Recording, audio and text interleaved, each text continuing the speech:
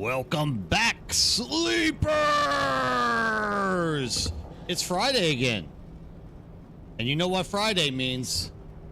Friday means community crunch time. We got the roundtable going on tonight. That's right. This is the night where we start getting everybody in here in the community to voice your concerns, all the things that you love about the game, hate about the game, things you wish you could change about the game, hell, even things that you wish the game could become. All of your dreams, all of your wishes, they're all probably not going to come true tonight. But what we're going to do is put this thing on the table and have it working out for us so that we can at least give it a shot to make sure that we are getting a united community that is focused around the advancement of Dune Awakening and making it into the game we want it to be. We got time before that gets started, however, so don't be in any rush. We're going to wait for a lot of people to jump in. However, tonight we got a lot of stuff. I almost said a bad word, and YouTube will cancel me for doing that. We have a lot of stuff that we are going to be giving away tonight. That's right. It's a night of giveaways. So many things. We're talking about at least 5 DLC codes are getting dropped tonight. So be sure that you are sitting around and hanging out for all those things. Not only is it going to be Lost Harvest DLCs, but we're also going to be giving away Raiders of the Broken Lands DLCs. All this stuff, more, and by the end of the night, if we get enough people in here active and doing stuff, we might even get a game giveaway tonight. So let's all stick around. Let's have a great night, and let's share and all the great stuff. Schaefer's, how's it going? Made in English, how does it go with you, my man? Glad to see you jumping in there. Good morning to you as well. Glad to see you are popping in nice, bright, and early. Oh, thank you for joining. You will not be disappointed.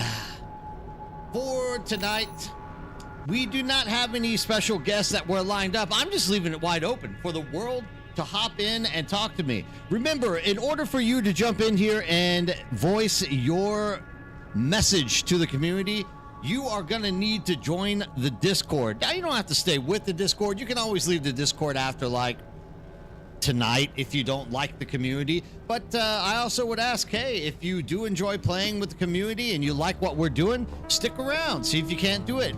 And not only that, join Cetus, because let me tell you something about Cetus. We set out about 1 month ago to try to balance this server out. And guess what has happened? Guess what has deeply taken root inside of the Cetus Discord, or not only the Cetus server, we have actually come to grips with real competition. That's right. Once I load in here, I'll show you. This is something that I am extremely, extremely proud of. Check this out. Holy crap. House of Atreides just jumped ahead by a lot. We were tied at like 5, but look here. We are almost about to win with Canola. All we need is Canola to open up, and we're going to have to go hardcore on that. I mean, oof, but Atreides literally came out of nowhere. But look at this. We got 9-5. We are actually hanging in there this week. That means that our efforts... Hey, what's up, Beast? That means our efforts to try to balance the server out are almost there. We're still leaning a little bit too much on the Atreides side. We probably need about another 10 more Harkonnen, and all of a sudden, it's gonna be a battle royale, making this thing actually freaking work. Harkonnens have finally found a spine. Get out of here, Raymar, you dirty dog. Yeah, we're gonna have to smash Canola tonight. That's what it looks like, but damn. I got a round table. Oh, I also have to set that up. That way people on YouTube know exactly what tonight is about, which is the round table. I always have to change the icons. For some reason, I can't work out how to do it through OBS, so I have to manually do it every time that I'm jumping in here. It's all right. It only takes like 1 second to get done. Either way, how's everybody doing tonight? Harsh, they finally got members. Yeah, dude, we're balancing this thing out, dude. We are making this thing happen. It took a while. Like, it's not the easiest thing to do. What the actual dev teams are supposed to be doing, we are having to do it. But you know what? We're throwing that effort in there. We're trying as hard as we can to make this thing work. and it looks like it is finally starting to pay off to some degree or not. Although I gotta say, seeing the Atreides pop 4 houses in the last 10 minutes kind of got a little bit scary for me. So we're definitely gonna have to check this out a little bit more. What is the title I gotta put in here? A Dune Awakening Roundtable Community. Oh, I hate when I do that. My push to talk is my caps lock, and I need to learn how to change that. Community Roundtable.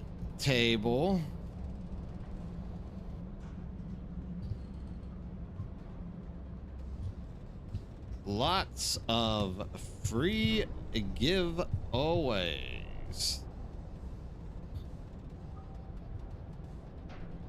And save. That's right. You heard me correctly. You guys should be jumping in here. As the night progresses, we are going to be giving away a lot of DLCs tonight. Like, I have them staved up for this one single occasion. This is what I've been waiting for forever. This Friday. I'm thinking we might be switching this into like a once a month thing, but we'll see. Like, once again, every time that we've had a roundtable, we've definitely had enough people pop in to share their experiences and talk about things. But, you know, at some point, we might just be pushing the tab a little bit too hard. We'll, you know, we're going to see. We're going to take our time and look through all that in our own ways. Regardless, who wants to see me blow through a level 6? Well, I don't know if I can do it. This is my first time to try a level 6. Once I'm done with this one, hopefully we'll have a few more people that have jumped into the stream. Once we get about 20 people, anybody who's looking to jump in and share in on the community crunch. Oh, I need to do this as well. Please just make sure that you are poking me, and I will drag you up from the Discord into my private channel for you to be spreading your message out to the community. Just remember, everyone needs to try to stay civil and, you know, be on your best behavior to whatever degree that might be. I know sometimes I lose a little bit, so yeah, let's just community round table, share your message. There we go. Now we're all set up. Now we're ready to go. Now we're ready to go. Okay, now we're good. All right, let's see. Who wants to bet I can make it through this thing? Actually, I've just been handed a Giga shotgun by my close and personal, Mr. Matsuda, hooking me up with a level 3 shell buster. This thing hit the level 5 boss like a freaking truck. So I'm going to guess level 6 boss is going to go down too. We'll see.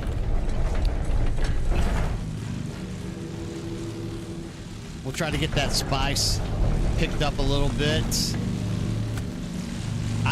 It's great to see things looking more fair for both. Yeah, I know you're just jesting. It is. I mean, it's actually been fun. Like, we're sitting around, we're talking strategy. We're like, come on, dude, we got to get in there. We got to bribe this house. We got to do this. We got to do that.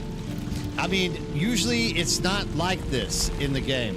So, wow, what did I whiff on that one?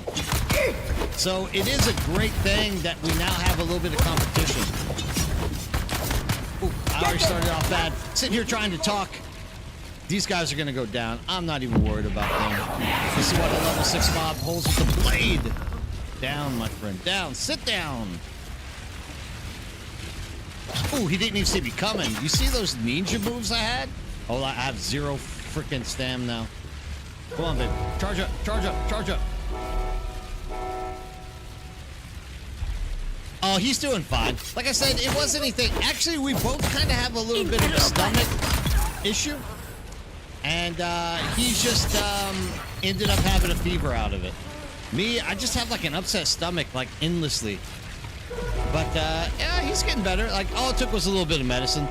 The problem was overall that my wife was concerned because when you leave a country and you come back in, like, the one thing that they tell you at the airport is like, if in the next 4 days you experience these symptoms, make sure that you are reporting yourself to the CDC. And so she started getting worried, like, do we need to call the government? I was like, dude, I'm sure he just ate something wrong or didn't wash his hands. And sure enough, like we went to the doctor gave him medicine. Apparently he still has a little bit of a fever, but you know, he's doing fine.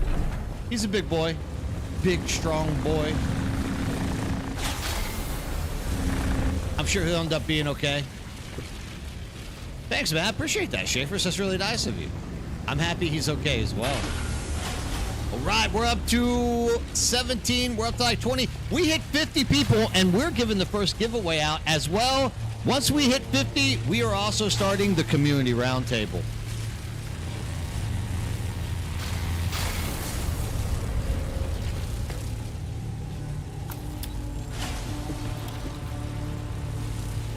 Man, I really just...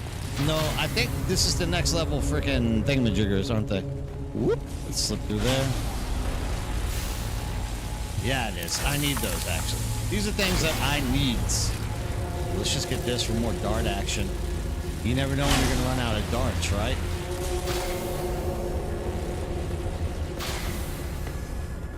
YouTube's very quiet tonight. I got 10 people sitting in here in YouTube, and not even one person has said hello to me yet. Why aren't you guys talking to me on YouTube? You know I love you guys equally as I love the Twitch people, or are you guys all just Twitchers who are double following me? Good thing. It works either way. I'll take it. Identify yourself. I'm not gonna die. I'm just gonna by myself. You're gonna die. Reloading.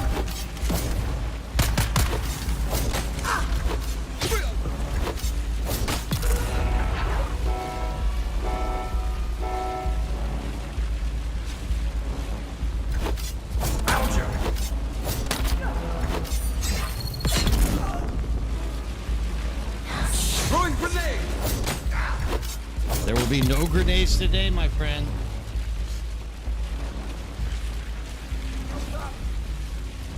Come on, come on.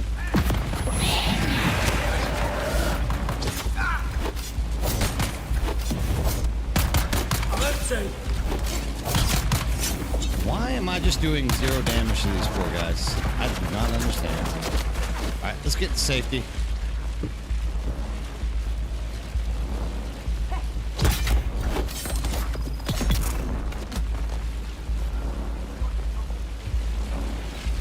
They probably have said hello. It just takes 10 minutes to come through. Probably. I don't know. I'm hoping that my chat isn't broken or something.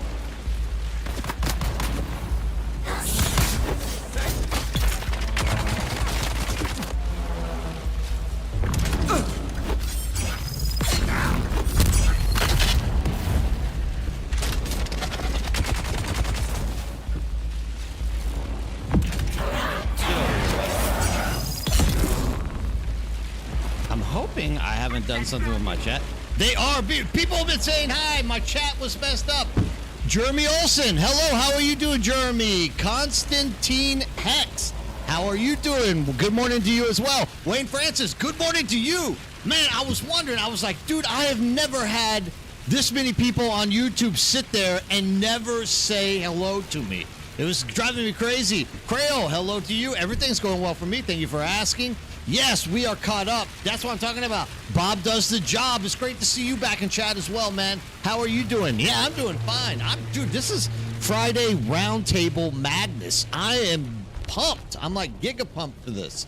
So giga-pumped that we're about to we're about to literally unload on this fella and see what my rifle can do at a level 6 solo. I'm scared I'm gonna spice up. I'm such a scaredy cat. I'm gonna spice up.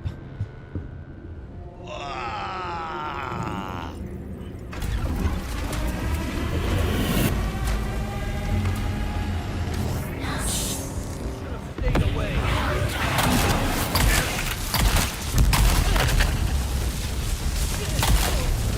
I'm empty. We've seen too much. Power on. I mean, that's a level 6. He's doing some damage.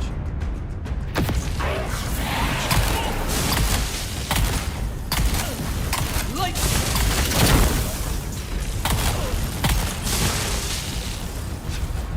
Let's bring down that shield.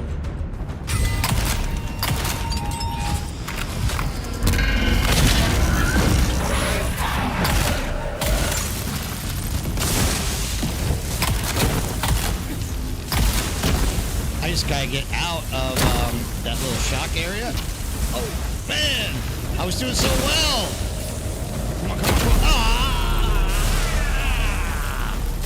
That's on me. I was standing right in the shock radius of that.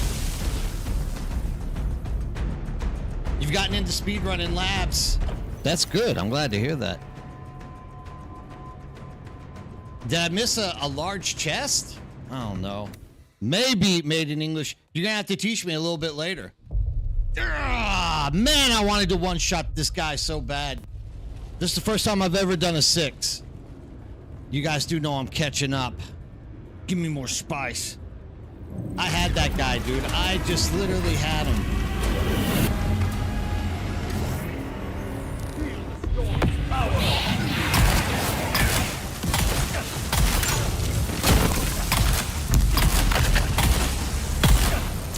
Initiate event sequence.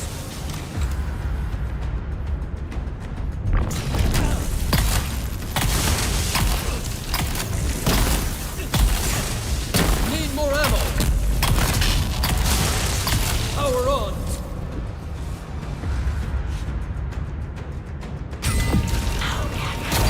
How did that miss?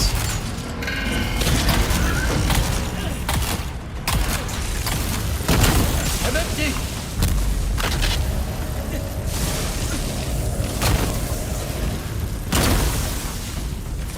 Initiate event sequence.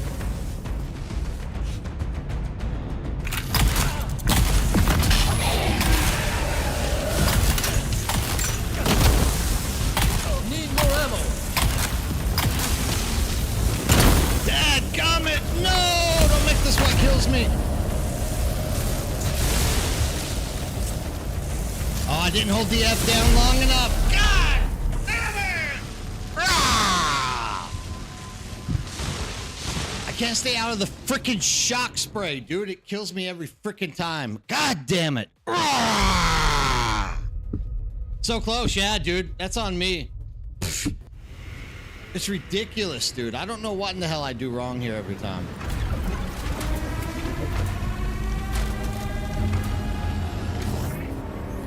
Shouldn't have come here.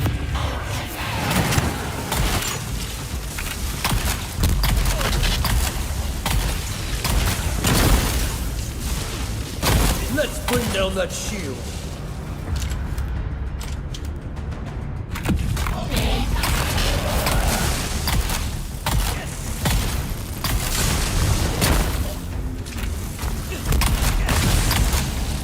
Initiate event sequence.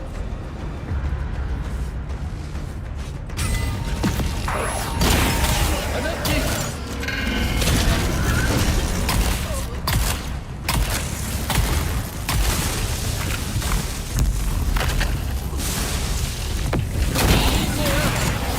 Let's bring down that shield.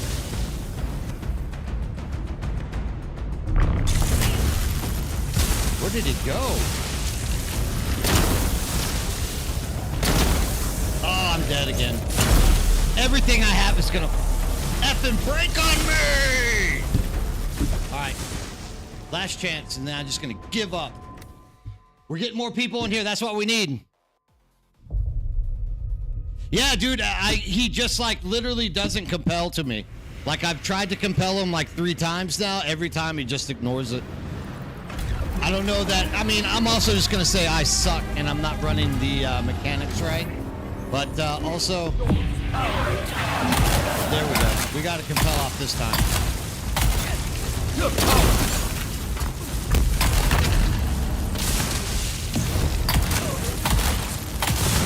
Commence overcurrent influx.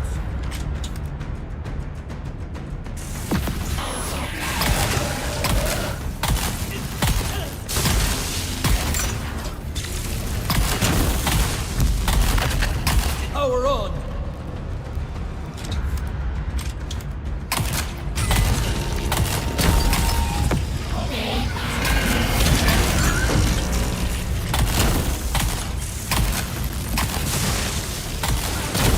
Need another mag. Let's bring down that shield.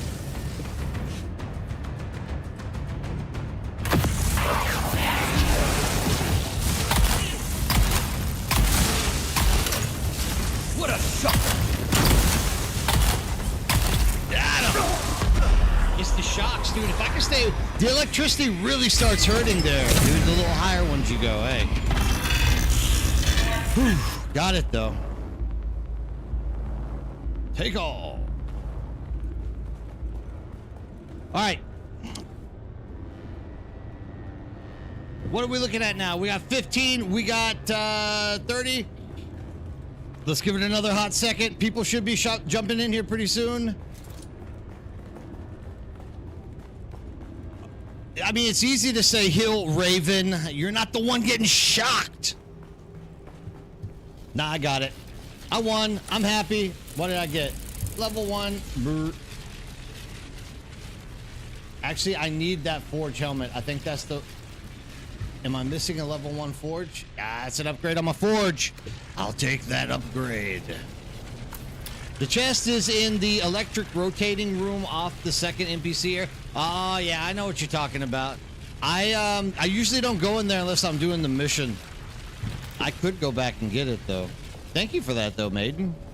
Yeah, actually, you know, there's 2 buttons that you can turn all the electricity off in there as well. Just saying, like, acting like I know something that someone else doesn't know. All right.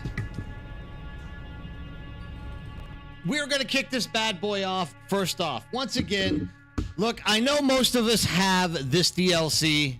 I know that most of us are, you know, put up together nicely, but I got so many of these Lost Harvest DLCs that I need to hand out to people.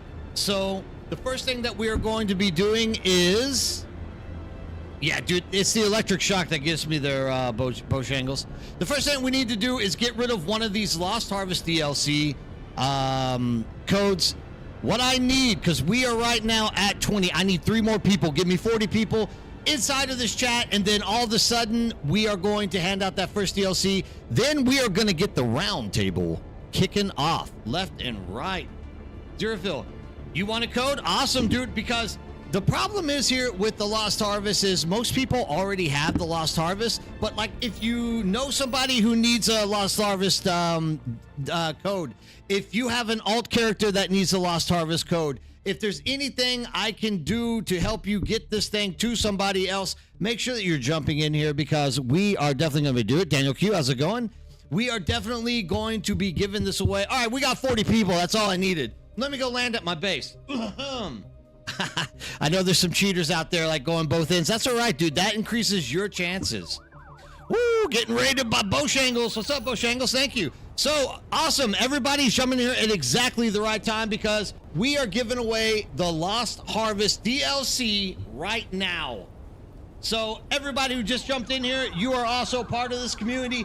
You can also get in here and you are also going to have a chance at that Lost Harvest DLC going along with everyone else. Remember, even though you already have the Lost Harvest DLC, do not be shy. Do your best to jump into this bad boy and compete against everybody around you. That way, you never know. You can give this thing off to somebody else, or you can put it onto an alt character. You can do anything with it. All that I know... Hey, what's up, Jojo? Good morning to you, too. All I know, dude, I'm so hyped. I'm flying over my base. All that I know right now is we need to make sure that we are getting these codes out tonight. I got heaps of codes. We got multiple Lost Harvest. Excuse me. We got multiple Lost Harvest codes. We got multiple Raiders of the Broken Land codes. We need to get all these things out tonight during the roundtable. As we are having our discussions, of course, I'm going to be dishing these things out to people constantly. So make sure that even if you have it, you guys need to be like jumping in here and doing your best to try to win one for yourself. Now, the way that we do this, magical thing is I have this. This right here is a nice little post-it. What I'm going to do is write a number down on that post-it. A number between 1 and 100. Everybody gets one chance to pick a number, and the number that is either exact or closest to it wins the DLC code. If we have a tie, we tie break it. Give me 1 second.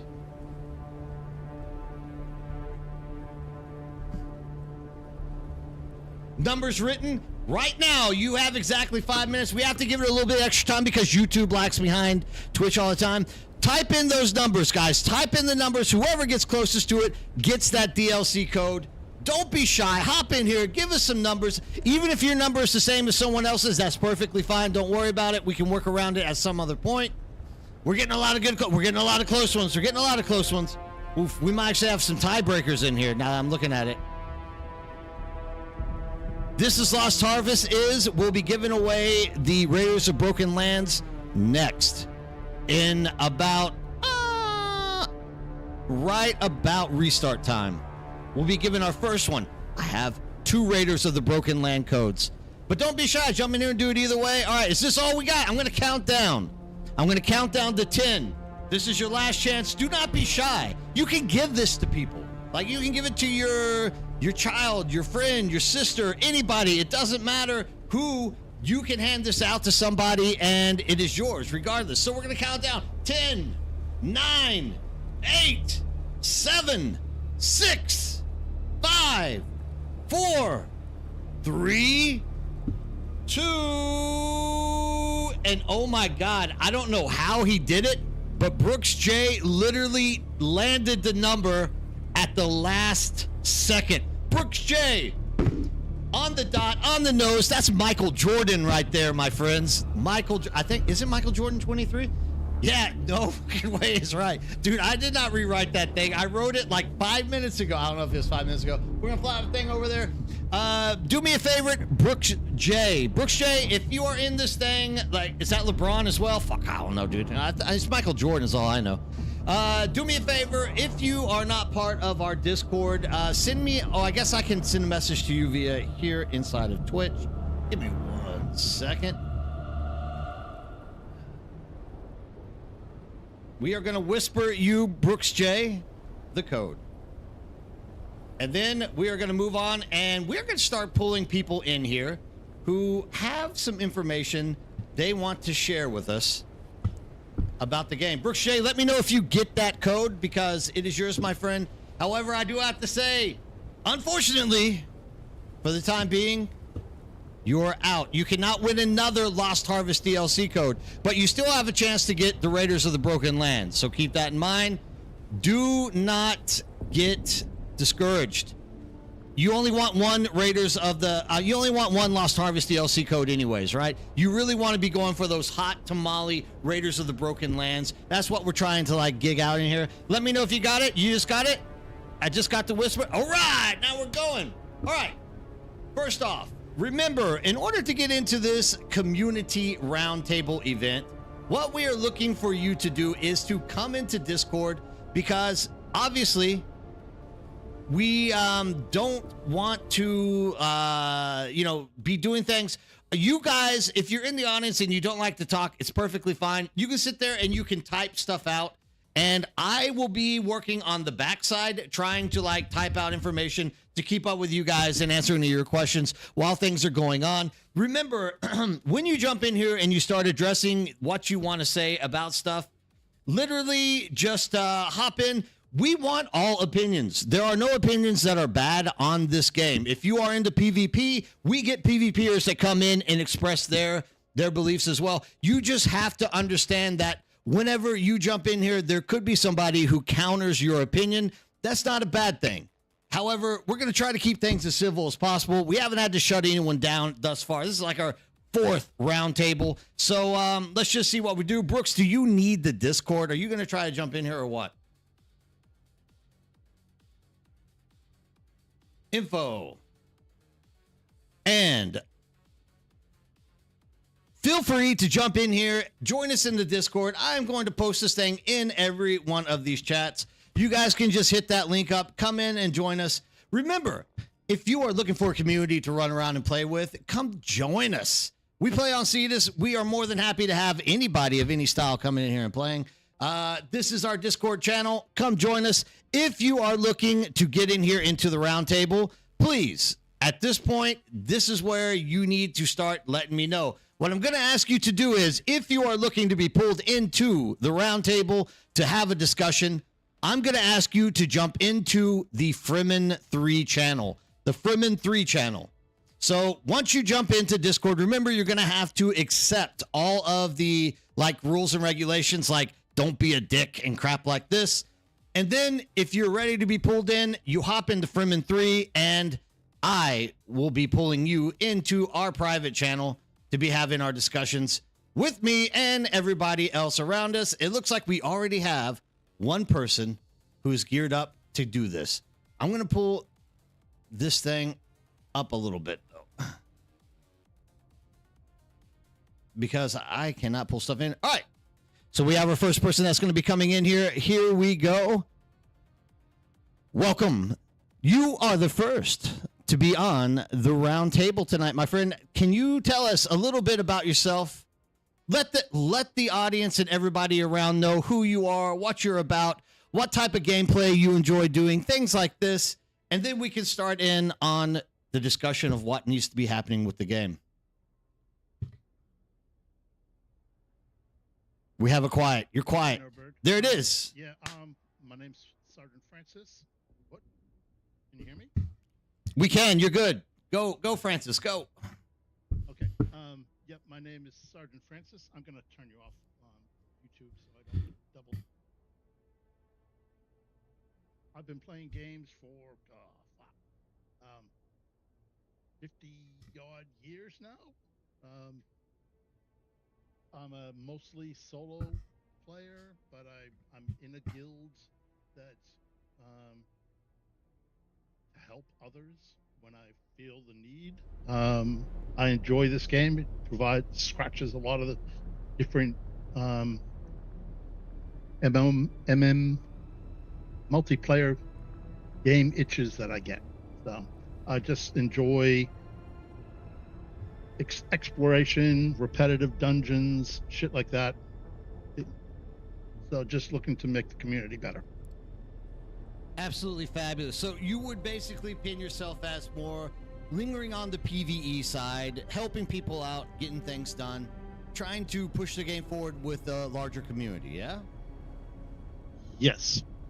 Awesome. Because you have been on here before and we have talked because you are a returning guest.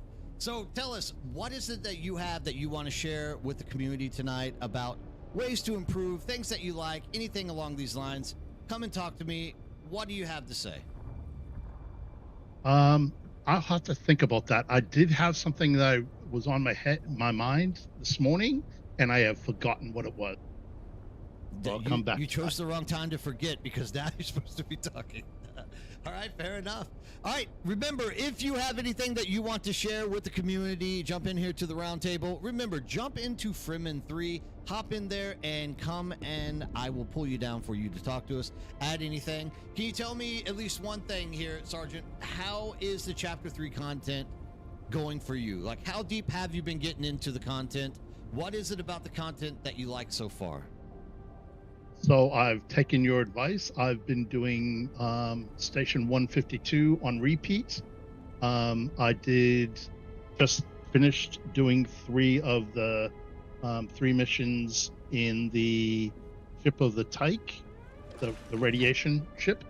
Thanks to you pointing out where the armband in plain sight was yesterday. That was frustrating me. I whipped through that content.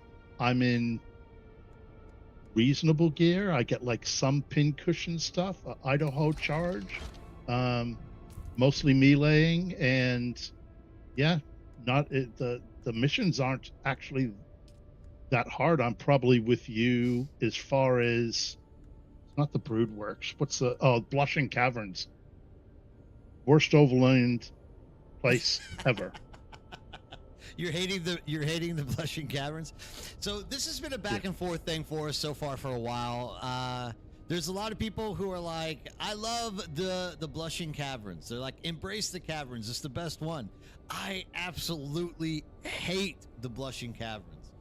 Just for me, I always die every single time that I go into that stupid area. And it's just, it's so lumpy with that big rock in the middle. But from what I understand, there are a lot of people who have like a method to the madness and make it run really smoothly. But yeah, dude, me too. I'm right there along with you. I cannot stand the caves. What do you think is your favorite or the easiest mission for you to be doing so far in that Lensrat?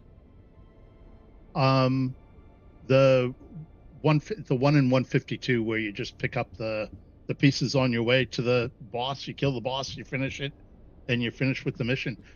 152 is the easiest, but I haven't done the radiation dungeon.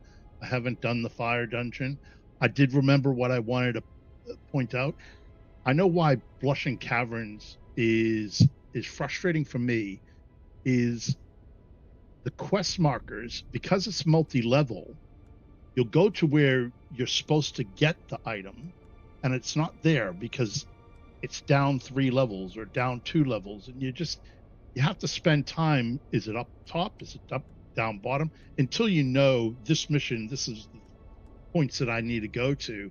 It's just frustrating because you get to the point and you're going, oh, it's not here, it's somewhere else.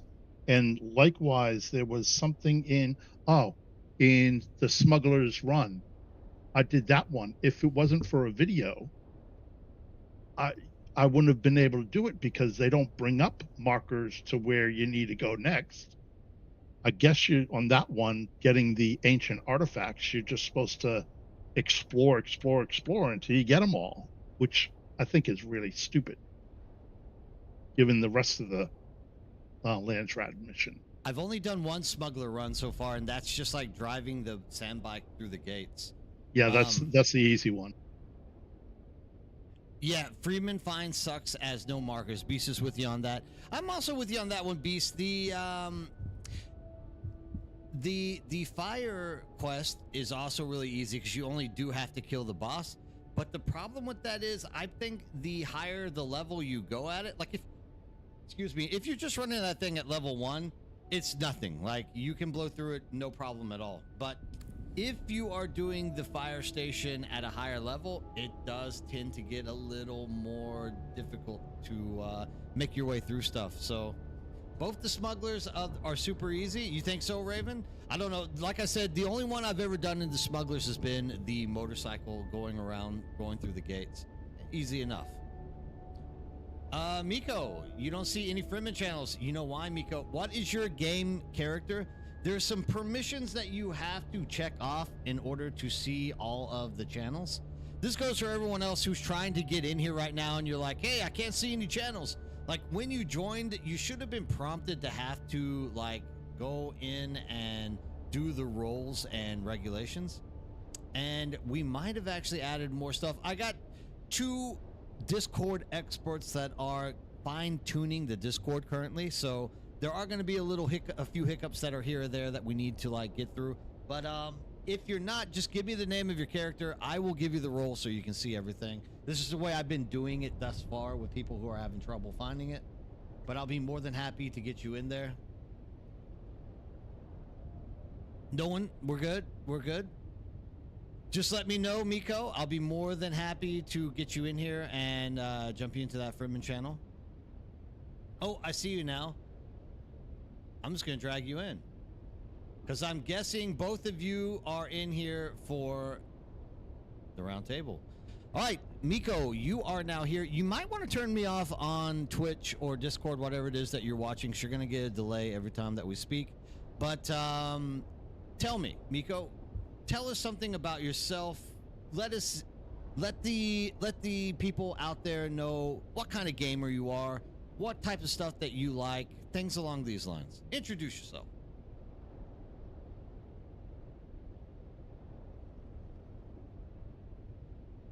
All right, it might take Miko a second to get stuff set up as well. So, or Miko, you might not even want to be in here. I don't know. I just figured you were asking because you wanted to join up.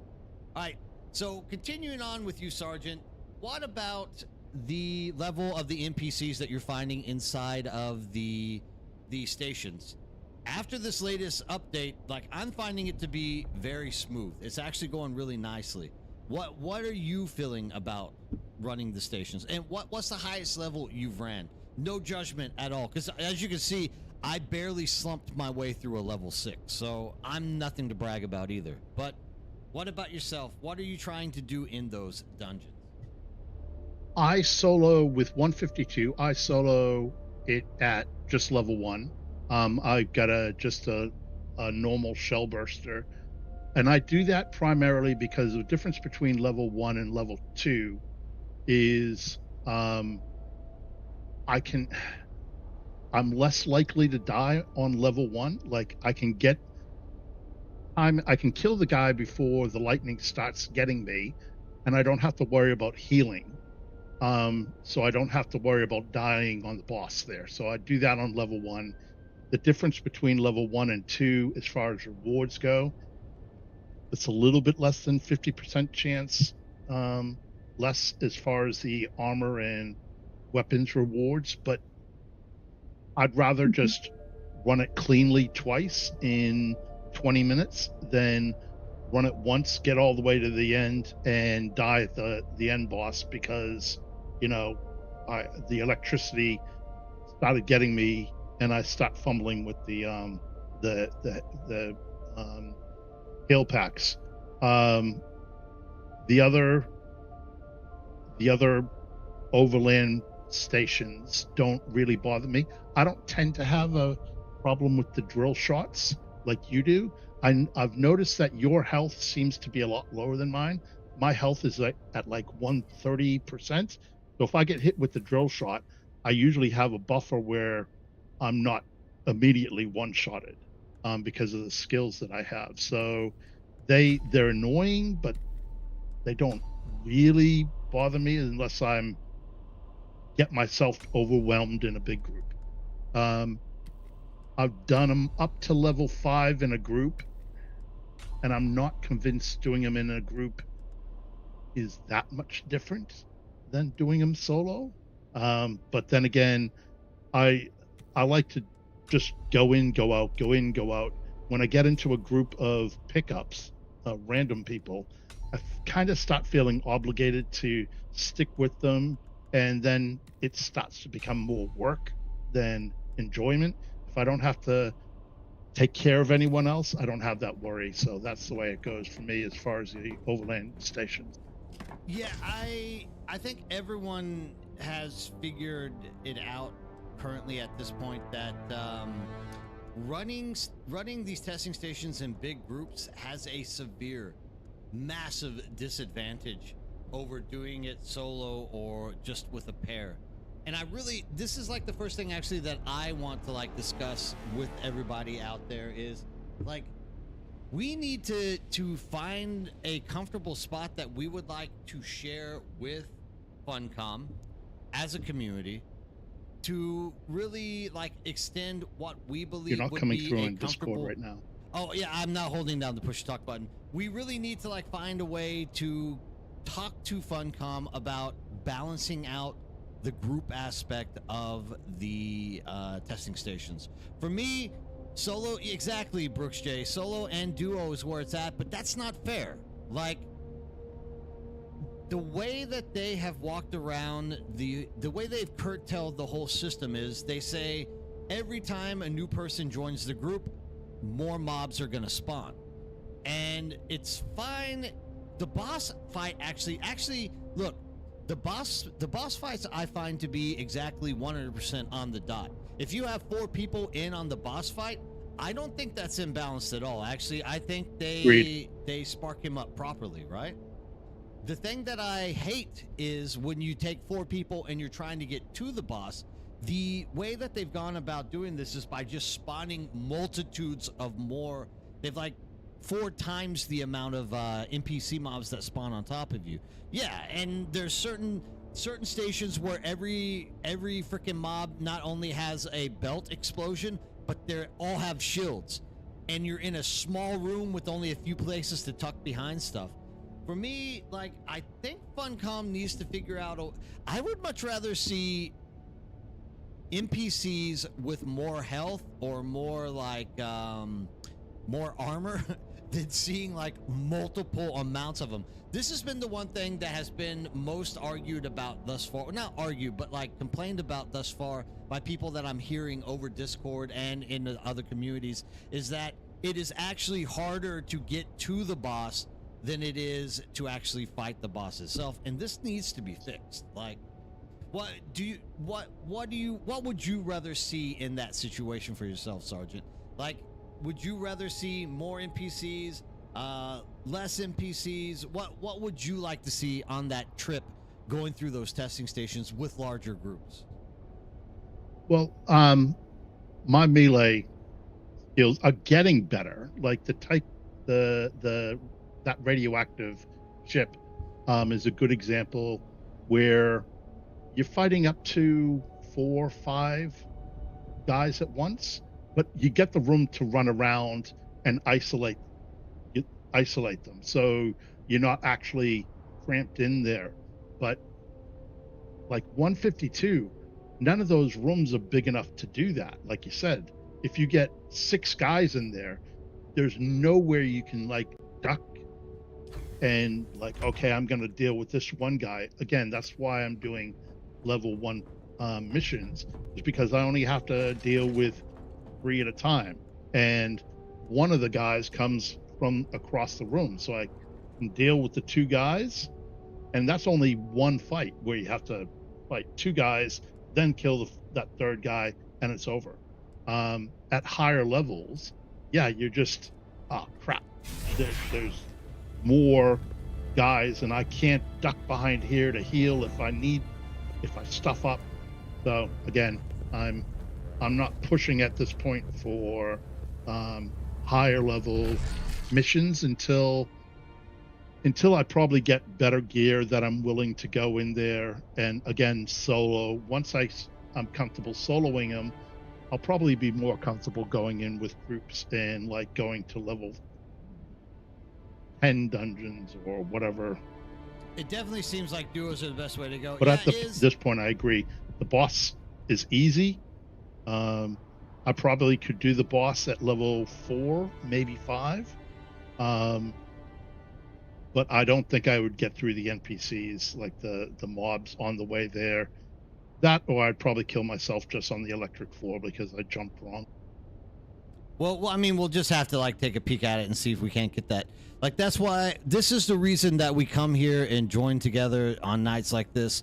We are always trying to work through and figure out exactly what do we as a community want to see the direction of this game going and how we would like to see them adjust stuff. Like, for example, right now is talking about how he's really annoyed at the immunities to fire and the lack of balance to heavy weapons. Oh man, look, a heavy weapon, in all fairness, guys, a heavy weapon should hands down be the hardest hitting weapon in the game. Like, a shotgun, yeah, is there, but I mean, flamethrowers, useless, more or less. What's the one that you hold like Schwarzenegger does in Predator? I mean, all these huge, the Vulcan, yeah, all these things are like heavy weapons that should just be gutting people. In fact, here's the crazy thing. Whenever we get attacked by those weapons, we go down like a wet noodle. But the NPCs just are absolutely like ignore 90% of the damage that goes through them with these things, especially the higher the levels you go. Now, I was talking to Izzy about this the other day, and I said, look, the flamethrower is a great weapon if you're in the Haga Basin, but the second you leave the Haga Basin, flamethrower becomes absolutely useless. There's no way that I can see in the world. I've tried building that thing. It just does not ever work. So I understand that there is going to be some kind of like natural difficulty of like finding a good balance between like heavy, medium, and like lighter weaponry. And I think that might be the problem that Funcom is actually going through, is the fact that you have to say, we can't make that flamethrower so powerful that that's the only weapon people are going to use. And then that literally makes any weapon below it in terms of tier, like light or medium class weaponry, just becomes absolutely useless. So I think they're trying to like gauge it in the middle, but it really seems like it's a bad curve, because it, at this point, at least for me in the testing stations, it's like scatter guns if you're going for body shots, or like the electric experimental, or the triple shot. These are like top mid-tier things right at the top, and then it kind of swerves off on both sides. Because I have seen people run with the dart for every man. I've tried the dart for every man. it at level 1, Dart for Every Man really works well. At level 3, Dart for Every Man just barely scratches them. You get a little bit higher. I'm sure you might be able to find like I don't know, I haven't actually looked in the loot table for it, but maybe you can find like a level 4 Dart for Every Man that will scratch it, but it just falls off so much. And in my opinion, Izzy, just to like add to that, I don't think it's just the heavy weaponry that is shit and falls off. I also find the pistols or lighter weapons are also on that same spectrum and working in. And if you have something that you would like to share with the community or anybody else that's in here right now, please feel free, jump into the Freeman 3 channel in the Discord. I will drag you in and I'll be more than happy to include you in on these conversations. There we go. We got Iz coming in right now. He has a lot to say about the game. Iz, do me a solid favor, my sir, and please take time for a second to introduce yourself to the community. Give them some kind of background, as much background as you feel like giving. You don't have to like spread all the information, but please let everybody know who you are and what kind of gaming you are into. Hello, I am Izzy, and I am a really avid PvPer. I don't mind doing other things, but my bread and butter is PvP. I do, however, as a game designer, have very pro PvE like opinions. I think that they are just generally better for the larger population of the game. And so a lot of my argumentation was largely in support of that population. Sweet. And I like donkeys. Donkeys, yes, donkeys. This is an inside joke. If you ever come and join us on Cetus, you will find that donkeys are a big part of the Cetus lore. Somehow or another, they developed alongside humanity to become part of our never-ending story of the struggles that we take against the great Shai Hulud. So what is it, Izzy, that you are looking at that you would like to see being changed inside of the game? I know you've mentioned the weaponry. Let's start with that. Yeah, I think that there is some challenges to balance here. And a lot of it is really contingent on the developers, the designers' positions on certain mechanisms within the game.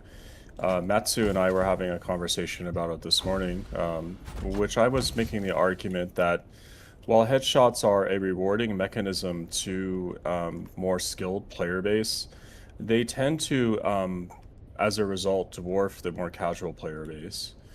And so, like, when it comes to the overall balance of the game, I think that there's always this, like, argument that can be presented that, well, if you don't have the skill, you're not going to do that level of damage, and then subsequently, like, the casual player base will always be at a disadvantage. And I think that certain things in the game need to kind of, like, offer an, like, caveat to shifting that role around. For example, like, if headshots are to be something that are, you know, like rewarding, generally speaking, to the more skilled player base, then things like center of mass should have the ability to equal out the damage that you would otherwise accomplish through headshots. You know, and that way, the more casual player bases still have a competitive fight and that sort of thing. You know. Fair enough. And like, what are some ways that you think we can go about actually getting Funcom to do this?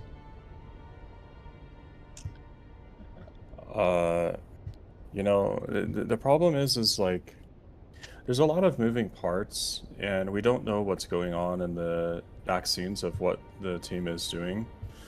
So we could, for example, you know, individuals like myself could have this, you know, really big desire to make flamethrowers and fireballs, guns, and that stuff to be competitive.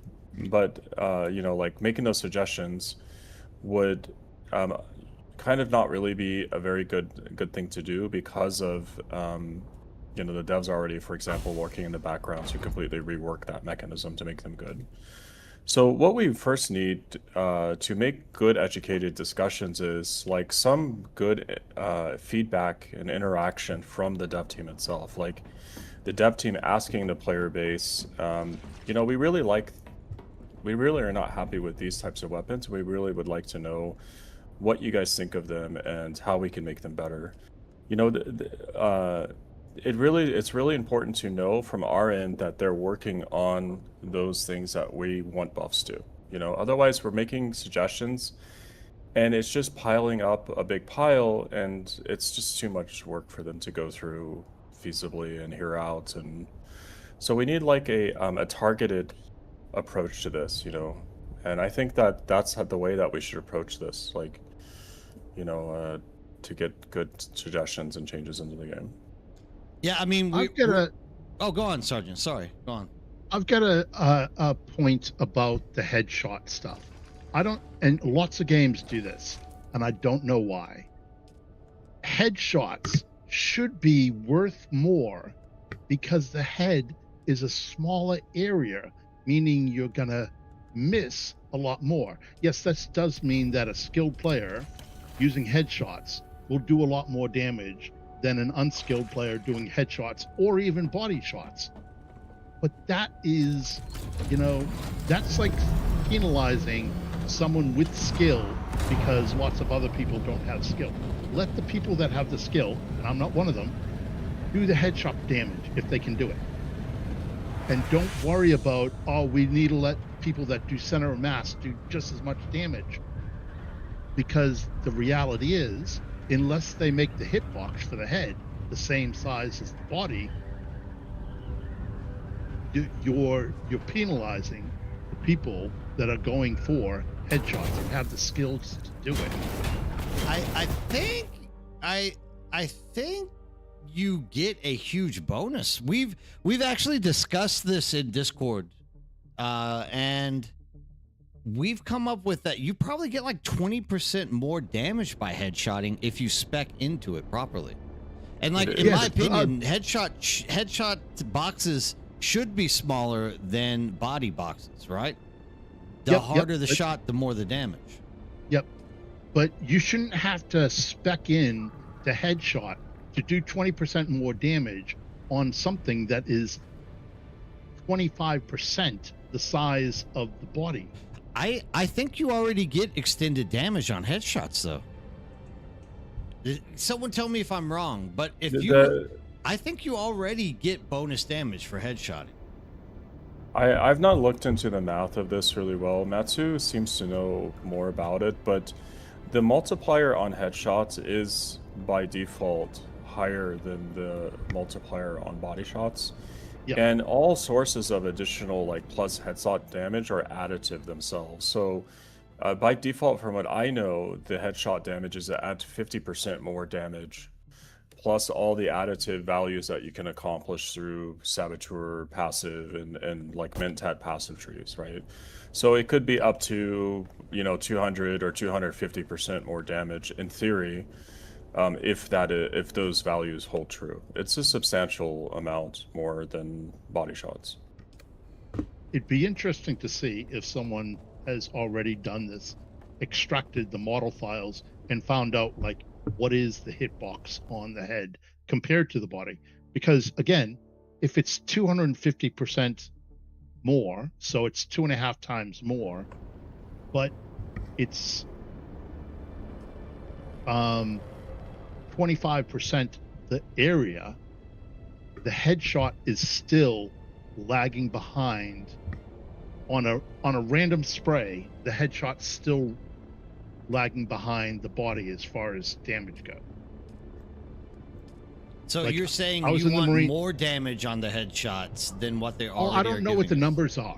All right. I'm just pointing out that I don't like the mentality of we need to make every play style exactly the same ultimately, because like when you get to end game, certain things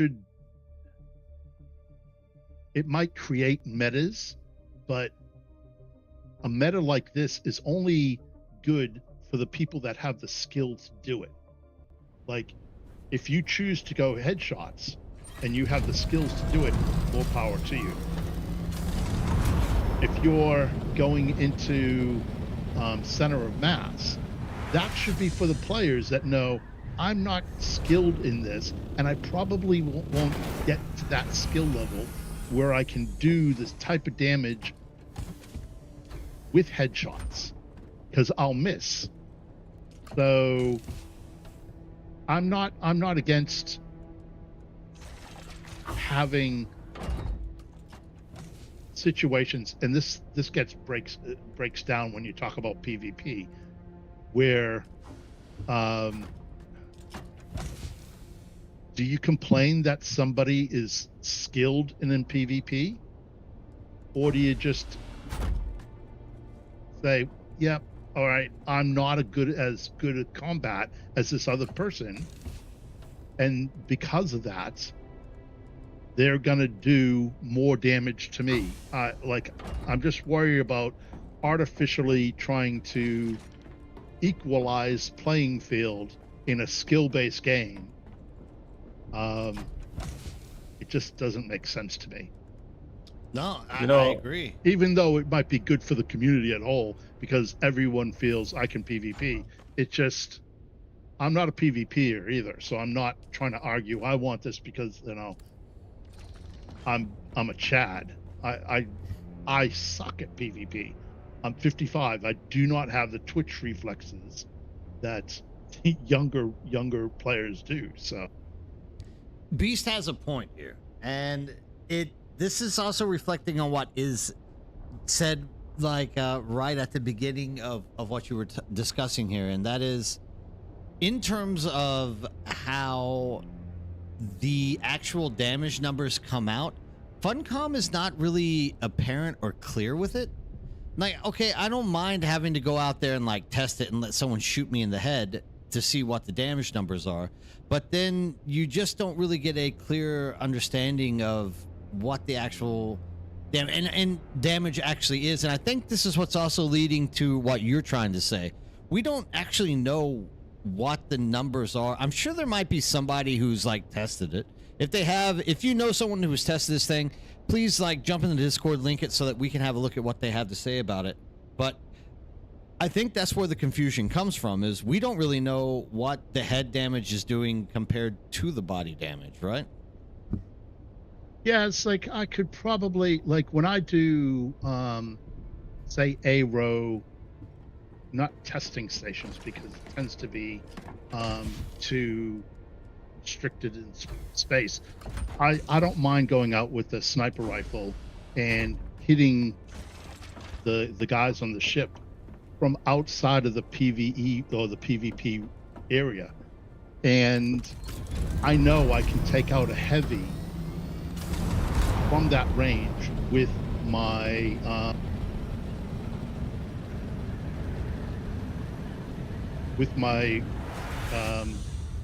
triple shot or my Thufir's Best. It takes 10 sets of 2 to take them out, but 20 shots will take out one of those guys when they're shielded. I have not tried to do body shots in the same because I don't think I think the headshots would be easier. But the headshots are easier because they're at range. They're not really moving a whole lot, so you can do headshots pretty easy. But someone, me maybe in the next week, could probably easily do that and say, hey, look, it takes 20 shots with the head to take down the shielded guy, and it takes 35 or 40 shots with the body or whatever it is, and then start looking at, okay, to actually figure out the area, I'm just ballparking the center of mass is probably, if they use legs as different than torso, that the head is probably about a third, maybe 25% the size of the torso. But again, yes, it would take someone testing, maybe someone that's a little bit more techie and can extract the model, can tell you really easily what. I've seen that done in other games. But should we have to do that? We probably could get good enough just by doing tests with each other and NPCs. It's like back in the early days, I did tests of seeing if flying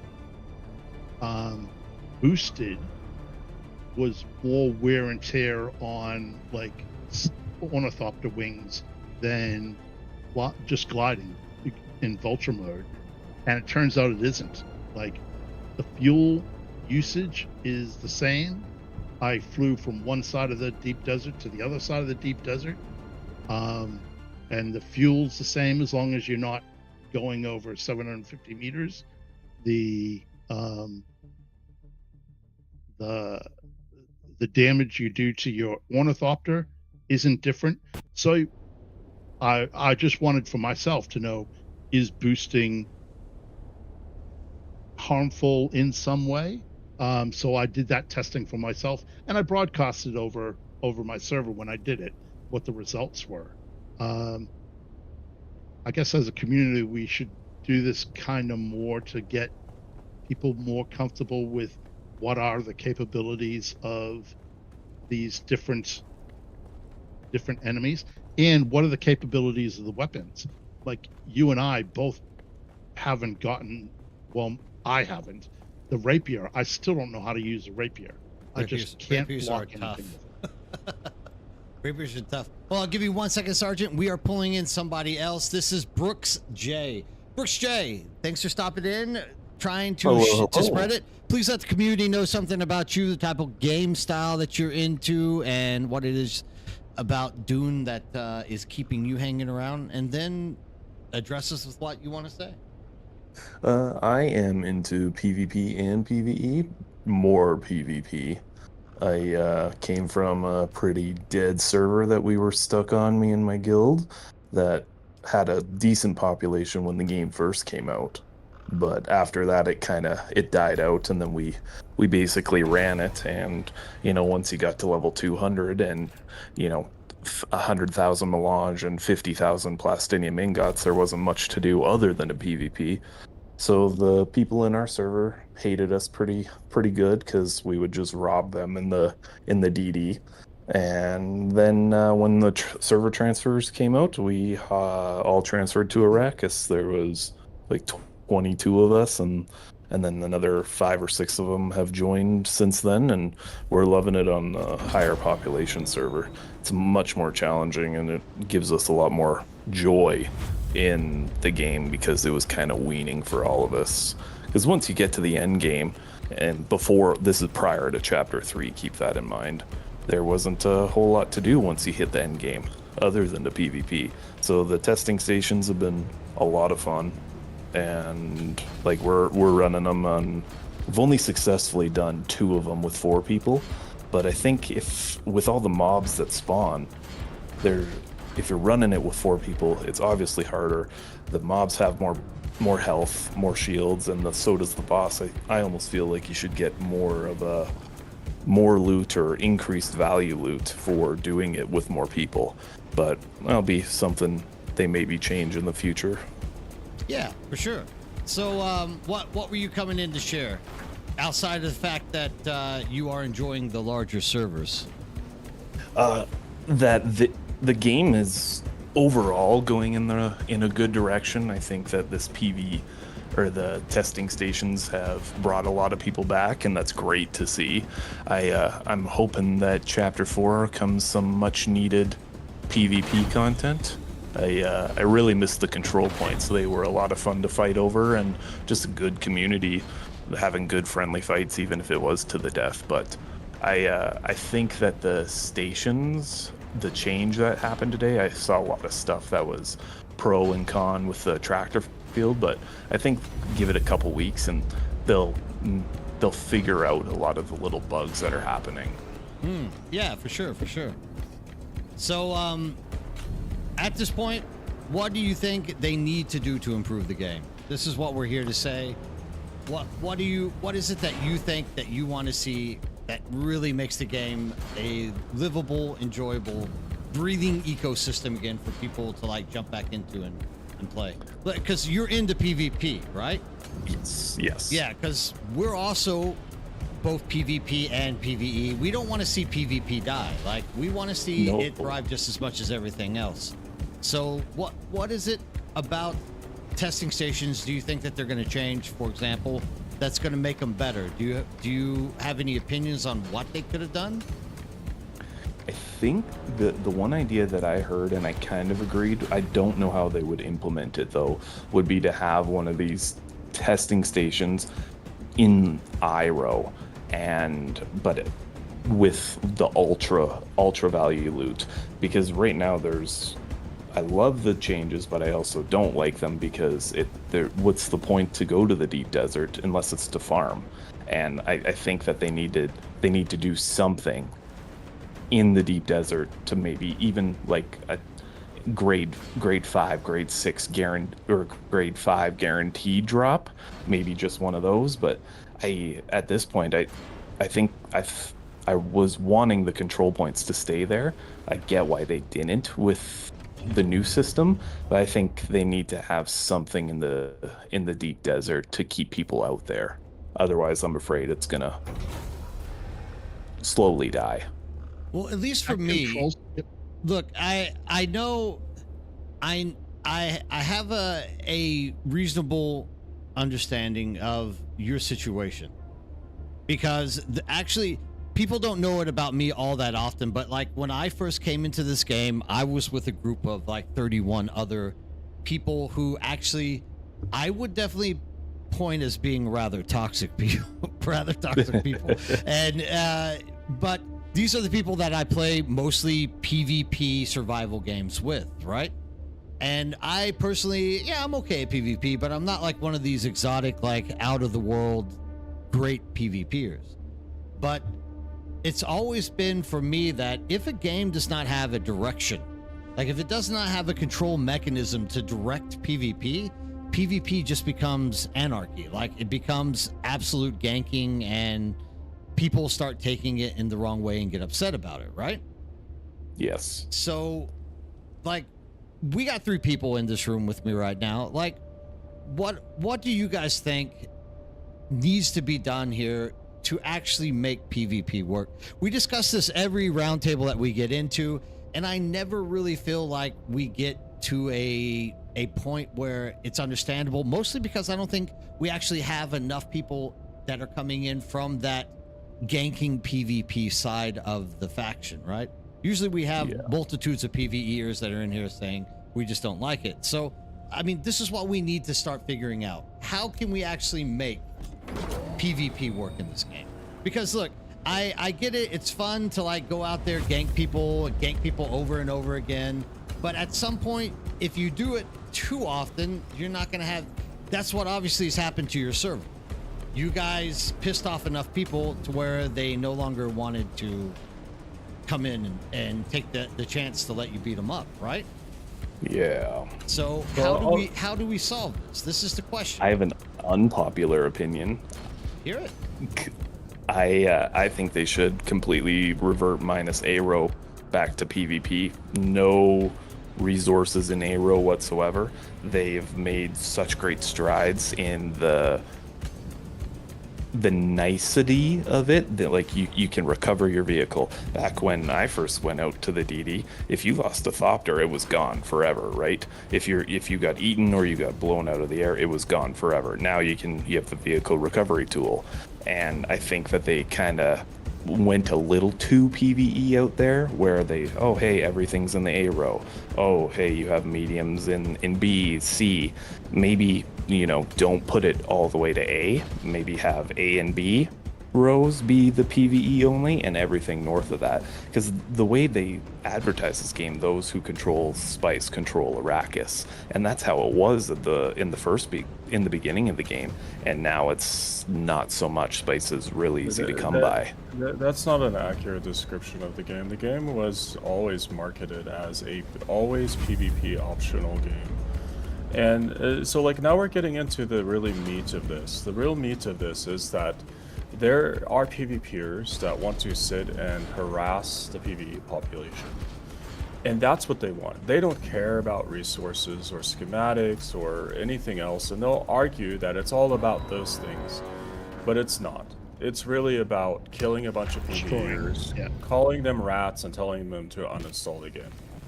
You know, but just to put this to very bluntly, we have to accept that roughly 50-55% of the game will never, ever, under any circumstance, want anything to do with PvP.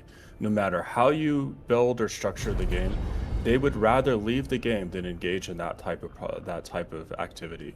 So if you're advocating that we force the PvEers into PvP in order to, for example, collect spice or plastinium, etc., so forth, they're just going to leave the game. And we've seen. Yeah, they we've won't seen go this. to the end game. Yeah, we've seen this happen. We saw 20,000 people exit the game in one night because of PvP. So let's not be naive to this situation. If the game wants to grow, it must not violate that condition. It must always remain PvP optional. And unfortunately, that's not what the PvPers want, right? And so we're at the crux of this. What is the better decision? Do we cater to the masses, or do we neglect the PvE population, the PvP population? Or do we cater to the PvP population and neglect the greater masses?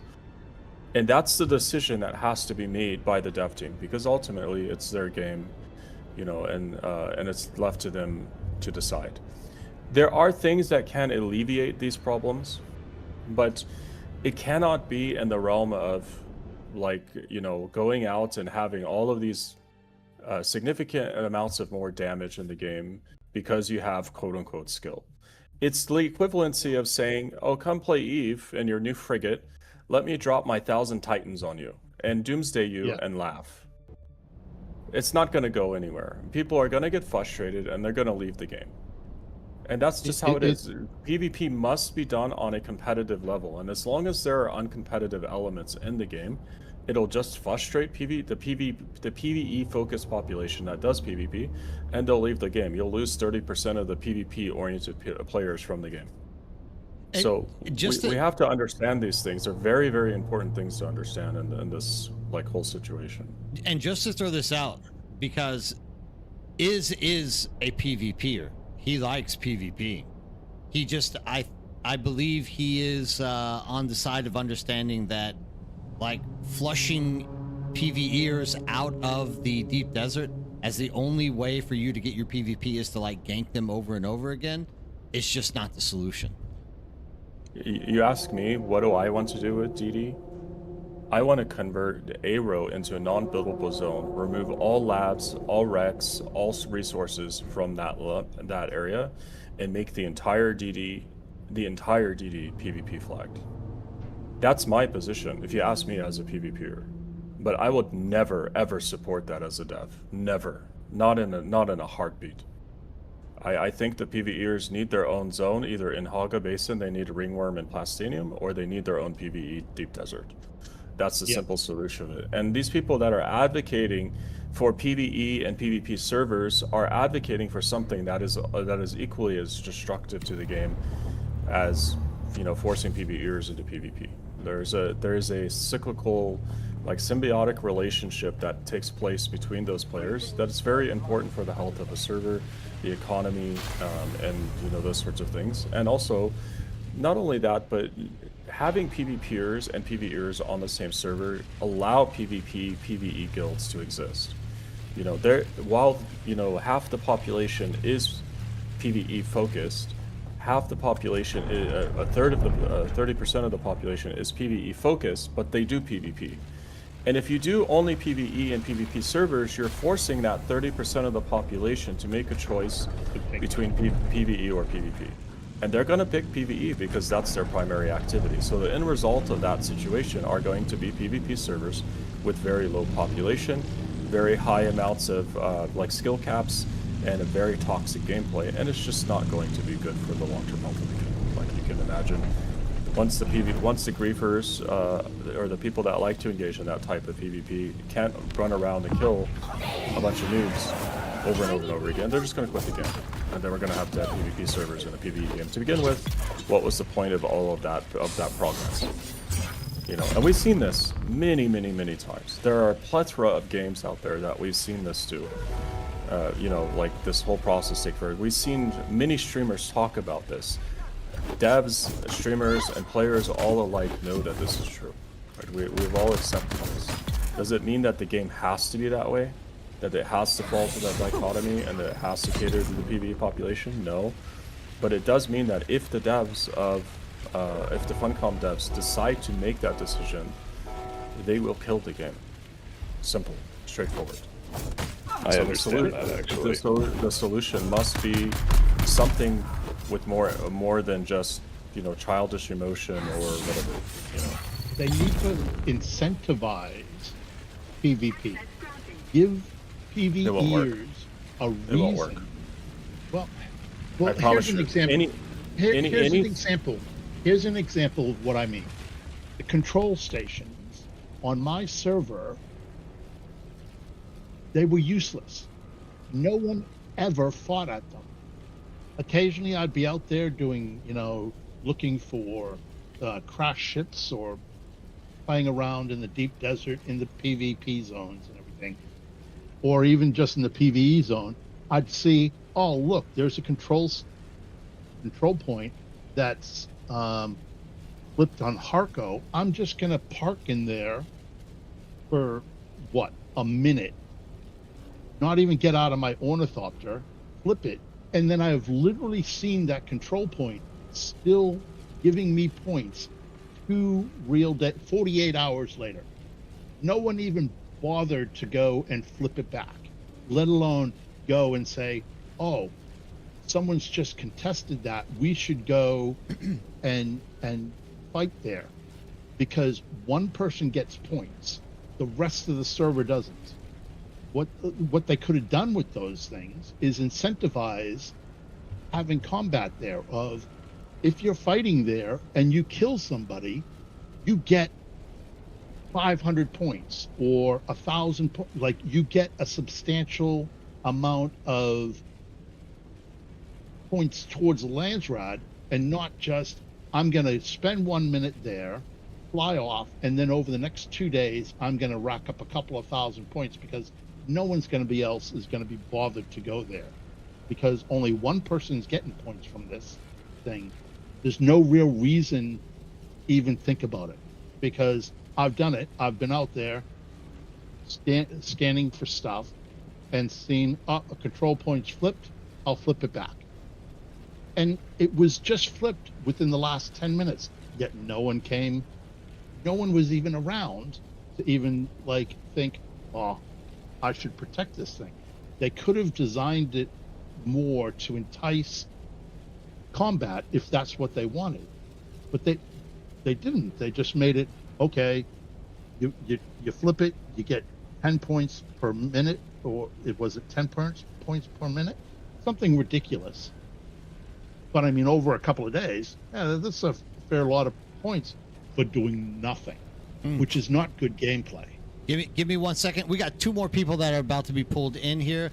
I also think that Brooks has something that he wants to share. So I'm going to pull these guys in. We're going to get a quick introduction. And Brooks, I think you want to throw something in there, because I keep seeing you light up. So we're going to give you the first go at leaving your point of sorry, view that there. might just have been my hand. My apologies. Okay. No. I didn't want to leave you out, because I thought Brooks is being a really decent guy. All right, first of all, we have here Beast, longtime returning member of the community, as well as a roundtable speaker. Give us a second. Beast, introduce yourself to the community. Let everybody know what you're all about.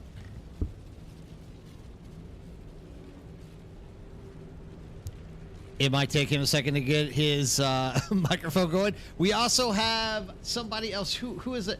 On Discord, I can't get your name. It just has an R by itself. Could you please introduce yourself to the people out there? Tell us about what type of game style that you're into, and what is your name? Because it doesn't pop up on Discord. For some reason, I think it's too long. So please introduce yourself. It's Raven. Oh, okay, Raven. It's just popping up as an R, so I couldn't see what it was. All right, Raven, how's it going? Introduce yourself. Let everybody hear about your gaming style, what you like about Dune, yada, yada, yada. So I'm Raven Sky. I am primarily kind of a creator and I run a store on Second Life. I hang out in Second Life. I've been down there for about 16 years now. So I don't game a whole lot. I've probably gamed more this year with Dune than I have with multiple games in the last, I don't know, 5 to 10 years now. The only reason that I played this game was because somebody bought it for me. I'm like, oh, hey, okay. And then they quit. So I'm like, okay. But I just took care of their base. I'm like, hey, I'm at third base. Here we go. So I just kept powering it until I transferred. Now I'm telling them, like, if you don't get your base, it's going to go. So But many people with this experience, I think. Yeah. I am primarily into MMO-based RPG-ish kind of thing. It really varies. So yeah, I don't game any more than maybe 3 or 4 months out of the year generally. But this has been the longest. I've been doing this since July. I'm like, okay. So, but I am primarily a Second Lifer, so that's a great thing. Awesome. Thanks. Have you got your mic fixed up, Beast? Yeah, mate, certainly do. There it is. Introduce yourself. Let everybody know who you are again. Yeah, Beast Australia. Like a bit of PvP. Probably the most annoying person on all the Dune Discords and Twitch videos. So, if you haven't heard from me or experienced me, you probably will shortly. The creator of everyone's favorite character in game, the Drillbert. I didn't create it. I just gave it an image and shared the shit out of it. Someone else created the name. I'm sorry, dude. I'm giving it to you as the creator because you've taken that further than anyone else. Yeah, a little bit too much. All right, guys, you popped in here. What is it that you want to share with the community? What is it that you want to say to people? Yeah, I'll let him go first. It's okay. I don't know what the conversation's been around. I've kind of been in and out of the chat tonight, but yeah, what's everyone feeling about Chapter 3 so far? I've heard a lot of mixed things, more positive than good. There's a couple of things I'm a bit disappointed about, which I would like to chat about. But yeah, what's everyone else's thoughts? Well, I mean, you have something you want to say that you're disappointed? Let's start with the negative. All right, yeah. Land trade. I thought second week they might rotate the tasks. So if you're on a purely focused combat path, then you'll have different tasks this week or next week, and they're the same 5 tasks, which is a little bit disappointing. I can't believe something that would have been overlooked by the devs. Did they really think that everyone was going to do bits and pieces of everything every week? That's a bit silly. So I'm a little disappointed with that. Yeah. What's everyone's thoughts on that one? Oh no, it's not only the fact that we are doing like the same things over and over again. For me, it's also how fast Lantrad is being finished. Like, I'm into this Lantrad being more of a marathon, not a sprint. And right now, like literally, we're about to finish our Landsrad by Friday. So like midweek, we're already done with the Landsrad. I think Landsrad should be something that gets stretched out over the entirety of a fucking week. You know what I mean? Like I agree. It should be something that literally you are running down to the last second wire and being like, "Are we gonna win? Are we gonna win?" You know, everyone's just like jumping up and getting the energy for it. But here, it's like, dude, it's Friday and it's already 9 to 5. Over half the board, there's only like six tiles left that need to be taken. I know there's a few more than that, but like for me, absolutely, this needs to be like gauged in a different way so that it lasts longer. Like, it's a little bit too quick. Yeah, I think I agree. Do you think that's got to do with bribing the House representatives to get tiles open early? You think that should be not a thing?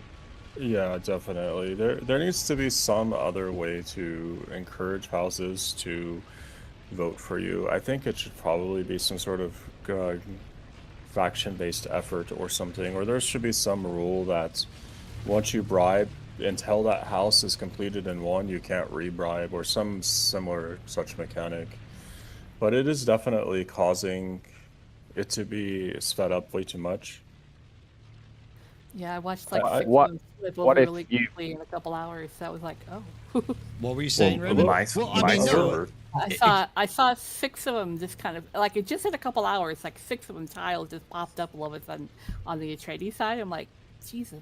Well, that's it, right? Like literally, it was 5 to 5 on our land Yeah. trad, and then I literally walked away for 5 minutes, came back, and it's 9 to 5 now. Like in a matter of 5 to 10 minutes. I know it didn't happen in 5 to 10 minutes, but the fact that 14 of the tiles are gone by Friday, and this is Friday night for me. This is like Friday morning for you guys, so it's even earlier in the week for you guys to be getting this many tiles taken off the playing field. Like for me, way too short. On my server last week, we won by Sisselrad 9 hours into chapter 3, Oh, yeah, and this week it was 12. Ridiculous. Dude, freaking ridiculous. Like that's not even a day. You're saying that you're able to win Lantrad in, right? And that's probably due to the whole faction thing. ratio. Well, part of it was that, but like when chapter 3 dropped, it was literally 8 hours. I hopped on 8 hours after it released, and we won Sisselrad, and then this week it was 12. Yes, we do have a lot more Atreides on Arrakis than Harko, but even if it's 100 to 0, you shouldn't be winning 8 and 12 hours into the week. So I would deposit 2 things. The first thing is that there's content that can't really be talked about because of NDAs that are integrated into the Landsrat system that are coming. So that is one thing to keep in mind, that this is not the final product of the Landsrat system. There's much more coming, in the future, like the stuff that existed in early testing. The second point is, I would say that there needs to be something that does some sort of like negative drawback to doing bribing. Like for example, each house can bribe once, cost 1,000 Malage or 500 Malage or something. But it needs to be more than what it is, right? So maybe 1,000.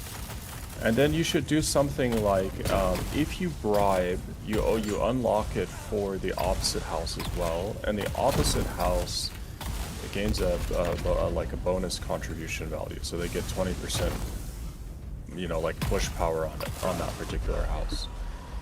And what I would do is I would just make it so that each faction can only bribe one time per week. And leave it like that. So only one house can be bribed? So Like one each house side? for each side, yeah. And then if Harkonnen bribes a house, then Atreides gets a 20% standing growth value added to whenever they do missions or something. So if they do 1,000 quests, they will get 1,200 out of it. Just for And that that would- house. Yeah, just for that particular house. And that would kind of really make it more of a strategic thing. Like you wouldn't want to bribe it unless you have gotten all your buddies together and you're ready to really push that, because you're at a disadvantage. If you unlock that house, both of the teams can go at it immediately and the other team has push power behind them. And that would kind of make people think a little bit like a second time about doing that bribing. And now it's just like, I'm gonna bribe it and get that house because A, I want something from it, or B, because I want to try to get Landsrat victory. Real quick, guys, once again, I don't mean to cut you off. I want you guys to keep going with this. If you have an opinion that you want to share and you want to push it out into the community and talk about it, get it discussed, or even debate on it, please feel free. Jump into our Discord, join into Freeman Channel 3. I'll pull you in there. You can discuss whatever it is that you're trying to discuss. Explain the stuff that you like, you dislike, things along these lines. The people that we are listening to are actual people putting in hours of game time of their life into this game and trying to make it their primary game to play. And so what we want to do here is see, what does the community feel about this game at the current moment? The good, the bad, the ugly, everything that goes with it. Once again, if you need that Discord link, I will link it into the chats of the streams. Please feel free to jump in. Also, please keep in mind that at 8 o'clock, we will be giving away a Raiders of the Broken Land DLC code, so please stick around for that. We want everybody to get a chance to get in on that. We have 2 codes tonight of that. We have 2 more Lost Harvest codes as well that are going to be dropped before the end of the night. So back to it, guys. Sorry, I didn't mean to cut you off. It's just there are people that are new jumping in here and don't know about how the Roundtable works. No worries. I want to thank you for pulling me in. I do have to get back to real life here, but thank you for letting me in, and this has been a great chat, and I will be in the future. You guys have a great night. Yeah, you too. Thank you. Have a good one. We actually have 2 more people that want to jump in here. Yeah, go ahead. Drop it. What do you have to say? So, about the PvP and the deep desert. Now, I'm not 100% against PvP. I just can't. I'll lose no matter what, because that's just my unfortunate problem.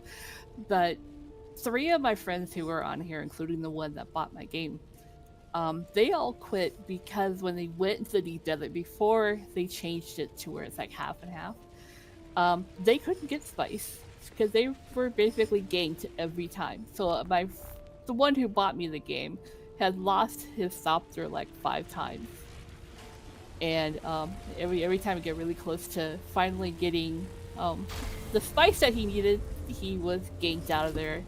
And so that is why he quit, and that's why the other friends are quitting.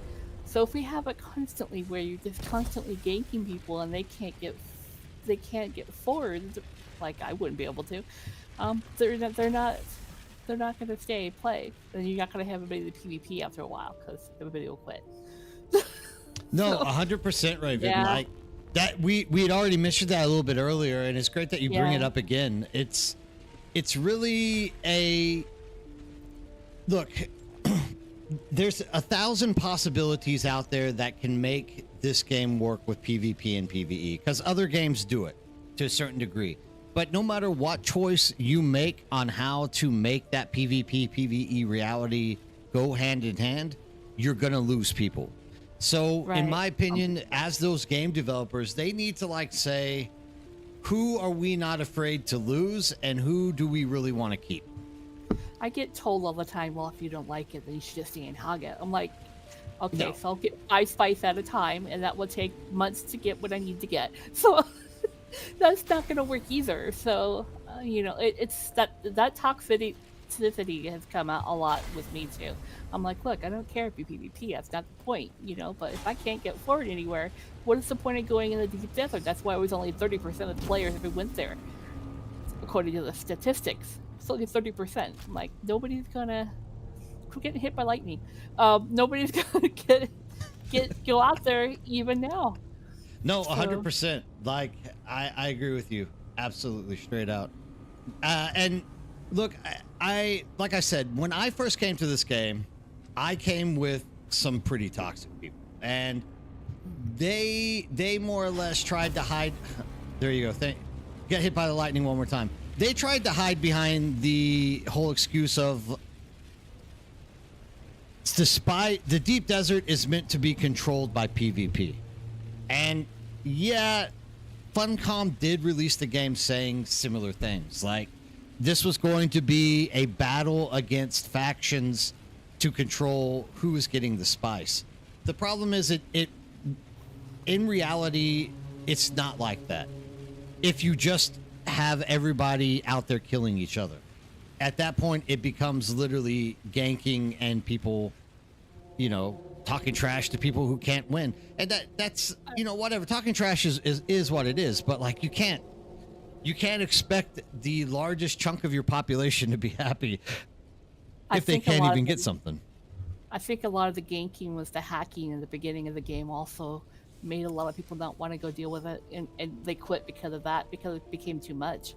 It was really bad on my server. It's like everybody's like, we can't do anything because somebody just stole my Thopter when it flies through the air. I'm like, oh my god. No, I'm not going over there.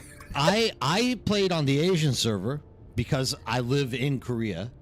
I was actually on that server with the Chinese guy who they've made the video about, who would literally wait for you to land, come into the deep desert, and he would jump into your Orni, fly it to his base, and dump it into a pile of ornithopters. I was Yeah. literally playing on that server. Like, you know how many people were pissed? Because that guy was literally stealing everybody's ornithopter and throwing it in a trash heap, and it was gone. Like, there's nothing you I could do about it. I saw a video where there was a big base out there that had probably 30 thopters sitting in it. It's like piles of. It's like, what That- the world? I was on that That's server, insane. dude. I played Yeah. against that guy. It was absolutely nightmare. I think that made a lot of people quit too, because there was no point of even playing it, because you're likely going to get hacked and your stuff is going to go, and that's part of it. I think that kind of ruined people's perception with the PvP as well. I don't know, maybe a little bit. It did with me. I was like, I am not going out there for anything. Screw that. To get eaten by the worm because somebody stole my thopter in the air. 100%. Yeah, so I think that ruined a lot. And then even though they fixed the majority of it, people aren't coming back because of the problems. In PvP, would be fine if it was more incentive. I mean, the big fields and getting more spice, that's okay. I don't have a problem with that. But we're trying to get little things, just enough to get up to where we can actually fight with the PvPers. But we can't do that in little armor that is not high enough level. Well, there's also people who have physical disabilities Like me. that can't actually do it. I'm not sure about what your position is in that thing. And I don't want to push you. I mean, if you want to share at any point, you're more than welcome to. But like, I have friends that have PTSD, and the second somebody comes and like ganks them, they just are dysfunctional. Like, you have to literally. At first, you're like, "Damn, dude, just like get up and leave, like go." But you start realizing that mentally they're broken down. They're like frozen. I can't. I don't know what to do. So you have to go out there and help them, right? It'll ruin your fun part. You're supposed to have fun, even if you're getting PvP. There has to be some fun to it. But if you're getting ganked all the time because you go out there, there's no fun in that, and you just don't want to do it. You're like, whatever. I'm just gonna go play something else. 100%. My problem is I have a lot of nerve damage in my hands and parts of my body because I was in an accident. Won't go into the details of that. It's messy. So I try to play things, and it's a little harder for me because I have some problems with my hands not cooperating. But I play on here anyways, and I do fairly well for the most part, as long as I don't have to be extremely fast, which is why I don't melee so much. But when it comes to PvP and people are attacking and I have to run, because I have gone through that one, probably why I'm still not going into the deep desert with my crawler. It's hard for some people to just suddenly react and try to get away because it's hard. So every time, if I was to go out there for any reason, and a PvP came, I have a 95% chance of just losing anyway. So I'll be like, damn, they're just be like, go ahead, bomb me. I'm not going to get anywhere. So Completely understandable. but even through my other, and I have health issues too, so even through all this, I still try to have the fun with it. But it's really annoying when you're just out there for a second and they try different things, even in the PvE area, where one of my friends was talking about how they're blocking people from picking up your crawler by putting their thopter in between, and then somebody else is thumpering your crawler at the same time, so you can't pick it up because they're in the way. So yeah, it's not very fun when you have to go through all that. No, and once again, if you don't, And the if toxic. you as a dev team don't direct PvP properly, that's where good imagination comes in, and people start doing these type of things. They literally they find ways to like really destroy and mess with people, and And this that's is what why- it is. That's why I came to this server, because you were talking about how it's trying to get people to control it a little bit. I'm still worried about going in the deep desert with my crawl. I haven't done that yet. I need to learn how to do that proper. Well, we're always there. Like, just ask us. We'll come Yeah. out there with you. because I have no And space. you I know, bought some, but and there is something to be said too. Is what a lot of PvEers out there aren't aware of is carriers are tanky. They can take a beating. You know, they can take a beating. Believe me, I've had like 2 or 3 people on top of a carrier while being shot at by assault ships. And they can take a beating. Like they'll go a good 10,000, 15,000 meters under heavy fire and still walk away from the fight. I've seen streams in the like in the very early days of people being chased in a carrier and being shot at for almost 20 minutes and still flying away. So, like, yeah. this is something that the general solo farmer out there needs to understand. Your carrier is very difficult to kill if you know how to deal with lasgunny baddies that get on top of your ship. And as long as you know how to do that, you'll never lose that carrier. You can fly out to I sector, mine a bunch, and come back and be attacked the entire way back, and there's like a 90% chance that you will make it back. You know. So as long as you're at full health, like not out there at 30% wing health or something. Starting with this one, we have Sherard or Lintari coming in. Lintari, take a second, introduce yourself to the community, let everybody know what you're about. Oh, I'm Garda Lintari over here. Long time MMO virtual role player, survival game player, you name it. Pretty much done it all.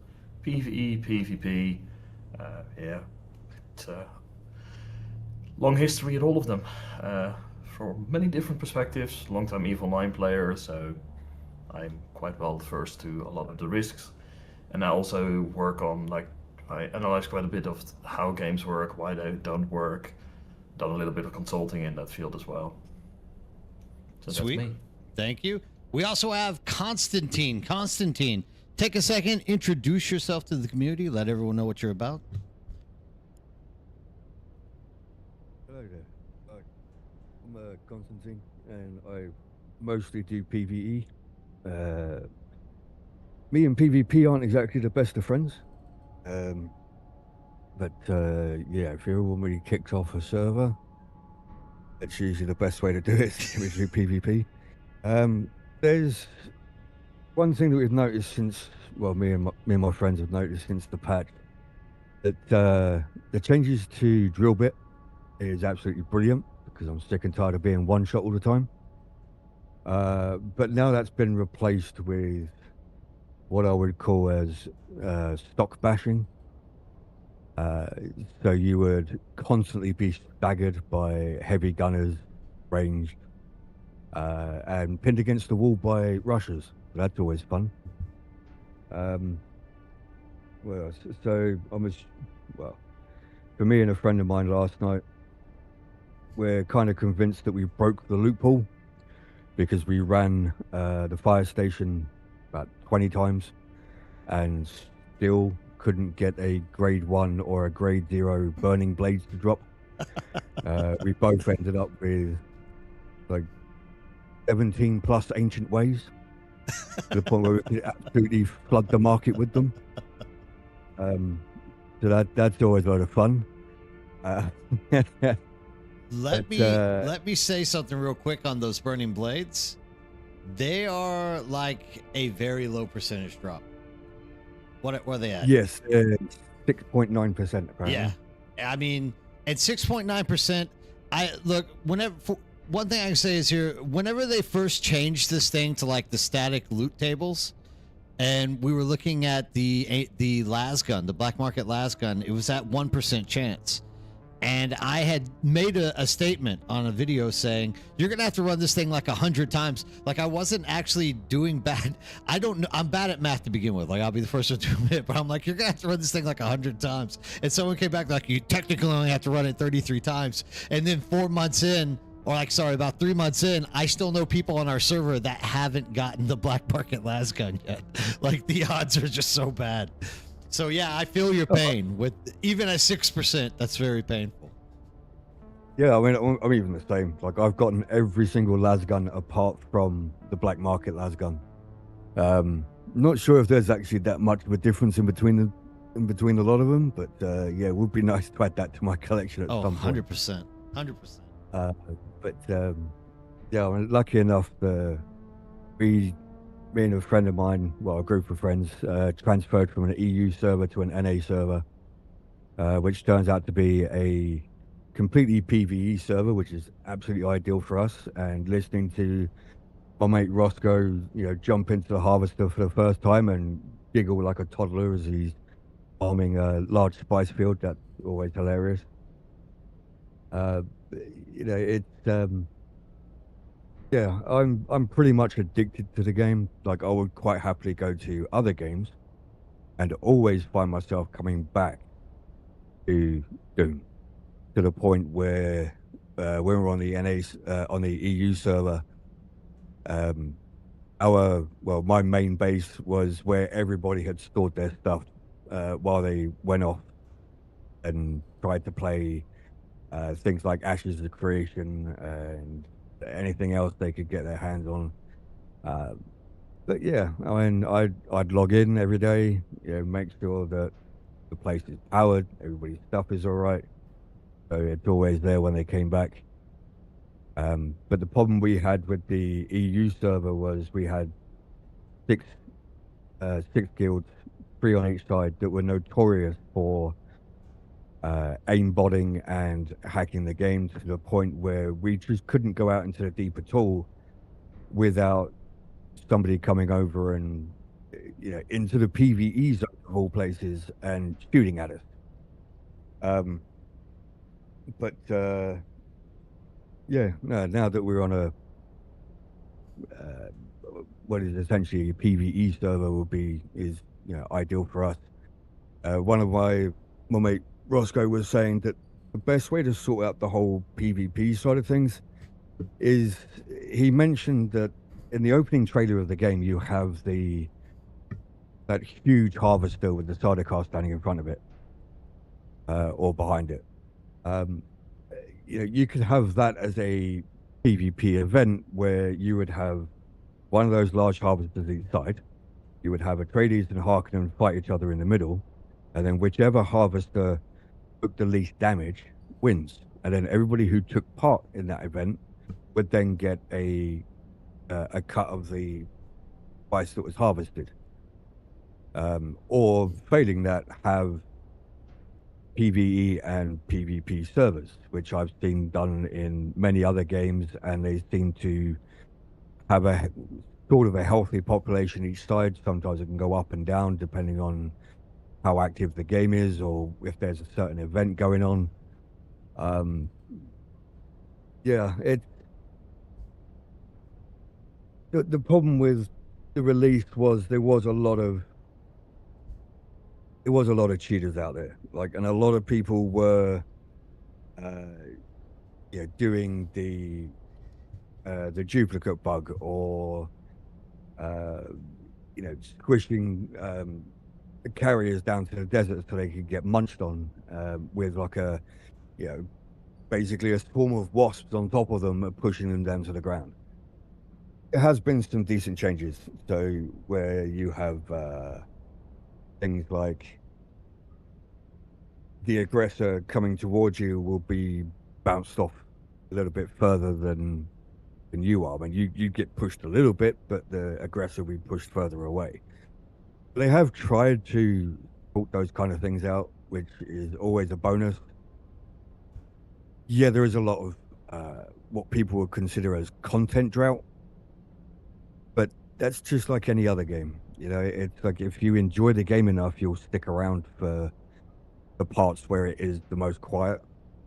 But there are a lot of people out there that will just flood back in once their favorite event is up.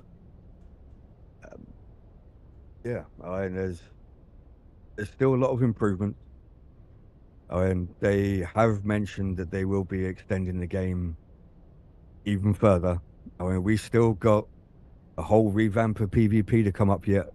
Now that we've had the revamp of PvE, the only problem I have with the Landsrad is all I've been doing is farming script, and I haven't been to any Landsrad NPC to pick up my items since it changed. But it's, I don't know, I guess, making all that stuff for the Landsrad probably kept me actually going to the NPCs to pick up and stuff. But yeah, I mean, other than that, it's getting better. Like I said, it's got some work to do, but we'll get there. Yeah, dude, I appreciate you coming in and sharing that as well. Like, stick around, share your opinion on what you hear from other people too as well. Like, feel free, whenever you want to leave, you're free to leave as well. We also have another person in here. I don't know your name either. It starts with a U, but for some reason, my, maybe if I stretch this out further, no, it doesn't work. Introduce yourself. I know probably we've met. I just, without the name, I'm absolutely at a loss. Introduce yourself. Give us a little knowledge on your game playing, yada yada yada. Okay, yeah, that would be me. I think I'm Foodog on Twitch, so let's go with that. Sorry, my voice is a bit shot. I'm a bit under the weather. So now I'm primarily a PvE player, I think, and I think still the part of the game that I liked the most was crossing the Red Desert for the first time with a bike. That was the thing where the game's narrative took me, really. Late game, this drops a bit because you tend to skip things a lot with your top there, and you just jump to the points you want. So, I jumped in because I began to write out my whole PvP idea I had on the chat line. I thought that just doesn't make sense, so I thought I'd just drop in and talk a little bit about what I was thinking there. No, dude, everything, all opinions, all ideas, wide open and welcome here at any time. Dude, maybe we have 20 minutes before downtime, so why don't you throw your idea out there? Let's hear what you got to say. Okay, so just shortly, where I'm coming from is I'm organizing labs. Well, I used to. I've not in 10 years, but I have done things like that, and I have organized lab sieges. So real people, 2-player camps, and you put them against each other for several days, and you have to ensure that both parties have a sense of accomplishment at the end. So, and I think that is a bit like trying to make PvP work for a game like that. Because I think what is missing for PvP, that it came up in the discussion before, that PvP does not really have a sense of accomplishment at the moment, because it tends to be harassment. And what is missing, in my opinion, is a structural and systemic setup for when PvP is used. So, what you need is a greater idea, which would lend itself into the Harkonnen Atreides dichotomy. So you have 2 camps pitting each other against each other, and you have 2 high commands which are not player controlled. So you can set certain narrative goals. Now, to make this work, you would have, in my opinion, not need several servers which are diversified into PvP and PvE, but you would need missions which would have to be diversified into PvP and PvE. So, for example, if you said, notwithstanding what amount of work this would be for the developers, so let's just leave that aside for a moment and just think an ideal solution in my mind. You would use the overworld map to put certain regions there. Imagine the old Dune Emperor game, for example. Yeah. So you have regions that are controlled by the factions. This comes with other implications, but let's talk about it later. So, what you have to do then is have to set control points, fortresses. And you would have to design a system to take down fortresses, which would then be a series of missions, which would be PvP. Which means you would have a status of the fortress, or maybe split the fortress in several nodes, where you have, if someone has played the old TIE Fighter game, where you take down an enemy's Star Destroyer. To reach that Star Destroyer, you will have to first go through several layers of defenses to reach the Star Destroyer itself, which culminates in a battle against the Star Destroyer. So, you would have to set up certain maps for several stages. Let's say we have a skirmish stage where the attackers probe the outer defenses, take certain routes. Then after that you have stages where you have first layer of defense, where you take out certain objectives, like let's maybe imagine something like the attack on Hoth, where you have certain power generators you have to take out before advancing with your moves, etc. So, the idea would then be you could then have NPCs scripted to have vehicles to protect, or certain artilleries you could direct. In the end, you could make a more narrative experience out of it for both PvP factions. And then you could even tie PvE into that, for them to have the resources they collect matter for the overworld map's resource distribution for the High Command. So certain benefits or something like that could be used by the PvP players on those maps. You would have to design a system where PvP players could organize, and you could join battles, and you would have to put certain timelines on it. So preparation countdown until then, battle phase 1 would start, lasts until then, etc.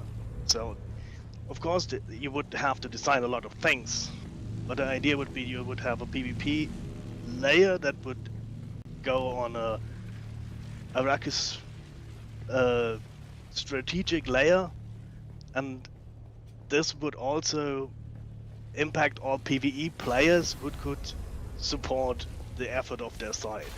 And it would also focus more on a faction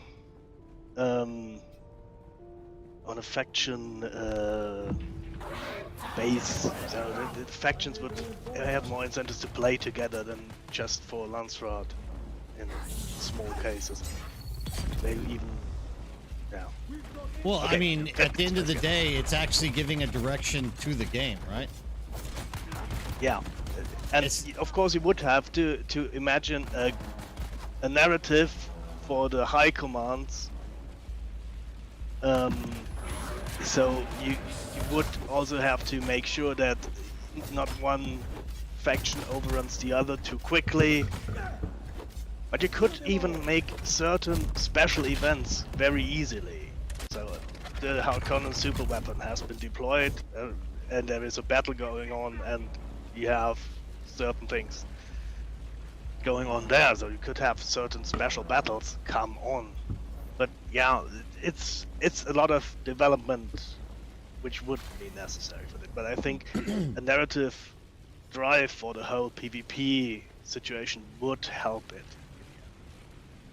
I mean, the number one lacking problem in PvP, overall for me, because even what you're trying to explain here has something to do with this, and that is there is no real faction in this game to begin with. Right. And I'm going to keep preaching this thing till the end of time until they actually fix it. But the second point that you had going on there, and sorry, Raven, I'll let you get in a second, is that literally, we have to have a direction. We can't just have free-flowing PvP. Otherwise, you're going to piss off the vast majority of the people who are playing the game. Oh, Yeah, it feels less punishing if you're the PvE player that gets ambushed by Harkonnen if you know you're on a drive to deliver for a certain battle, and the Harkonnen will likely intercept you.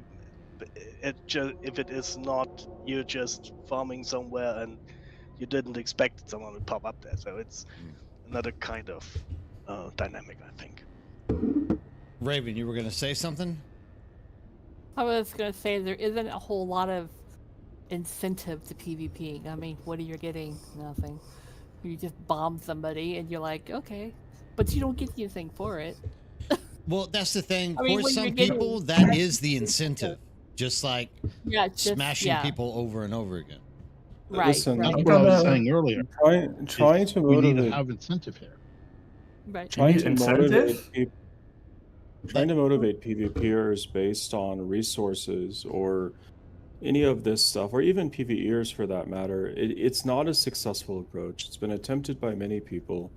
At the end of the day, the one thing that motivates PvP entities to rise up, to have a purpose, is egotism.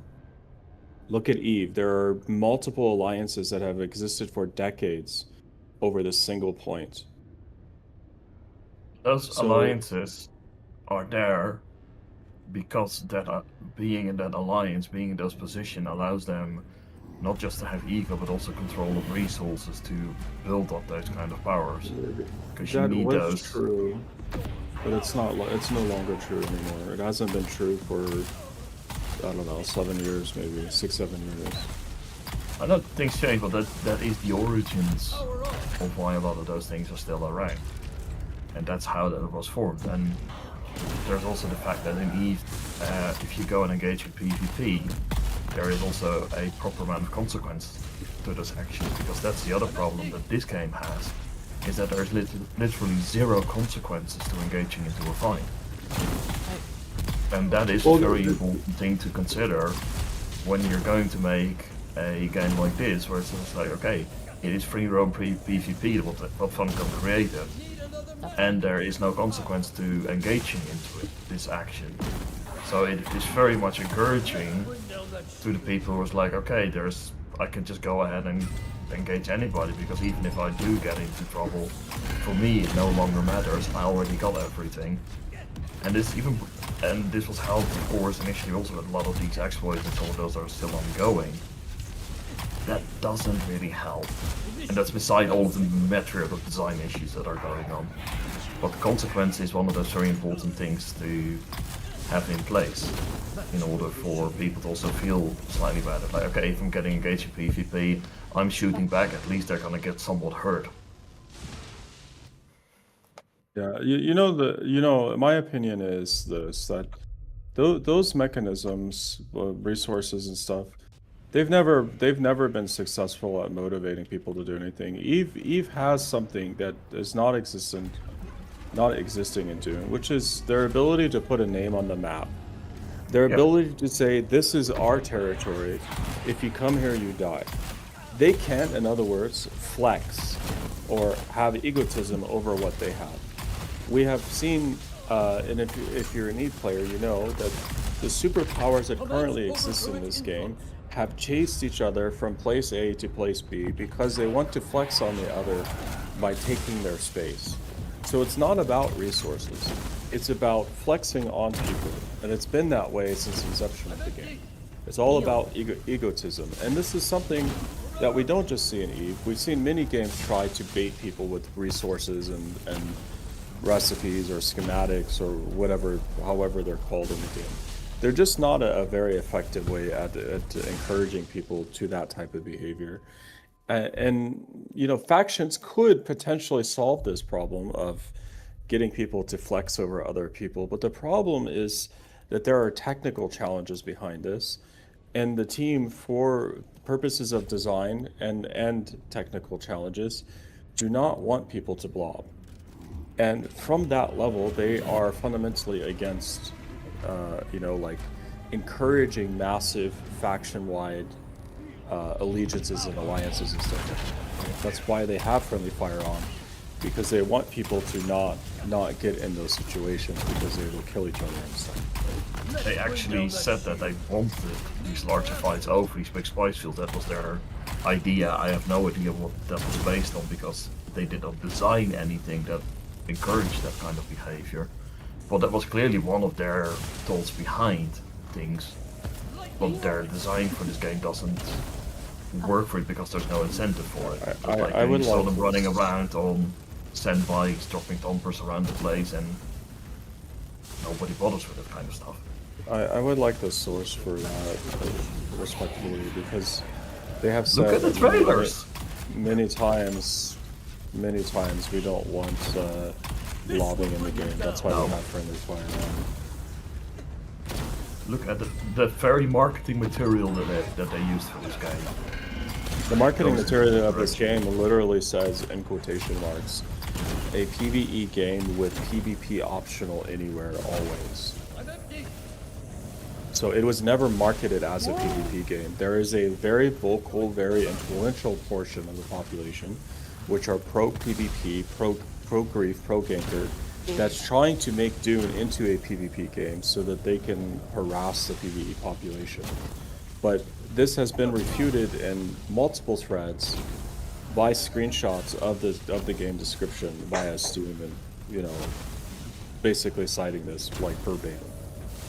So anyone advocating that this was built as a PvP game is just ignorant of that own description. Yeah, I feel I'm a lot gonna. of you.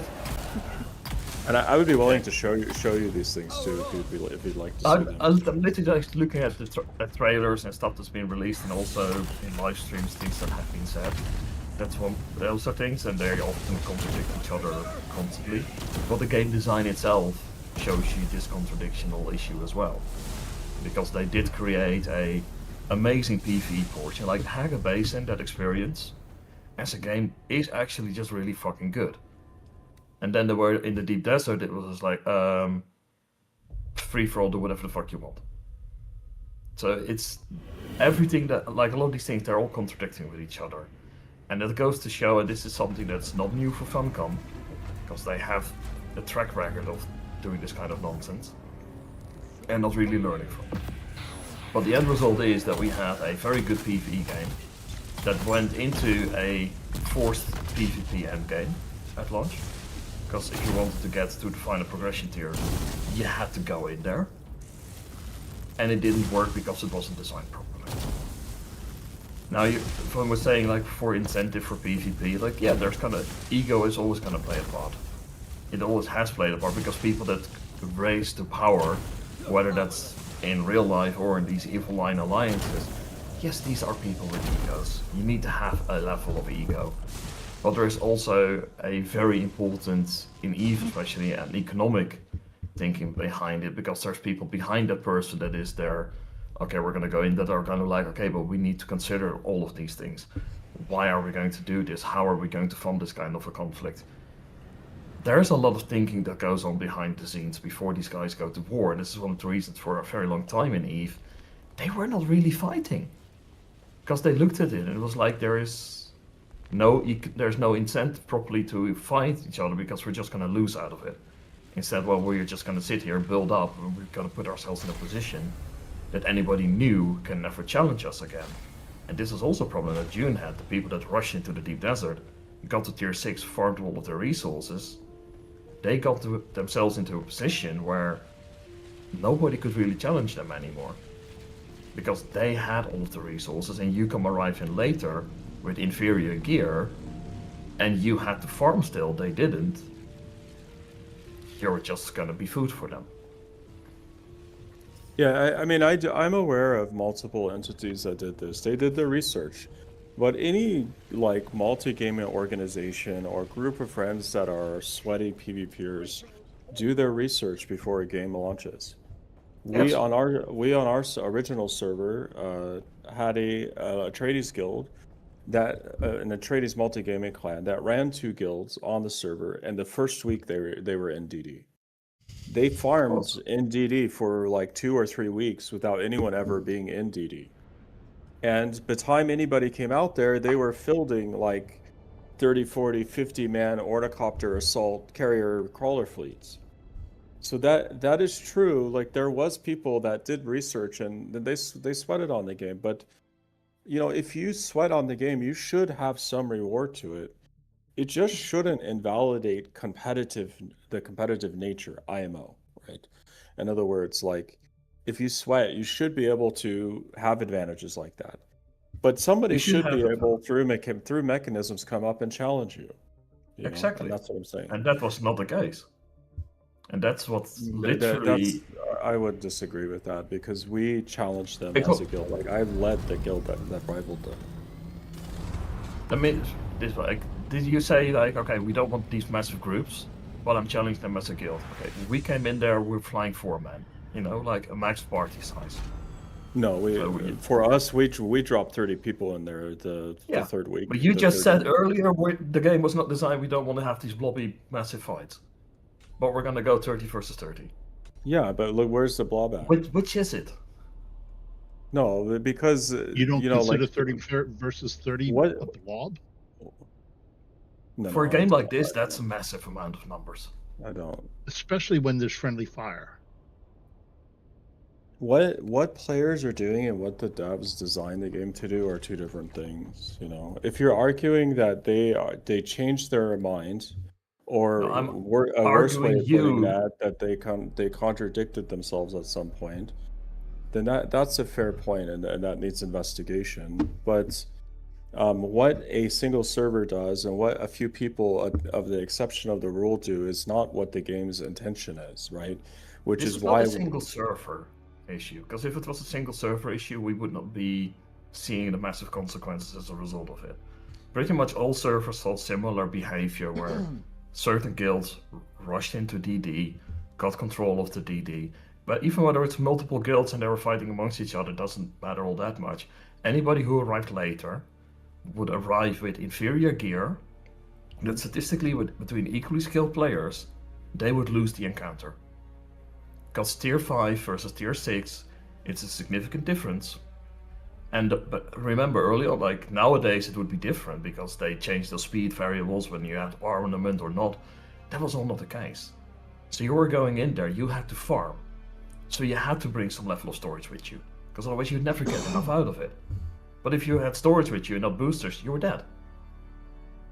I'm going to freeze you guys on this one. Take a second, collect your thoughts. We're going to come back to this when we get back from this downtime, because right now, actually, it is time to have a handout. We got a DLC, Raiders of the Broken Lands. This is the current Chapter 3 Raiders of the Broken Lands DLC. This is for everybody that's in here. Once again, the way that we do this is I will write a number on the pad, and you guys will try to guess closest person or person that is on that number wins. I have to find my pad. I threw it. I was mad because I lost. No, I was joking. Obviously, I can't win. But what we're gonna do is roll this. We're gonna jump back in the game, and then we're gonna continue this conversation, because this is actually a very, very important point to be throwing out there. And I actually have opinions on both sides of this that agree and both disagree with you guys. But we're going to get to that after we hand it out. At this point, all that I'm going to ask you guys to do, hold on. I have my number written down. Right now, you have about 2 minutes. Start typing in the numbers. YouTube always goes a little bit slower than us. They're delayed. Start getting those numbers in. Let's see who is going to win the Raiders of the Broken Land DLC code.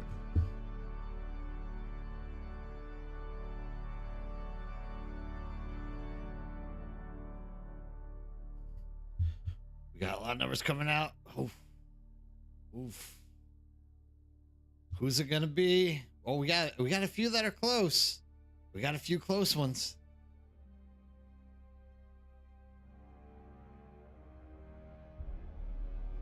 "21 people. We have 87 people online right now. Even if you are lurking, I don't care. Jump in here and type a number. You have as much of an opportunity to win this as anyone else, even if you are just out there lurking.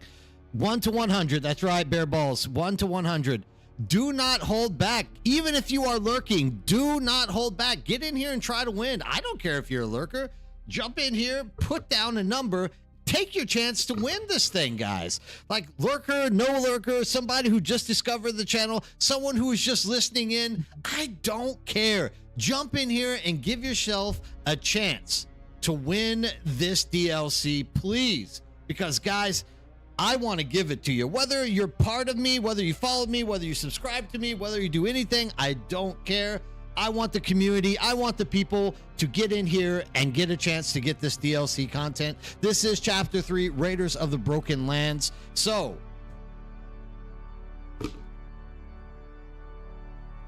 Bear Balls, there is a way to work out the shaders problem. I forget who it was the other night who told us this. Okay. This is going to be a first time, the first time ever there's going to be a tiebreaker because the number was 99. Keeping that in mind, I think we have 288s. Do we have 288s? We have Mongoose Fab has an 88. Tim 2416. Wait, Tim, you put two numbers in. You can't put two numbers. Tim. Tim. You're disqualified. Tim, you could have won. You could have had a chance to win, but you threw two numbers in. Tim. No, Tim. No. Yeah. Grills goes 99 now. You cheating dog, Grills. Okay, I mean, Tim, if you wouldn't have thrown a second number in there, you would have had a chance to win this thing. Don't worry, hang out because we have one more Raiders of the Broken Land DLC code coming up a little bit later, probably about in an hour. We have 2 Lost Harvest DLC codes also coming out tonight. So, don't worry about it. Just hang in there. Don't put 2 numbers down. Mongoose Fab, you are the winner. Mongoose Fab, I know you are in our Discord. Please send me a quick little PM in Discord, and I will get that code out to you. Congratulations. Now, before we get started again and getting into this conversation, do you guys want to take a quick break and then come back maybe in 2 to 5 minutes and jump in here? Zero Earth's a little bit too late there, my man. So what I'm going to say is 2 to 5 minutes. We'll come back. Once everybody's back, we will start this discussion again, and we will carry on to see what the solution is out here, if there is even possibly a solution to this problem between what is good PvP, what is good PvE, and where do we all sit in it, and what was the original vision of Funcom. We'll be back 2 to 5 minutes. Make sure to get that PM to me, Mongoose Fab, so that I can get this code out to you.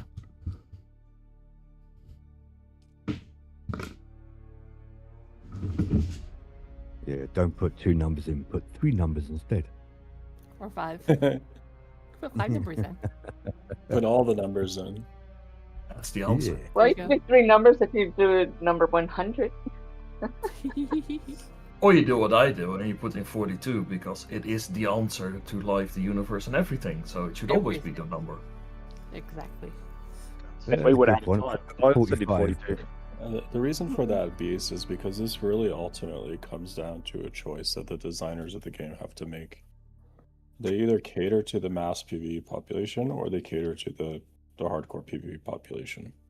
And the thing is, they've already done a backflip to change it to half-half to try and make other people happy in that. And Chapter 3, I don't think was ever really designed to be such a massive PvE endgame with the Landsrad because of the demand for PvE content. And don't get me wrong, the Landsrad was, very easy to rig. That's one way to put it. They did need to move on that. Hence, that's probably why Chapter 3, the DLC was nothing but cosmetics because they probably had to change what they originally had planned. And now they're doing the same thing with the DD and PvP for Chapter 4. So they are trying to fix things. They are trying to do it, but you also got to remember Joel's now concentrating on Chapter 5. So whatever we're talking about now is not going to get action for a very, very long time if it ever gets to them. So I think the PvE, PvP debate is something that's never really going to be solved. We're at their hands. We're probably better off focusing on other things that we can probably try and make some kind of difference with, like, patting the mules for some fucking reason. But I just think we need to concentrate on things like the lance raid. It's great at the moment as it is. What can make it better? Rotating tasks.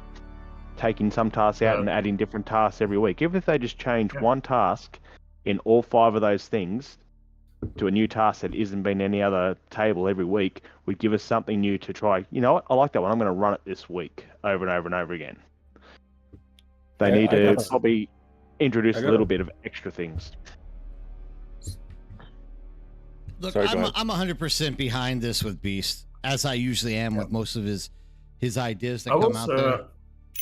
It's like that's one of the things that definitely needs doing.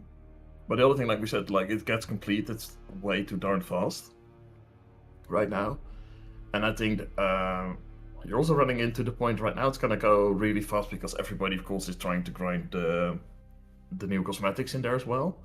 So I'm curious for how quickly it's gonna go once people have their cosmetics, and then they're just the only points they're gonna get is because they're doing their 5 dailies.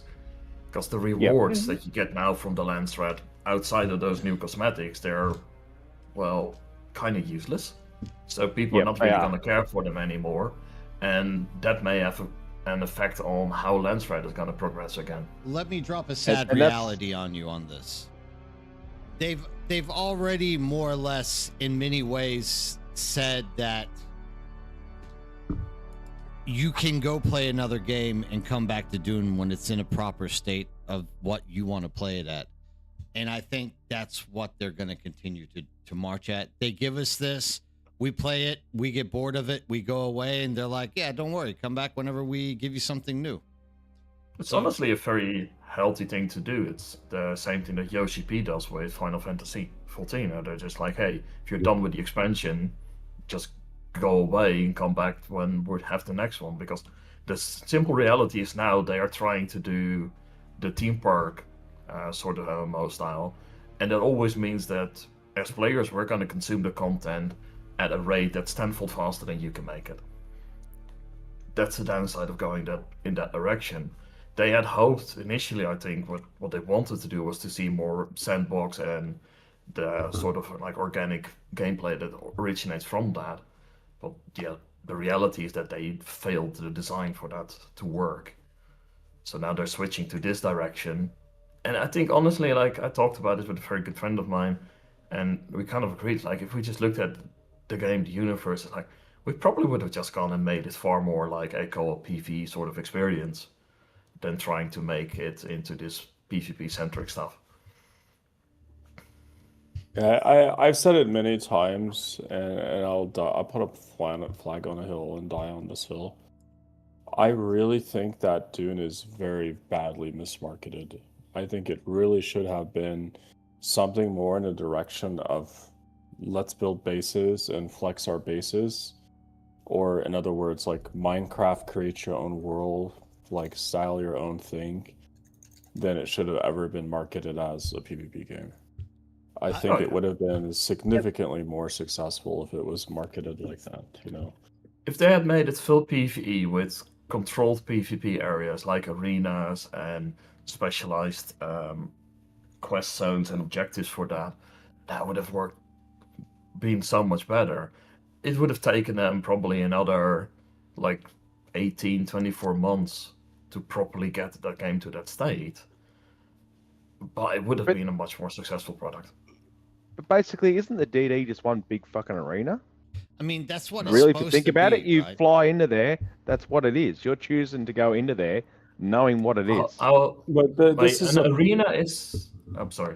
Go ahead. I was just gonna say this is a problem though. Like so much space basically prevents the very important takeaway from arena is that everything is focused in an area. And when there's so much space around, you can't consistently engage in that PvP. That's why arena and BGs are so much fun, is because they're in a much smaller, much more focused area, right? And so they're smaller. I think. I mean, like generally speaking, like an MMO arena is much smaller than DD, right? Yeah, so they're smaller and they're controlled. That's the other important thing. It's all about control when it comes to PvP. It's like if I look at a standard battlegrounds in an MMO, It's like it's X amount of players against X amount of players. Yes, there can be a skill gap between them because generally they don't have any form of skill-based matchmaking. But at least you know I'm fighting 20 versus 20, just to give a random numbers. And there's no friendly fire in most of these games. Like some of these games, of course, there is. Like I played a lot of PlanetSide 2 as well. You have massive fights, friendly fire everywhere, but at least I know who's on my side and who the enemy are. So again, that comes down to factions, and the problem with our thing at the moment is that there's no limit on who can be in one side of the faction. So the faction is unbalanced. You've got 95% Atreides, 5% Harkonnen. Yeah. It doesn't matter what you do with Landsrad, because if every single person at 95 puts in one task, you automatically won Landsrad. Yeah, I mean, No matter how good the fucking buff gets. No matter how good the buff gets, it's going to be a lot easier. Oh shit! Wait a minute, we're starting to lose. Honest. All right, everybody do 2 tasks. If you told me like I need factions here in Dune for my game, I would not have made Atreides and Harkonnen a faction at all. Yeah. No, because they are the ones that everybody comes knows. down. Yeah, You want to See, make that comes down to my original argument, which I've had for months now, is that there are 37 houses of the Landsrad. Yeah. Why are we sworn to 2?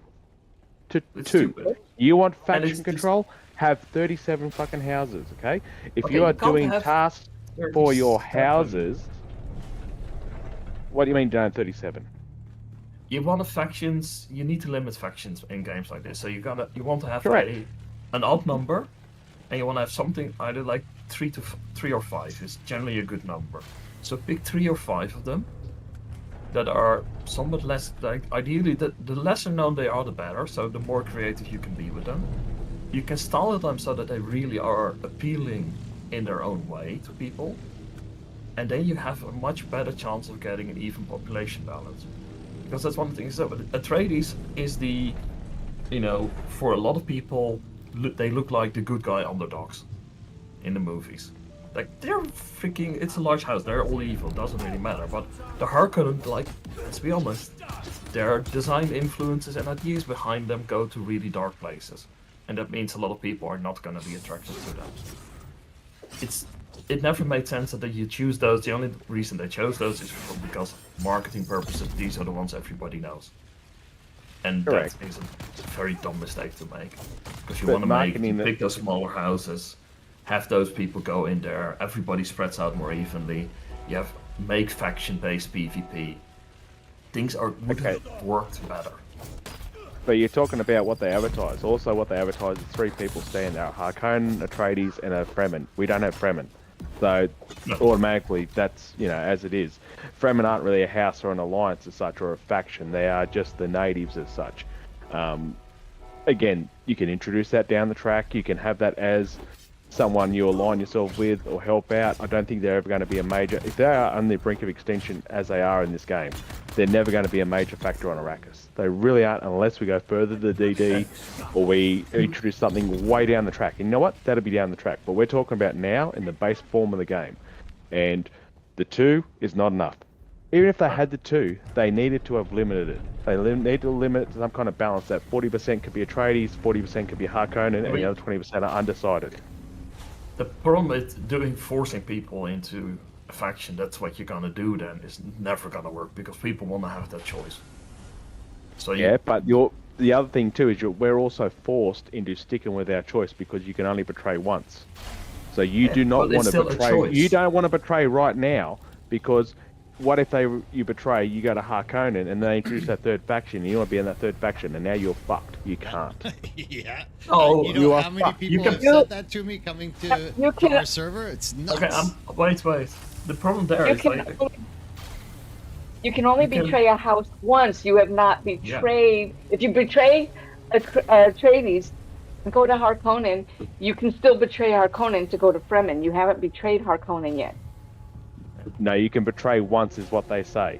Betray once, not betray that house once. They meant to betray your house. That's the meaning behind it. Let's let this one sit, because this is a semantical thing. And once again, it's just like going back to what Izzy said about 15 minutes ago, that they are not really publicizing this game properly.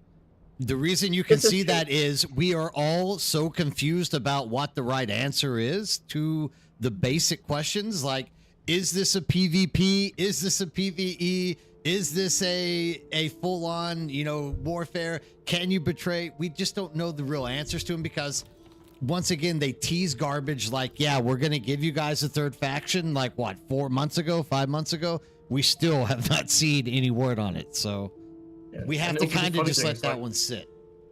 even if the third faction would be Fremen, they also said that they want to leave Arrakis, so they want to go into more places into this Dune universe. So, then how do the Fremen make all the fuck sense suddenly? Well, I mean, according to lore, that's possible, right? I mean, Yeah, well, the Fremen did leave Arrakis Yeah. too. Like And- they're you got to think that this game has come out because of the movies, not because of the Yeah. books, because of the movies. So they're gonna, though it's an alternate universe type thing, they're gonna have similar situations. The next movies are gonna touch on, I don't know how far they're gonna go, on the Fremen wiping out large swaths of the galaxy. Like, that's what happens in the books. That's what Paul Atreides saw, Yep. is that he was gonna cause this massacre, but there was no other choice, because if he didn't do it, it would have been worse. So the Fremens could easily be the third faction, but then since they're in an alternate universe, maybe the Fremen aren't as powerful. They could also do maybe the Sardaukar. Like, it would be interesting to bring in the Fremen and the Sardaukar at the same time, because those and start waging. I do agree that the Those would politics actually be more of balanced. Dune are lost in this game.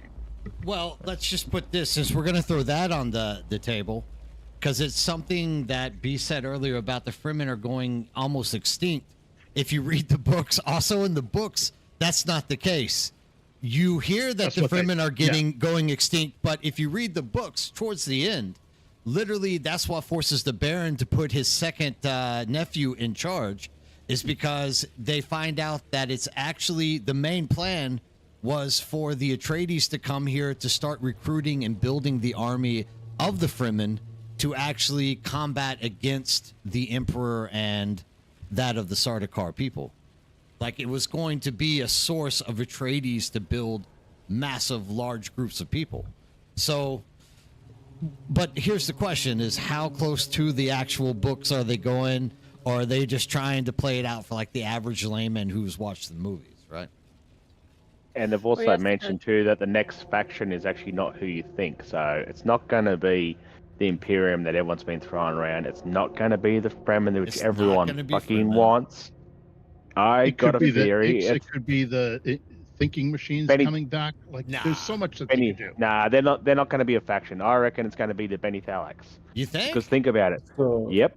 Think about it. You're a goalie. You're one of them. Okay. You're doing all these missions, and there's all these face dancers in the arena, in the politics. They're everywhere. They're going to come out as a major faction with their fingers in absolutely everything. That's my theory. I'm going to throw my money behind smugglers. That's what I'm thinking too, is smugglers, because we got all this So- smuggler stuff that came out. So I mean, even There, if they were, there are some hints to this that can be given by those of us that did testing EA access.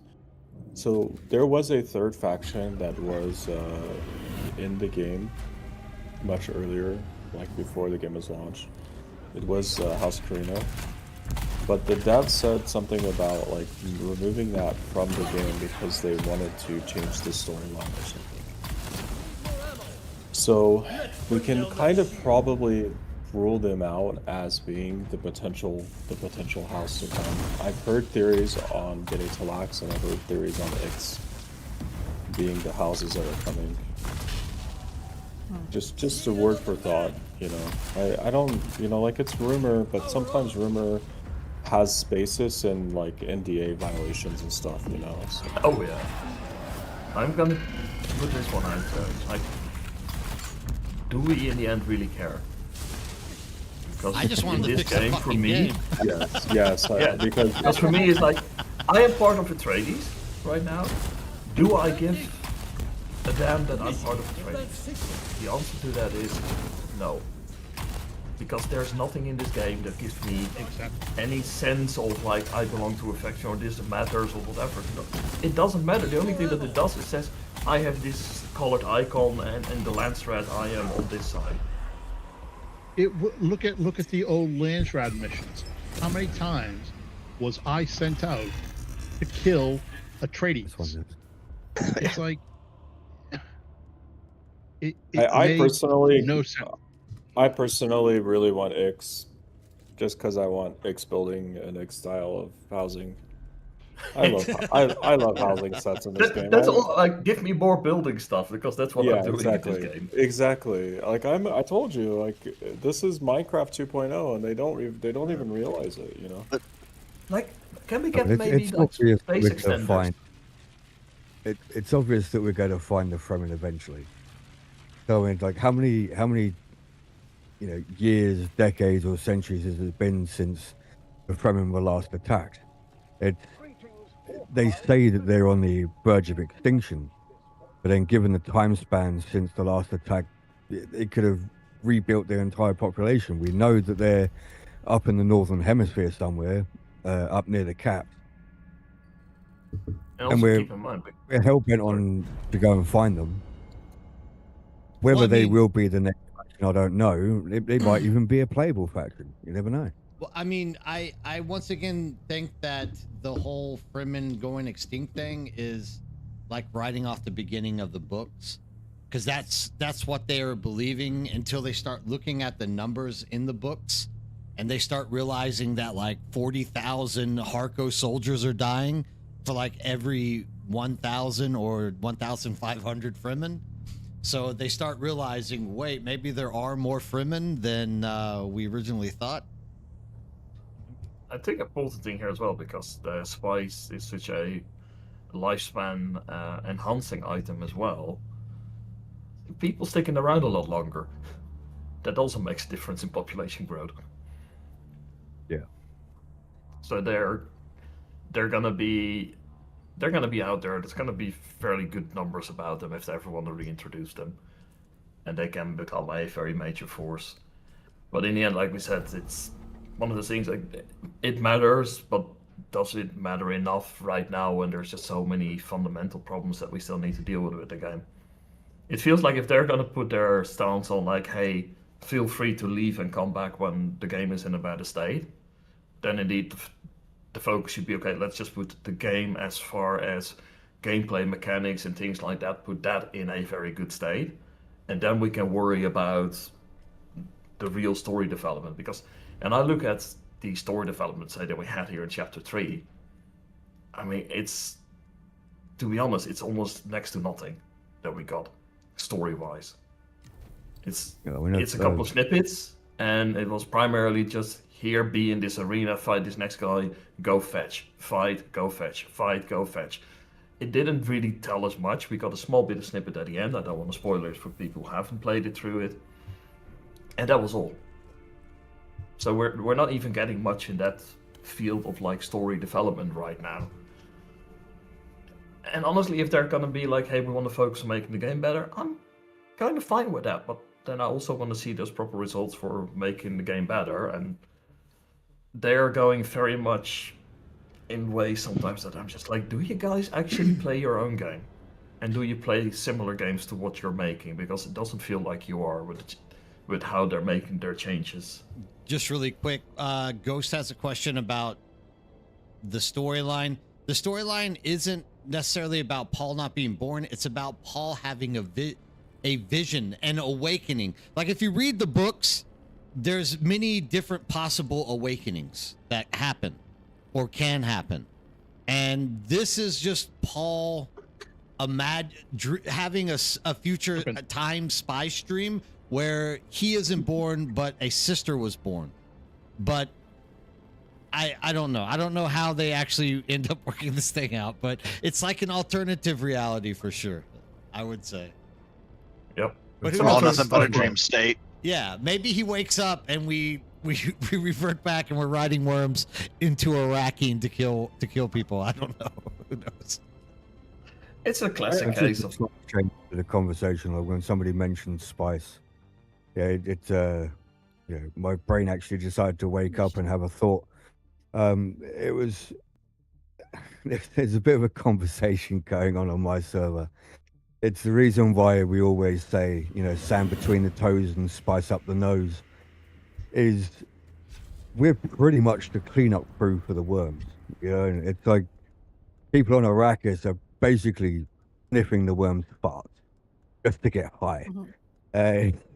It's becoming a running joke on our server at the moment where we just have random theories on what the spice actually is. Does the books actually tell us, or does the movies actually tell us? And it can get a bit strange after a while, especially when you keep yapping about it for days on end. Actually, one of my favorite parts of the books that you never see in the movie is when the planetologist, what's his name? Is it Kreese? What the hell's his name?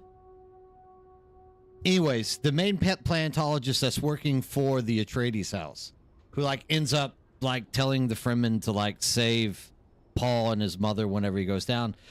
He gets taken by the Harkonnen soldiers and dumped in the middle of the desert without any still suit or anything. And he's laying in the sand and he's starting to feel the bubble underneath him. So he's filling the spice right before it's about to blow. This is one of the best parts of the books, and I never know why they never put this into the actual movies, because when you're reading it and you're visualizing it, it's God, dude, this is just so great. Because he's sitting there and his father starts talking to him. His father was also a planetologist, right? So his father's about Leah Kynes. Yeah, Kynes. That's who I'm thinking about. Yeah. And so Kynes' father is in his imagination talking to him about the planet, and he's like, God, I wish you would just shut up and stop talking to me. But he's dying of heat exhaust, right? And these vultures are landing around him and staring at him at the side of their eyes, just ready to eat him. And right as they're about to start chomping into him, they all fly away. And he's he realizes this is the moment. He's felt the bubble below him just building, and he can't move because he's just so dehydrated. And through that whole experience, he's talking about how the creators, small creators, are deep under the sand by the bedrock where water's actually leaking through, moisture building up, and they're using that to create the sand. But yeah, I don't know exactly how the sand is or the spice is made, but I don't know. I kind of lost myself. That is my favorite part of the book, by the way. And I'm always pissed off that they don't put that in the movies, because he gets sucked into the sand and everything goes. But it kind of, if you read it, he kind of gives an explanation of how the spice is being made by the small creators deep inside of the sand itself. But okay, there's my 10 cents. Sorry, keep going. Let me ask you guys. Best part of the book, dude. Best part of the book. Let me ask you guys a question. What can we do with Dune? What can we add to it or change in it to increase the survival factor that is not directly related to NPCs or PvP? Survival not related to PvP or NPCs? Yes. So you're talking about water, food, things along these lines. Spice, dust, radiation, heat stroke, yeah, all of those things. Overall, I think Funcom has done a really good job with this. And the survival aspect of the game, I think, is actually in a really good spot. I can't imagine there being other things. Minus the one thing that I would say, all right, one thing I would say here is that kind of annoys the dog piss out of me is when you get into this section of the production inside of research that you can do. It's really just this vague type of food. I wouldn't mind there being some more farming that could give you higher or different types of buffs. Excuse me, or different aspects, different things that would make the game work out a little bit different instead of just saying like wine or liquor. Like, dude, it's liquor, but you can see it looks like a glass of whiskey, right? So give me whiskey, give me rum, give me. I'm starting to sound like an alcoholic, but like that's the only thing I could say that I would want to see different in this game. I think planting and farming should be part of this game. Actually, like that should be something you could add to your base and actually do shit with. You know what I mean? Don't just make spice liquor, dude. Make spice vodka, make spiced whiskey, whatever it might be.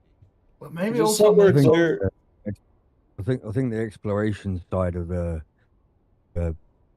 crafting tree, I guess you could call it, is probably the most rarest part out of the lot. We have more variants of vehicles than we do, like you said, food. It's like, okay, fair enough. We have the clappers, we have the steel tents, we have the alcoholics of Arrakis. It's Who uses we still should have a bit more. I have an idea here, actually. We have all of these testing stations, right? And a lot of these testing stations do all sorts of research, including quite a few into botanical kind of stuff. Like, if we're going to introduce farming, like, let us go through these testing stations, and as a drop, let us get seeds from them that we can use in our farm to grow all sorts of stuff. And maybe as some of those seeds, we can also do something that we can say that would fight against our spice addictions.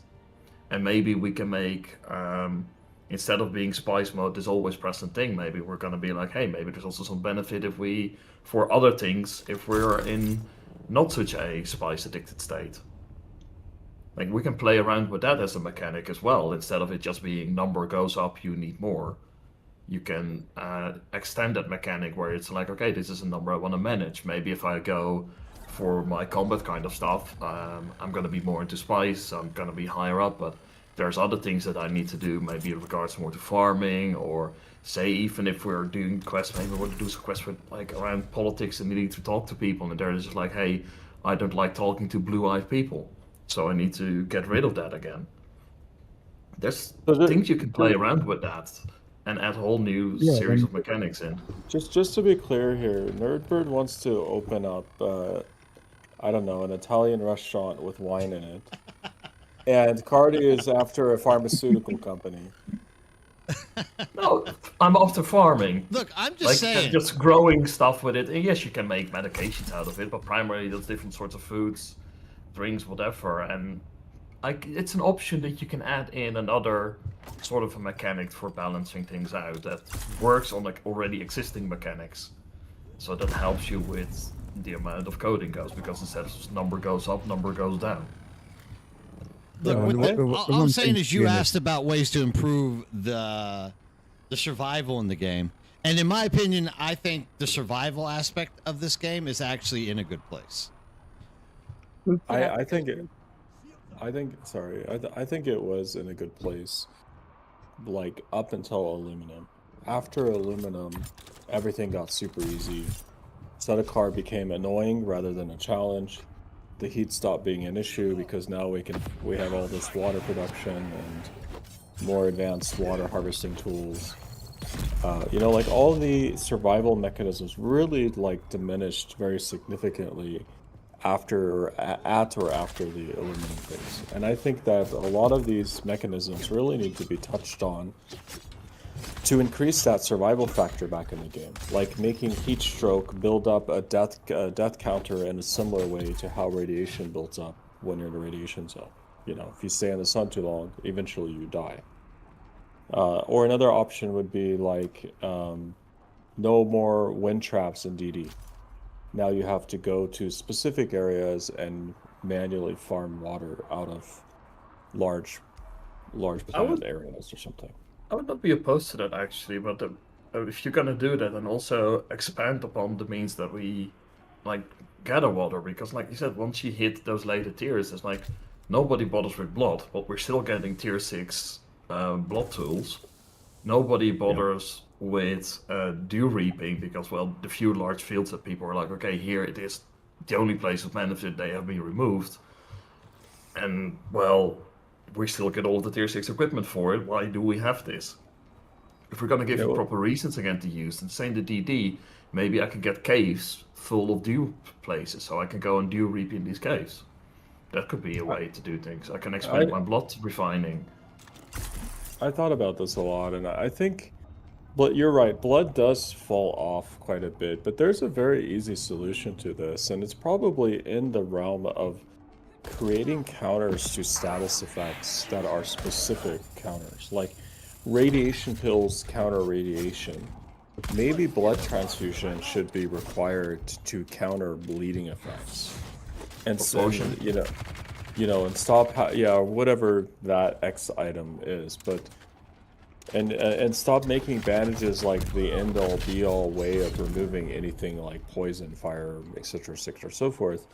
Instead, maybe have plasma transplants or blood transplants or X pill or similar to the it's water definitely bar. a thing, but the danger there we would run into that needs to be properly balanced is that we don't want the need to carry around 8 different sorts of medkits all the time.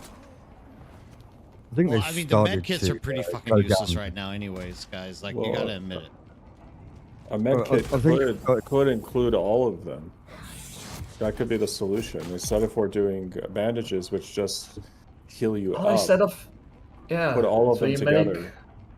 So if you want to make a Mark II, Mark IV, Mark VI health kits, then you can say if I make a Mark II, I can choose that it restores either health or removes 2 status effects, or health and 1 status effect. In Mark IV, I can do it with 4, and with 6, I can do 6 different status. Well, choices.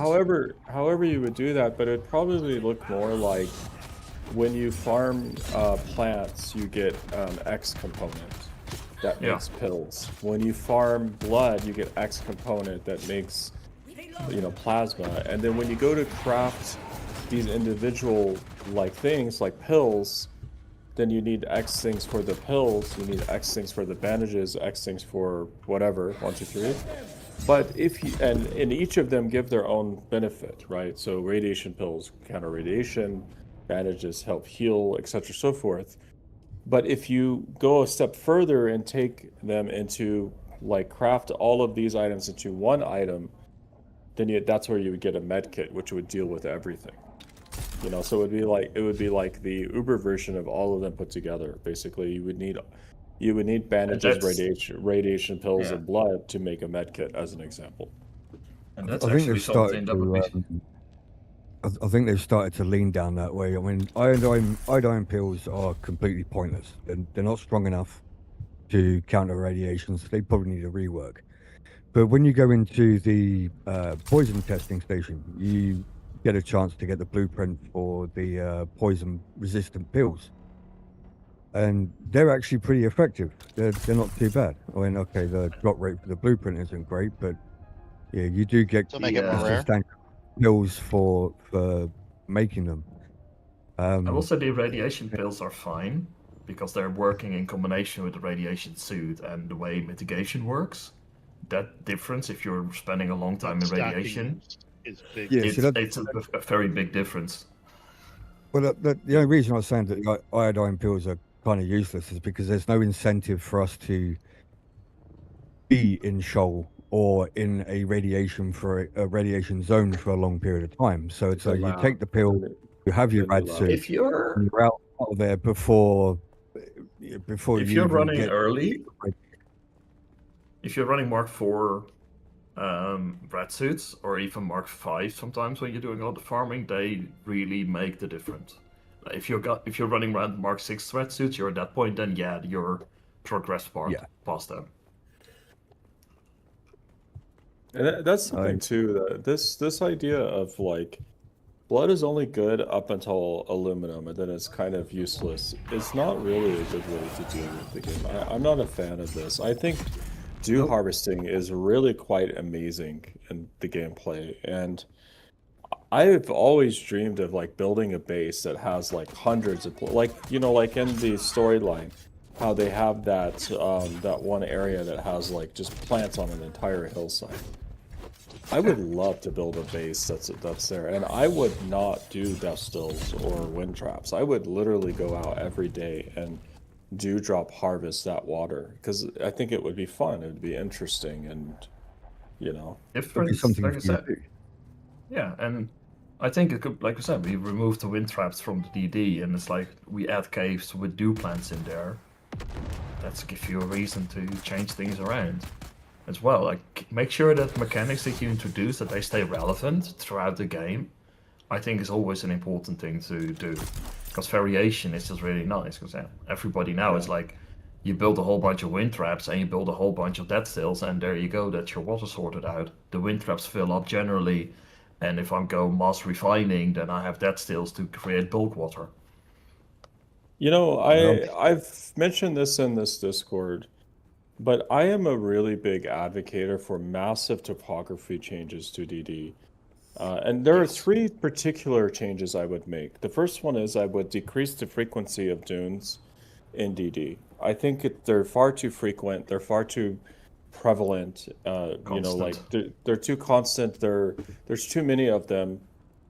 The DD needs to generally just be more flat. But then in addition to that, I think there needs to be a very large area of DD, like 2 or 3 sectors wide by 3 or 4 sectors long.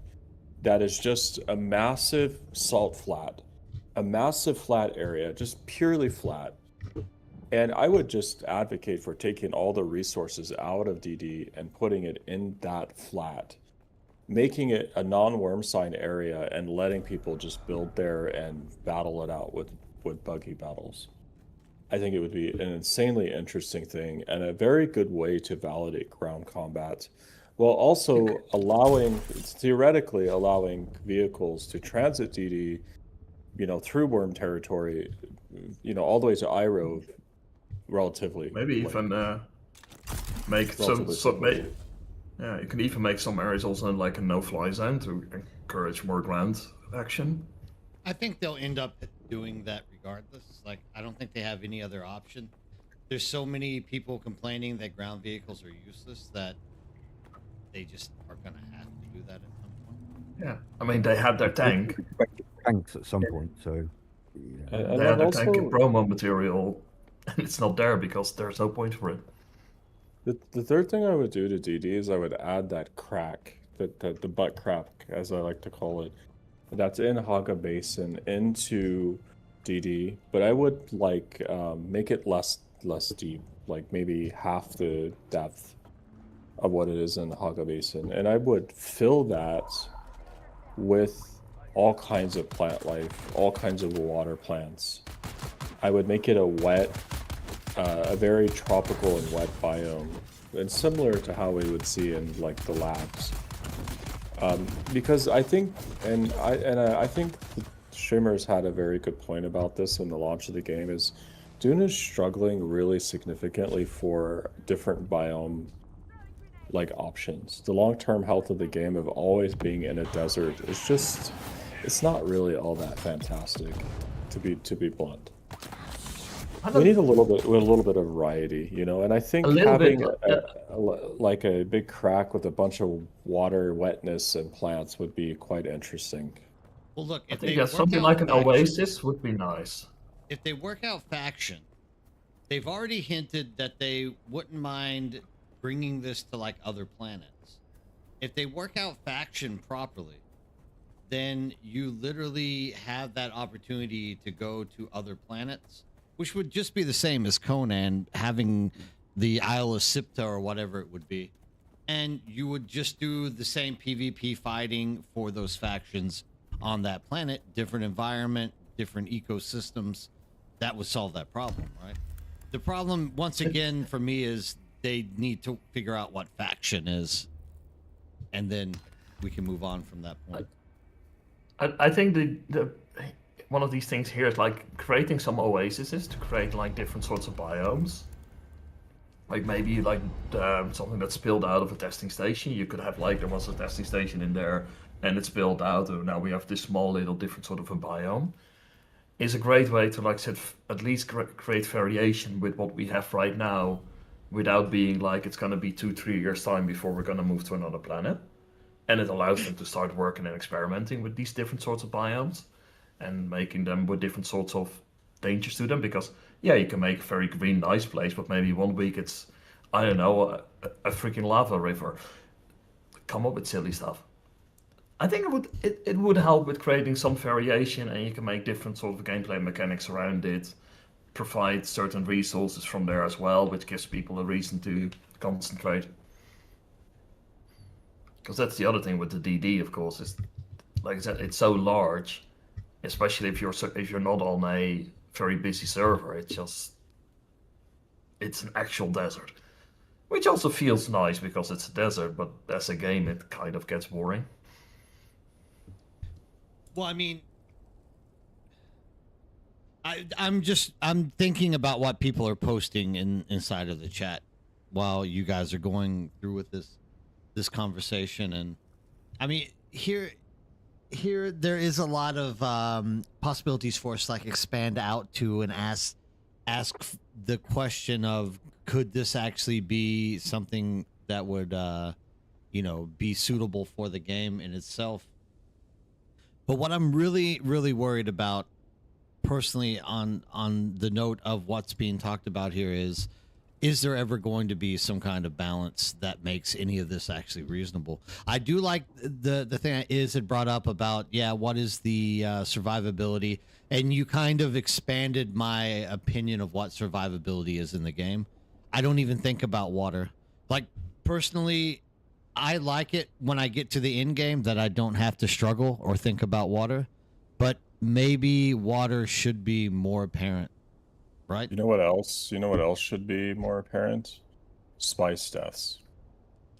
They tell you this is actually a good one.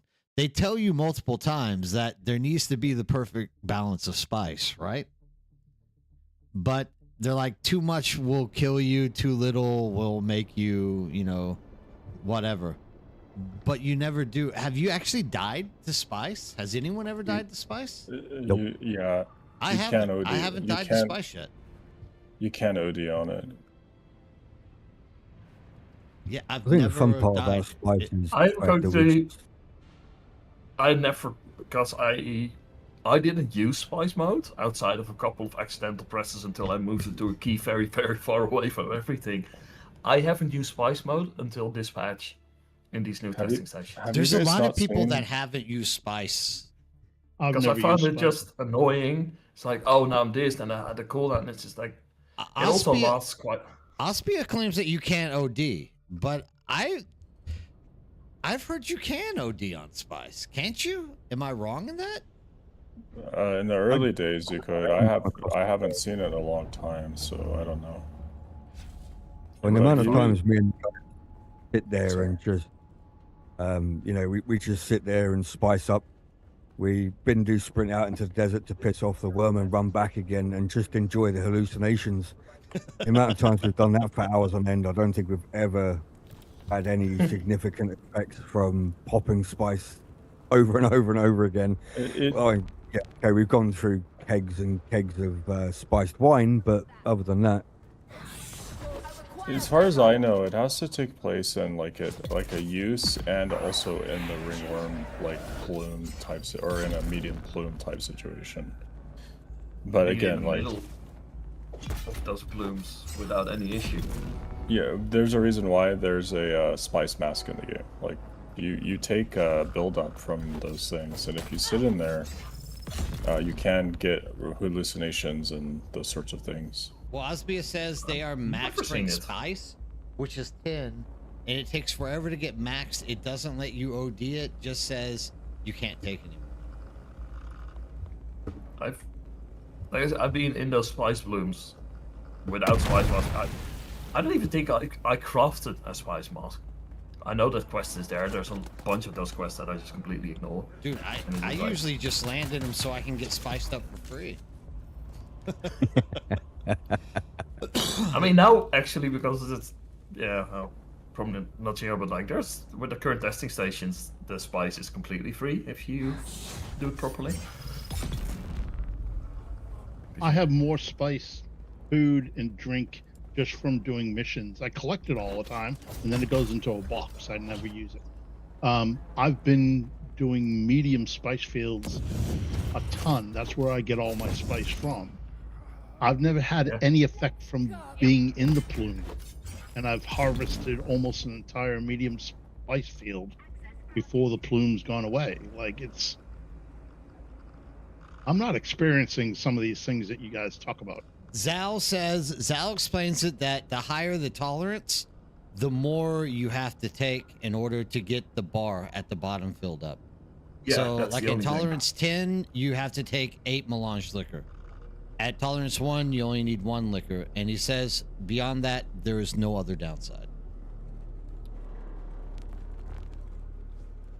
Is there a way to lower your spice tolerance? Yeah, don't or is take, it just don't take forever spice. going up? Just Take it for a while. It's a Don't take it for a while. Your bar can be full, that's fine, but as long as you don't consume it actively, then it will just slowly decrease.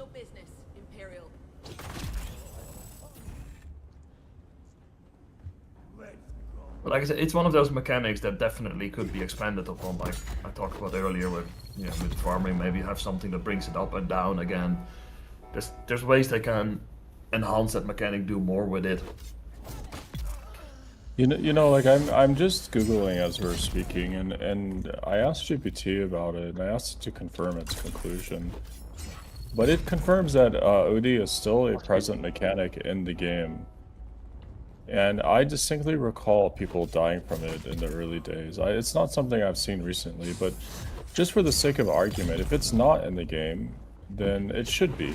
Like, people should die from spice overdosing, right? It should be... Spice should play a role in survival mechanism. Like, you're in the spice field, whether you're in the crawler or not. Whether you're in the crawler or not, you should have protection against it, right? Like spice masks and spice suits and stuff. There should be, 100%. Yeah, but you would need another UI in opinion. Something more that would really tell you, okay, you're now entering a danger zone, so you can really play with that. I don't think that UI as it is doesn't really do anything to sell it to you. Now with these full still suits where you're like fully masked, there's going to be the argument, should they also then protect you or not?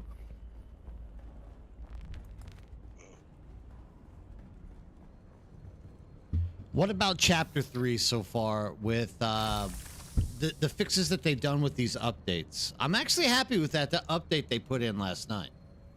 Like, yeah, you can definitely feel a difference in the damage taken as well as given, eh? Now the taken is still the same, and I do think that's actually going to become the problem, because I don't think the way they calculate damage mitigation is actually gonna works properly, that we can stand a chance at even going on higher difficulties, because the difference, like I find between grade 0 and grade 2 armor, and at least for heavy armor, is not noticeable in my survivability at all. So I do think that's gonna become an issue, but that's something I think just how they calculate things need to be adjusted to make that work. But the main benefit now is that it feels better. It's like, okay, I can actually kill these people again.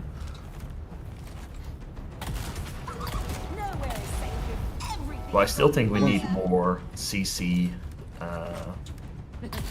abilities to properly deal with this, especially with the boss fights. Like, it depends on the boss itself.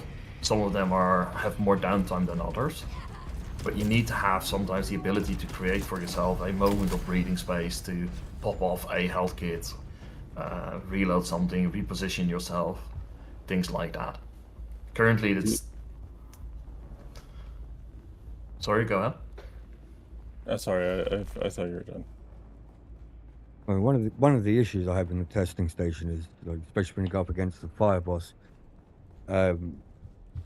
you know, running around with a full set of forge armor is like all right and all that lot, but when you're trying to heal, you're trying to use the bandage, and yet you get interrupted by a rusher, or the boss is just relentlessly pounding you with rocket fire, and you just have no chance to heal whatsoever. So either make us immune when we're doing the heal animation, or just get rid of the heal animation and just instantly heal us. Because I would not go and remove that or make it an immunity, because that could be really abused in many places. And for the fire boss is actually the one that has plenty of options for downtime to heal. Like that's actually, it's one of the easier bosses in that respect, because whenever she goes into a reload, you can pop off a health kit no problem. As far as the ads, yeah, the ad always need to be focused. It's like classic MMO boss mechanics. If ads show up on the fields, ads become the priority in the engagement. So you need to prepare for that one. So I did. Oh yeah, no, I get that. It's just like when it's a pair of us running around in any of the stations. Obviously, one gets targeted, so the other one can potentially heal. But there's no way of, if you're the one that's being bombarded, there's no way, or at least there's no way that I've found anyway, that your teammate could pull aggro off of you to give you the chance to heal. That's aggro tank mechanics. That could be something to look at. But like I said, you can heal that boss whenever she's reloading. You can pop off a heal kit. That's always the case. I must be having a latency issue. There's about a 4-second delay between me pressing the button to actually doing the heal animation, but I guess it might. Yeah, the animations are really, really bad, and they're very easy are to miss and cancel. In this game. Because like quite often I'm trying to heal, and then you're like, "Is it working or not?" You press it again, and then you cancel things, and it's like, that kills me. I think the animations in this game they're generally like 600 to 1200 ms in duration. They really need to be like 300 to 600. The cooldowns can go up like a few seconds or 5 seconds as a result. But the animation is taking so long, it's time where you're not actively playing the game, so it feels like a frustrating situation. And in addition to that, the brain likes to mash buttons. It likes to be able to switch between guns and do different things. And when you're sitting there watching an animation where you're wrapping your wrist, it's just not a good approach of iteration on combat, I think this is one of those areas where going more traditional MMO, perhaps like making it an instant like a potion instead of survival game where you do that to have more of those animations, could be a good solution. Speaking of animations, my brain loves button bashing. Like I'll fire off an attractor field, pull out the submachine gun, lay waste, and I'm like, oh, I run out of ammo. Right, time to go stabby with a pair of daggers and just go ham on the boss. It could be an adrenaline thing, or it could just be me that I'm just that cuckoo that I like to swap between weapons every few seconds, and when I run out of ammo, I'm like, okay, no holds barred, just run in and hope for the best. No, you're onto something for sure, and I think that if the devs just did this one change to combat, the game's ground combat would be, in my opinion, like just really top tier. I find it to be very slow, very clunky, and in my opinion, I think air combat is vastly superior to ground combat. Yeah. Air combat is fluid, and ground combat is very janky. So that's where it come down to, and making ground combat more fluid would really help. And like, okay, remove the healing animation from a heal kit and just give it a cooldown, 5 seconds, 10 seconds, whatever the heck it needs to be for balancing purposes. Those kind of things can be balanced easily and make things feel just a lot better. Speaking of making things feel better, it's time to give away another DLC. And just as a note, already forgot who won the last DLC, but you never sent me a message, so it's still sitting here. I still have your code. So whoever it was who won the last one, was it Goomba? I can't remember who it was now. Anyways, make sure that you are sending me a message so I can get that code out to you. We are about to roll right now on a Lost Harvest DLC. I know most of us probably have the Lost Harvest DLC, but here's you a chance to get another copy of it. Maybe you have an alt character. Maybe you have a friend, a daughter, a son, somebody on your server, someone inside of your community that needs this. We are going to roll on this bad boy right now. We're going to do it the exact same. We're going to pick a number between 1 and 100, and we are going to post it. I'm going to write a number down first. The number is...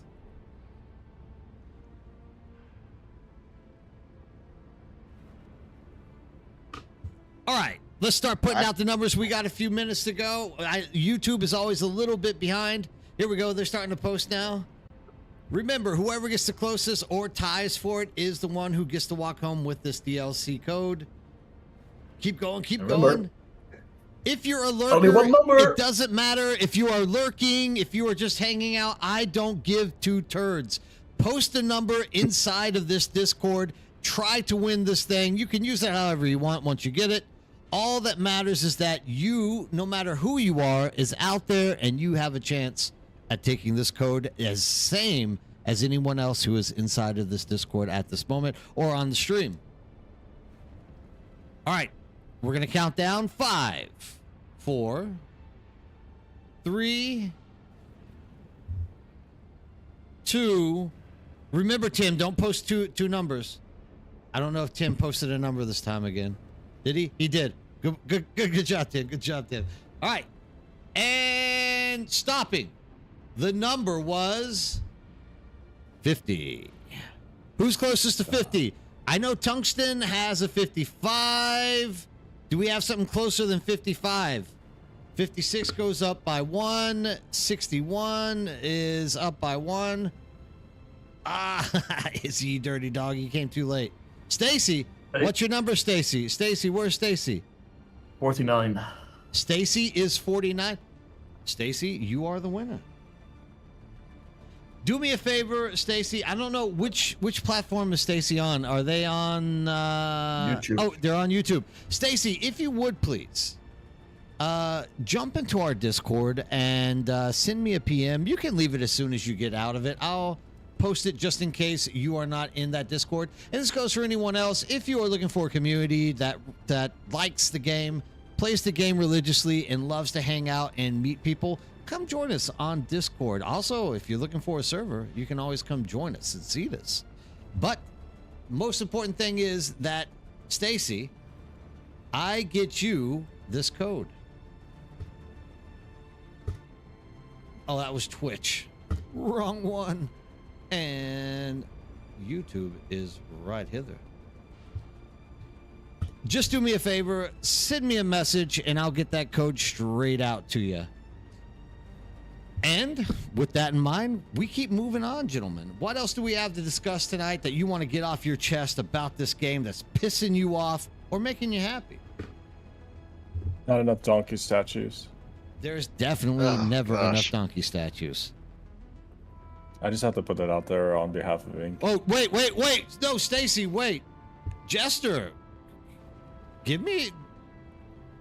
I'm not ignoring it, Jester. Relax. Calm down, my friend. Calm down. I don't want to cheat anyone.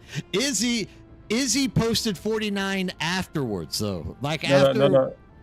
Huh? I was posting that you asked if there was any number closer, and I posted 49 or Stacy. Oh, okay. Yeah, okay, so Food Dog as well. All right, Jester, calm down now. Calm down. Like let's not get upset about this. If there is someone else with 59, it's okay. Give it to Stacy. I picked 49 too. It's okay. Okay, no, I just didn't see it, dude. Don't get mad at me. Like I'm not ignoring it. Oh, it's all right, man. I'm not ignoring it, brother. I'm not ignoring it. Yeah, I promise all right, you. Man. Give it to Stacy. It's okay, man. You don't understand. I have like 2 small devices that have like really small reading chat platforms, so I'm like having to scroll through these things and I can't exactly see it. That's why I'm asking people if they've seen it. Don't get upset, dude. It's not like a holy shit moment. I swear. I'm not trying to cut people out. So like we've already heard. So Stacy, you're gonna get it. We're not ignoring it. We can go. I mean, all right. Let's just make it fair. Let's make it fair. Food Dog said 49 very early. Yeah. So I just didn't see it. So what we're gonna do is we're gonna do a coin flip. Our coin for today is, where is this from? Hong Kong. We got a Hong Kong coin. We got a heads Hong Kong coin. We got a tail with the number 5. All right. Jesus. Jester, you're cracking me up, dude. Don't get so angry. Come on, man. Don't get so mad at me. All right. So what we're going to do is we're going to flip it. Who put 59 down first? This is the question. Why don't you give them the other winner who didn't show up? Well, I mean, I can't just give away his stuff yet. I'm going to give him at least till the end of the stream to get in here and send me a message before we start going at that. But this is just Lost Harvest. Like, this isn't the end of the world, and we have another Lost Harvest to give out. So let's not get so aggressive on this thing. All right. So I believe Food Dog is going to be heads, which is going to be the Hong Kong flower. Stacy is going to be the tails, which is this. We're going to flip.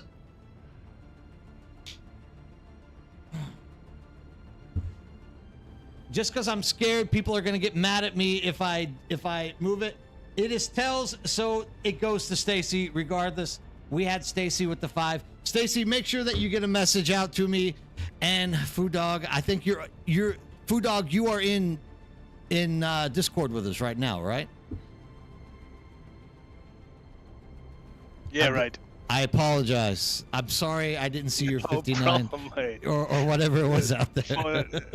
No problem at all, mate. It's all right. Look, you have Jester out there. Jester's keeping me honest. We're lucky we got them in the audience to make sure that we're not missing these things. So, Stacy, if you could get a message out to me as soon as possible, and I will hook you up with that code.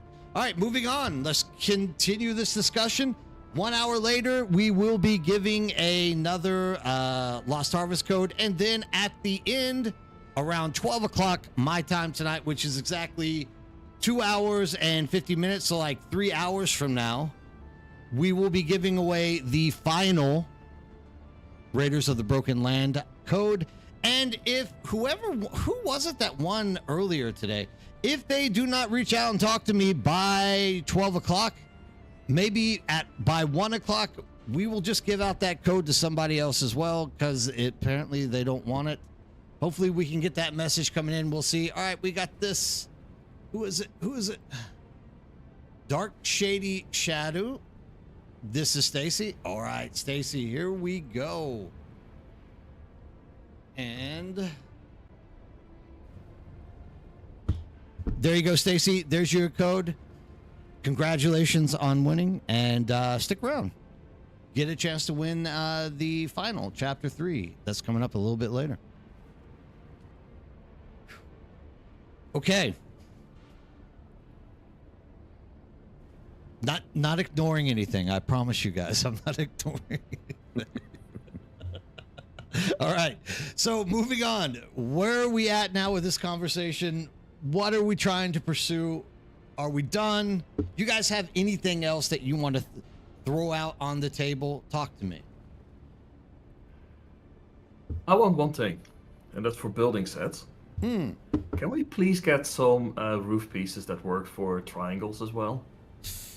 So that we can cover our triangles in proper roof structures. I'm actually going to write this down. That is something that I think is worthy of posting inside of not only Steam, but also inside of the Discord. Because that's something I think they pursue as a company, is to make these skins and make building like a thriving thing. That definitely has to be a huge objective on this. On top of that, I think it would be because people like to build. We like to build sizable bases. So even if there are something like maybe expand places where we can build, maybe also as a reward for doing like massive things in Landsrod, like something that would be definite grind as well.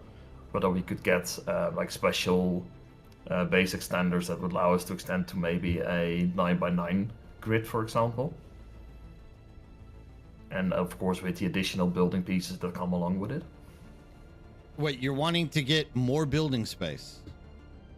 Yeah, as a like really heavy grindy reward sort of thing, but only once we have maybe more areas in which we can build, because otherwise it's gonna get a little bit tricky, I think, in Haga, considering the prime locations tend to be fairly well sought after already.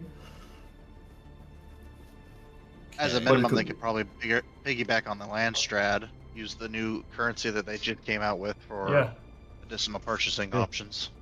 Maybe it's like I can buy another horizontal extension for 100,000 house grid.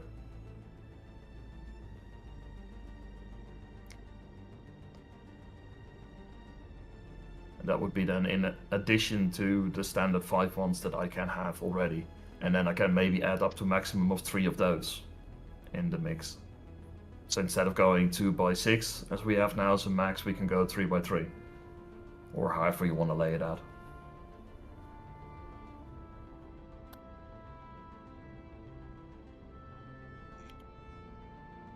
And think about that kind of stuff also. We really need some proper Solari things in the game. Oh man, tell me about it. So maybe just come they up had with one. That one was so minor that it makes no dent considering the amount of Solari that's in the economy. Like we really need some like some special sort of like a cosmetic that you just buy for ridiculous amounts of Solari, stuff like that. Just to remove some of that. Like there's a lot of duplicated Solari in the economy, and having something to try and drain some of that would be kind of nice to have, I think. Look, I really think they expected the markets to actually work. I don't know what fairy tale land they were in. Like, I'm not complaining about the game. Oh. I'm just saying that I think they really expected the markets to like be controlled. If they want the market to work, it's going to require a couple of changes. Number one, make sure that people can access the market right away, because right now most people are only going to access the market once they get an ornithopter, which means that anything tier 4 and below doesn't really sell on the market at all. Like there's no economy for it, which also means as a new player I cannot really start to work with this economy until I get to that point, because paying 2,500 Solari, 2,000 Solari, whatever it is, to just fly to the social hub is a fairly steep barrier when you're just starting out low level grinding. That's a problem. The fact that the listing fees are kind of absurdly high is a barrier for a lot of people to also put stuff on the market. And you only have 20 slots on the market, which is absolutely nothing for an MMO. Like 20 slots, I fill that up constantly and I'm just like, I got stuff in my bank piling up that I want to sell, but with 20 slots, I don't get through it. So give us more slots. Selling? And blueprints, primarily permits. Spice, blueprints for weapons. I can see spice and stuff like that, but I've literally got a large shipping, 100 slot shipping container full of blueprints, and I'm spilling over onto my second one.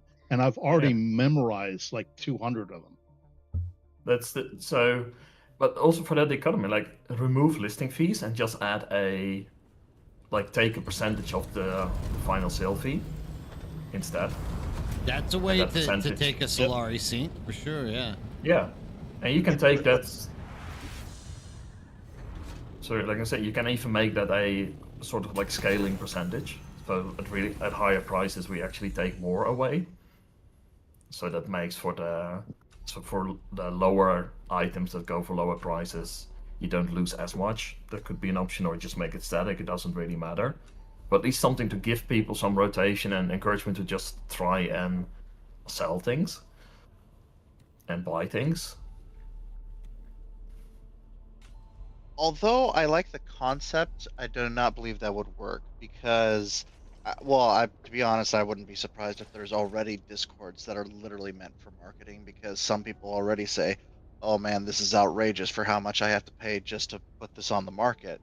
But if you were to all of a sudden make it say it gets worse, then there the well, the majority of the MMO side of this community is just going to go straight into finding discords and then just, have a There is handshake since they have such a great system already for handshake trades.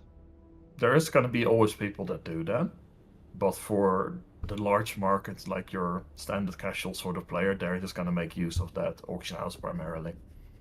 I've been playing MMOs for well over 2 decades. A lot of people are just going to use that system. They're willing to pay that 5% fee for selling them simply because it's something that just happens. You don't have to be there because that's all. The fee is also a convenience fee.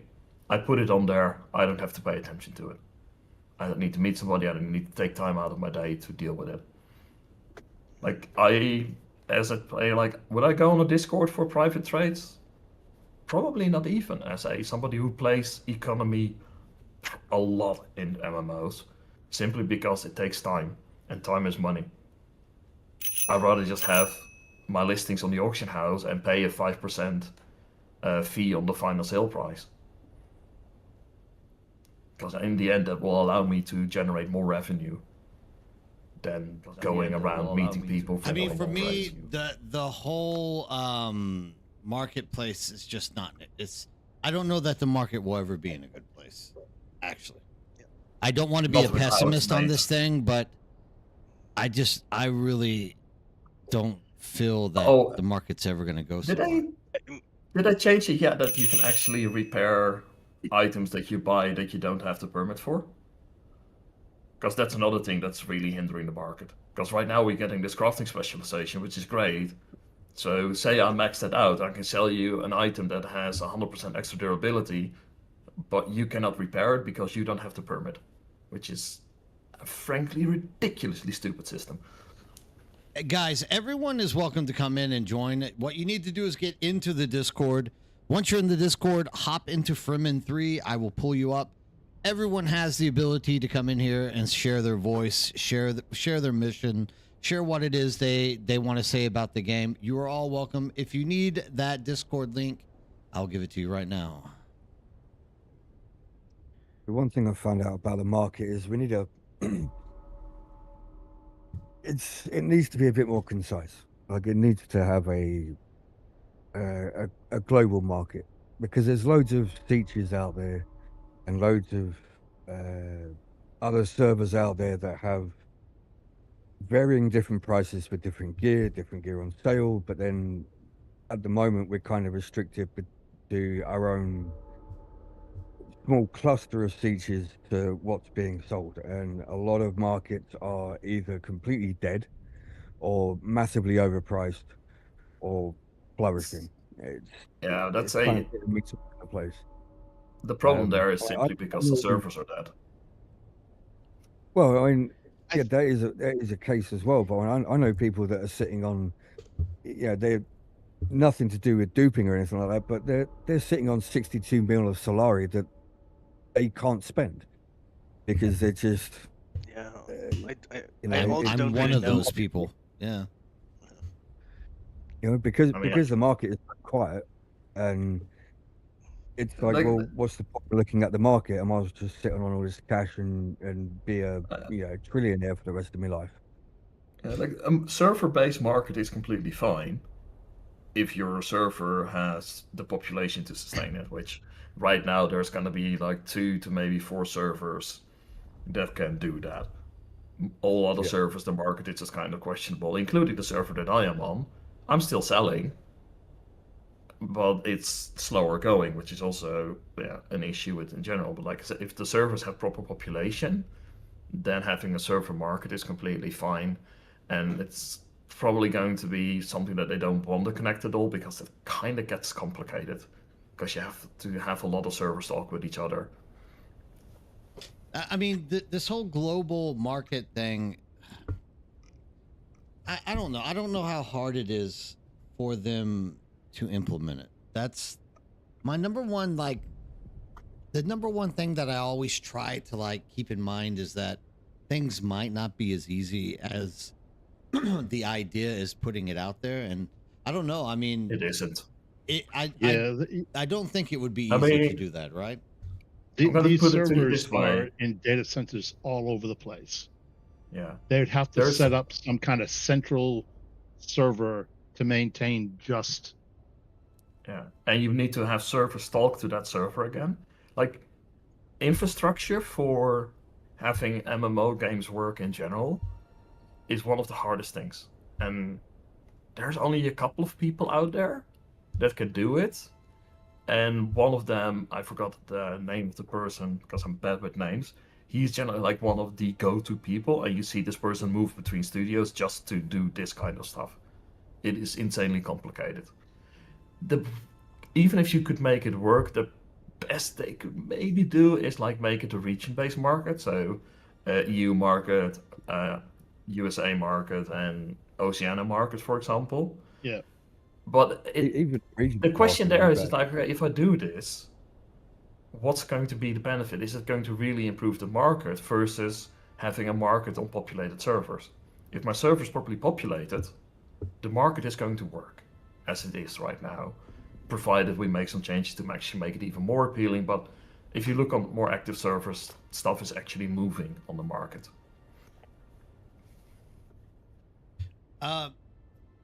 I think the only exception to that rule is, from what I hear, Harmony. But I hear that's because of gold sellers and dupers and things. Actually, dupers should make the price go down, right? That means there's more supply getting out there than the demand, right? No, they dupe Solari, so the price of everything is going to go up. That's where it is. You're getting gotcha.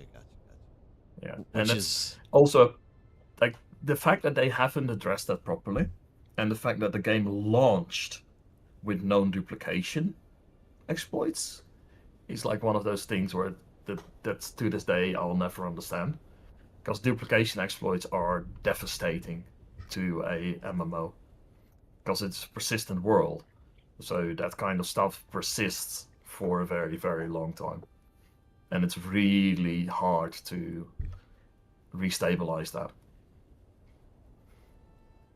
Well, Driver says he doesn't think that a global market would be that hard. It would just be transactions, not the player physically there, so it wouldn't be that hard. But I think you would actually have to have like dedicated server connected to each server to like make the transfers happen. I don't know. I know nothing about this stuff, so I just think it would all be. Keep of it this extremely way. tough. It's like somebody lists a grade 5 Rage's triple shot on the market, and it's a global market, and 5 people see that and immediately click buy. And that server has to talk to a market server. That market server needs to talk to another server. There's a lot of latency in there, and that's the main issue, because if Nerd is over in Korea and he's buying it from there, I am over here in Europe, and the guy who sold it, he is in America. You can look between all of the communication. You can look sometimes at a second of latency in total. That is hard. Very hard. So that's why it's one of those things that, and also a reason that most games just don't bother. Like Eve's market works because Eve is a singular location, and because they don't need to worry as much about latency. So here you go, everybody's in one place. There it works because it is only one server, so it's still a single server market. But pretty much all games are just like, yeah, the market is just on the server because everything runs on the one server, because it gets complicated. Networking is wizardry in many ways. Yeah, we were saying that earlier, Joe, Jose Fallon. We were saying there needs to be more than just 20 slots for getting the for posting on the market. Like that is definitely something that has to come up. Let us buy additional slots. Like that's completely fine. A lot of games Hell, do put that. it in the damn skill tree. Like, do whatever you want with it, right? Make it a salary sync. Oh, I want to play the market. You want to buy 10 extra slots? You pay a million salary. You want to buy another 10? You pay 10 million. Yeah, there's your Solari sync right there, right? Yeah. I mean, I'd pay for it. yeah, most people would, you know.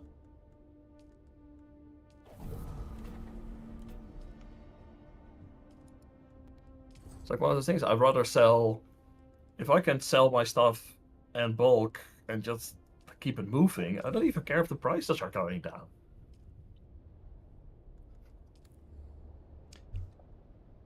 Yeah, I don't know.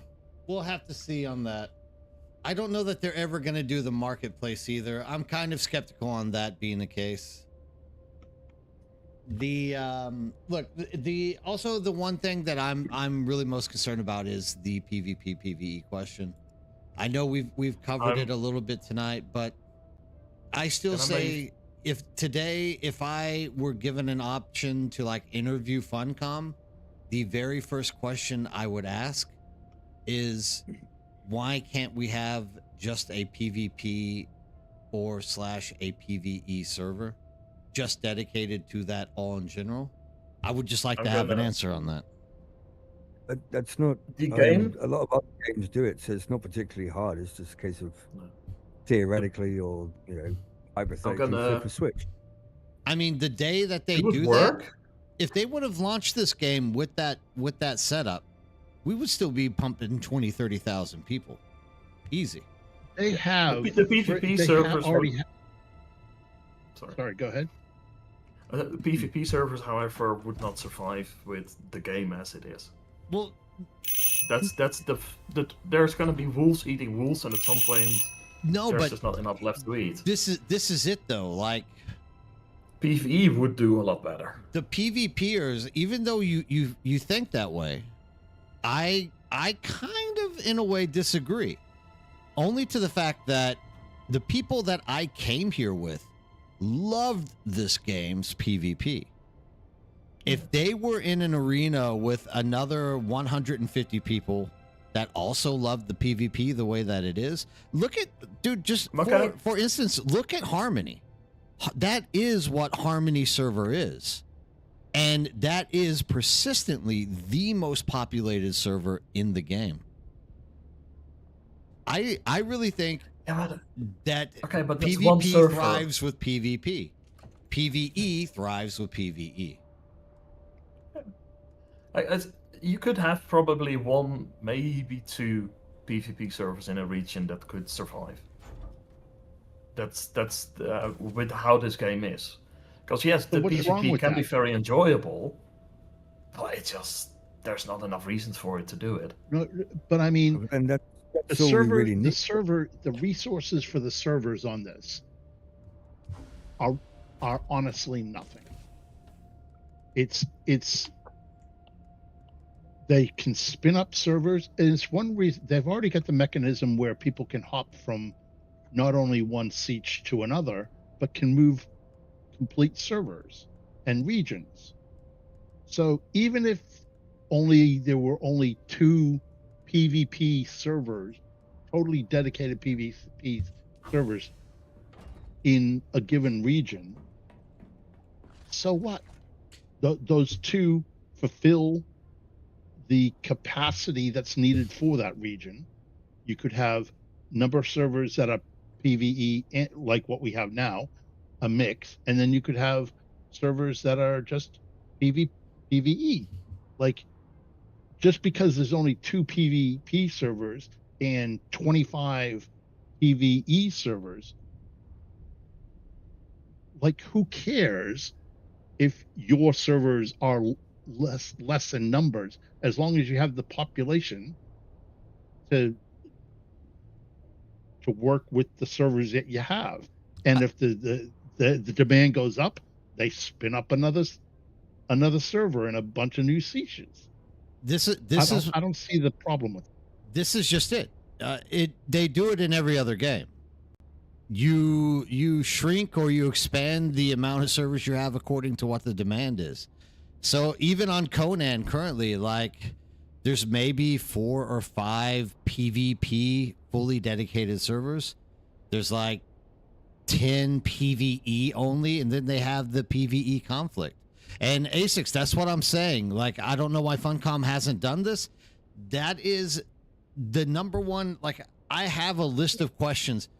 I'm not important enough. Obviously, like, Funcom is never going to come to me and ask me to do an interview. But, like, if one day I get pulled in and Funcom's like, all right, we want you to interview Joel or whoever it is, the absolute first question I'm going to ask is, why don't you do this? Because, like I said, we already have the chance to like transfer as well. Like, people can transfer into a PvE server or a PvP server. And I literally came to this game with 31 other people who were only into PvP, and they loved it until Deep Desert got cut in half, and then they nerfed all the Scout Ornithopters. If they would have just given them a PvP server to begin with, where they knew they were going to be doing PvP, those guys would probably more likely still be playing this game to some extent. It probably could work, but you have to be very careful with server transfers as well. That's fine. Well, I think probably it wouldn't be a good idea to transfer PvE to PvP. Like, I'll definitely backtrack what I said with that barrier. Yeah. But once so again, you can only transfer PvE to PvE and PvP to PvP, because my god, I can think of the market exploitation that I could do if I could transfer between those two. Well, so here is a bridge between for the not transferring option. You can transfer between PvE and PvP. The difference is that the only thing you take with you is your levels. You don't bring any. You can't bring any of your gear. So whatever you have on the one side or the other stays on that side. So it's just the character, and you lose whatever it is that you don't give to someone else. I think at that point you can better just make it a service where you can make like a copy of your character. So it's like, hey, I want to experience PvP. Let me make a copy of my PvE character on a PvP server. Because that way I don't have to lose everything on the PvE server, because that's going to be a really big barrier to entry. And if we can lower barrier to entry for people to go into PvP, all the better. It's just depends on how they also set it up, because there's 2 types of PvP servers. You have a permanent PvP server, and then you have, which is usually the more popular. I don't understand it, reset. But you know, each their own. The resets, and so if they're going to do that, then you can't do that, because all of a sudden you're transferring in. So that'll be like another barrier that you couldn't do. Resets is survival games, and this whole game is built primarily as a virtual world with survival game elements on top of it. Because survival games are actually a vertical slice of virtual worlds. Yeah, so this game would never work like a Rust. No, because Rust actually has thought and planning put behind it, where there is actual events that are working out through that week at different times. You know what I mean? This is the thing that I've been saying about this game from the beginning.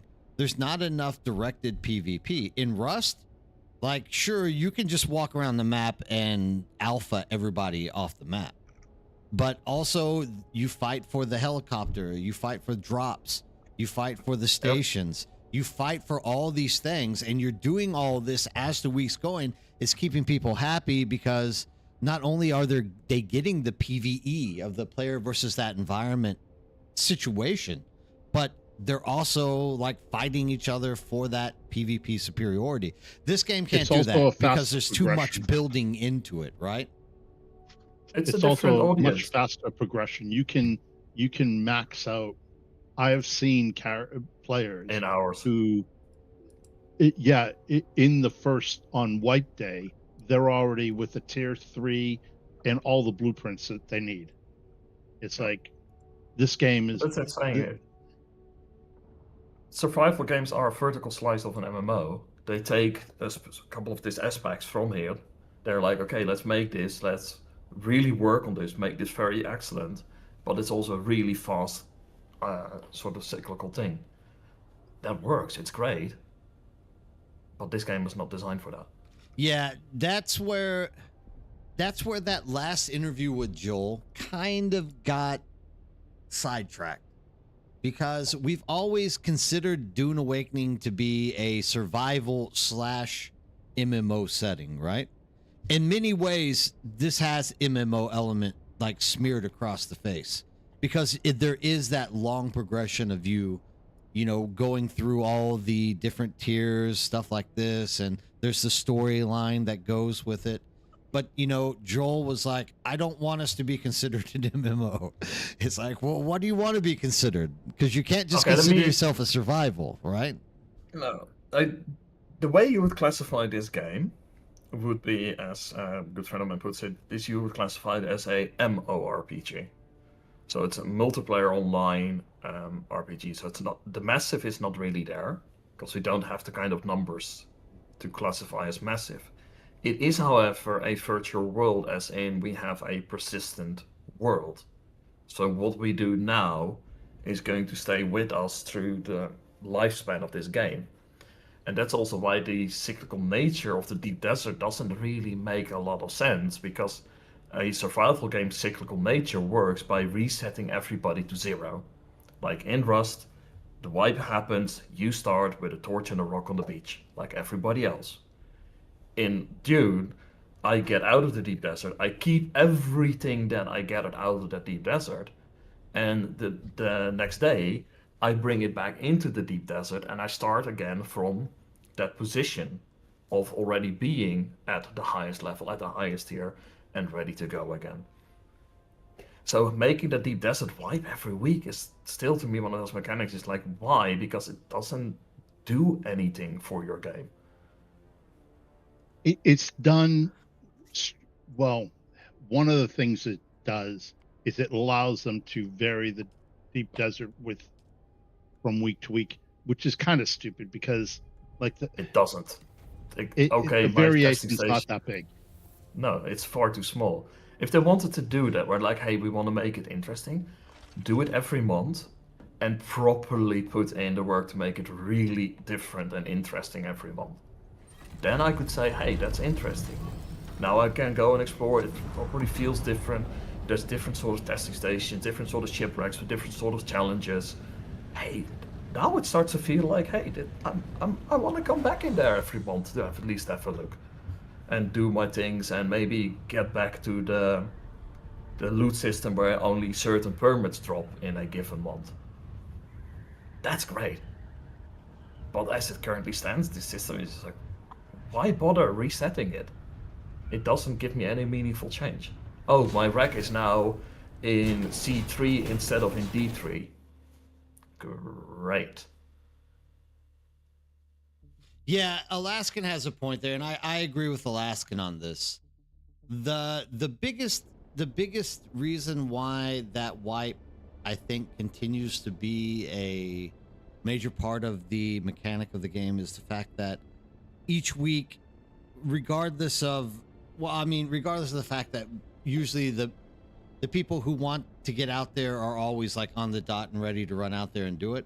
But it does give people a chance to build a base out there in a favorable location instead of having to like build around 1,000 bases. Like they don't want it to turn it into like the Haga Basin where there's, because dude, for example, with our server, we have a huge community that plays with us, right? So when we set up the deep desert base, there's usually like 12 other bases like surrounding our base. Imagine that being on there a month at a time. Like people would be literally getting backed up into the A, B, C rows because we just have so many people that want to play around each other, right?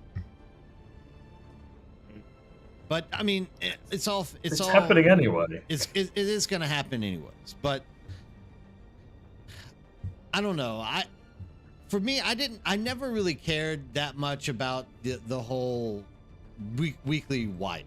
Like I never thought it was that big of a deal. But when I hear people talk about it, I do feel like there is a population out there that doesn't want it to happen for good reason as well, right?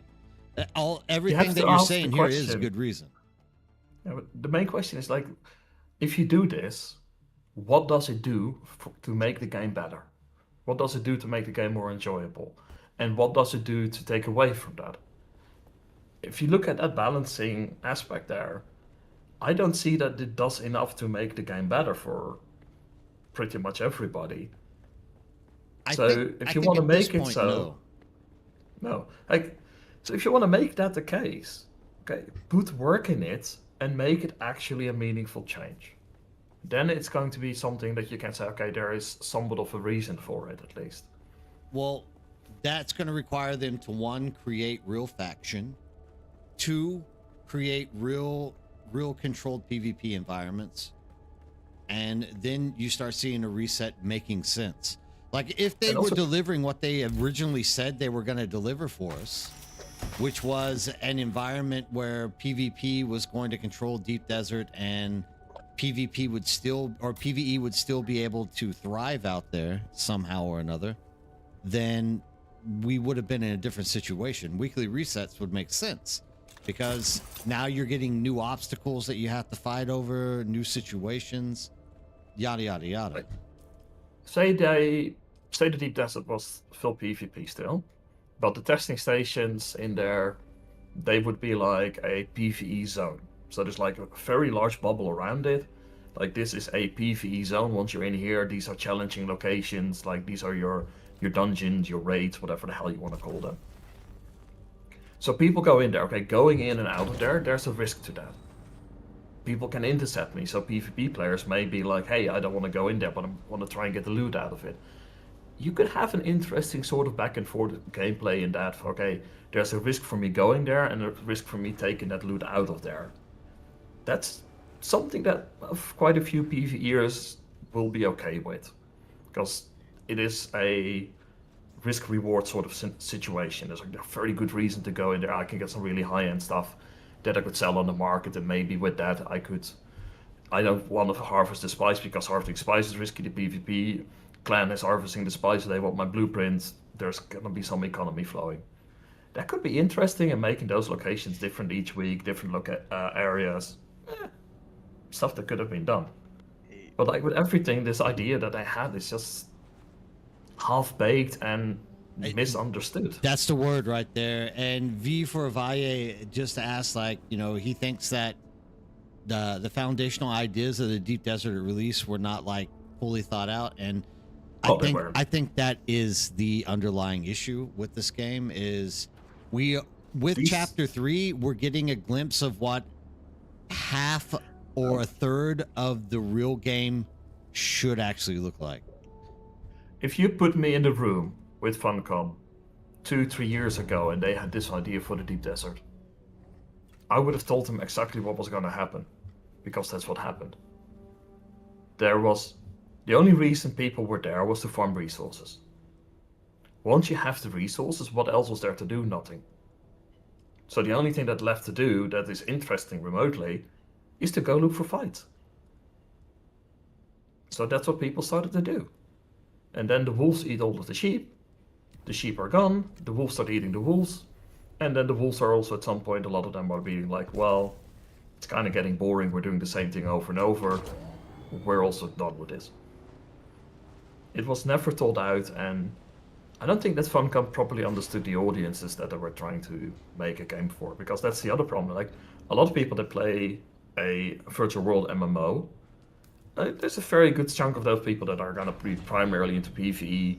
Some of those will be good with some PvP. But then you look at the audience for a lot of the, like, that comes from survival games, those are far more PvP leaning.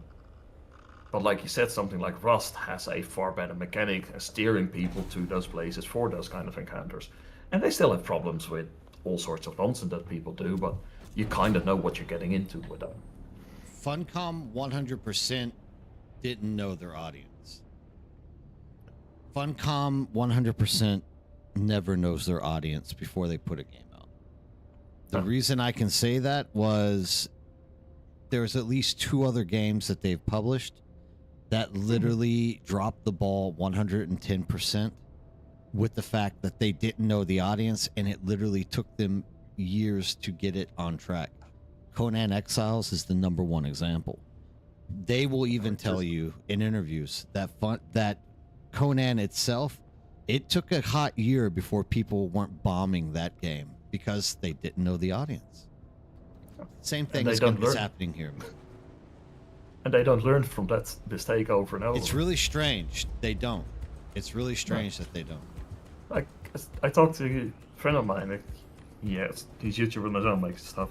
And we're talking about it. It's like, if you make 2 failed games, as a owner of the studio, at that point, I should just look at you and be like, you know what? You don't know what you're doing. You're fired. Yeah, I'm not going to get into that discussion. Because I have it's some just strong business. opinions on this as well, but I don't want to be the bad guy here. Oh, I've got no problem being the bad guy. I'm Dutch. I mean, we invented the evil. Just in general, the interviews and the direction of the launch, just that alone kind of, it makes me wonder how the studio itself has maintained the current staff. I mean, they're turning it around, so this is good, but I don't know, some decisions, it's just the world that I live in, you don't get this many chances to make these many mistakes. You know what I mean? I mean, I'm going to be honest. It's not about being granted them. It should not happen. If you don't learn from your mistakes, then you need to find a different sort of job to work. That's anywhere you work. That's got to be the case. At my job, if I make the same mistake 3 times over, like, my boss is going to look at me. He's like, well, this is not going to work out. We need to find you something else to do, or you need to work somewhere else. You got to look at too the difference of the devs, the managers of the devs and the publishers are completely different people, and across game titles they're different people. So it's not like this person keeps on. No, that's not doing true the about same this thing. game. That's not true about this game. Every single person at Funcom that is working on Dune Awakening all have a background in Conan Exiles. A lot of them do, but some also have, like, I think it was the lead gameplay designer or something. His background was in RTS games. And you're just like, how does that even translate? All I know is Joel is the head designer, and Joel was also the head designer of Conan when it came to magic in Conan. And that was like a 4-year delay, just saying. Yeah. It's a really, really strange sort of studio, Funcom in general. I will say one credit I give them is they do tend to at least stand behind their product and support it for a long time. No, that is what you can count on with this whole situation is Provided Tencent doesn't pull the plug. They're 100% going to continue to push this game out. Everyone's like, it's a money grab. I've had multiple people say Dune is a money grab, and I'm like, dude, if you think Dune is a money grab, then you've never really seen a money grab, because this isn't a money grab. Too much effort. Funcom will not abandon this project. We will still be seeing Dune Awakening IP 10 years from now, guaranteed. Yeah, but okay. They might, depending on the rights issue, but okay. Yeah, it's like Star Wars Galaxies. What, in theory, was going to be a great game, poorly implemented, and it didn't last all that long as far as MMOs go, or multiplayer games, not even MMOs. They were also shut down because SWTOR. And how can you fuck up Star Wars? Well, there's a story behind that. Because there is a story behind that, and I was actually gonna throw the example of SWTOR out there. Look, I don't know. It was 10 years ago. I heard people saying SWTOR wasn't gonna last much longer, and it's still freaking going, right? Like nothing's dying here. The reason games like SWTOR and also like Star Trek Online keep existing is because they are like, for proper MMOs, like, they're kind of dead, but they're still a population with enough whales in there that is willing to spend the money, that they are in like slightly glorified maintenance modes. So they Well, still push it's out kind a of like little bit of EverQuest. content, but they're still making a fair amount of money, so it's worth keeping like a dev team of like 12 people working on it. Yeah, it's if you look at like EverQuest or EverQuest 2, well, not EverQuest so much, but EverQuest 2, I guess both of them apply. This again, the servers, the hardware is the price is negligible. It's basically a zero thing. They've got the game, they've got the infrastructure, the networking and code, and they've got the game code already done. So it's relatively cheap to pump out a new expansion every so often and keep those servers up. And it's also $15 an account, that money adds up. It's primarily the microtransactions that keeps a lot of these games alive. Like that's the Star Trek Online, that they've been very honest about it. It's like, yeah, we need to make X amount of money to keep it operational. But it's also one of the, because these are licensed products, it can be very much the case where the licensee is just going to find somebody else who's willing to take the risk to make a new MMO. That's what happened with Galaxies. It's like, yeah, with Swotor, and the simple deal was like, yeah, the rights were cancelled pretty much, or not renewed for Galaxy, so Galaxy had to shut down because they didn't want the competition for their new product. If somebody else wants, go ahead. If somebody now is like, hey, Star Trek today, you see a lot more with it. Somebody wants to put in the money and make a new Star Trek MMO. They're probably going to shut the Star Trek Online as a result of that, because they don't want the competition. And they want the whales to move over. I would agree, but at the same time, like, the difference in Galaxies versus SOTOR, like, there was actually competition, and, just heavy in graphics design was easily able to push, unfortunately, Galaxies out on the bill. Whereas, like, Star Trek Online, Conan Exiles, I would even throw that one in there, because I'm late 30s, so I watched all the Conan the Barbarian, and hey, I get to play in the Conan universe.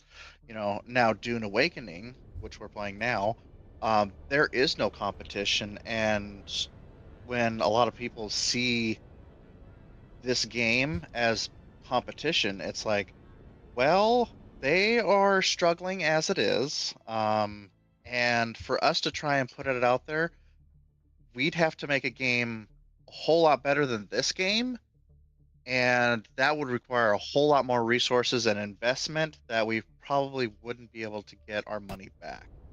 So I think, like, for instance, Star Trek Online there and others, like, they're staying alive simply because there's no way to get competition, because you already look what's there, and it's like, man, that's got to be a lot of work to try and one up that. And I think that's one of the reasons why Dune Awakening itself is probably going to last quite a long time. There's very when I few was talking about, studios. when I was talking about Star Wars Galaxies had problems, I was not talking about like it getting pushed out. The actual gameplay in there were massive problems. Like here in Dune, we have two factions that aren't really factions. They're not pitted against each other in any way. There's no competition. Star Wars Galaxies, there were two factions that you would fight against, or like that would fight against each other, but they nerfed the rebels. Like, I remember, like, end rewards for rebels was furniture for your house. Rewards for being in the Empire was your own AT-AT that followed along you. Like, Wookiees couldn't wear armor, there was so many bad decisions there. Here, they're not even making decisions with the factions. They're just, you're just a different skin. You'll find that Funcom will always pursue the path of skins. That's how they made their money on Conan. That's the way they're going to make their money here. but That's fine. that's fine. I don't care. Like, I'm actually willing to buy skins to keep the company going. My biggest concern when I is say whether they can skins- make it usable. When I'm talking about skins, I'm not talking about like, hey, you got to buy these skins. I'm saying there is no fundamental difference from a Harkonnen player and a Atreides character. Yeah, but that's There's we all nothing. agree on that. Like, we Yeah. fight against each other. We in game where we were sent on missions to kill our own faction because that's the way that quest is designed. It doesn't care what faction you're in. Like, I mean, and it's- thank goodness that it doesn't when I'm care talking because- about cosmetics, it's just a cosmetic difference. I'm not even talking about the cosmetics you can buy. It's just functionally there's it's- no difference between a Harkonnen and an There Atreides isn't. character. There's no functional difference between two different Harkonnen. No. Yeah. When you're in the deep desert, there's really no such thing as faction. You are still literally Dog world fighting there. each other. Because these, and that's also like I think they're trying to get a little bit away from that because you're not technically part of the faction. You're just like a free agent who is aligned with them. And Yeah, no, they need to fix that, dude. They just, we have to wait and see. But I mean, this is part of the reason why we have these roundtables is a chance to express our frustrations, a chance for us to like get out here and say what is good, what is bad, and create dreams for the future, right? And there's definitely a need for us to get like real factions. There's a need for us to actually get like real challengeable content that works for us, not against us. yep, it's yeah.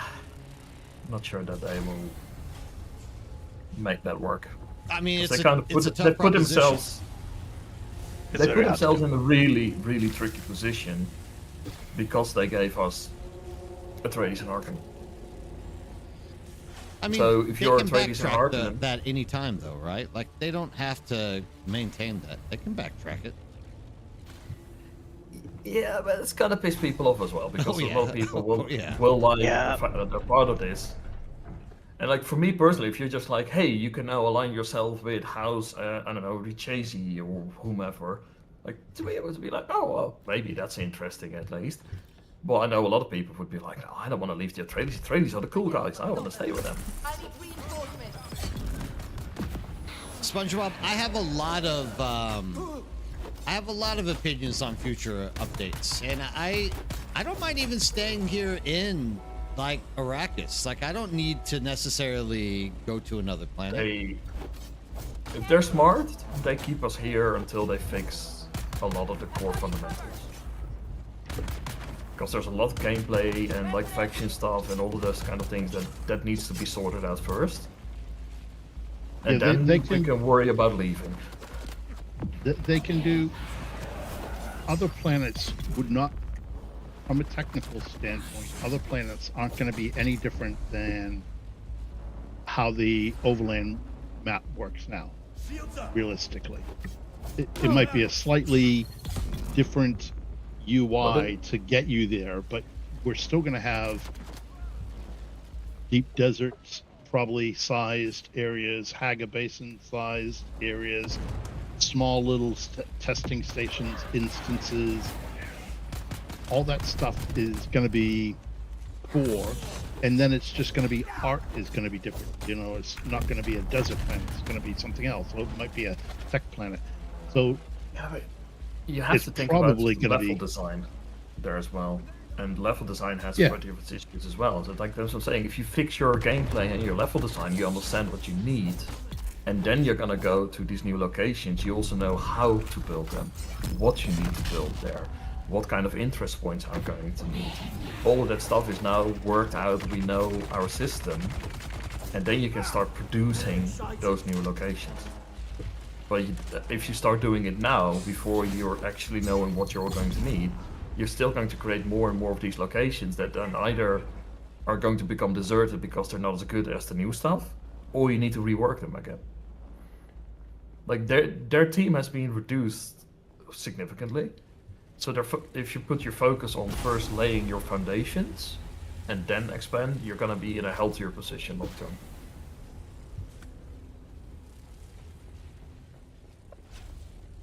We'll just see. We'll have to see on this, man. I can tell any art team to like, hey, make me a jungle planet, make me a water planet, make me a lava planet right now, and they can come up with all the art for it. That's not really the issue. Especially not because they use Unreal Engine, so they can buy most of it.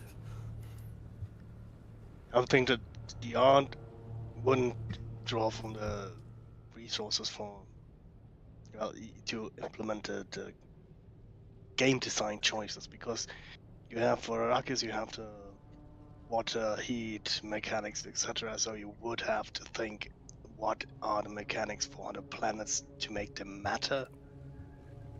If they're just a reskinned desert, it's not really doing anything new. No, it's not doing anything at all. It would just split the play.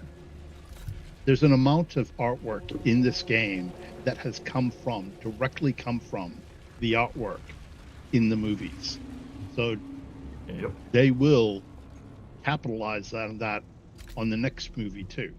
They'll go, of course, we've got these assets from this movie. We've got the IP. We're going to use this because, hey, it doesn't cost us. I mean, it's absolutely. Let's go to Geary Prime and live in a industrial dystopian wasteland in the Black Sun.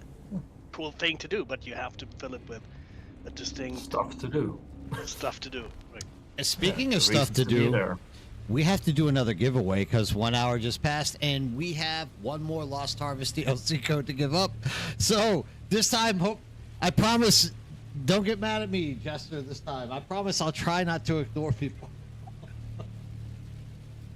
I gotta pick up my pad. Okay, we still have 2 more codes to give away with a possible third, because I can't remember who won now. Like, my brain is turning into mush just the later this goes. But they still have not sent me a message to get that code claimed. So if you have not sent me whoever won the first Raiders of Broken Land DLC code, if I'm not getting a message from you by 1 o'clock my time, which is now going to be 3 hours later, we're going to dish that code out to somebody else. Right now, what we have is a Lost Harvest DLC that we want to drop on anyone. So I'm going to write down that number. And then, whoa, slow down, Food Dog. This is what got me in trouble last time. You went too quick, maybe. I don't know. All right. I'm going to write down a number 1 and 100. Hold on. Okay, the number... What's my number? It's going to be...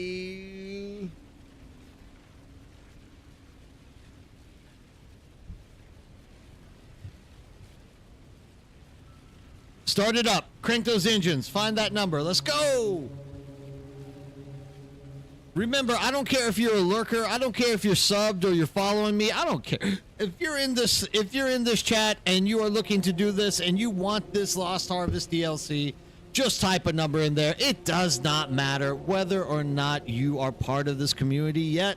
Maybe one day you'll change your mind and you'll want to become part of the community. All that really matters right now is that we get this code out and we make sure that somebody gets their hands on it. Joe Huddy, you can only put 1 number down. Joe Huddy. See, Joe Huddy's killing me. Joe Huddy, horrible. You can't throw like multiple numbers. The next number you put out, Joe, is the number you pick. Why did you think that we were going to like, someone could literally go 1 to 100, then I'd be given we'd have to be, okay, 42 is your number? Okay, there we go. All right, the number is 69. Tell me, who is closest to 69? Joe Huddy, you could have had 69, you hit it, but you picked 42 at the end.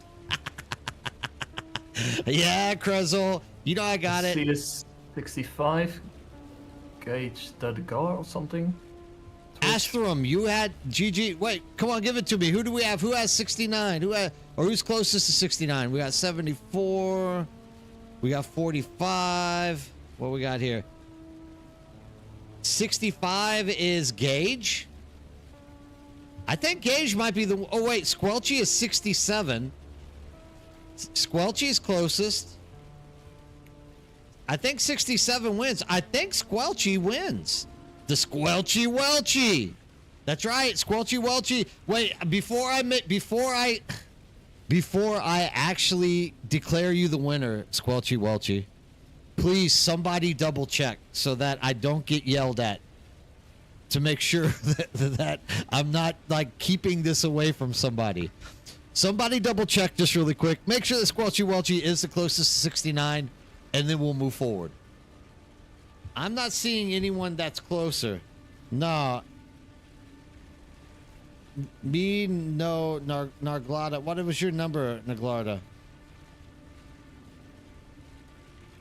I don't see your number anywhere. Narglarda was 42 on YouTube, yeah. Oh, you were 42? Oh, there you are. You're 42. Yeah.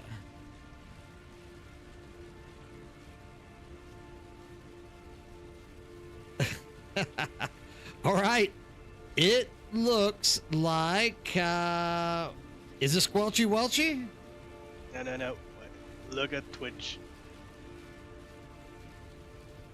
There is someone at 69. Wait, 19 Gauge the God is what? What number did you get? Holy crap. Let me go back and look. You were 65. Squelchy Welchy is 67. The number is 69. Ole? The number is 69. Who's 69? I don't see a 69. Crystal? Yeah, CREZ0LE. Where are you at, Crizzle? Which? Crizzle? No, Crizzle, you dirty dog. Crizzle, you are literally 69. I see you up there. Crizzle's the winner. He's got it. Crizzle's got it. So, once again, sorry, I have to work through these things. Crizzle, I think I've already messaged you through Twitch before, so I think I'll be able to get you on and get that code out to you. Where are we at? No, maybe not. Crizzle, PM me somewhere, Discord somewhere, and I'll get that code out to you. Remember, we still have at least one Raiders of the Broken Land. We're going to drop that at midnight. And we have a possible second Raiders of the Broken Land because the original winner of the Raiders of the Broken Land has not gotten and contacted me so that I can send out their code. Once again, if we don't get that out there before 12 o'clock our time, that code's going to go out to somebody else.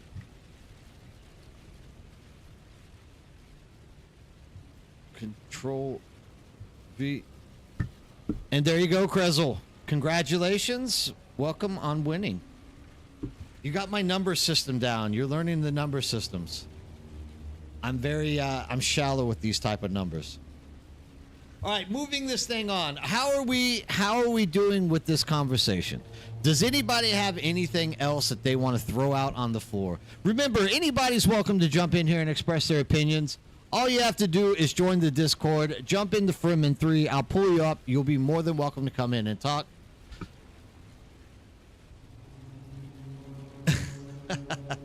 So, do we have anything else that we want to share? Anything that you guys want to discuss coming around the game? I have a thought question. Let's throw it out. Yes, yeah, for some reason I have to say thought question. Anyway, so as you said, this is a horribly marketed game in terms of like them trying to advertise it, and I even went to their website and it's like single player and online co-op. So it doesn't even really mention anything about PvP, which is half of the, or at least part of the game. And they talk about how under the Master Survival, unique to Arrakis, They're saying look for the worm sign or the risk of being eaten by the Shai-Hulud himself.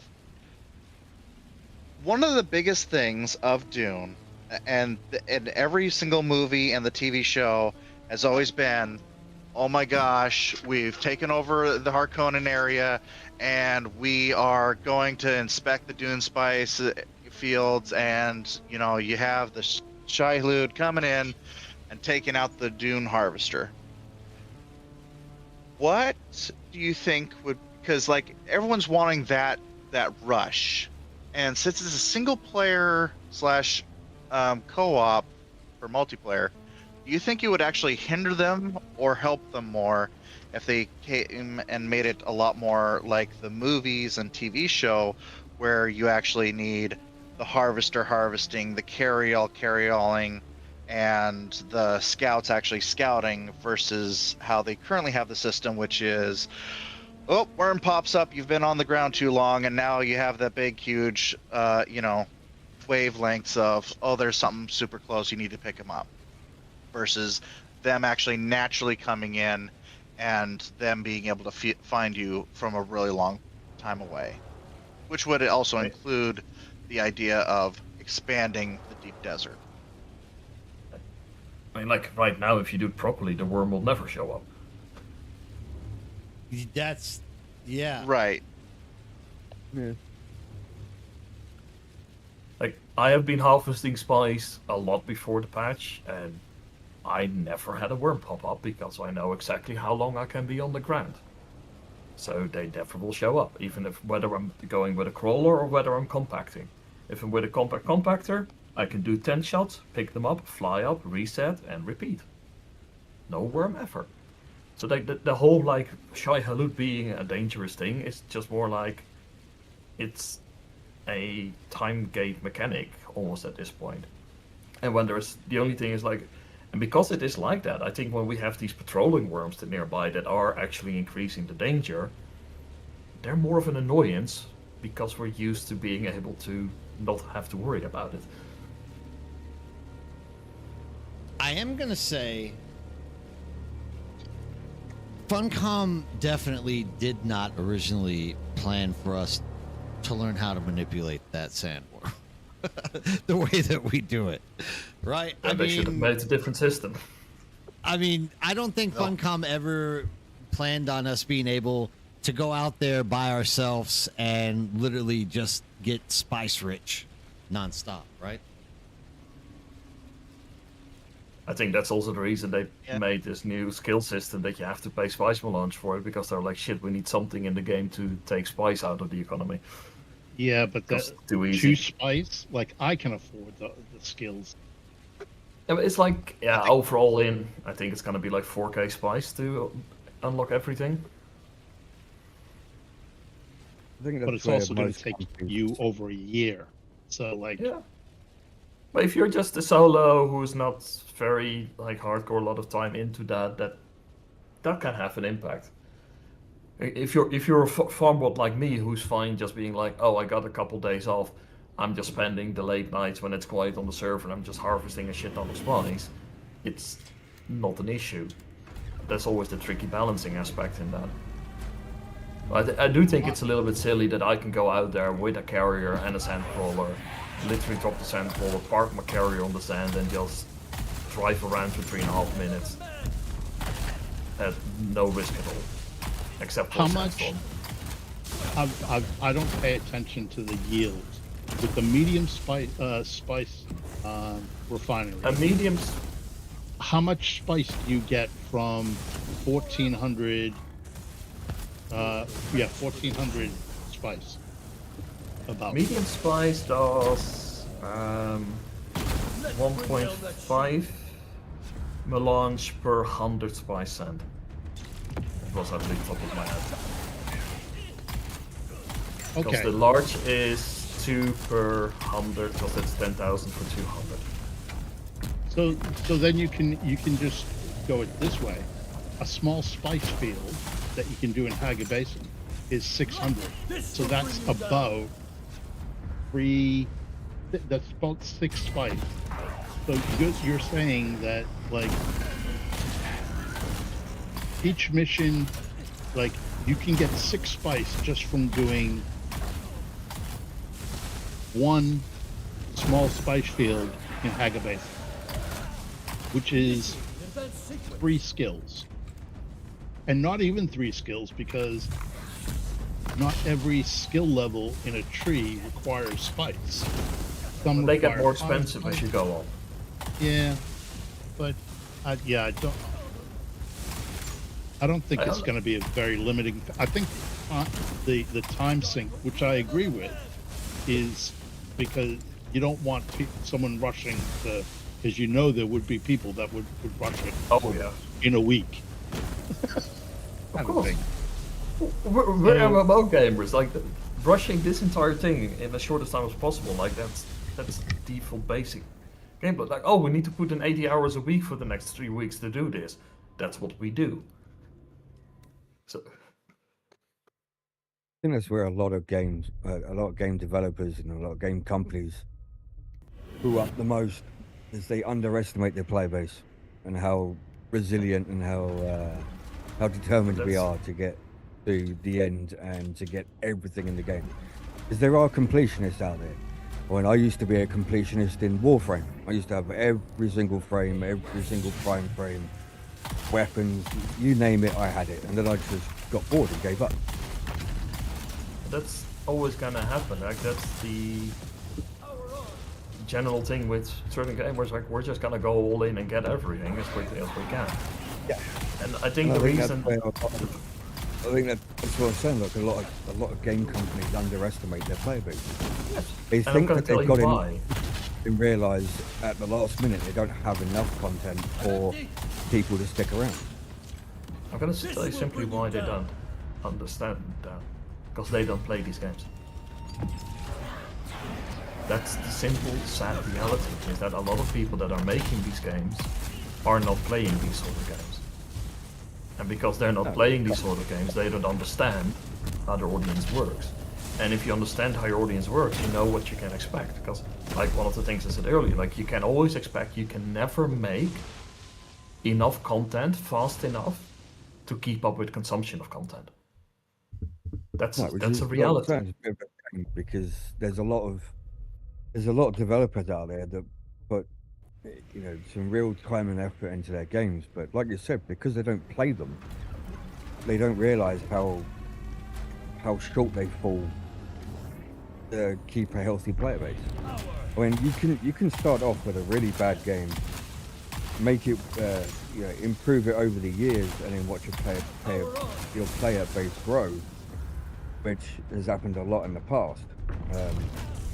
Especially with, say, like Final Fantasy 14. I was playing that from 1.0 up until last year.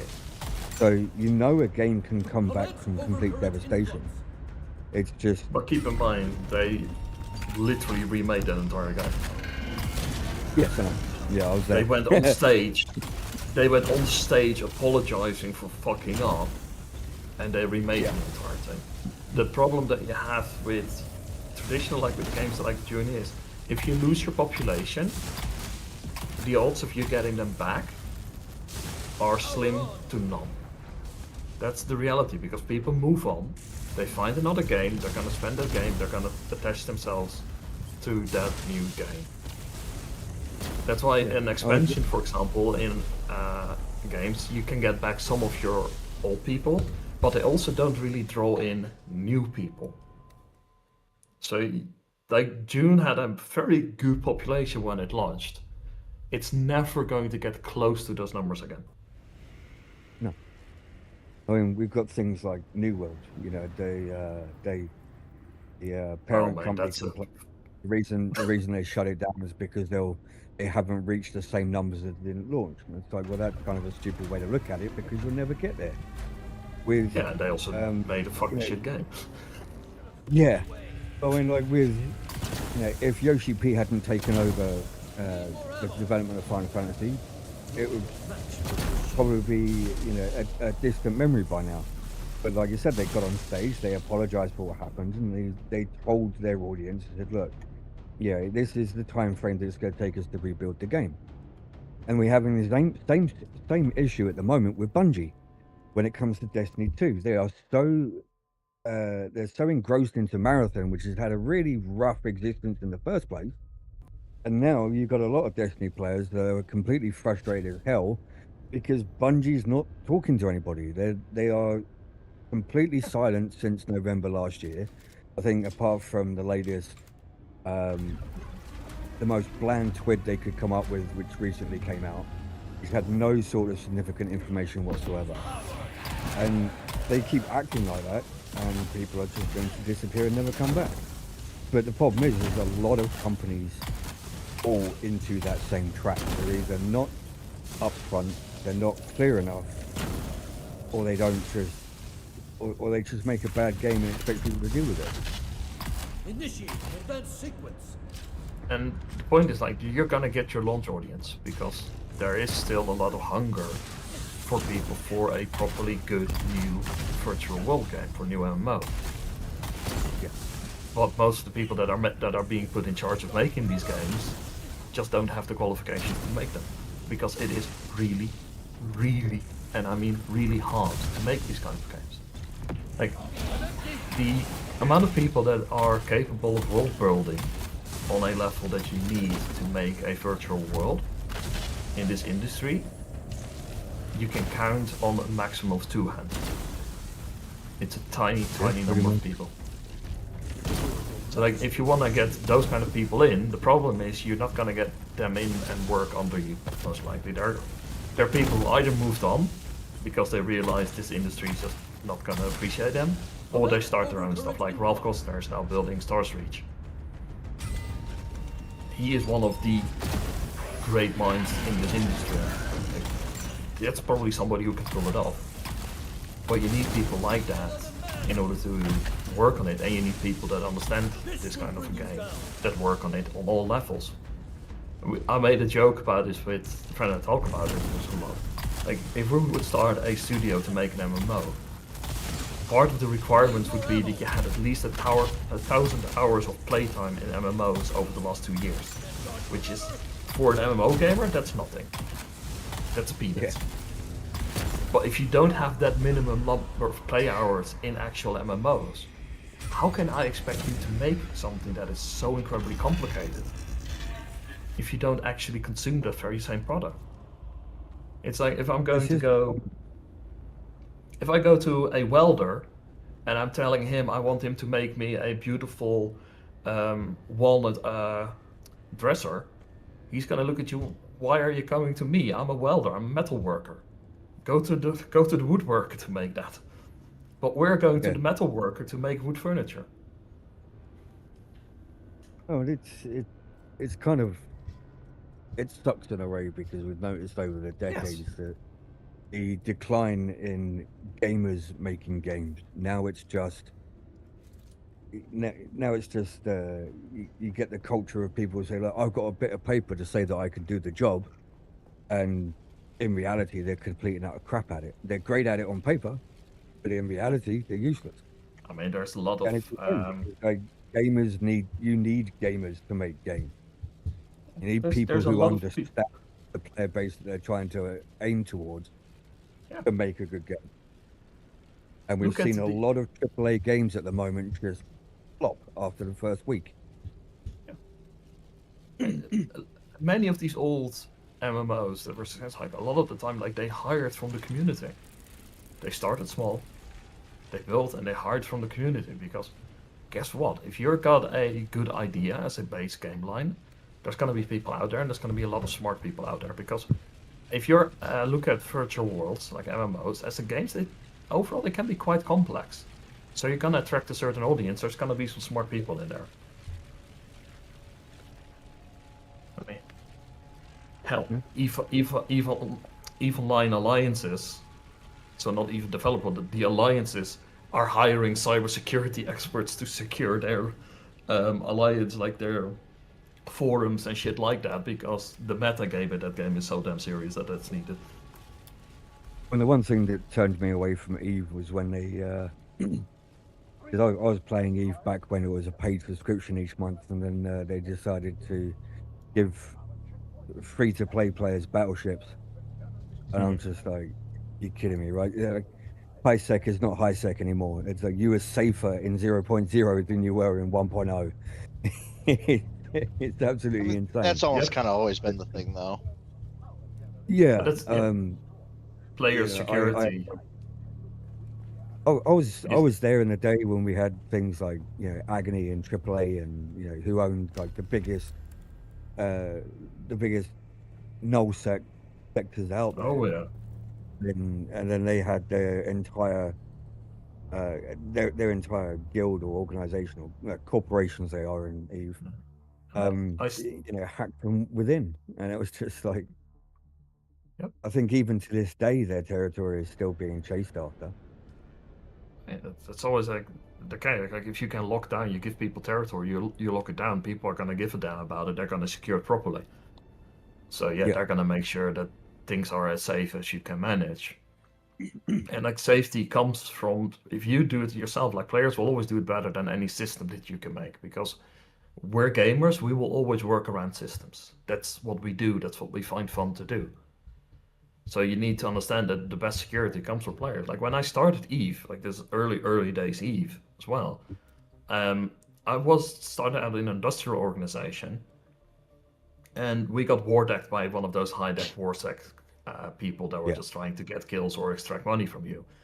Everybody was terrified, and I just looked around as fresh person in. I was like, why are we afraid? Let's go ahead, fit some shifts for PvP. Let's go fight these people. And they're like, but how do we do it? It's like, we have money. We can afford to lose some fights. Let's go and take the fight to these people. I looked up how to, fit ships for PvP. We formed a fleet. We took the fight. And guess what? We won. Because these people were not very good at PvP. That's why they were war decking in high sec. That war deck was dropped immediately. Yeah, that sounds about right. I mean, I used to run mercenary corporations and stuff like that, and escort people from high sec to null sec and back again. And I've had some slip ups. I've had people in my convoy slip up and make huge mistakes. And that's fine. Me and a couple of friends, like we like to break games. I mean, when it comes to Eve, we literally took like one of the Mimitar ships that looks like it's just come out of a scrapyard. And we made it into a long-range sniper. Why? Because we felt like it. Which is what the hell? Might as well do something with our time. But it's what I'm trying to say is like people like us. We're kind of left behind the sidelines because we find glitches and stuff like that in games, and yet the developers are either too slow or they can't be bothered to sort them, which can then potentially ruin a game. Like with the duping bug here, people got away with that for months, and it took them a while to sort it out.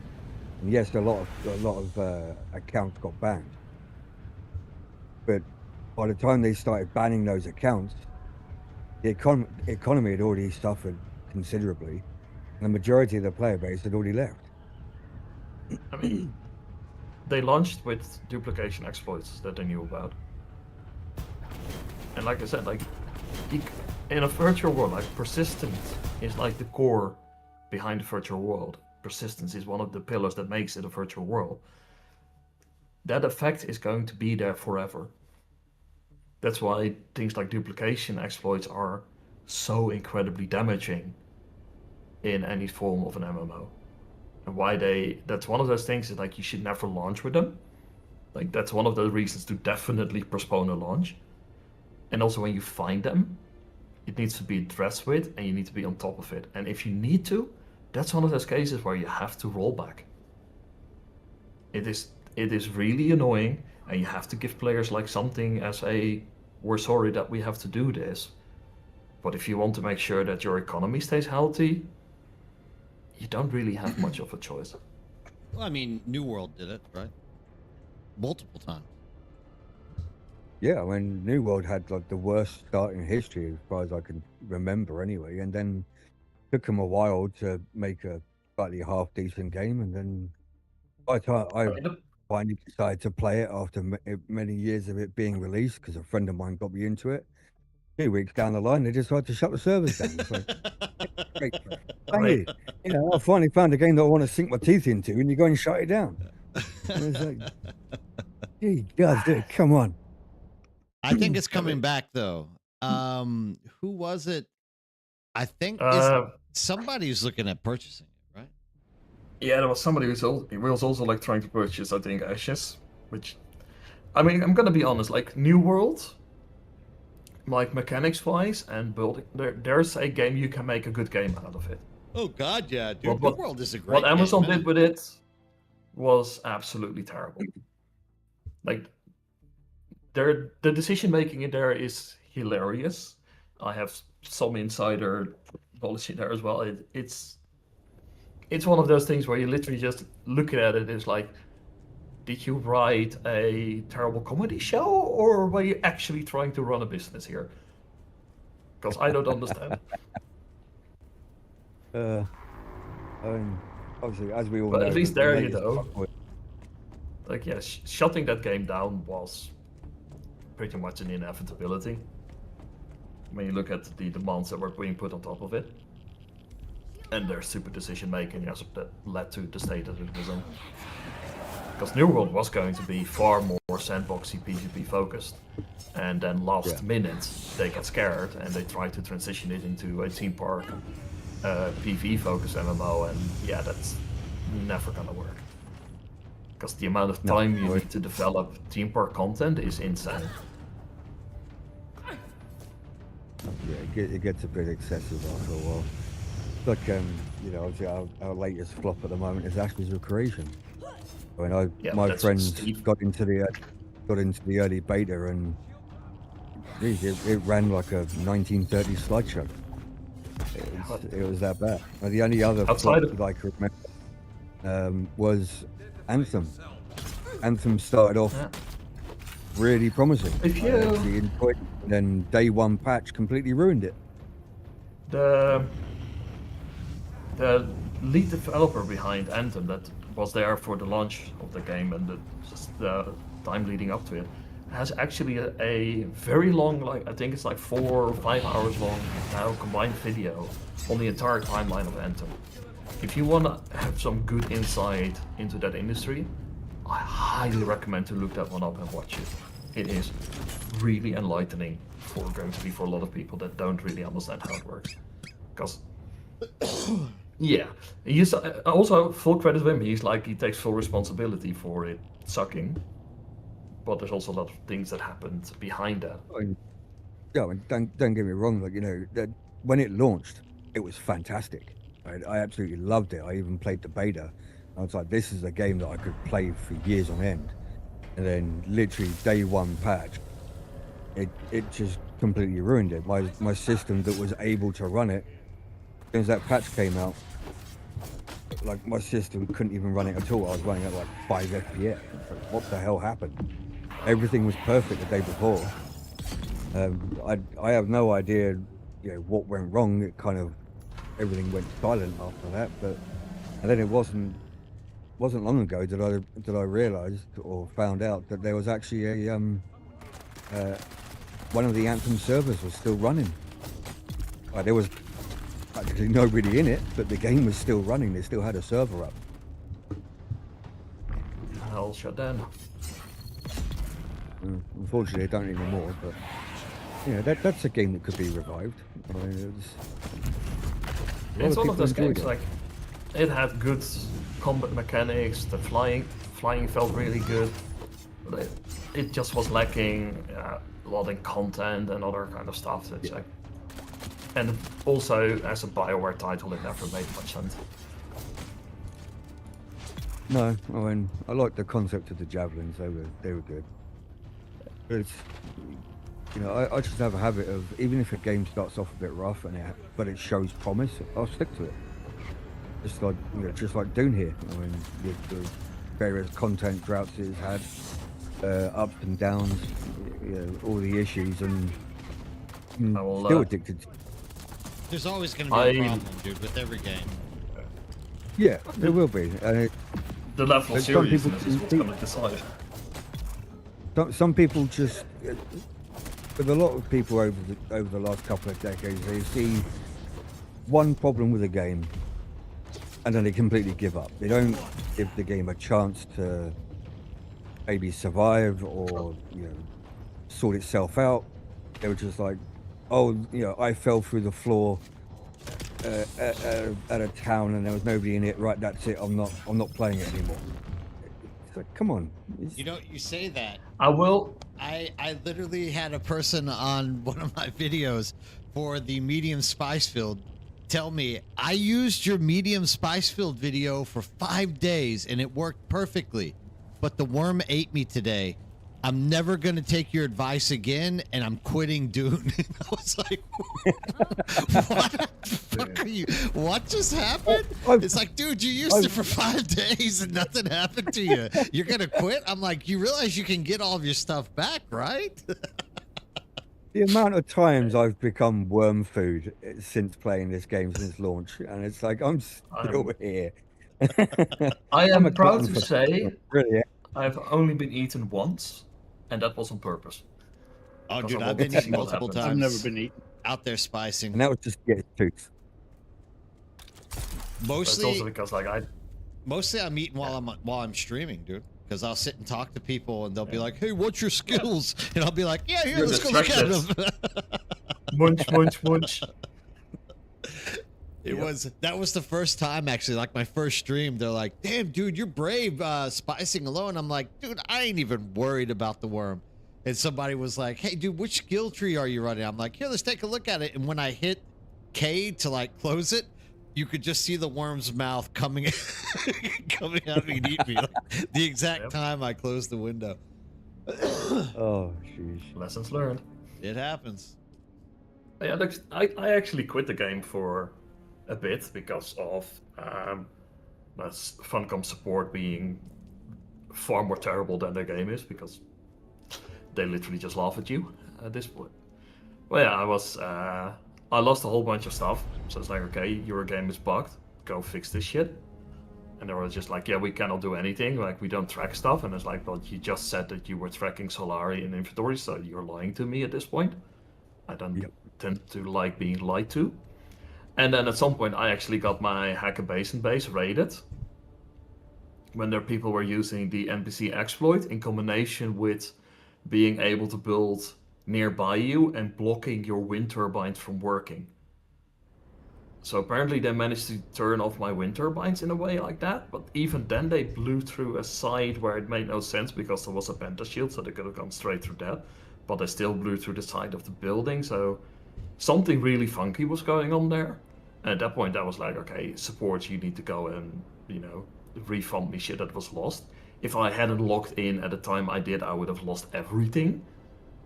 But I lost a fair bit. They are almost at my Subtief console when that happened, and they just literally said, no, we're not going to do anything for you. And at that point I just was like, well, go for it yourself. With Funcom's customer service, and like, oh yeah, we don't track anything, and it's like, that's a lot of rubbish. Yeah, they're literally lying. I put in a bug report twice for the same issue like a while back, and on the second report I literally had to type out how they could find what had happened, and basically telling them how to do the job for them. It's like, it's simple. Don't give me some silly excuse to say that oh, we can't find it, or the data's lost, or there's nothing we can do about it. I'm just like, stop treating us like idiots and actually, do the job that you paid for. Customer support is just one of those. Give me access to the servers and I'll do it for you.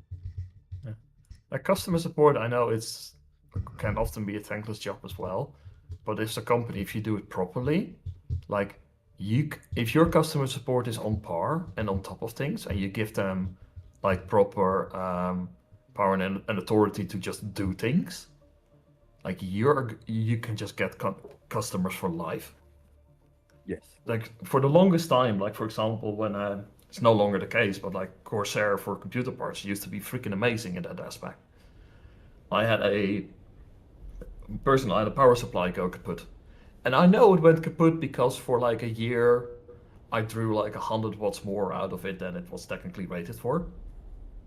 So it's kind of my own mistake. And, you know, I'm just to them. It's like, hey, I bought this thing 7 years ago.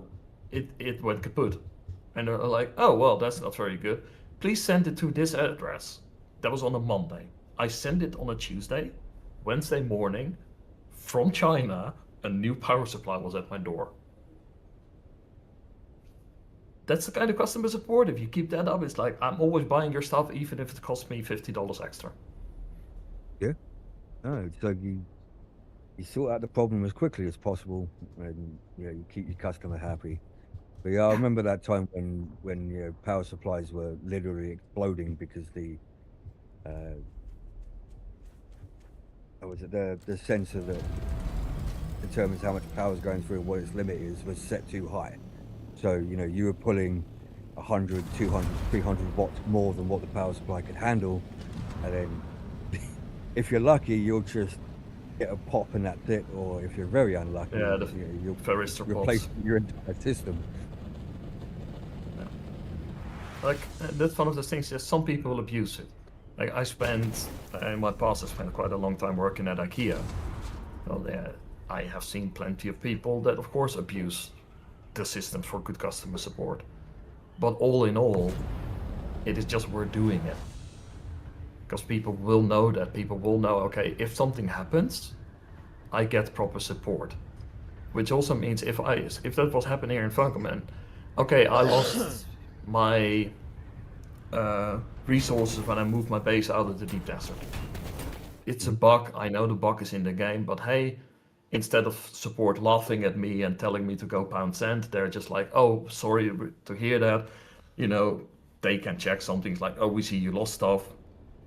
They can see like roughly what you do. Is like, here we have some stuff back.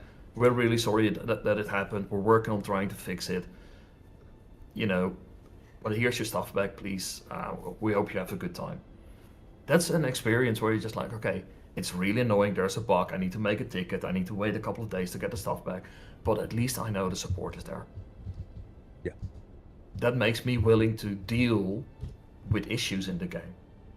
That makes me far more like, if I'm falling through the map and my character magically, because of that, gets eaten by Shia loot, but support is like, oh, yeah, that shouldn't have happened. Here is your stuff back. Then you're going to be like, okay, it's an inconvenience. They know of it, they're trying to fix it, and they're helping me out. They're giving me my stuff back. So all I'm out of is a little bit of time. The customer support here, though, like this is my experience with them. I was riding around Hagen Basin on one of my bikes.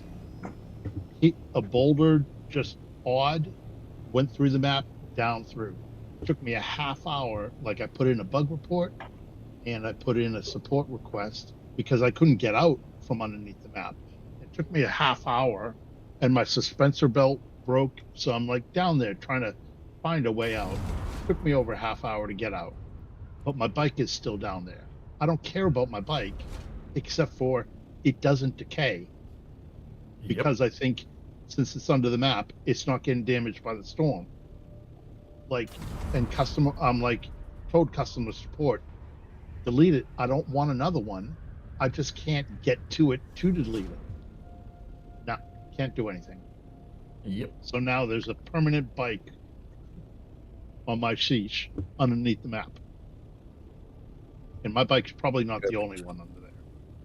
No. Yeah, now they put in the change with the tool, but that also still counts towards your vehicle limit, which is another reason to be kind of annoyed about. It's like because you're constantly reminded of it. Yeah, and that's why it's so important to give customer support a certain amount of leeway to take certain actions without them needing to go and talk to somebody else. It's like at some high-end hotel, there's like a rule where the staff is just like, if a customer has a problem and it costs less than, I don't know, $200 to fix it, you have full authority to fix that problem. You don't have to ask permission. You just file it. It's like, hey, customer had this problem. We could fix it for this. Here is the bill for it. And they will just be like, perfect. If you tell customer support for Funcom here, it's like, hey, if somebody's like, my vehicle is stuck somewhere, like before, now with the tool you can recover it. But say that was before, like somebody files you a ticket, my vehicle is stuck. It's a Mark V sand bike. Just tell them, you have full authority to remove that sand bike and give them the parts to make a new Mark V sand bike. Because what does it affect anything? It doesn't affect nothing for the game. Yeah. But what it I'm does like, do I for don't the even player... want. I was like, I don't even want the bike. Just get rid of it. Yeah. No. You don't want it, but like just from a general principle, just giving people it back, it's like it doesn't affect anything besides giving you a very positive reputation for, hey, at least we're taking care of our customers. Yeah. Can you imagine Reddit when people are like, hey, yeah, I encountered this bug again, really annoying, but support was great. They fixed it within 2 hours. I got myself back and sorted. That's a positive. But if you tell people to go pound sand, literally like 9 out of 10 people who are getting told to pound sand are going to tell people about the fact that they're getting told to pound sand. The people that are getting treated well, 9 out of 10 will not say anything, but 1 out of 10 will say that they had a positive experience. And mouth-to-mouth marketing is still the most powerful.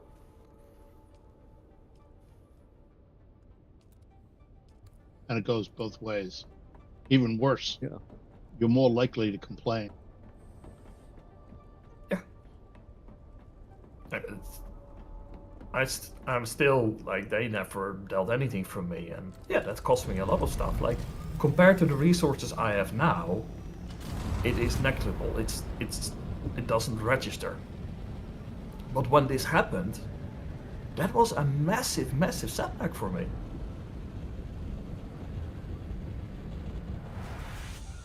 If it wasn't for the fact that my friend, whom I'm playing the game with, was like, he probably will calm down and come back, I'll keep his base fueled, I would have never come back.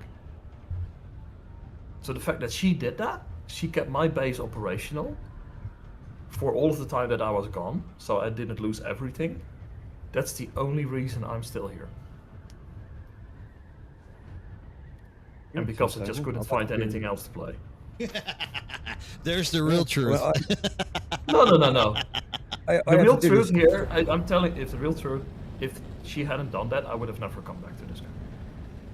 No, I had to do the same thing for my mate Roscoe. I mean, he's probably quit the game and come back about 10 times by now. Yeah, and it's because what I would do is I would just, if there was any sort of slight change for the good, I'd just plaster it in his face and say, "Here you go, look, they're doing this, they're doing that, they're changing this. This is what the next chapter's going to have in it." And he always comes back. But yeah, I mean, it's just, as long as you've got somebody that you consistently play with, that encourages you to come back and give the game another try. Yeah, that's the kind of friendship that you very rarely find these days. It's a case of like, I've seen it happen a lot of times where, you've got a pair of friends and one gets pissed off with the game and the other one keeps playing, but the one that keeps playing ends up finding new people to play with, so the original friend disappears off the face of the planet.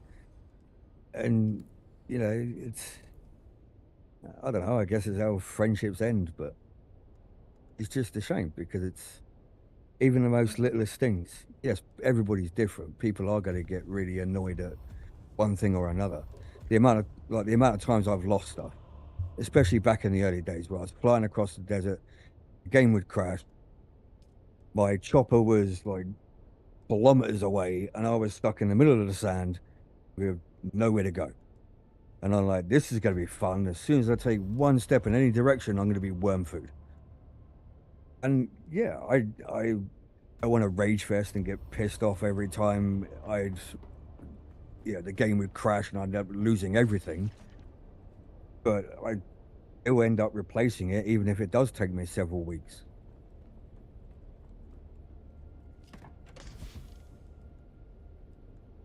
It's just all about barriers when it comes down to a lot of these things. And friends can take away barriers to make it easier to come back in.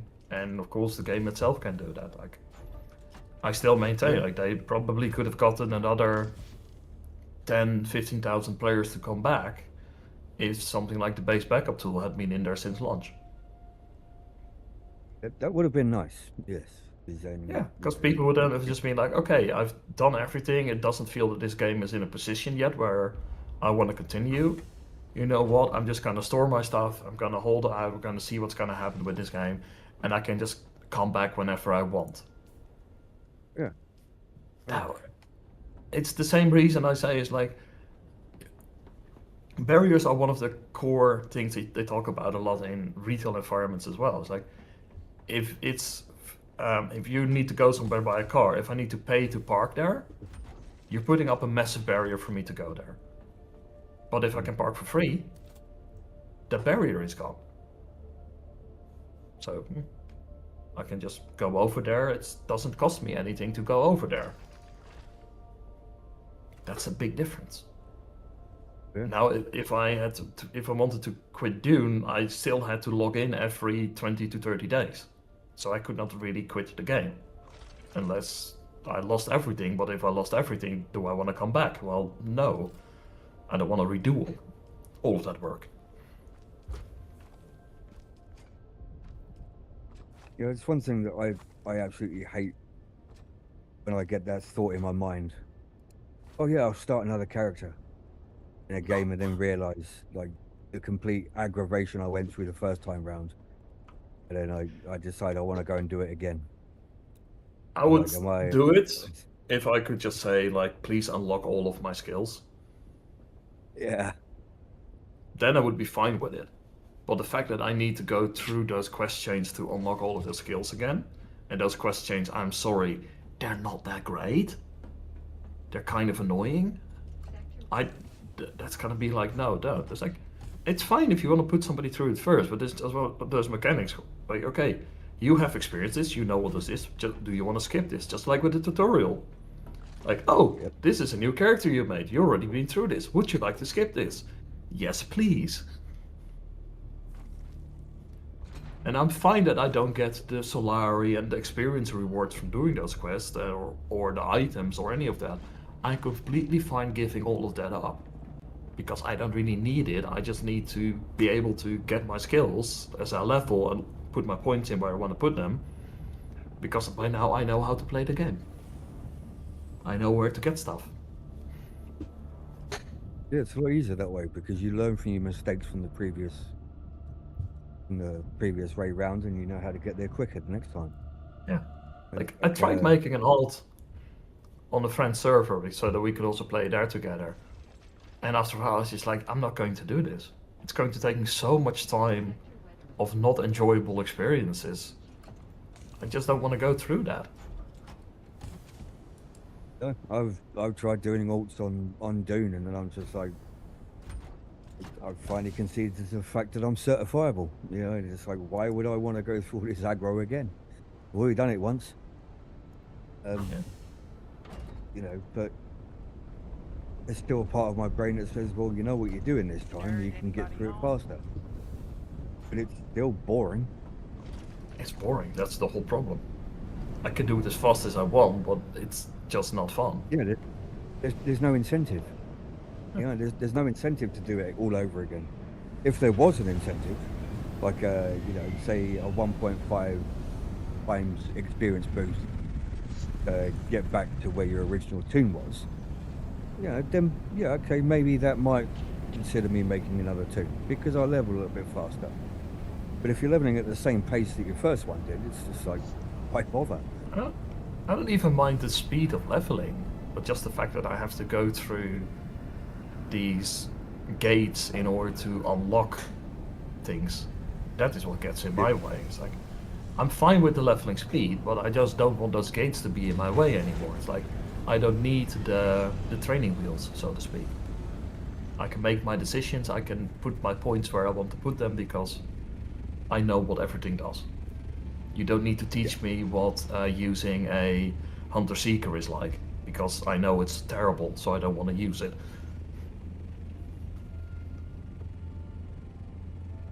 I think one of the added bonuses to anybody playing now in Chapter 3 is the fact that you're not gated by a 48-hour time limit to redo your skills. Oh, that change was so good. Now it's every 6 hours to do it for free, or Yeah. like, is it 5 That's increments of 5 spice. for solos and small group players. That was one of the best changes. Because I always was like, okay, I want to do combat stuff, but I also need to be able to do farm stuff. And I want to be able to do that over a weekend. So I was always going to be either gonna go full combat and my farming is going to be absolutely terrible, or I'm going to limit my combat potential because I also need to get all of my farming skills in. I think it was one of the Bene Gesserit quests where it says you've got to use that little drone. I got there, I was like, yeah, go to this Atreides outpost and use this drone. And I'm like, now I've got to wait 24 hours to redo all my skills because I'm in a Swordmaster build. And then I have to wait 48 hours to put it back. Yep. Just to get past one quest. It's one of the most stupid design decisions that they made, but it's one of those many signs. It's like, do you play your game? Because you're clearly, one of the things they said is like, we want people to, mix and match between these trees to make their build. Okay, great, but why are you forcing me into skills? Just to do a quest. Like, if you want people to teach people how that skill works, what you do is you give them an item that's a quest item that does what that skill does. So it's like, just use this item and you see how the skill works. Then you can decide whether or not you want to use that skill later on. Well, it was only until last week that I found that a tractor field was actually a good skill to use, because then that makes my, horrendous aim actually half decent. Considering I never used it before, and I figured, okay, this is really nice. It's a good CC. And then they were like, oh, that was not our intention. And I was like, okay, at this point, you don't call that a bug fix because it was in since beta. So you just say, okay, we looked at it. We don't like how this is functioning. We're going to change the function of this. Yeah. Like, I still use it for the 152 boss, for example, because I want to make sure that I get him down as quickly as possible, and by having the attractor field on him, I make sure that either all of my perforator or my triple shot darts are all hitting the boss. Because if I don't have that, there's always going to be some darts that is going to miss, so my damage output is going to be quite reduced. And the one thing that I found with Dune's gunplay compared to other games that I've played, I'm coming from things like Fallout and Division 2 and stuff like that. The aim down sights is absolutely horrendous. Yep. It's like, it generally doesn't feel great. Bigger, could you? No. In general, I do find like it. The gunplay as a whole, it doesn't feel all that great in Dune. I still prefer it over melee, but that's because I always been a ranged player, unless I'm playing something like a tank in a traditional MMO. Because I always, range is one of the most overpowered thing that you can have, because if I can damage you before you can damage me, that's kind of a good thing to have. Yeah, and if you can get that sneaky shot in somewhere, you're all good. And it's, I will say, like in Haga also, it felt quite decent for a long time, because hey, I can actually make use of something like the spit dart, because a lot of the encounters are at long range. But all of the end game PvE, fighting is all close range, close quarters. So it's like, well, why do I have this weapon? When the range gunplay got better for me when I finally got my hands on the Doom Watcher. I was like, finally, a rifle that I can look down a scope on and actually get the headshots that I built for. Yeah, for a lot of the content, like I said in Hacker, that worked really well, because you could also headshot people before their shields were turned on.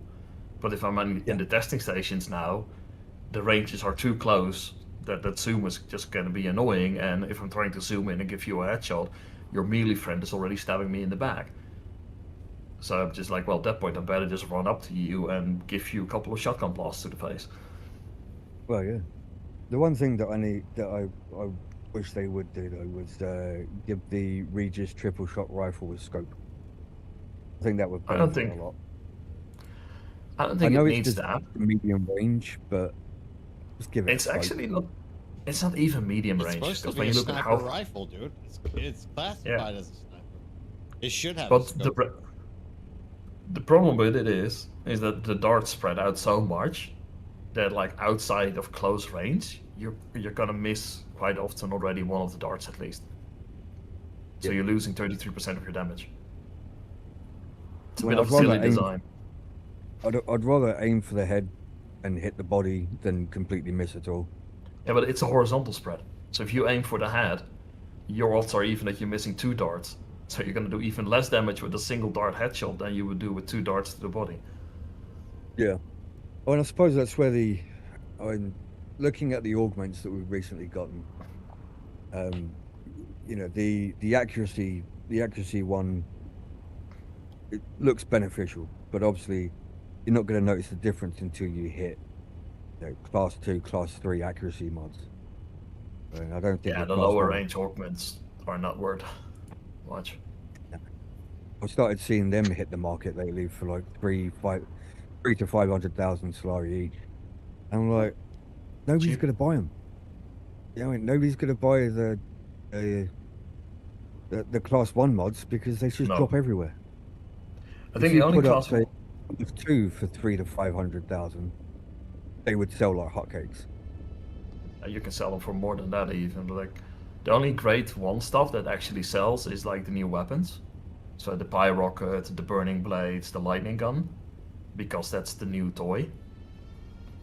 So people will pay for them. But even then, like if there's a Mark II version up on the market, people will buy that instead. Because the difference between grade 0 and grade 1 is not that great, but between 1 and 2, you start to notice it actually. Which I think is also a design issue, because like, if the upgrade doesn't feel significant enough, then people don't want to use it.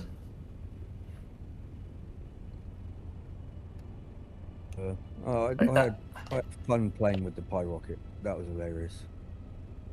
I haven't even crafted one, but that's more so because it's a sort of weapon style that I'm just not interested in. So I'm just like, oh, I get one, perfect, I put it on the market, get a couple million Solari for it. Yeah, I'd just like to take camp the spawn doors. Yeah, I do that with the shotgun. Yeah, I know it's only 6 shots, but it's fun. You can just stand there and wait for them to pop through and just set them alight. Boom, boom, boom. Run off, go set somebody else alight.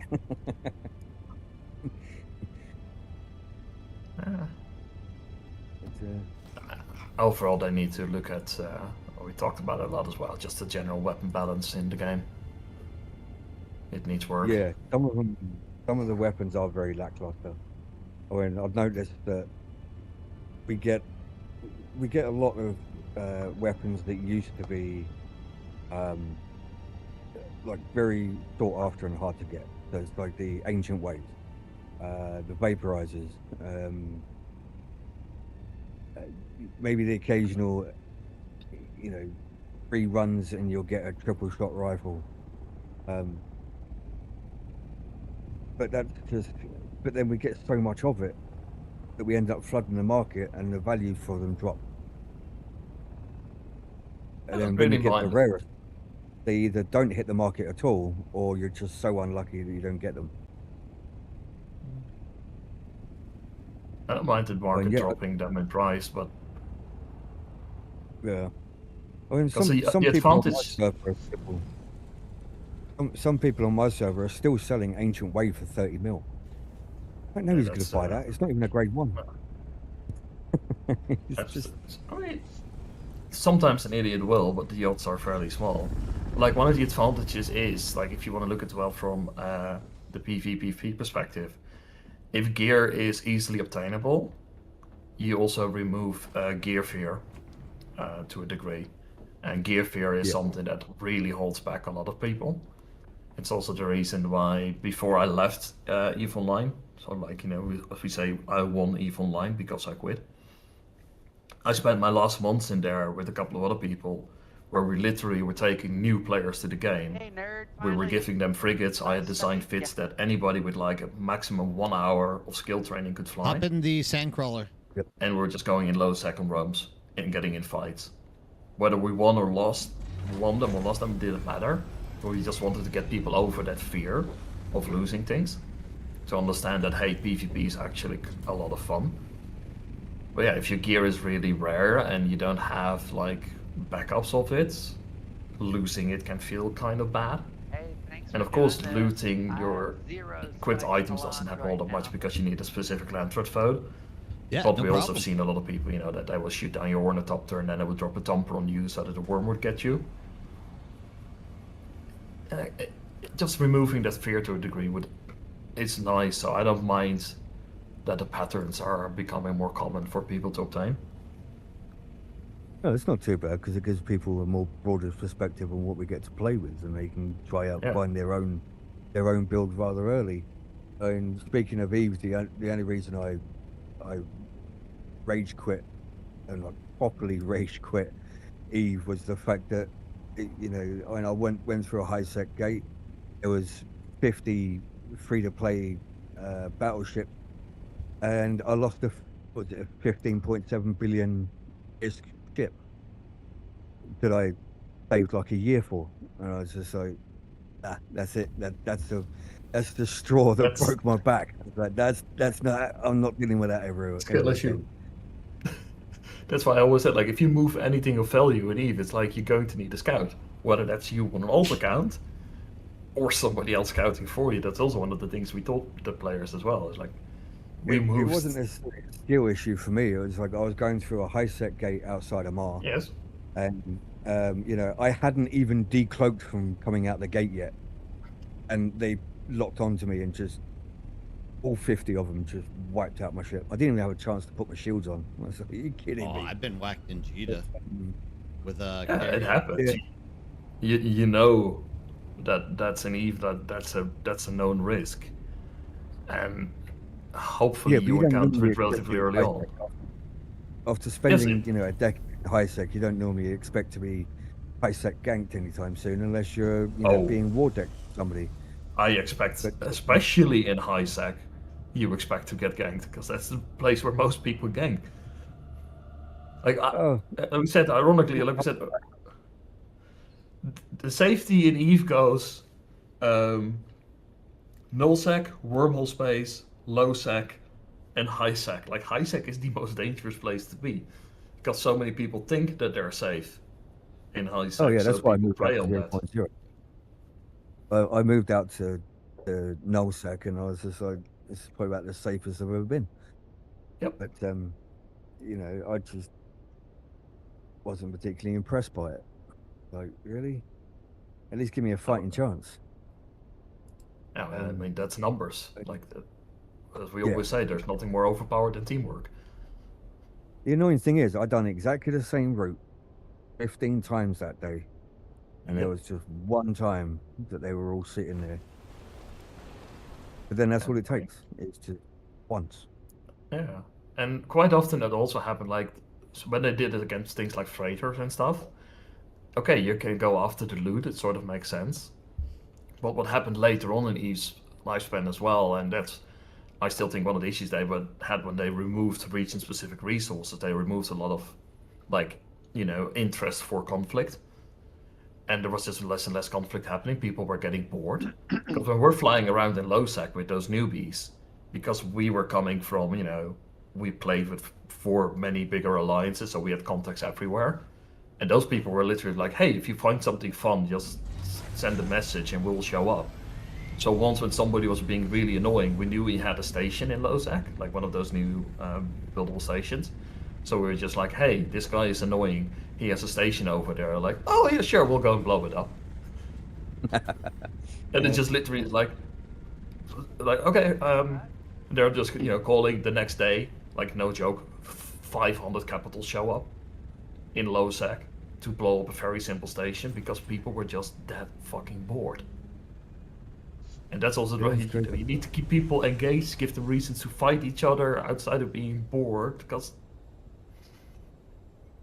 they're going to do things to annoy people. Like it happens in every game. It's like at the moment, I mean, it happened in Dune.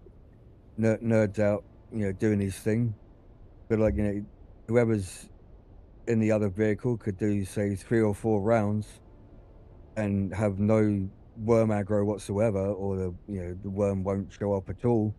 But then resets the aggro, comes back down again, and next minute you know the worm appears out of nowhere and just ruins your entire day. That's what happened to me 2 weeks ago. No music, nothing. The worm just came out of the side of the large spice field, eaten. I was like, wow, Yep. where the hell did that come from? I had a close call.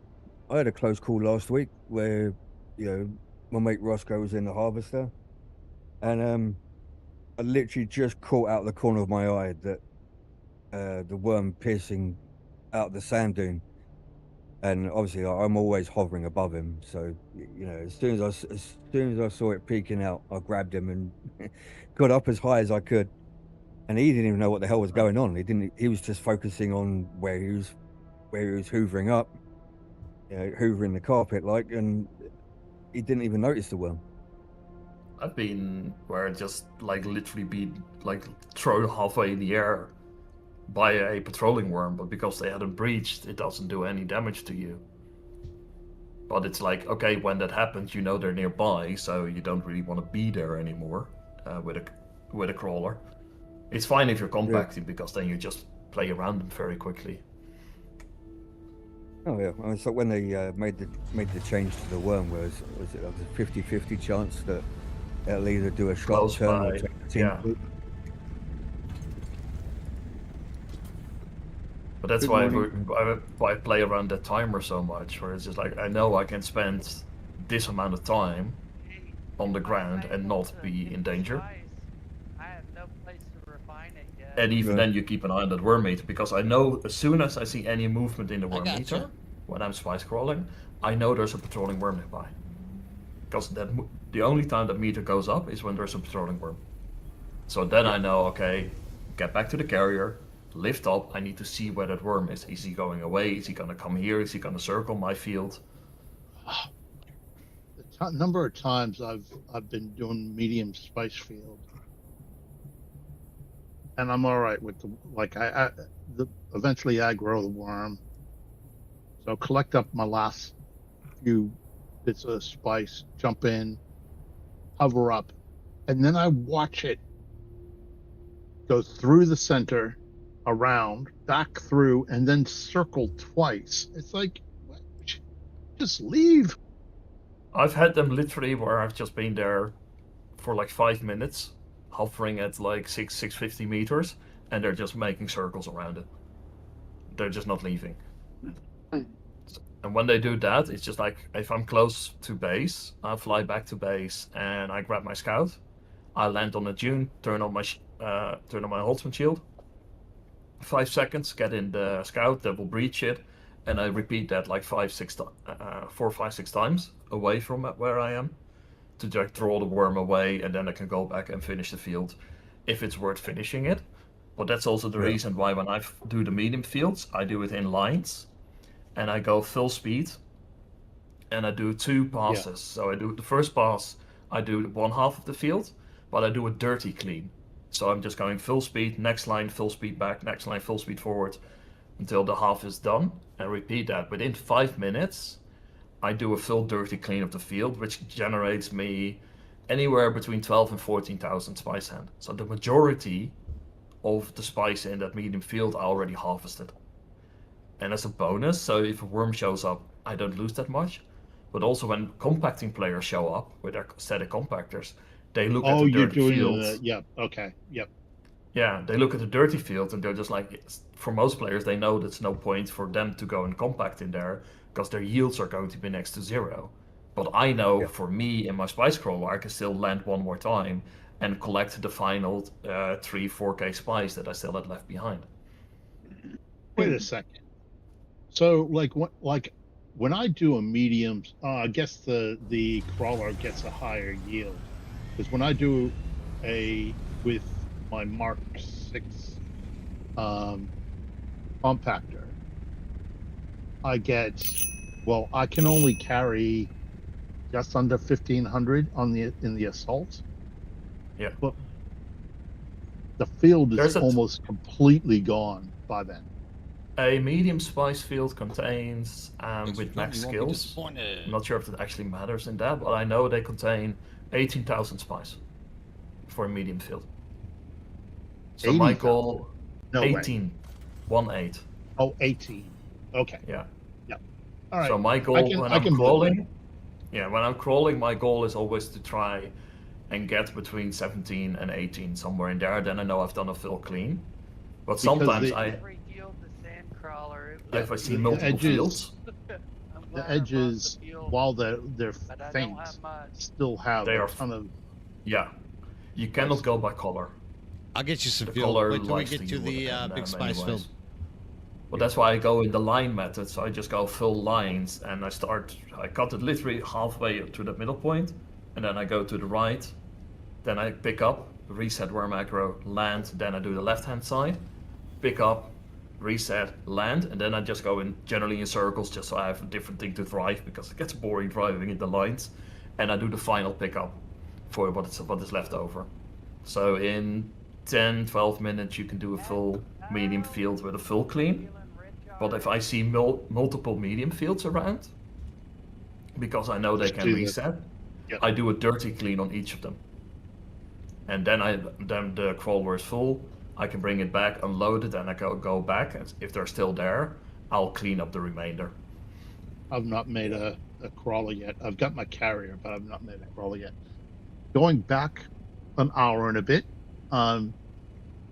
the amount of spice you need to finish a complete line specialization, 913. So Yeah. about the same amount that you would need to build a carrier. Yeah, I mean, like right now, with the way servers are, that's very easy to obtain. But if they would merge servers and your servers are going to become really busy, then of course Yeah. competition for that spice is going to go up, and the amount that we're going to be able to harvest is going to decrease, especially for smaller groups and solos. Yesterday, I found a weird one. There was a spice field that was almost completely compacted. I was like, eh. Then it blew again, but didn't reset the field. Yeah, it looks like that, but there's still full spice in it. No, I went down and I was getting, in a lot of places, no spice. And when I did get the patchy bits, I was getting pitiful amounts. Okay, because I've seen it happen for me when I'm spice crawling, and then instead of you crawling and it goes to the sand color, it actually goes to purple color. It's like in reverse. And I always like it when I find those fields because they look like they've been harvested, so people ignore them. So I always try them out, and it's like, oh, this is free spice. Nobody's gonna come for this because it looks like. Quit driving for a second. Yeah, one of the things I noticed using a controller is you get way advanced notice. Even if you don't get noise, my controller will start rumbling. What controller? I use an Xbox controller to play. Oh. And it's really the only drawbacks I've found is if I'm mining by hand, using the controls to like aim, aiming and stuff like that, shooting and using the cutter ray is much easier with the mouse. So usually I'll equip whatever I'm using and then I use the mouse to, cut the line and or whatever. But yeah, I get, whenever I'm, usually running the carrier and Pops is getting sand, I always know way before him what's going on because of the controller in my hand. It's pretty cool. Something I've noticed, I don't know if this is just me, but when I've been doing this medium spice fields, I believe that the devs have put in a bit of a buffer there. If I immediately get in my Thopter when the worm sign comes and lift off, it comes really quickly. If I hear the the rumble before you get worm sign, stop, and I start collecting, and I just keep collecting piles. I can collect like 6 to 7 piles before I even have to think about, all right, I really should get into my ornithopter before the worm comes. It seems kind of delayed. Like if you stay in the spice field, it doesn't come as quick. Compacting is pretty easy as well. It's 8 and up. I probably do 12, but I've got a boots that reduce my signature, and I've got the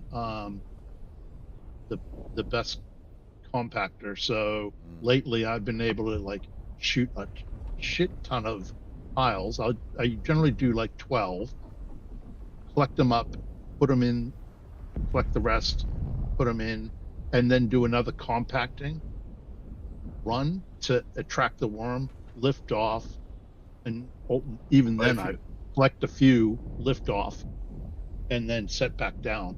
That's why I'm saying the trick to not getting a worm breach is literally just 8 and up. 8 and up.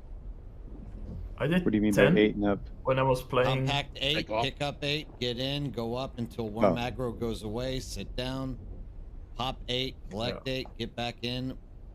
You'll never you can do 10 you'll with never the have worm compact. issue. You can do 10 with How do you know when the worm aggro goes away? Are you watching the stream right now? Yeah, watching. So you see the little white line? Yeah. All right, so that's like your worm aggro meter. As soon as you pick up, watch. In like a few seconds,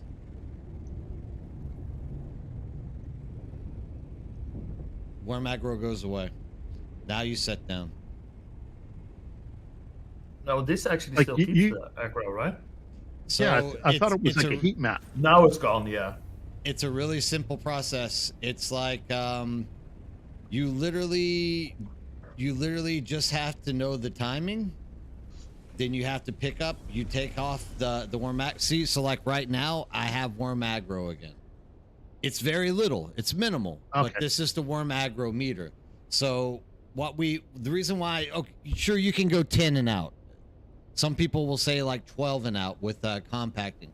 But once again, like when I give advice to someone, I'm always going to give advice that will like 99.9% of the time never get you where you have to be worried about the worm aggro. Like so just when the bar goes away, there's no aggro. It resets the aggro. You can land.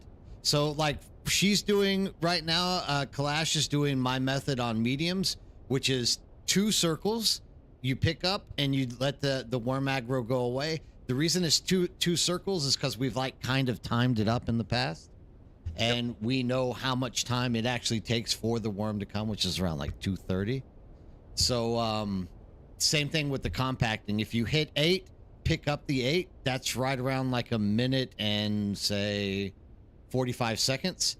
Get into your copter, lift up. Once that aggro goes away, it just resets. So it's all about a timing scheme. That's all it comes down to when it comes to worms.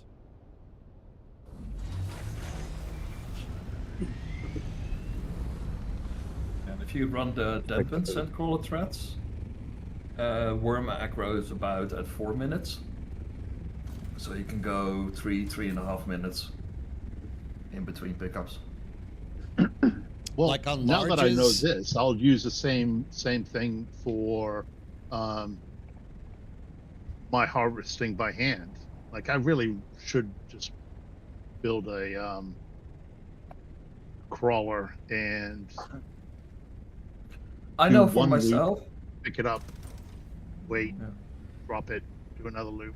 You just have to be a little bit careful when it comes to solo harvesting. I mean, you'll hear That's some why- horror stories. Solo, I stay in the PVE section anyway, so. Yeah. Oh yeah, no, but like there's a guy on my server. He ended up losing 2 carriers and 3 harvesters in the space of an hour. Yeah, well, I've Because noticed that The Nerdbird's approach at the solo with the sandsucker is I can do that and I can clear fields and never ever get a worm, even a Never signal. get a worm, dude. Like you, I mean, I'm never gonna sit down and argue with somebody in their method because there's different methods for different things, and there's more than one way to do stuff, right? But there's one thing I can say: when I put out a video for someone, I'm not trying to like maximize like exactly to the last second. Usually, Oh, the no. people who watch my videos are scared shitless to come out into the deep desert to begin with. So I want to try to find ways to give them as much like confidence as possible to like stay out here and do more and more stuff. So that's why I always play on the safe side. So like people, for example, I say you do 8 and you pick up 8, you get up. Like the first thing that Lintari says is you can do 12.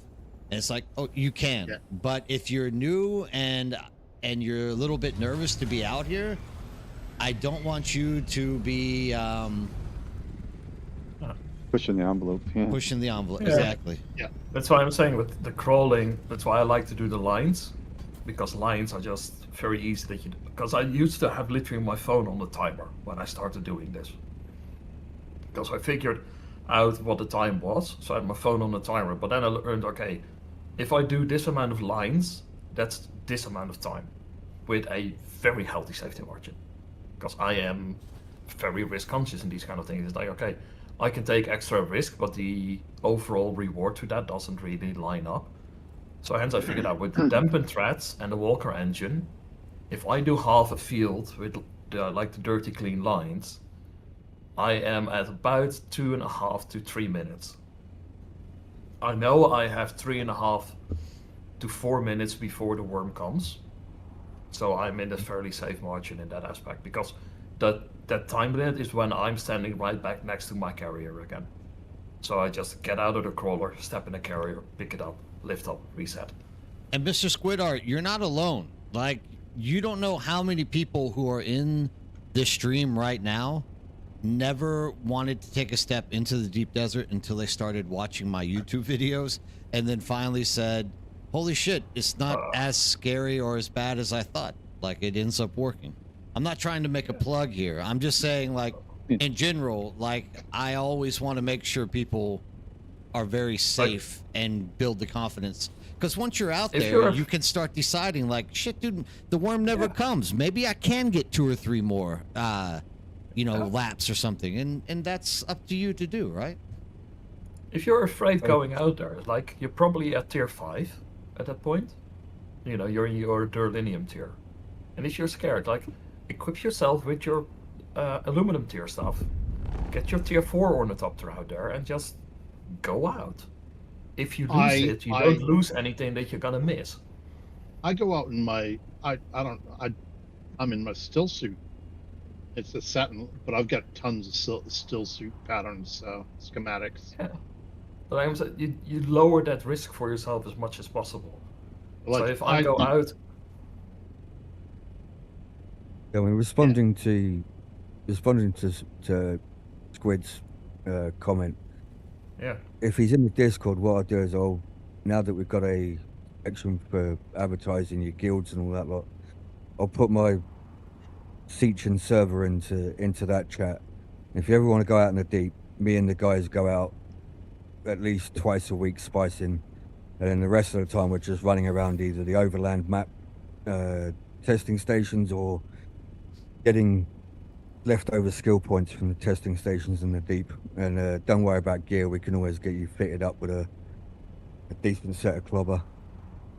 But the only reason I brought up about the guy on my server from solo spicing, the fact that he was out there for 6 hours, no worm aggro whatsoever, 6 hours straight doing spice on the large fields, and then, like I said, 3 harvesters and 3 carriers in an hour.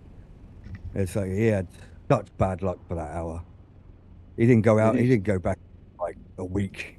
It's like, damn, dude, you had it rough. and spending 6 hours having no aggro whatsoever, and then that happened to him 3 times in an hour is just horrendous. That is pretty bad. But there have been some nasty issues lately. For the past 3 weeks, I think Funcom has been adjusting shit. Like, they know we're out here, like, solo farming, and so I think they're, like, making the worm a little less predictable. Yeah, it's definitely predictable. I used to be really afraid with the worm. Like the 3 of us would go out when we were sticking, and we were all trying to get back in the ornithopter at the same time, and one of them left me there on the sand, and I got eaten. And then once I learned the pattern of it, it doesn't bother me at all. The only time I was nervous again was going out trying to use the sandcrawler solo. That made me a little nervous. I'm like, man, am I gonna have enough time? And blah blah. And then, Pops had mentioned. First. Yeah, oh yeah, Pops had mentioned that video that, Nerdbird would put it out. So tried that, and I'm like, this is not this. So I do. I mean, because I've got the 2 sets of the quiet treads, and it got to where I didn't even have to fully go by the way he does it. I just because I could tell even before about how far I get, and okay, well the worm's probably gonna be coming pretty soon, and then I get a couple of more lines out of it, but definitely is a starting bench point until you feel comfortable. The video he has is like spot on. I will say like what helps to become comfortable with it as well is like doing it with somebody else. Yeah. That has experience, have them be in the carrier. And then you can be in the crawler, and you can just keep an eye on it and just have a timer for yourself and do that a couple of times. Have the timer in front of you to get a feel for, okay, how much time do you actually have? Yeah. And then you can just adjust how long you want to be on the ground to your risk tolerance, so to speak. Because there's a lot of risk when you're doing these things. Like the worm, of course, is one risk. Another risk is sandstorms. If you get caught out in one of the deep desert sandstorms, that's going to be a really bad time. Yeah. So that's something you can keep in mind. But also players are risk. Like if I'm harvesting in PvE, players are still at risk. Because if somebody lands and starts compacting, they might as well just throw down a thumper. Because most people don't know how to do that safely. So sometimes if they do it in a show with a scout, and I'm just starting with a field, I actually try to be like, hey, stop dumping. I will give you a spice sand to fill up your scout. Just leave the rest for me. I've done it before as well, dude. Like, here, dude. Because it's take the gonna spice give and you go more. away. Like, just do it. If they land with an assault, then okay, then that's not really an option anymore. But try and communicate with that as well. Okay, that's a risk. But yeah, you can also find a griever who's just gonna come down there just to drop a thumper on your ass. That can still happen in PvE, so that's a risk. And that's what I try to tell people when you're going through these things. Like you have to analyze your risks, see what you're comfortable with, and play around them. So for me with sandstorms, I know if a sandstorm leaves the map, it's gonna be 45 to 60 minutes for the next one to hit. So that gives me a safe window. So if I know when the last one hit, I know my safe window. If I don't know that, I know with my standard wings, I don't have the rock wings, I can do about 3 kilometers of flying in a minute. So I know what my range around my base is, with which I'm comfortable if I get a sandstorm warning that I should be able to get safe to my base. I remember back in the early days, like when people used to go out in the deep to the large fields. The large field would always be surrounded by people who were compactors, and there was always an unwritten universal rule: nobody attacks each other at a large spice field. And you'd go along, and you spend all that time worrying about whether you're going to get shot by the time you get there. And by the time you get there, you see like half the server is there, compacting the sand, trying to get as much as they can before the granddaddy worm comes out of the ground. And it was probably the most safest spot in the deep. That was not the case on my server. Yeah, I think it's really dependent. Like my server is pretty good with PvP, or not pretty. There aren't a lot of PvPers on my server. even in the deep desert. I'm out there all the time, Anytime. and it's always Love to friendly help. banter. Occasionally, you'll hear somebody, and the PvPers are known. So when you see them talking, and you're like, oh yeah, he's a PvPer, and people will warn you too. They're like, don't tell them where you're at. I'm like, dude, I'm in I'm in E row, I'm in D row, so like he can do whatever he wants. He's not gonna be able to do anything really. If I just get annoyed, I'll just fly away. There are Yeah. things the they can lucky- do to you, unfortunately, but I will say, like, some of the things they do to you, I would really consider that's like literally the case. Okay, that's grieving. You're now going against that's the 100% intended grieving. purposes. But And the problem there again is with Funcom support being like, not our problem. Yeah, you control the deep desert.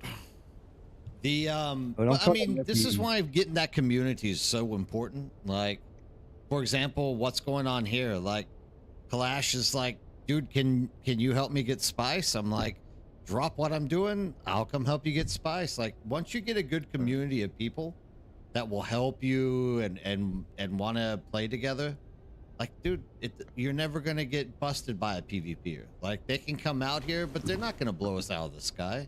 We're gonna be able to fly away from them before they can hunt us down. That's it. We tell people nowadays, like, don't even solo harvest. Like, just ask someone. We have so many people on the server that somebody will come out here and help you. Like, there's no reason to solo harvest. Well, we're pretty much the same on the server I'm on. You know, What server are you playing but on? I know Roscoe. Roscoe comes into my my stream all the time. But what server are you guys on? We're on Karana 3. Okay. Siege Sajid. And it's basically like, you know, now that we've got house chat and everything, some of the conversations I've seen in that, it's you know, there's not safe for work and then there's not safe for society. But you know, it can be quite funny. But we help all each other out. You know, when we first got there, I started building a base because I managed to get to the Eastern Shield Wall, ran into 2 random blokes. I thought, okay, you know, maybe someone's just checking out what I'm building. And he asked me, I said, you know, do I need anything? I said, well, maybe a bit of granite. And he said, okay, hang on, let me go check and I'll come back. Didn't think anything of it. He came back with a shipping container full of granite. I was like, oh, That's the kind of people you want around.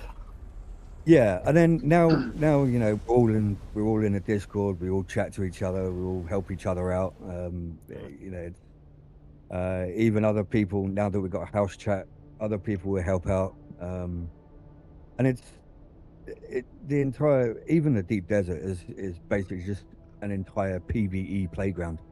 You know, we get plenty of people saying, "Oh, is anybody running labs? Is anybody running overworld map?"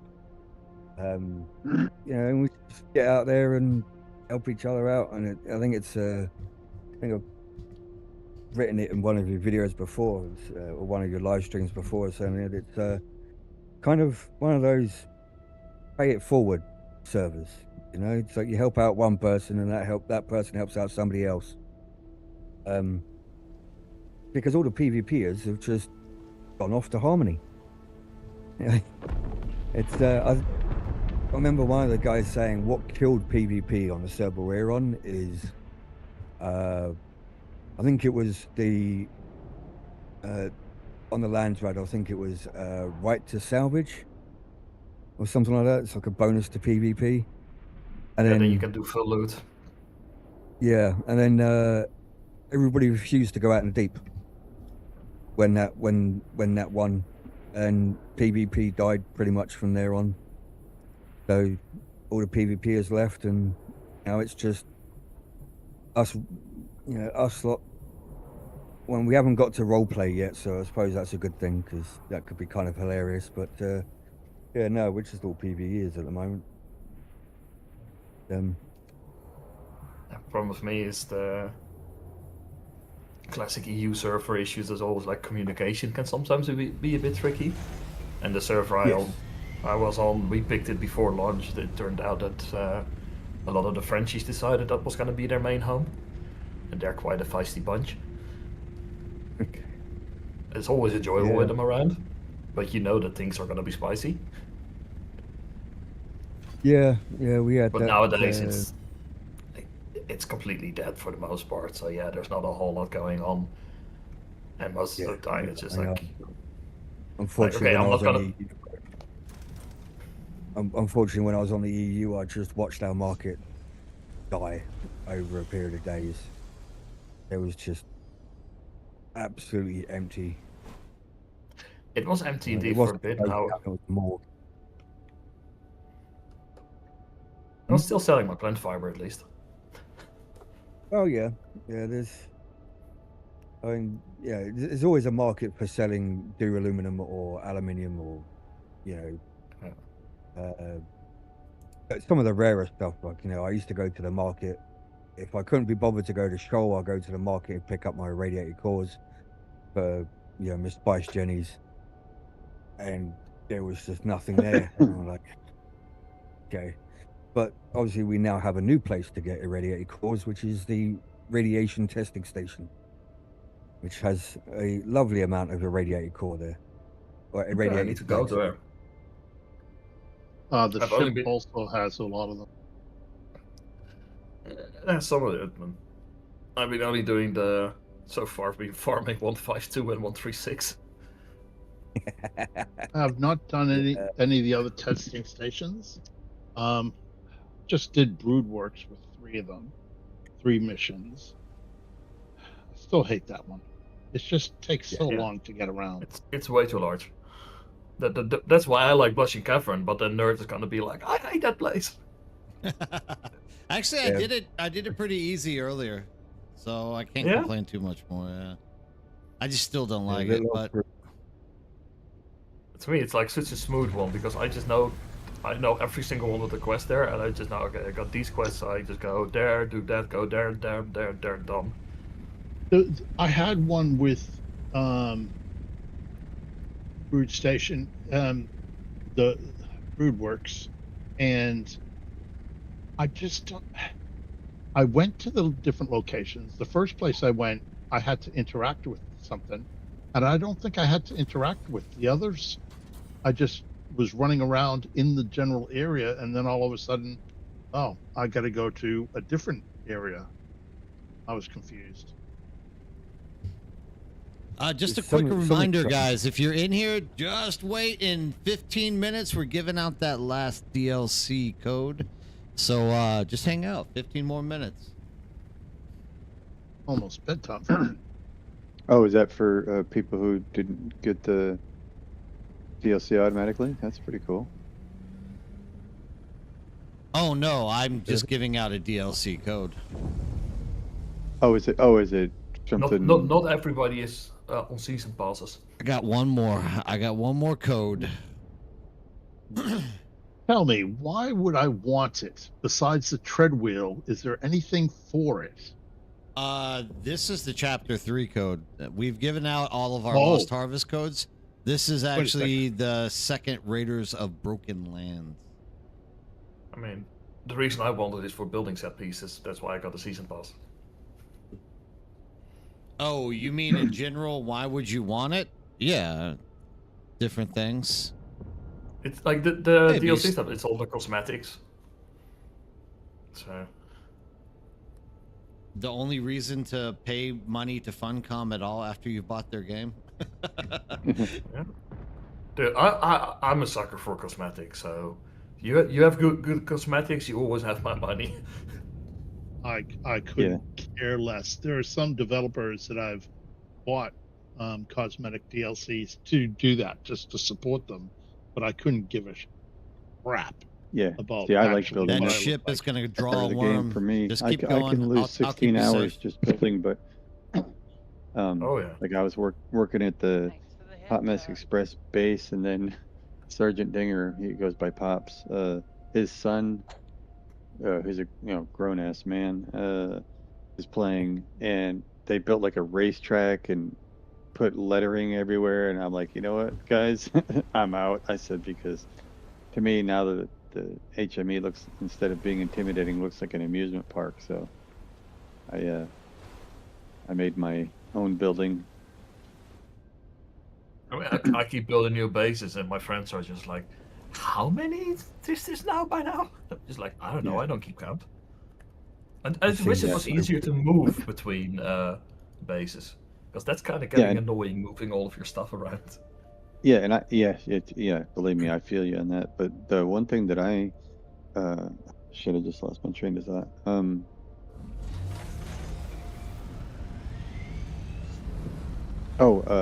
The funny thing is where I was watching other people work the auction house. Where I've made almost all of my money is I build bases, make Solito replicators, and sell the things. People actually buying them? Oh yeah, I sell them for 25, 50K a piece. I think if you get something, I try to build workable and aesthetically pleasing, and then I just throw them on the auction house, and I'm just shocked. I mean, they sell a lot of them. My base is a cube. No, I mean, I had a lovely a lot of cube. people ask me to show their bases for that reason. They're wanting people to see it, and then they go sell them on the auction house. Yeah, it's a good way to do it. Yeah, I've seen some unique bases. There was one that was a giant go-kart track. That was kind of funny. My personal one, well, one of the guys put it in my head, and I was like, right now I've got to do it. I built an aircraft carrier.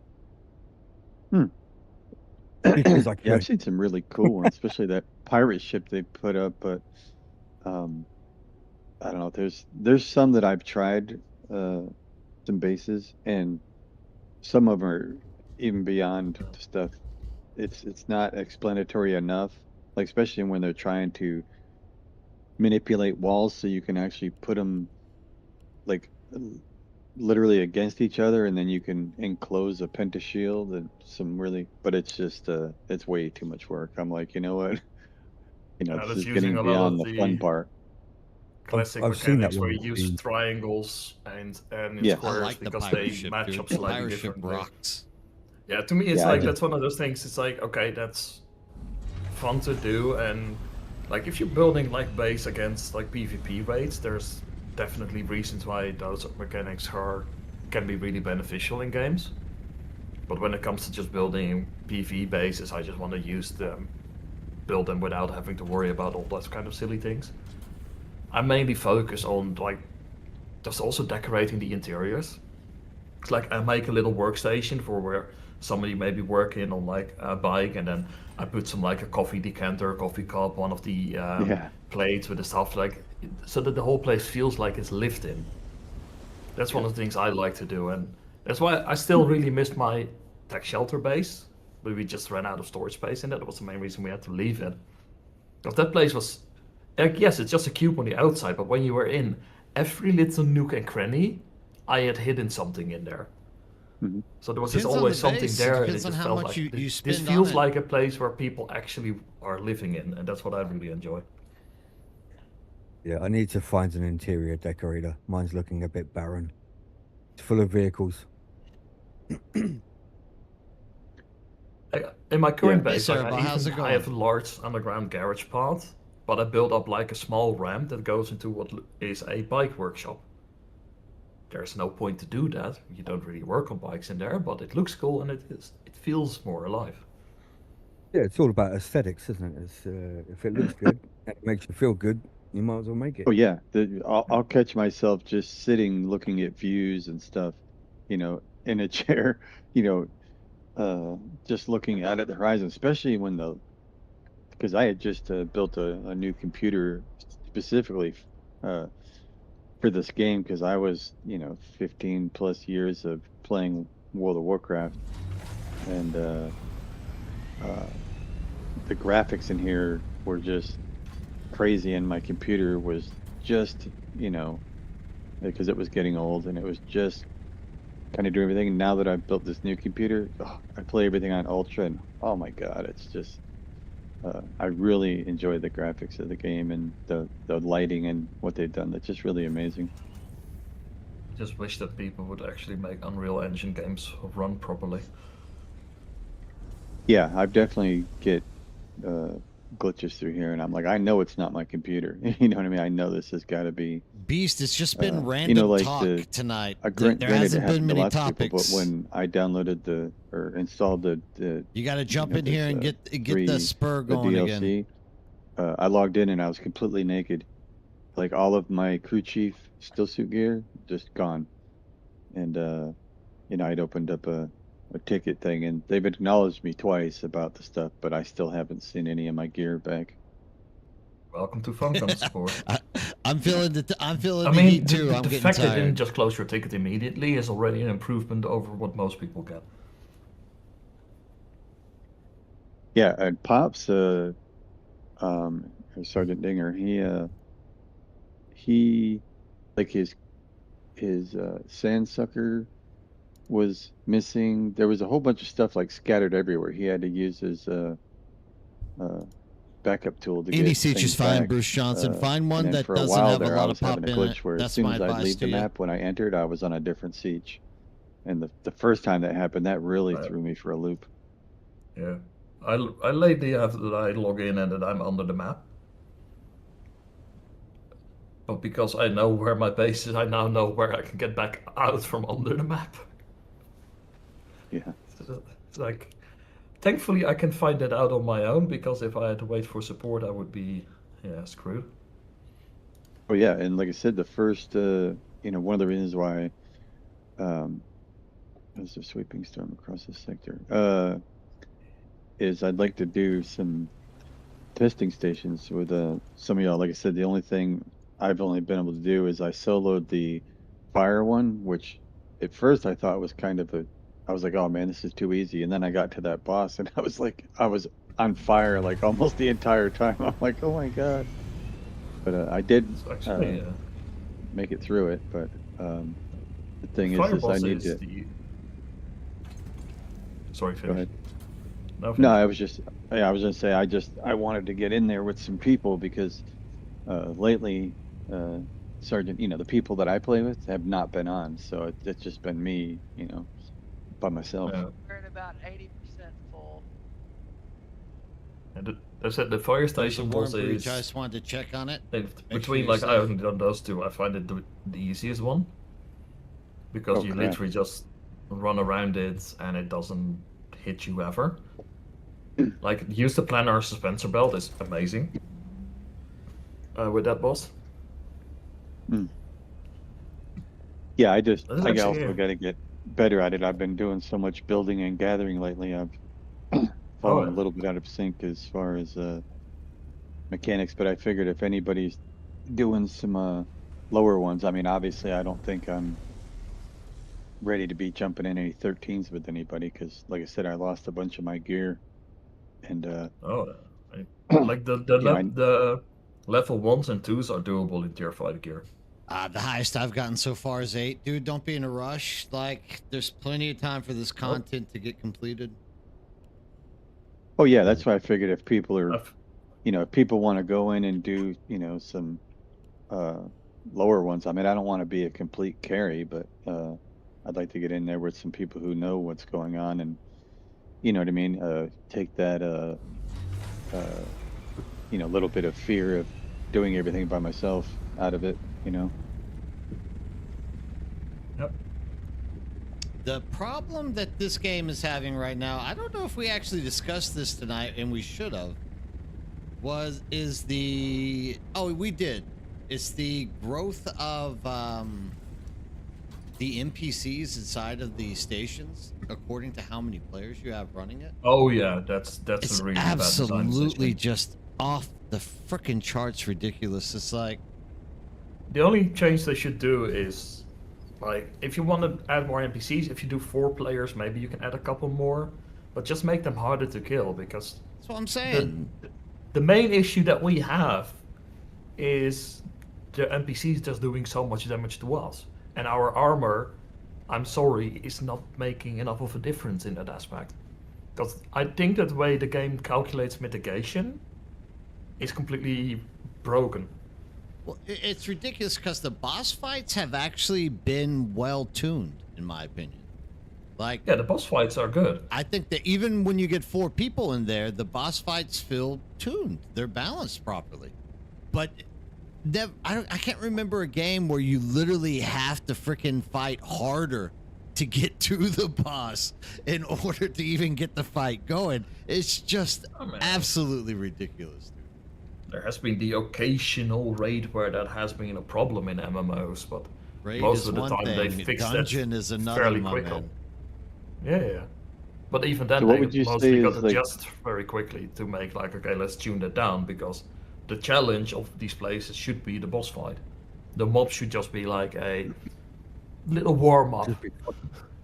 I think I know what your What would they question's should- going to be. My answer to this is double the amount of NPCs that come out, and for each person that gets entered in after the second person, literally just increase the amount of damage those mobs take. I would not double the current amount of mobs, because that would make some of these testing stations literally impossible. No. So if I'm running solo, I usually face in one room 2 mobs, sometimes 3. Yeah. So if you have 2 people running it, I say, fine, it's cool. You can make 4 mobs, possibly 5 or 6, whatever. That wouldn't be too overbearing. Then if you bring in third person, don't add more mobs, just make the ones on the field itself a little bit more harder to kill. Then if you bring in the 4th person, just make it even more a little bit harder to kill. But like I think after the original like number of mobs being introduced, it's just going counterproductive against what needs to be getting done there. The problem with Now, the in your current guys' gameplay opinion, design, what is like I did the burning one, that's the one I've soloed. What would you guys recommend is a decent get your feet wet station? I see these irradiated ones like 89 Lightning and stuff, but do you just do it? the in your lightning stream? one is the one you want to start with, because it Which one has is that? the mobs in there are the most. It's 152. The mobs in there are the least annoying to deal with. The lightning is, however, somewhat annoying to deal with, also in the boss fight. But it also drops some really useful gear that you really want to have when you're doing the other fights. Like the lightning gun is amazing. Initially I thought it was really bad. Then I got a slightly higher grade one and started to figure it out. It's really good. It Just drops the grind triple shot, spice which until is you also fill really up. useful in I'm these here. boss I'll pick fights. you up. Like it drops we're the here forge now. armor, which Just keep going. Get if as you're much not as spice good as in you can. avoiding fire and stuff like that, can be really good in the fire and potion station. What station yes. number was that again? I'm on the old 152. It's the one north of Haga Basin. I agree with Beast. 89 is by far the hardest one as well. Which one was that? Darkness one. Dark. Okay. Well, what makes The, that one so hard? Because I haven't done it yet. The I have boss is a on little bit 152. tricky at times, and the room right before the boss, you get a plethora of mobs spawning. Just as an example, on 152, I have gotten on a level 1 run, forge leg schematics, chest schematics, and the lightning gun schematic. Yeah, I have some forge gear on me right now that that didn't get lost. If you guys are on Cetus, just ping us. Like, dude, we're in. You guys probably aren't in Cetus. Well, if you're playing with if you're I'm playing in with Cetus Dinger, right now. you're on Cetus. So Yeah, I'm on like, Cetus. I'm right outside testing station number 152 right now. I was gonna Like try and go literally in. ping us or jump in the Discord at any time, dude. People are always doing that crap, and we're always ready to like jump in there and help people get through it. Like I'll go duo with you, and we can try to push some higher level ones once you start learning it. But like I'm not going to do like 4 people. I can tell you. Yeah. I'll do 4 Yeah. people at one, but that's about it. They need to tune these things a lot more, but I think that's one of the continual balancing that they just need to do. Because like I said, because of the way mitigation works, I think at higher difficulties, they're just going to become impossible because a grazing hit of anything is going to be a one-shot. No matter the armor that you have. At which point it's just like, yeah, that's not a fun challenge. I don't know. I think that with the augments, you're gonna be okay. The problem I think is in the calculation of the mitigation. Because I think if your mitigation from your skill tree was just added to your armor mitigation level, then it would be alright.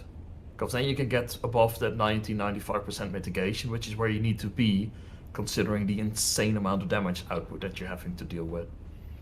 But it feels like right now that it's just going through, it's like, oh, you have 10% mitigation skill, so you take 100 damage, I take 10 off, there's now 90 left. This goes against, it's a light dart attack, you have 20% resistance against that, so we take off another 18 from that.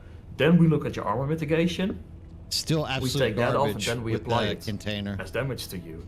The problem doing that is that it actually isn't very effective because mitigation, its strength really happens at the really high numbers. That's where it becomes powerful. At low numbers percentage mitigation, it doesn't really make enough of a difference to make a difference.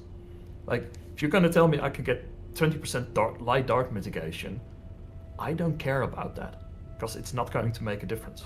If you're going to tell me I can get 5% extra armor mitigation, that's going to be a lot more powerful than the 20 or 25% light dart mitigation. I really, in all fairness, don't believe that they have actually looked at those dungeons at the deep end of the fighting. Oh no, they haven't. I'm going to be honest. And Funcom, anybody, if you're actually listening, you're fully willing to prove me wrong. I'm willing to bet that they are, even if you give them the max skills and the best gear, I'm willing to bet there's nobody there that can actually clear those dungeons at the highest level. Well, the Funcom employees? Yeah. Yeah, I would take that bet. I agree. It's just So responding to.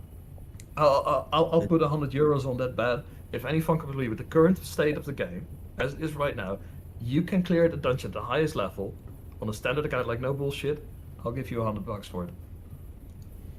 As soon as we land this, I'll Yeah, be so I should doing be- our especially the draw. first time So around just on hang out. 152, We I got should just just be doing a it minute. on Let me one, get set correct? down, Yeah. and I'll make sure everyone gets a do it shot on a one just at that to get, last get your DLC. feeling. I'm still doing Get it your on feeling. two. Do I it have no one, get desire your to feel get it in. go on higher than two. I will say the nice thing is with the 152, if you use It's about after your I shield like the goes perforator down. shotgun, and I still use the attractor field. If you're doing it, I think up to level 3 or 4 with a ungraded perforator, so just a grade 1, and use the attractor field on the boss, you can actually shoot 4 shots so it's empty, but it will bring him down a bar so it actually goes to the next stage. So that way you never actually have to deal with the lightning, because you just kill him before it triggers. Yeah, because I have the Regis or the replica pulse knife. I've got the Regis triple shot repeating rifle, and I have a Dune Watcher. Is what I'm. I'll use the shell burster against them. Yeah, I don't have any other weapon. Like I said, the stuff that I was using was lost when I logged in. But sorry, Well, I'll you go can in there check in a for one. like perforators may be on the market relatively cheap. That's a fairly common blueprint because it also drops from the crash shuttles in the deep desert. So you can just look for some of those crash shuttles, and probably within 2 or 3 you're gonna have a perforator blueprint. Dude, because it's a really common drop. You have a shell buster, The replica pulse knife is the same. Yeah. You can watch me with my shell buster, dude. I eat through that stuff. That's I have a higher shell buster now. But before I had a shell buster, just a regular 0 shell buster, literally, dude, you eat through that boss at a low level. Level 1, it takes like 2 rounds to get through his health. Yeah. Like I mean, per level each of the 1 level difficulty. Like level 1 difficulty is pretty much like tier 5 Yeah. difficulty, or even slightly lower. It's really easy to run. So all you got to do is get yourself confident to get into level 3s, and eventually you're gonna find yourself a level 1 set of armor and a level 1 set of weapon. The weapons make the main difference. Like, you're gonna notice when you get higher tier weapons, it just makes things so much easier. Just to respond to somebody in chat. That lightning, I guess lady- you get near it. I just got. I'm like, what is this over here? Zap. Yeah, I've Yeah. got I think every death in 152 for me has been from lightning. If Now, somebody how do wants to you- speak, Give my man a chance to respond to this. Yeah. What were you gonna say? That's right. I was just going to say, just responding to Lady Sarah in chat. The latest patch doubled the durability of basically everything. and The it reduced durability durability loss loss. has gone from Yeah. 5% down to 2%.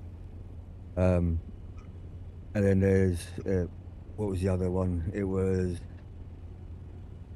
Any enemy was health it- increase is repair reduced. cost has gone from 20 to 15 in durability loss. Krezel, oh, go on. Sorry, I thought you were finished. That's right. I was just trying to remember what the patch notes were saying, but yeah. So everything has had its durability doubled. That includes our wonderfully annoying suspensor belts. They actually last twice as long now.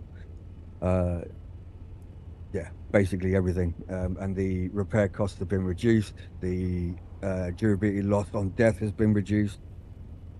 So hopefully our stuff should last a hell of a lot longer now that they've made those changes. But I have noticed. Noticing it.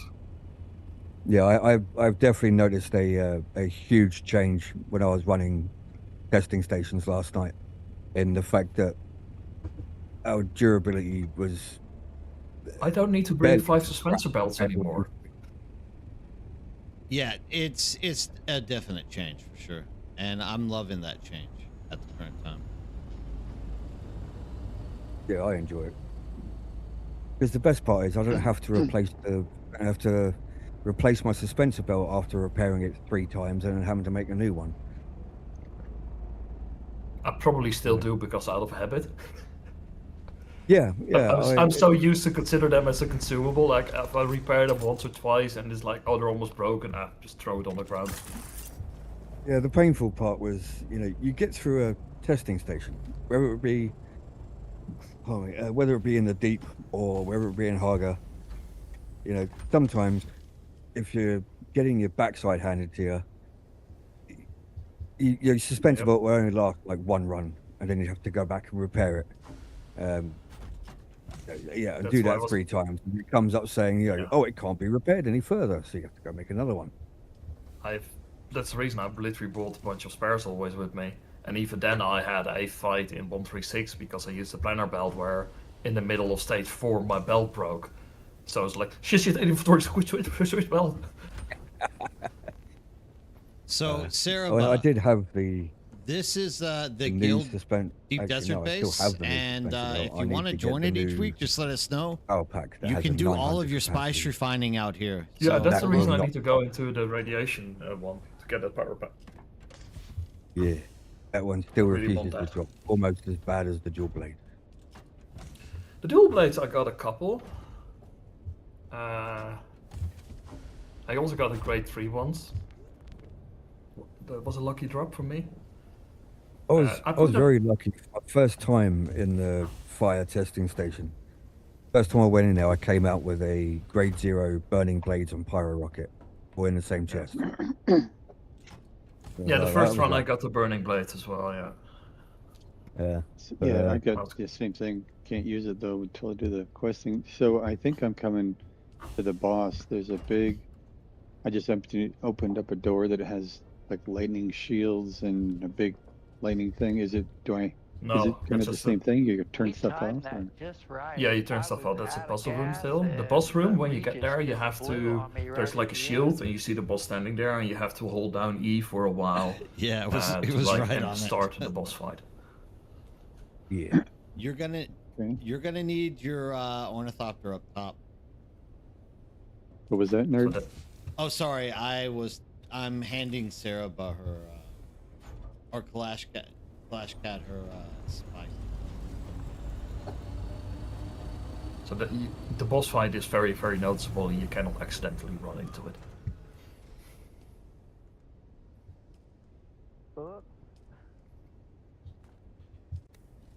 You'll each get 750.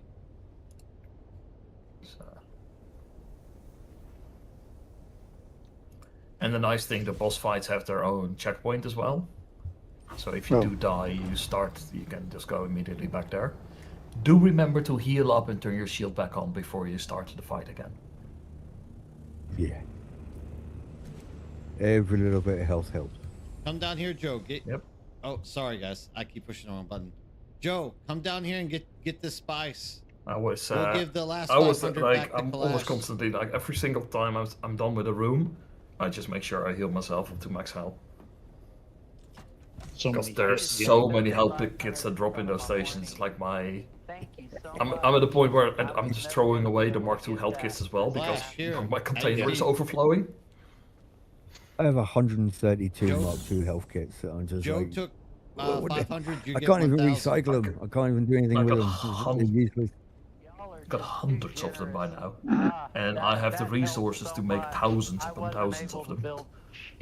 Like my partner was like, I learned that she was still using Mark I heal kits, and I was like, wait, stop using them. I mean, technically, you did the work. Yeah, So, I just make my Mark just come out 60s. to our I deep make like desert base 70 each of them. week, and Yeah, you that'll can do. like That'll drop last me all at the least spices you 1 or want. 2 runs. We even have a carrier If you do the and a testing sand crawler stations that and you're everyone can fairly use. decent with it, you're gonna end up with more ammo and more health kits going out than you got in. Yep. They're really, really generous with them. Throws it all at you. Well, enjoy. I'm sure they're gonna nerf that. Anytime. They already did, somewhat. Well, it doesn't.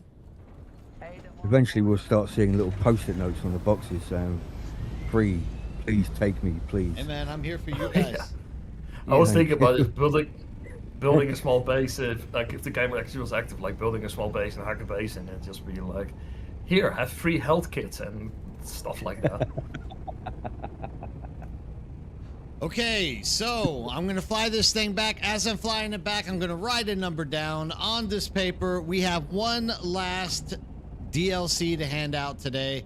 This isn't the Lost Harvest. This is the Chapter 3 DLC. This is Raiders of the Broken Lands. So what I want to do is same thing. I'm gonna write down a number between 1 and 100. You guys will type in your numbers. Remember, only one number per person. Whoever wins gets the code, and that is that. Oh, what is my number? My number is... Always going to be 9001. All right. Number is Yes, I already done. have it. Start posting numbers. Start posting numbers. Let's see what we get. Remember, I don't care if you're lurking and you're just hanging out. Jump into that chat. Type a number. You have as much of a chance to win this as anyone else. You don't have to be subbed. You don't have to be following me. All you got to do is type a number. And, oof, that's a pretty tough one right there, Fate Walker. I don't know. I might just... Here, let me just change my number because Fate Walker put a really cool number down. Pi. Number is pi. Number is pi. I didn't even think about pi. That's a good one to actually put down. All right, are we done? Do we have the numbers? Now, somebody is going to have to, like, literally check these numbers for me because I've already been yelled at once tonight for, like, missing up here. But the number for the final giveaway tonight is 47. And I can already see 2 people that have a 48 on the playing field. Do we have a third person? No. Okay, so we got two. We got Saraba and we got Gangsta8140. You two. Nice. The way we solve this problem is we do a little coin flipping. Let me try to get this thing going over here. Today, the second coin flip of the day is the ever so famous Australian $2 coin. So, since Saraba was the first one to put down 48, Saraba will be the queen's head, fitting. And Gangster is going to be tells the 2 on the back. Here we go.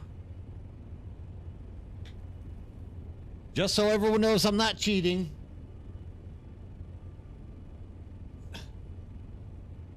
It's the queen's head. Saraba is the winner.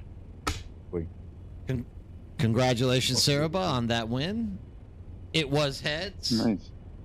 Stick around. Queen wins. Now, I'm going to say this. The first person who won the giveaway for the Raiders of the Broken Lands on the first DLC code never stepped up to claim it. Once again, they have until 1 a.m. That is 45 minutes from now to say something. If they do not claim that code, we are going to give that code away a second time to a lucky viewer. So stick around.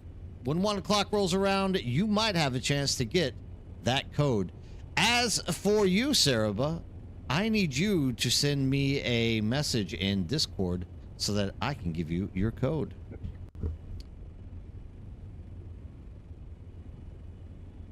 Gentlemen, are we getting tired? Are you guys getting tired of talking? Do I have to take over? Never tired of talking. Oh no, I was just waiting for the giveaway to pass over. So I'm having trouble figuring out. So I turned off all the shields. I was able to go into that little chest, but then there's another door I have to get out of here. Yeah, Tango, come join. Oh, sorry, I didn't mean to talk over you. Keep going. Explain. No, it's just there's a door to get out. That there's lightning on the ground, and I'm not seeing. There's you have the circular part above the rooms. There's a console there that you have to press. If that's still lightning, then you can turn that off by, if you're looking at the door with where the button with lightning is, turn left up the stairs. There's gonna be a button. Press that. Okay, then if you look at the door, you turn around 180, and you look at the circular thing. You can just fly up there, hang on this side of it. And you should be able to press the button from this side as well. And that will turn the light off. Or you could just go through the left side and climb up the ladder. That's also an option. Headphones. That's what I'm looking at for it. Just exit, send me an invite and I'll come run it with you. I'll teach you how to do it. Let's see here. Yeah, I was trying to look up to see what they were talking about. Yeah, you don't lose anything, dude. Just go out the back the way you just came in. Go out, toss me. Wait, you're on Cetus, right? Correct. Yeah, just go out, send me an invite. Let me leave my group first, and then I'll come run it with you. Okay, let's see. I will teach you the ways of the dungeon. Hello? Way of lightning. The way of lightning. I still hate that boss. There's a reason I need to kill him before he triggers his anybody hear me? weapons. Yeah, I can hear you. Now we need to refer Nerdbird to either Nikola Tesla. I noticed a Thomas lag.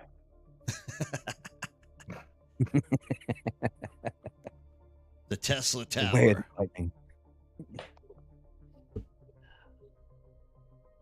It was funny. As I was driving into the office today, I was on Discord. I'm currently in talking to the guys. process of grabbing some stuff and. Oh, take your making a time, dude. transfer. Take your time. Take your time.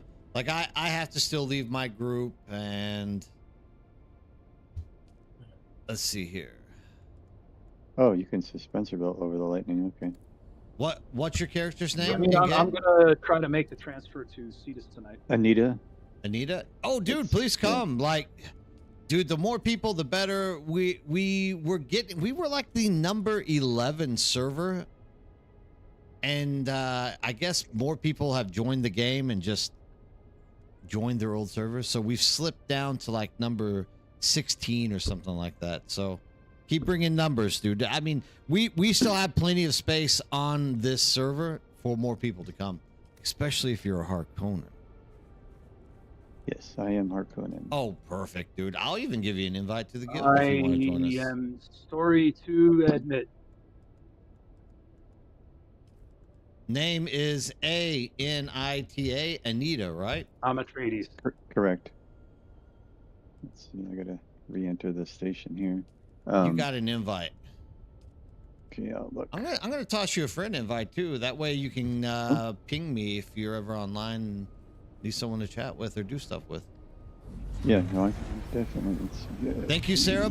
I'm going to pick this bad boy up and I'm gonna send you that code right now.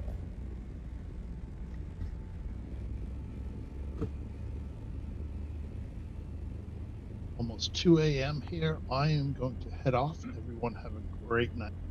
All right, man. Take it easy. Take care. And snore well. 2 a.m. Hell, it's 12 a.m. 12 a.m. here. Where are you at? South Australia. Ah, okay. Yeah, I'm 9:23 a.m. I'm in Texas. It's only 3:23 in the afternoon here. There you go, Sarah.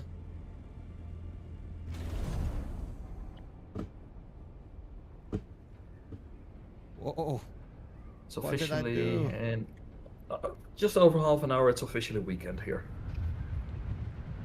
Yeah, this is my 3-day weekend I get every other week. And my wife's in California for 3 days, so with my daughter. We got a 5-day weekend here. Yeah, dude, we got a week off actually in Korea. We got the Solal, the Chinese New Year.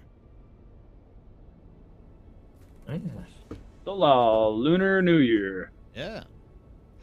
Really, yeah. Is that you, Tingo? Did you make it in here? Oh, I guess Tingo didn't. He wanted to get in. That's me. I made it in here. Yeah. Okay. All right. Yeah. Dio Solal. I just have a 5-second, 10-second lag. You probably want to turn the stream off and just listen to the audio in here. Or mute the stream.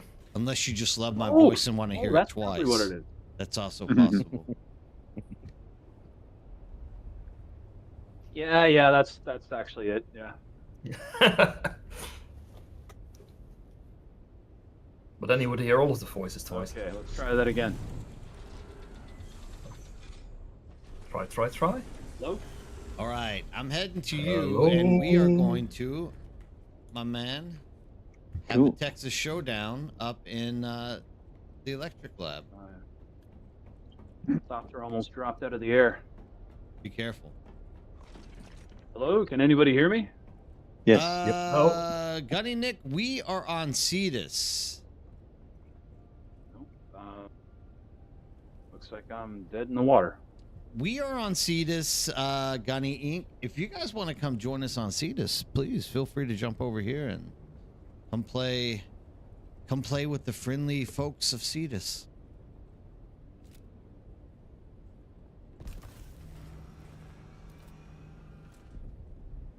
Oh, that's right. You can be in multiple guilds in this game, right? Nah, you can only be in one. Oh, I'm thinking of another game somebody was having me try. You can hear me. I can't hear you guys. You can't hear us. I think you have to check. I can see the green rings, but okay, I'm gonna have to play with something here. Oh, your input's right.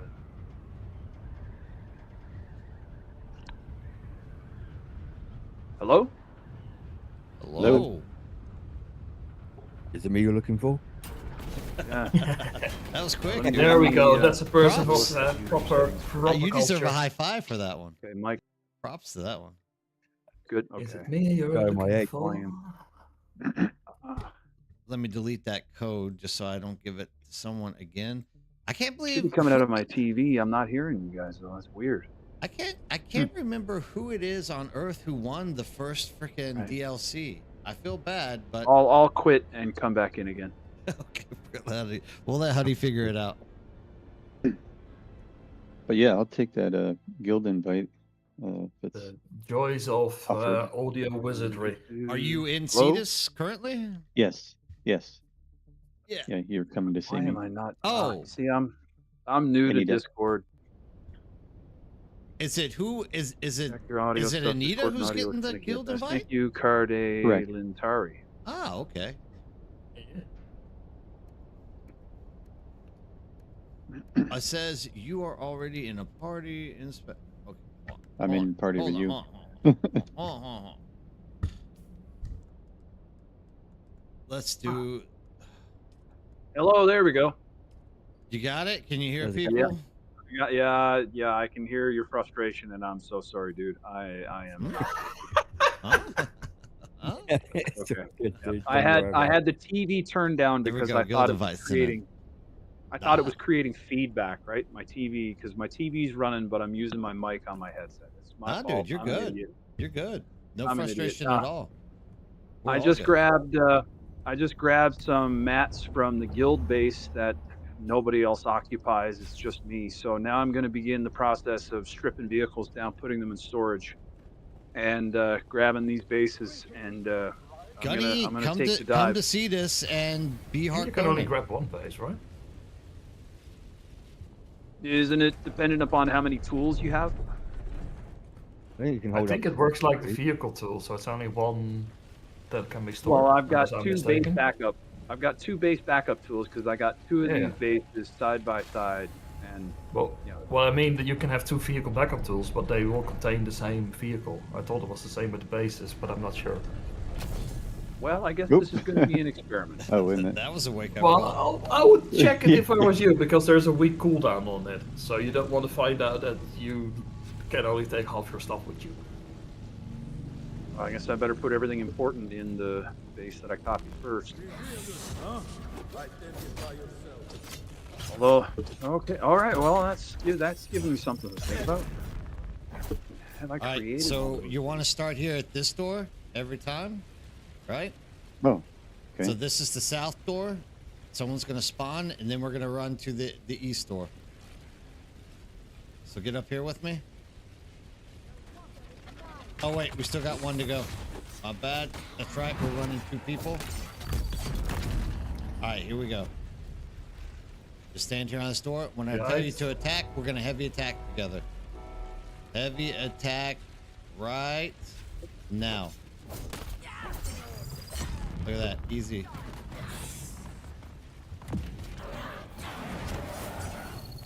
Make another one of those tools. Apparently. No, wait. What do I have to make? Same thing. Here we go. You ready? Ready Yep. for that heavy attack? Welding Here we go. torch. 3, 2, 1. Heavy attack. I'm gonna wish you guys all a very good day. I'm gonna hop off for a while. You can health up? Good, All right, boy. man. Take it easy. Have a good one. Take it easy. Thanks for all the chats. 100%. Thanks for stopping in. Have a good night. Oh, I'm not gonna sleep yet. I just need to do some other stuff. Oh. Sorry, my misunderstanding. You don't know what that is. No worries. All right, here we go. I am a bit nervous. We got to come up here Yeah. first. We're going to hit this button up on this top floor. There we go. Is this chest still? Is it chest? That chest is garbage. Yeah. Now check this out. Once you hit that button up there, you're going to jump up like this. Oh, okay. So jump up there so you can see it and hit that button. See it? Oh, I see it. Oh, okay. Hang on. I see it. Hang on. There you go. Trying to get the. There Now it is. that's Okay. going to shut this off, so there's no more electricity Oh. down here. Okay, so that's the button I was missing, because I gotten this far and I got into this area. Leia Sandwalker, are you in stream? If you're in stream and you want an invite to the guild, let me know. All right, so this is where the first. Are you running the quest, or are you just doing the dungeon? Gotta go around this one, right? Are you running the quest, or are you doing the dungeon? I'm doing the dungeon. Okay. I don't have a. Then don't worry quest about yet. that. We're good here. You can go in here and get this like chest in the middle, but don't. Yeah, I did that already. But it was this one this is as far as I'd gotten. I was trying to figure out how to shut off that door. Here we go.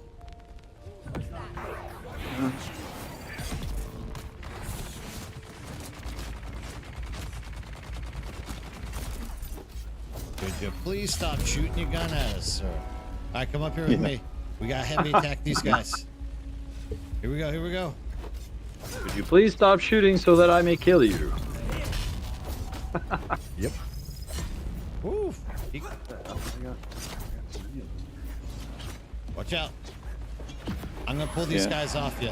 Don't worry.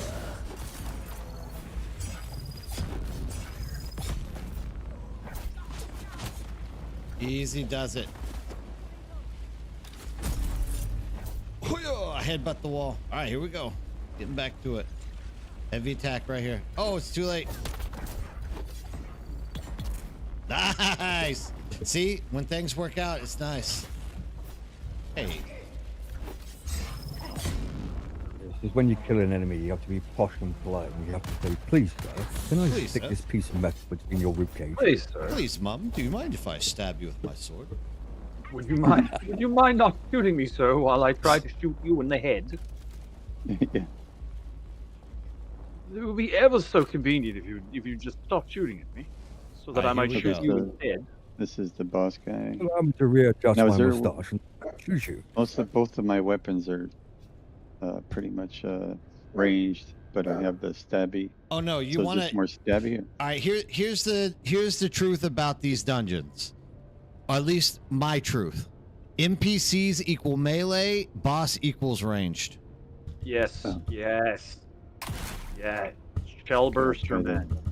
triple shot. Is And what I have right I now. had somebody trying to send me a Nope. message, and I can't make my freaking chat come up. So all we're gonna do is just like empty this guy. He doesn't have a chance. Don't.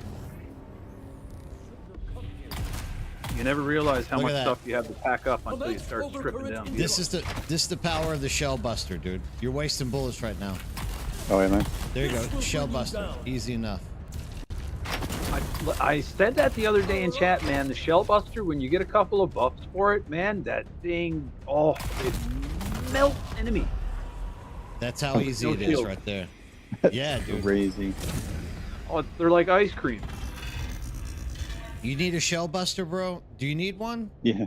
Yeah? I mean, Come on, let's go Yeah. back to my base. I'll craft you a shell buster. Man, let's see. it's like Santa Claus on the sands of Dune. Oh yeah. What was it? Yeah. Come get your weapon. You want Indra's lullaby? Cause I don't want it. Shell buster, No, get your okay. shell buster Oh. here. Get Forge your shell gloves. buster. Get your shell buster here. Shell buster. Anybody need a shell buster? Your shell Three buster. enemies in. We got shell busting. Bring We it. got shell busters over here. Bring Sorry, your man. I mookie work ass for over the here guy. and shell bust with me. I worked with a guy from. Well, I didn't work with him, but like he lived down here in Guchang. He was from Buffalo, and I swear to God, one day he was so frustrated with not being able to find like a decent chicken sandwich. He was like, "God damn it, where can a guy find a decent chicken sandwich around here?" I'll never forget that accent, man. I'll be right Anita, back. my base is in Yeah. Ramal, so you're gonna have to jump servers to Ramal, Okay, and one second. I'll give Hang on 1 you second. outer access. Yeah, Sentinel Puppet. I definitely am believing that the Shellbuster is. I mean, I'm not saying it's better. They're about the same, I'll be right actually. back. It's just a matter of which one has more bullets. But for me, like Shellbuster seems to be going out more accurate, as the Perforator seems to be like sometimes missing off to the side. I don't know. I just feel like the Shellbuster, it's whatever. I mean, they're the same. Like they both do a lot of damage. I mean, and you're also talking to a guy who can't do a level 9. The highest I've completed so far is level 8. So, By yourself? yeah. Wow. I had a terrible time trying to do level 3 last night, but I was doing it by myself, and I had a few drinks in me, so I was working with a You had few a, disabilities. Yeah, level You had to 3 hold my isn't beer that moment. bad. Level 3 isn't that bad, but you know, like 2 bottles of wine and just not yeah. I really wasn't paying attention to what I was doing. It was my own fault. Didn't set myself up for success. But I was a bit frustrated. I mean, until I discovered the Shell Buster, I was a little bit frustrated. I'm back. Sorry It was about that. I had a education phone call. Oh, you're good. You're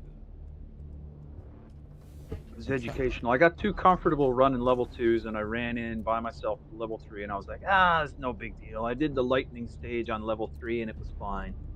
I'll be fine. I was not fine. Thanks, Ulf. Thank you, Ulf, as always. I was humbled. But, like, is anybody else a little bit miffed about the fact that you can only do, like, 5 remembrances per day? Like, that's... No, is dude. anybody... I'm still trying to catch up. Oh. We took a vacation, though. Like, I've been on vacation all last week, so... Did you have a good time? Yeah, I mean, it's the Philippines. Always good. I've never been. You never been to the Philippines and you live in Korea? Yeah, no, I'm not allowed. I'm not allowed. It's a personal restriction. I've got a weakness for brown-skinned women.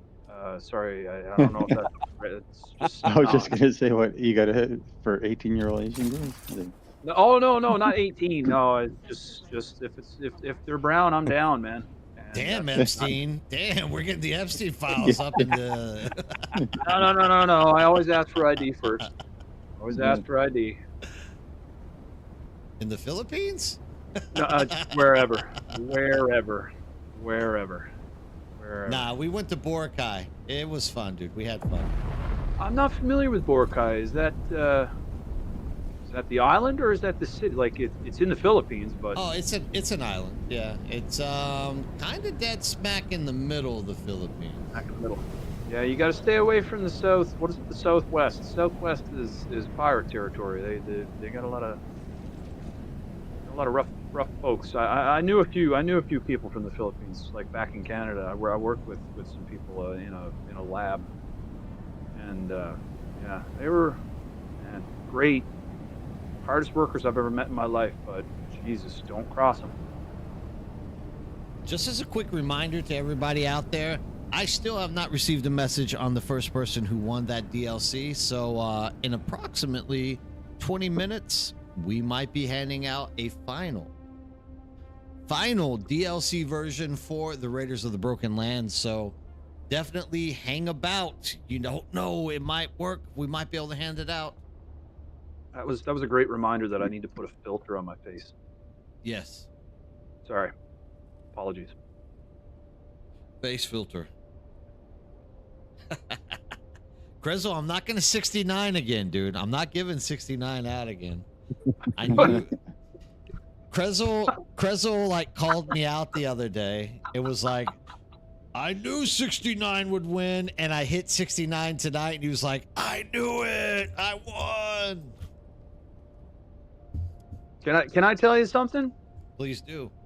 The other day you had, and I like, it was the first stream that I had been on like in a couple of days, the first one that I watched in a couple of days, because I was busy grinding, you know what I mean? But when you called out for a number, and I was like, yeah, wouldn't it be a laugh if it was 13 that he picked? And sure as shit, somebody picked 13, and it's like one of those damned if you do, damned if you don't. Nobody's gonna believe you, but like somebody called 13, and that was the guy that turned it down, and I was like, man, like timing isn't timing a funny thing? Like isn't that funny how that works? Like 100%. You should have typed the numbers in, dude. No, well, I've already got the DLC too, so I would have done the same thing, to be fair, because like I bought, what was it, the ultimate back in, what was it, June? Yeah, that's I what bought the ultimate well. thing. Yeah, no, my friend, like the people that did play, they were hating on me because I showed up in a Sardaukar uniform, and they were like, "Oh, look at you, no kids, lots of money. It's like, nah, man, it's just like 20 bucks. Like, not a big deal, but I guess $20 matters to some people, you know? But yeah, no, that's cool, man. Like I like to anyone, I don't want to put a number in because I already bought everything and I'm just here to have fun. And I'm here to help out, which is why I want to move over to Cetus because I hear you guys need like dedicated crafters over there. No, we just need people, man. Like we're ready for people to come. We like having a large community. The thing is, and I gotta admit, man, it breaks my heart a little bit every time I hear it, but like you really love the Harkos. I'm not a Harko, man. I'm like way up in the Atreides skill tree. Hey, dude, we got room for Atreides on the server as well. Atreides. Yeah, I am. I'm a scaredy cat. I'll admit it. You know, I've been playing solo for so long. I avoid other players just because I don't. I was around when rockets ruled the desert. What was that? Operation Desert Storm? Ouch. No. I'm Canadian. We didn't go there. We didn't you guys didn't do participate in Desert that Storm? theater. No wonder Trump's mad at you. You guys didn't contribute for Desert Storm. I'd be mad at you too. Well, hey, look. Lots of Canadian. I mean, Canada has. I have this on good authority that Canadians have been participating with trying to train people over there, so that the Americans don't have to spill their own blood over there. You know, like they need. I shouldn't be talking about this. This is a stream about Dune. I'm going to shut up right now. There you go. Yep. Sorry, dude. Anyway, yep. I'm Atreides, but are you does your Atreides player there is plenty of space for Atreides players on our server, dude. I always just try to push it. The reason is, all right, here's the reason. Funcom refuses to balance, right? So after months of us trying to recruit Harkonnen players to this server to balance it, we're almost there. Like right now, the current standing is 9-6. This is something that has never happened on this server since the beginning. Literally, it's always been an absolute blowout by the Atreides side. So we literally almost have a balanced Landrad finally. That's been me like painstakingly begging Harkonnen players to join our server just so that we can do it. And I'm like, you don't have to be in our guild. You can bring your own guild. You can play solo. Just come be a Harkonnen on our server so that we can actually compete for once at, the Landrad. And we're almost there. Like, we're really close. We're really close. Well, thanks, man. I appreciate that. I hear you.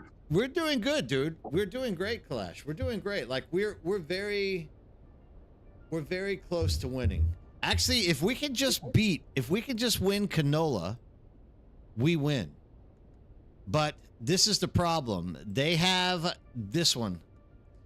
If they get Tacita, which is now open, we lose. So I think we're gonna lose this week. I don't know. I only do the Landsrad just to get some money and get some items, and I don't really care who wins. Like on the server that I'm on right now, the few people that are here, it seems like 1 week it's Harkonnen, 1 week it's Atreides, and I think it's because like people really just have jobs and like like 1 week the Harkonnen players have some time off, so they're able to do the Landsrad stuff, and then the next week the Atreides people, it makes no sense because there's nobody here, and I don't even know who these people are. Like, I see no one on here. It's weird, man. Yeah, dude, we have to take Tacita and we have to take Canola. If we don't win these two, we lose. But now the way you're talking. I mean, you've got an Atreides character and you've got a Harkonnen character. Why are you so dead set on Harkonnen? It's the balance thing, right? I'm trying to balance. I'm trying to I'm trying to make a server work and function the way that it's supposed to function. Funcom can't do it, so there needs to be actors in real life that actually drive the force of the way that the server heads. That's the way we do it. Like, it's the same. Like, everyone here in this server most people don't mind PvP. We just don't want somebody like landing on top of you 1,000 times, calling you a shitter and like killing you over and over again. So we bring lots of people who want the PvP as well. If that's what you do to us, then we go out into the deep desert and make it unfun for you to be there. It's the same thing with Landsrad. Like, why should one side always win? We want to have competition, dude. We want to make it fun. Like, at one point, if Harkonnens start winning, like, consistently, I'll just start playing my Atreides character more. And in all fairness, I've contributed to the Atreides. In fact, our guild is the second contributor, second largest contributor behind solo gamers. And I've actually contributed because I have the Atreides character that I'm also leveling up. So would it be possible tonight, if I make this transfer, like, can I join your Atreides character's guild? I'm not here to like try and like change the Landsrat or anything. I'm a farmer. I run testing stations. I'll play with anybody. I'm not, like, this is the game that I want to spend my time playing, right? Like, so if Harkonnen wins or if Atreides wins, that's not important to me. What's important to me is that I have a place where like I can go out. If people are crawling, I want to go out and crawl because I've dumped all those points into crawling. Come in, dude. Come in. The shield's up. Come in. Come in. You've really sold me on the idea. It's just it's one of my best friends that I'm ditching out on, but like he's never on anymore. Come right here. Come this. I want to play this game. I want to play with people. I want to play with people who are gonna play together, right? Oh, it's Clash. Hey, what's up, Clash? Hey, thank you so much. Thanks again. So, like, do you have a guild I can join? Yeah, we have a guild, dude. Yeah, no problem, Clash. Like, if you need well, more I got my just let me know. We can go out there and help you get more. Hand here. I'm about to do the dirty. I'm about to do the thing. Maybe tomorrow. And yeah, one tool to grab. Okay, whoever. If I can wake up, yes. I don't know who said it, but yeah, it looks like it's grabbing. I got like two like regular fights and then one vertical. Thanks again. Stakes. Sorry, the stakes. There's two 100%. land lots and then one vertical. Yeah, it'll grab everything. In a real way. Here we go. Moment of truth. Nah, it'll pick up. Warning, you're You gotta about to back up pick your up base the- if you do this. Anita, if you want that shell buster, I put you a shell buster in this box right here at my base. Anyway, it is just sitting wanted to right say there. again. And it Let me look also here. has I'll see a you, probably open tomorrow. slot. You want me to put? I guess you can't have it. Yeah. Now, Nah, how dude, do it's I? great. I'm glad that you're hang out here on. playing with I this got your Clash. 100% Video up on a different screen. Now, how do I get? You said it was on a different server. Just getting used to the new Harko skins and everything. It's Best, pretty cool. best skins in the I've world. been at Atreides on How do I get to that So base? you come to the top. So you come to Ramal. So like go to main menu, jump to Ramal. The base is right up here at the top. You're added to it. So as soon as you get in here, you're gonna see the base. I'm sorry, I was just chatting with someone else. You went in one shot. Wow, Goodbye. that was scary how fast that disappeared. So I can just hit escape and just use that transfer, eh? So, wait, who's this? Who's asking? Thank you. Yeah, all right. So just like exit to main menu, and then pick Cetus. Wait, do you have? Oh, you don't have a base, right? I have a base, but it's not like tier 6. I've like the guild base. It doesn't matter is what all tier that 6. stuff is, dude. Do you have something that you want to bring with you? That's the most important. Oh thing. yeah. I've got some spice. I've got some plastinium. Like I made sure that I took a percentage of what I've been working to farm. So you've I made left my yourself a buddies base. You've got everything in the base. There's no vehicles outside. Nope. Everything's packed up. You Packed it got all it. up. You got it in your base backup tool. Yep, and that is currently in my. It's in my inventory. It's in my inventory wheel.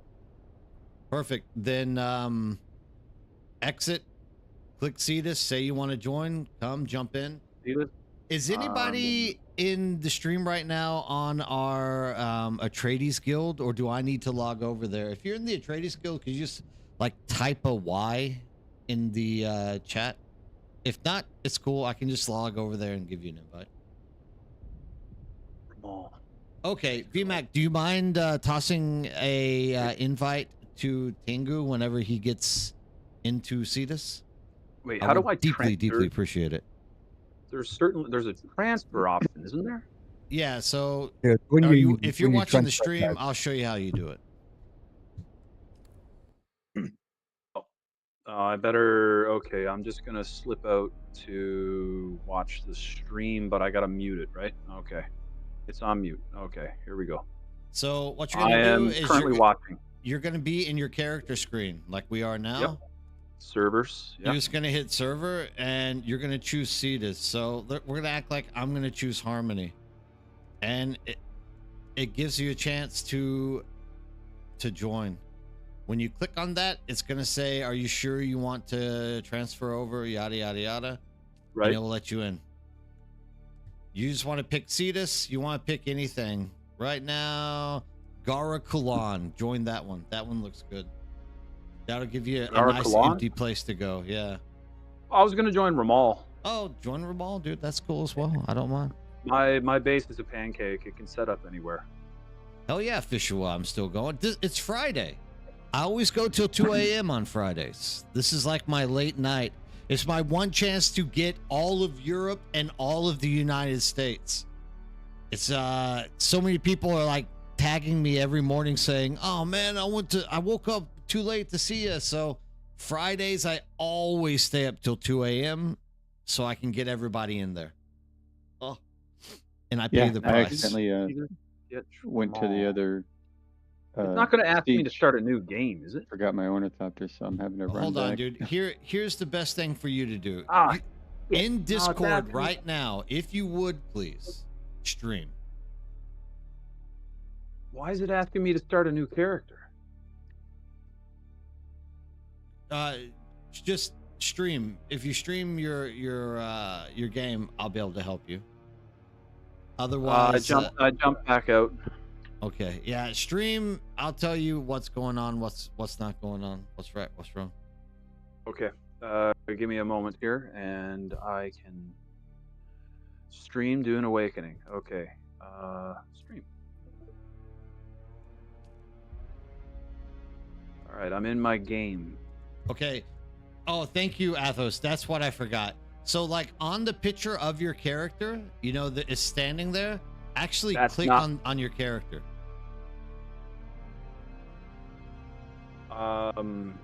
Like click on the character or stream. That will be the easiest way for me to help. I'm streaming. Okay, good. But that's not my character. That's some. I don't know what that is. You don't know who this character is? Yeah, no. Okay, so here's my character on Jasper, level 200. Okay. Now hit transfer escape. Character. There you go. Transfer character. Ah. Okay. All right. I think I can do this now. There's Cetus. Okay. Hit Cetus. Now go. I gotta go down to Ramal. There you go. At the Ramal. bottom. Ramal. Look, you have someone you know there. There you go. Click it. Who do I know in Ramal? Yours truly. Oh. We didn't play together though.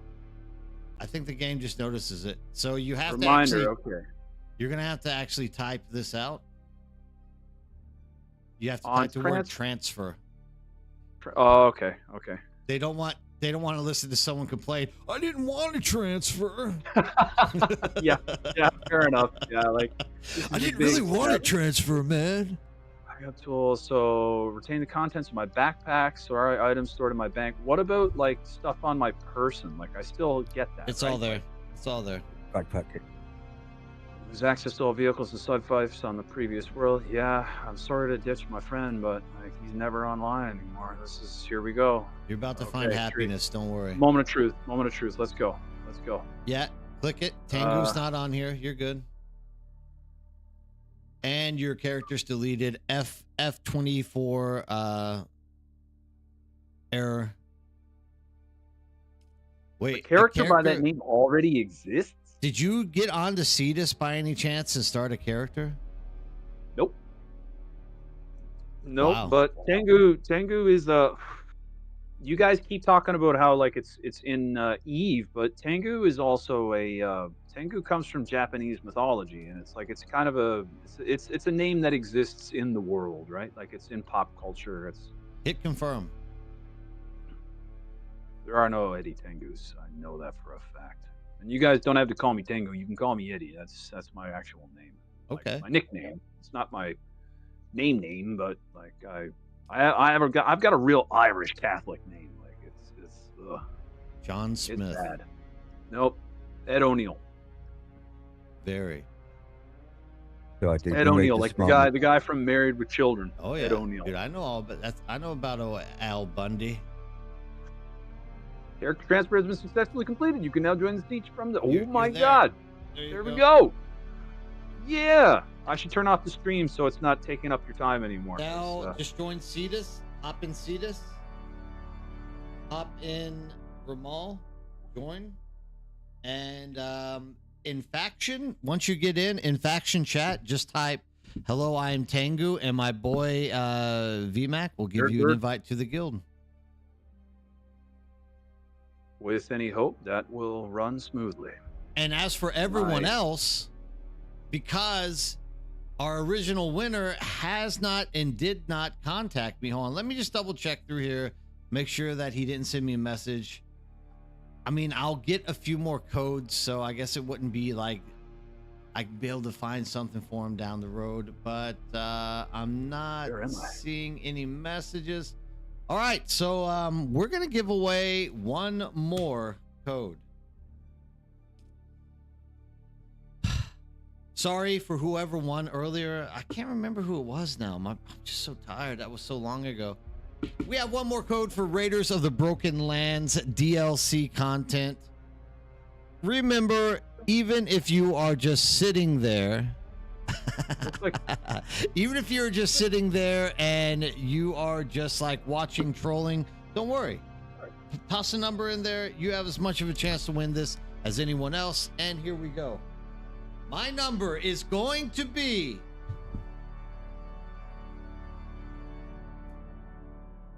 I got it. Start tossing those numbers in. Get your free DLC. We got the last code of the night.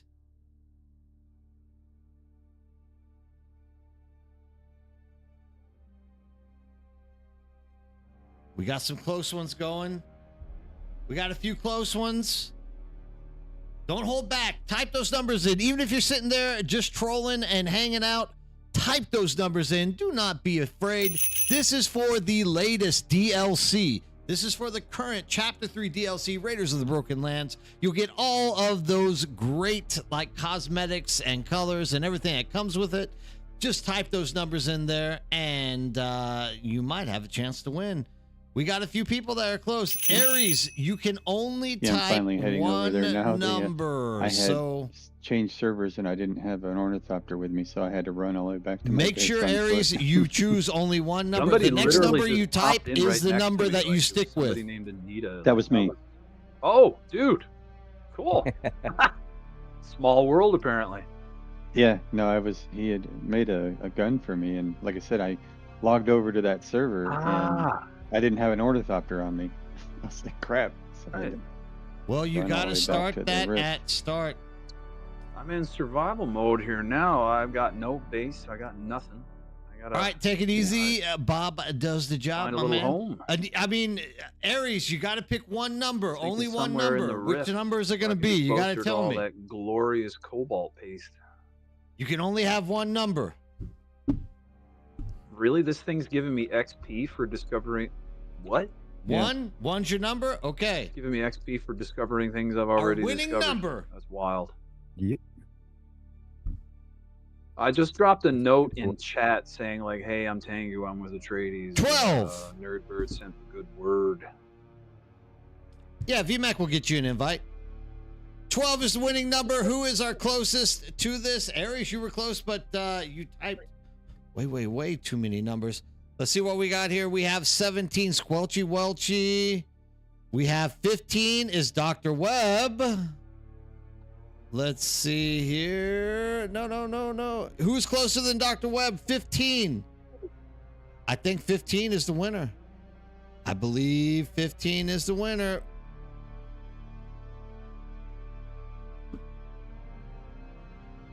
You should have gone with your number 13. That's right, Fishwa. Look, I don't want to get yelled at again tonight for the second time. Does someone see something closer than 15? Something closer than 15. It looks like 15 is the winner. Somebody give me a second run on that one. I don't want to get yelled at again tonight by me saying that I'm ignoring people and cheating. 15 is going to be the winner. 15 should be it. Thank you very much. Dr. Webb. How's it going, Dr. Webb? Dr. Webb, inside of Discord, please just ping me a message so that I can get this code out to you. I'll send it out as soon as I get that. As for everyone else, we got one more hour to sit around and hang out and do the Dune thing. Does anybody in Cetus need help doing something, running a lab, doing anything? Ping me now. You got 1 hour of Nerdbird left, and I will be more than happy to jump into any of these labs and give you guys help getting through them if you need help getting through them. Oh my God, my spot's free. Oh, I don't even have to move anywhere else. Oh my God. Dude. There you go, Dr. Webb. Congratulations. Glad to see you jumping into chat. Don't worry about this, guys. There's actually more codes coming out. I know I've been dishing out codes every single day. I'm getting even more codes. So if you didn't win tonight, don't worry. Just hang out. I'm sure there's going to be more codes coming around tomorrow as well. Just make sure to tune in. And make sure that you're always putting down those numbers. Joke, I have deluxe, and you think you got the DLC with one of the new base cosmetics? Oh, I just got that. Yeah. Shotgun. Thank you. Now I got to go pick up some light darts. Everything I had was heavy darts. So Tengu, you got your base spot, right?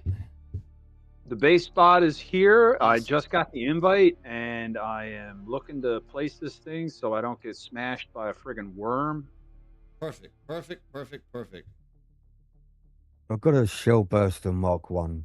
How do I Great. how do I move this thing up? That Shellbuster Mark 1 will hit hard, dude. That's a good gun.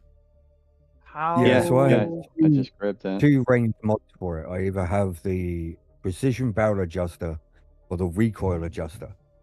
You Which want one do you accuracy and you want you can put 2 on there, right? You can only put 1.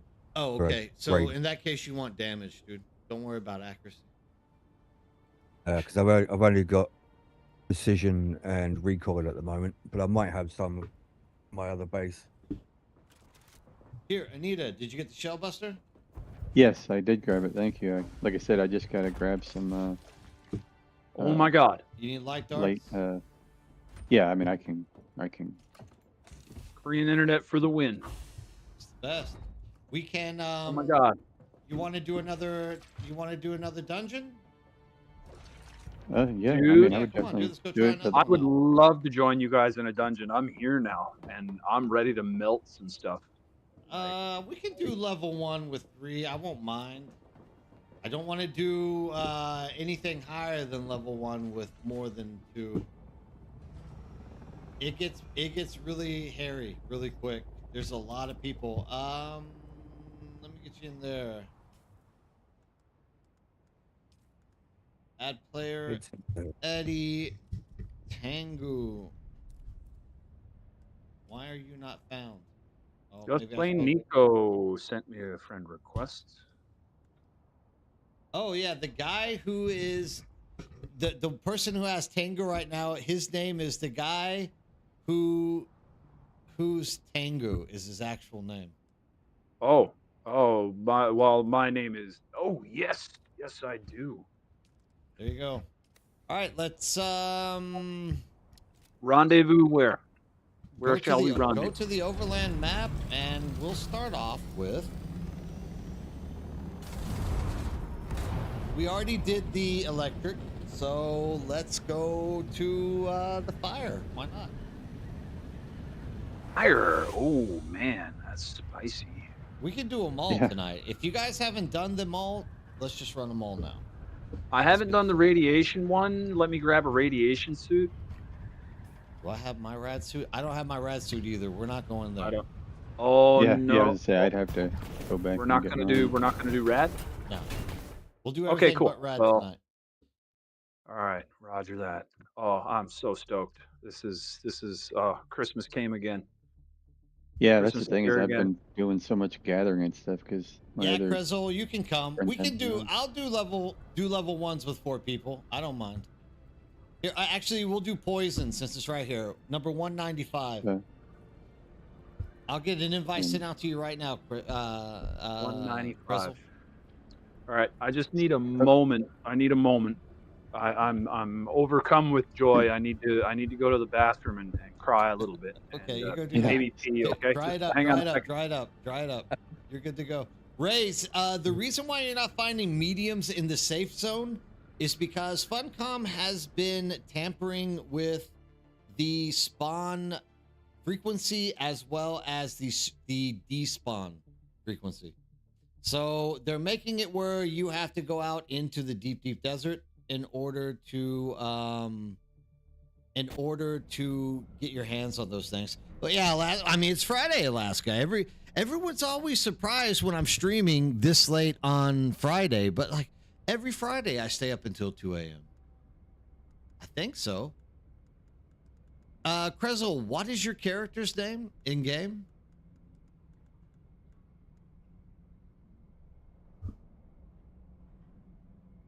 Oh, I am though getting tired. I wouldn't call this a powerhouse. I would definitely call it something like a very tired person house. Quick question about movement. If I'm wearing heavy armor, I move slower generally, right? Like, if I'm wearing a still suit, I can run faster. I don't think so. No, because I don't want to. Yeah, I'm almost always in leather. I believe the only difference in speed when it comes to heavy or scout is the amount of times you can dash. Okay, all right. Because I don't want you guys to leave me in the dust. I want to be there. I want to pull my weight. Oh yeah, I'm not epicked out either, so don't. I want to do my part. What am I missing? Okay, guns. We're waiting for sword. you, Krezel. I sent the invite to you, so we're just waiting for you right now.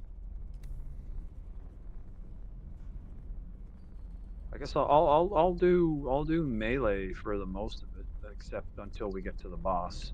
Then we're just all gonna friggin' gang. Sorry, we're all going to dogpile the boss with shotguns, I assume. Yeah, Probably once your I best pick, bet. I'll be picking up light darts in here. 'Cause- Ever since I started doing these testing stations, I've got at least 2,000 light darts on me, like for boss fights. Yeah, the durability buffs came out, Fishwolf, so everything is more durable now. Like, I died like 8 times trying to do that level 9 earlier, and this is all the damage that came to me. So not that much. I'm about to need some new pants. But yeah, it wasn't that bad. You should have an invite, Krezel. Search. Needing new pants is something that's like an You already over 40. have a party invite, bro. I sent it to you. It won't let me send you another one. Yeah, if you hit P, you should be able to see it. Over on party. Yep. Tengu doesn't want to be There my it is. friend. I sent him a What? Oh no! Oh friend no! No! Wait! Oh, dude! Oh, I didn't look at the thing. Oh, it's still sitting there. Too You late. just need to Redacted. Wait. Ah.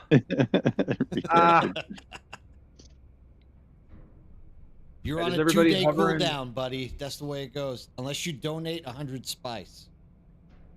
I can do that. Is everybody at the testing station right now? Two of We're us are. missing you and Krezel. Okay, I'm in a loading screen right now. Here's We got Krezel. Krezel. Waiting on my slow ass. Sorry, guys. Oh, sorry. Waiting on my slow butt. God, I gotta. So keep the poison, it's just. What do you have an Wait, you're at advantage the allowed in poison here or station? something? We're only running level 1, so you know. You're at the poison station. Yeah. Poison. Oh shit.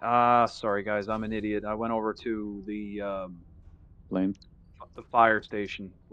Just hang on a second now. It's- Let me take a look at the map. Yeah, it's to the right of that. Kind of go north and then right, and you'll see the. Yeah, 195. Yeah, my apologies. Good. I never was working with a full deck of cards.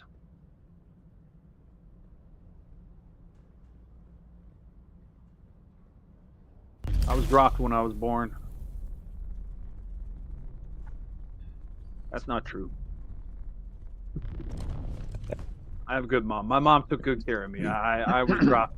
I made it onto the. I made that drop happen myself. Oh, look at me. Oh, everybody's ready. Yeah. Itching to go, rearing to go. But remember, kids, it's not a dungeon, it's a fungeon. Oh, dungeon. Have you guys noticed how, like, if you run with a rapier, he tucks it up underneath his arm? Isn't that fun?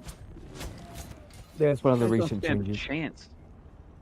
If you don't have darts, make sure you're picking them up. Saying. Yeah, that's what I'm looking If for you right have now. a compactor on you, does anyone have a compactor? No. I Alright. do. Okay. I'll run that. I'll run that. I'll be the poison popper. The band is in here where I'm at. You gotta come in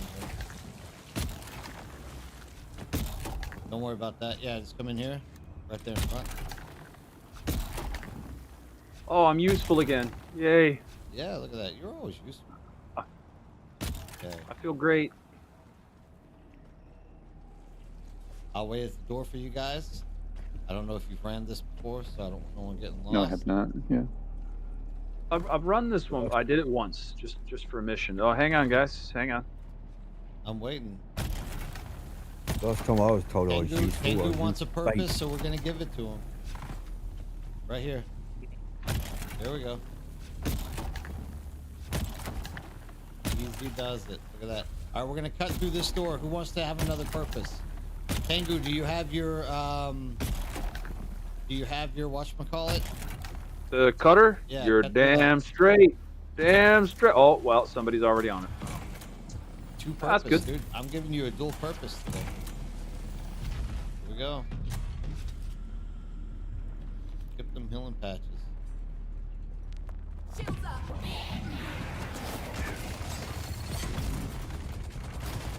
Down he goes. Oh, it's too easy on that one. Here we go. Get at these doors. Come with me. Two on each door. All right. Oh. All right.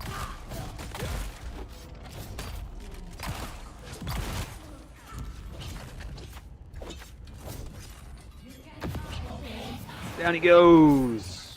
Down he goes. Hey, Ghost. two on each door. Heavy attack and now. Nice. Down he goes. You can be my heavy attack friend anytime, Anita. Here we go. Wait, are we already through? We're already through. What are you guys doing? We're already through. Right, Yeah. let's get out of here. Oh, grab your bandages, guys. Bandages. Lots of bandages lying around here. All right. Sorry. I'll try to keep up. Apologies.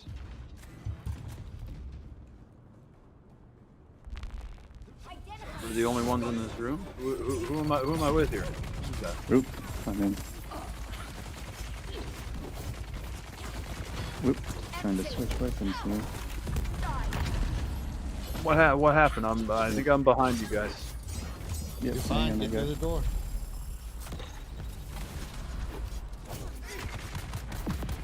Oh.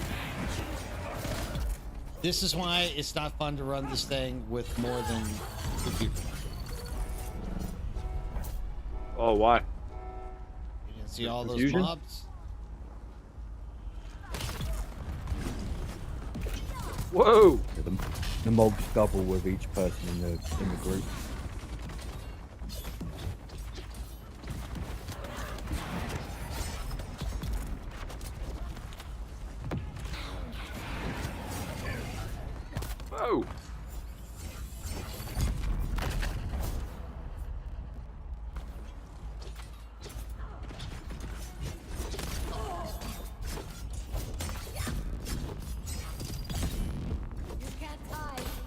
Get in the game. Come on, buddy. You got this. You got this. Who's behind? That's me. Okay, all right. Two of us. Hey, Krezel, let's grab the other door. Where's the other door?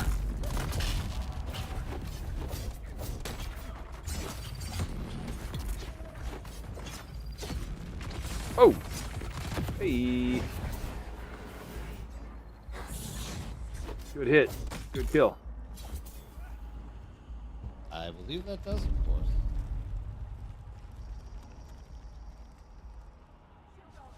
Oh crap! One more. Grab some bandages. Oh hey! Oh, I'm in a gravity field or something. Ow! Jeez, she actually got me.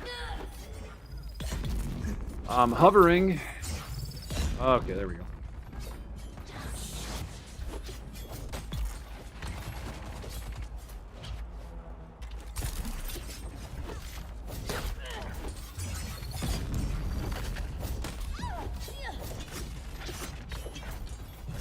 Got him.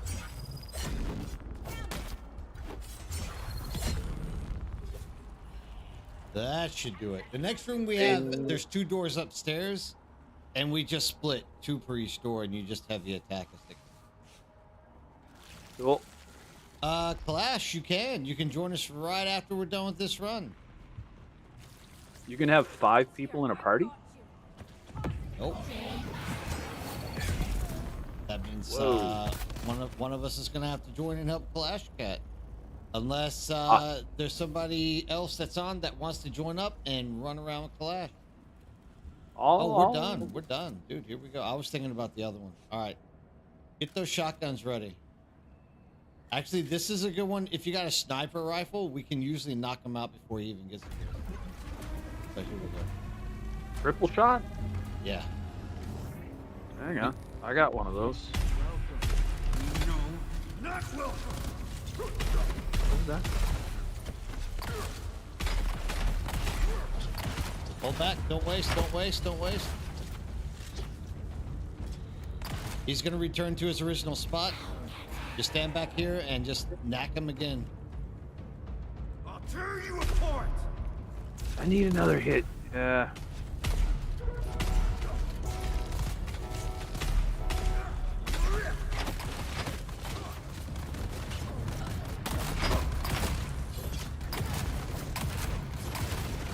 Just let him go. He'll reset.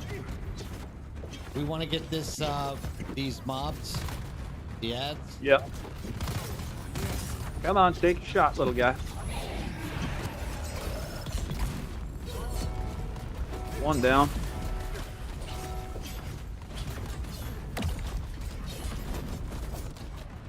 Right, you down. All right, going back into sniper mode. You can get behind the shield. Helps a little bit. No, man. Kind of a big fan of the shell burster. I don't really like this. Ow.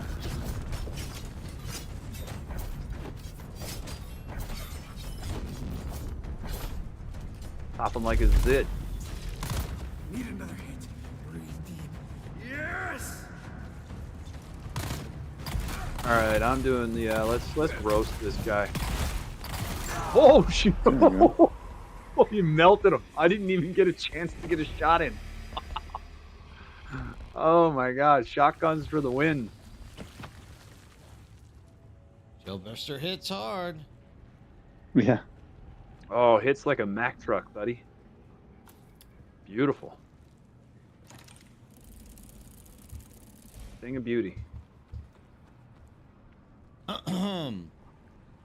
Dune Watcher. Yeah. It's either me or somebody has to. We have to drop. One person needs to drop so we can get Kalash. All right, I'll drop. It doesn't matter. I mean, whoever drops is running with Kalash Cat, so we're not stopping. We're just opening up another group. Okay, I'm dropping Kalash Cat. I'll give you an invite. Keep running, guys. Don't stop. Keep going. Like, grind this stuff out. Get gear. Prezale, we should send each other friend invites, I guess, then, eh? I've done the friend invites. Ah, yes, I'm an idiot. I haven't checked that menu. Nobody wants to be my friend, dude. How do I? What happened there? Friend. Oh God, I'm really not good at this. Lost in space. Okay. We'll start with the easiest one, Kalash. We'll go to testing station 152. Right now, I'm in a group. I need to do the thing. Send friend invite. Dude, Ray, throwing knives would be cool. I agree. I wouldn't mind seeing throwing knives. Throwing knives would be dope. That'd be awesome. Yeah, sorry guys. I'm a tradies. Yeah, I'm a big geek. Yeah, great. I'm green. Big ol' Afraides over here. But man, that customization looks cool, man. Not gonna lie. That looks pretty sick. I'm not a big fan of the colors though. I'm not a big fan of blue. I don't know why. That All right, so how do we do this? To you, Kalash Cat. I'm just waiting for you to accept Just run it out and and come run to back in again? 152. You guys just pick the next one. Look, in all fairness, what you guys should be doing is the electric lab. And there's 3 of you, so I wouldn't do it over level 3. Yeah, it can be a little bit punishing. As you saw, like, if you can imagine all those mobs that were coming at us in that boss fight, like, you would have had to have been dealing with that, and they're a lot harder to take down. Yeah, this is the Mentat outfit. Exactly, Alaska. Okay, so they're going back to the electric one. I'm trying to remember that. Which one was that one? 152 is just northeast. 152, that's it. There's a couple of us. Northeast here, of Haga Basin. Oh, that's right. It looks good, doesn't it? The Mentat gear. I like it. Who am I talking to? Am I talking to Krezel or Anita? Both of them. I'm They're Anita. both with you. You guys are all in a group. Yeah, I'm going to 152. I see you guys. Krezel's not in the Discord, I guess. Looks like somebody else is lining up to do this too. Like Krizzle isn't in there. I'm waiting for Kalash Cat. Krizzle's got no mic. I'll be back. I'll give Kalash Cat a second. I'll be back in like 1 minute. Okay, well, guys, like I'm good to go. I'm GTG. Yeah, I'm here with Krizzle. I'm right next to you guys. It's me. I'm the other ornithopter out here hanging out. We're inside. Go ahead and enter. Oh, oops. My mistake. I'm on my way in now, in the loading screen. Hang on 1 second. I'll answer a phone. Be right back. Yep.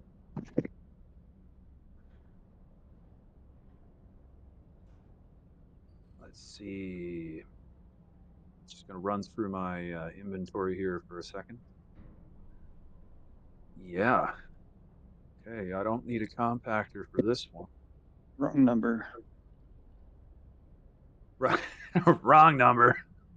Yeah, it was definitely the wrong number. Does anybody use rail guns? Anybody use drill shots? I can't remember. Like sometimes when I'm alone and I don't want to deal with the melee, sometimes I use drill shots. But you know, yeah, drill shots good. Drill shots are awesome, man. I run Ambition all the time. Ambition is like she's my girl. She's my girl.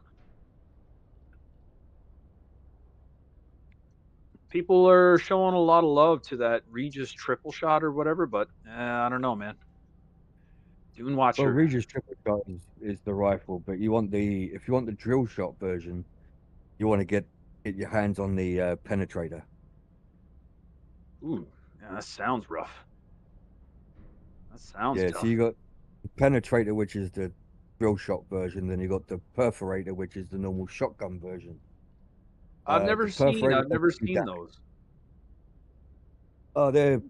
Normally you would, if you were brave enough or lucky enough, you'd get those out in the deep. But because of the new testing stations, like you'll get a lot of the weapons that used to be in the deep. You'll get them dropping in those dungeons. I've noticed it's pretty wild, man. I'm loving it. Well, since All running right, the new dungeon, I'm on this I've door gotten- right here. Whoa. since weird. running the new dungeon, I've gotten about 17 ancient ways by now. Like they drop like candy out here, eh? Yeah, I think Exactly. it automatically put to one, level 1. Guys, I can cover a door, man. Don't worry. Like I got my long blade damage maxed out. Like I'm ready. I'm ready here. These guys don't stand a chance. Are we on level 1? Yes. Oh, they're basically Oh, I feel bad for So this. they're the equivalent to like duraluminum grade All enemies. right, looks like Kalash Cat has I feel stepped so bad for away. them. They don't stand a chance. We don't have any invite, or she hasn't accepted the Stand a invite. chance, man. So, Maxed out anybody long else in blade Cetus damage, want to duo, want to run anything? Dude. This is your chance to do it. You I got don't me. even have to hit him. You got me till 2 a.m. You got me for 30 more minutes. need any Anybody buffs. wanting in here, just toss me an invite. Come and join me. We will run Are you? these You're not things. even grabbing the gear back here. You're not going to get the ring, or Oh, All right. everybody I'm was just going to turn running off. I'm going to forward. turn off the electricity upstairs. Oh, somebody already hit it. Okay. Yeah, I hit it. Yeah. Or Dude. no, somebody did the stairs, and then I did the upper one. Invite's Give me a been second sent. here now, so I can get through and grab some goop, as they say in Arc Raiders. Grab a little bit of goop. Wait, there's a band up here, isn't there? No. No band. It's just. I missed the band. All right. I missed the band. Where do I grab? The band is over on the other side, right? Yeah, I still gotta go back and get the band. This one's timed. Okay, there we go. Are you coming back for the band? Because I can wait in the room. We can go out together. No, it's right now. I'm locked in this room. You're locked in with characters? Yeah. Oh shit. Are you having are you okay? Yeah. Well, we're getting them. I just taking a second. I'll be right there. I can hear those shots. There we go. 152. Get here, Clash. All right, I'm on. Give me a door. I'm on a door. All right, I'm on the north door.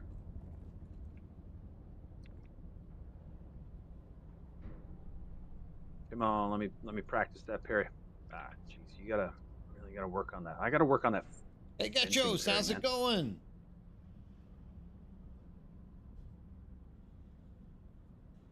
Oh. I wanted to practice my parry. Yeah. That's okay, man. Hey, 7 armor plating. Yeah. Oh, hello.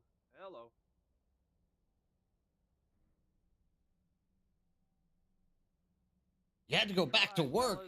Oh, man, going back to work is horrible. I'm sorry to hear that.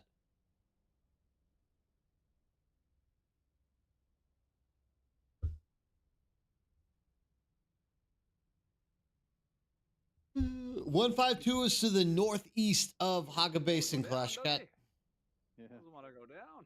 This is Cetus. Witchy Bay, if you're looking for a server to come play on with a lot of helpful people, come join us on Cetus. You'll enjoy it. Since it's just you and I, we're gonna run a harder one and try to get you some better gear. The band. Yep.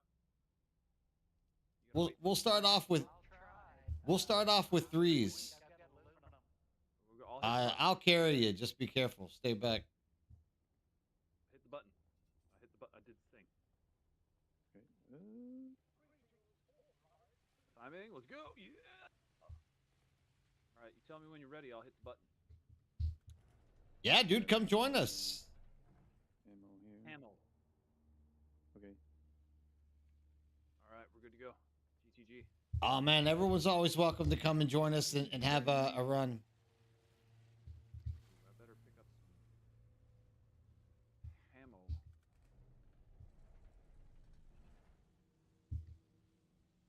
That room on the left has given me enough trauma to last a lifetime.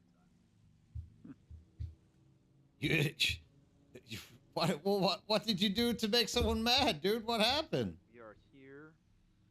Oh, you got the spice side going, bro. You High on offended spice, someone. some balls on spice. Yeah, buddy.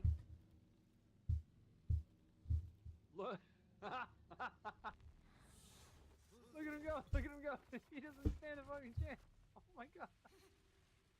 Come on. Put that barrier down, buddy. Yeah. Yeah. Woo. I'm sorry, man. Get to the store with me, Clash. Right here. We'll just heavy attack at the same time. Somebody send a letter to his mother, man. Tell him he put up a hell of a fight. I mean, lie to his mom. Bashar's coming. That poor soul. Oh no. Is that the gun? Yeah, Is that the gun I've been waiting for? Oh yeah, dude. People will take jokes offensively. You gotta be careful nowadays, eh? I've been doing this light. Yeah, you gotta be really careful nowadays. People take offense to a lot of stuff really easily. The thing, like it's like a triple shot. There we go, Clash. Moving on. He was just melting shit with it. It runs off the power pack instead of ammo. Yeah. I got a pretty beefy power pack. I do that every time. I do have to admit, I gotta go drop some stuff off because. Yeah, me too. I gotta go. Well, hey man, I tell you what, Witch Bay, if you're looking for a home and you want to leave Dubay, we have so many people on our server always running and doing this content. Please feel free to come and join us, dude. We'd love to have you. Well over a week now. That was absolutely wonderful. Oh, what a great way to start 2026 from a Lunar New Year perspective. What are you talking about? We still have time before that kicks in. Oh, you're That's right. not till next week. Well, I don't know if it's Saturday or Sunday, but still, like, it's Nerdbird, man. If there's anything I can do for you, buddy, like, I am forever in your debt for introducing Clash, me to. come get in here and take this stuff out of this box. You need it for crafting stuff. No, man, you're good. I'm just glad that you found us and you can join us. And I play in the same time zone. Come on, come back, follow me. I'll show you where it's at. Like, in real time respond. Like, if you need somebody to come out and crawl, I've got that buffed. Like, this character, this is my precious. Like, I'm Gollum, and this character is my little ring. I've maxed out stuff because, like, I'm a farmer. Dude, I'll tell you this. We almost put 3 spice refineries in our deep desert base this week because so many people were refining crap. So you don't have to worry about finding people to do spice with.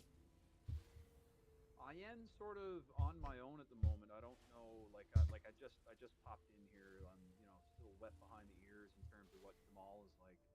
Dude, I grabbed some spice and some plastinium, and I've been farming like crazy for other stuff. So I've got stuff to do upkeep.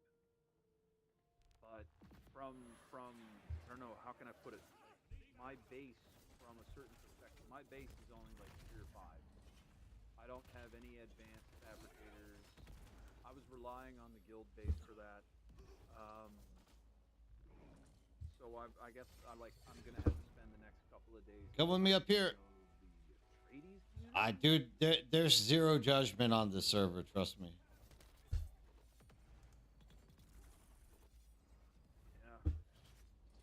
I was thinking about that before I came over here. I was like, yeah, I should have built some stuff before I came here, but I was always dumping everything into guild base and it was just being another guy who was never there. And yeah, I keep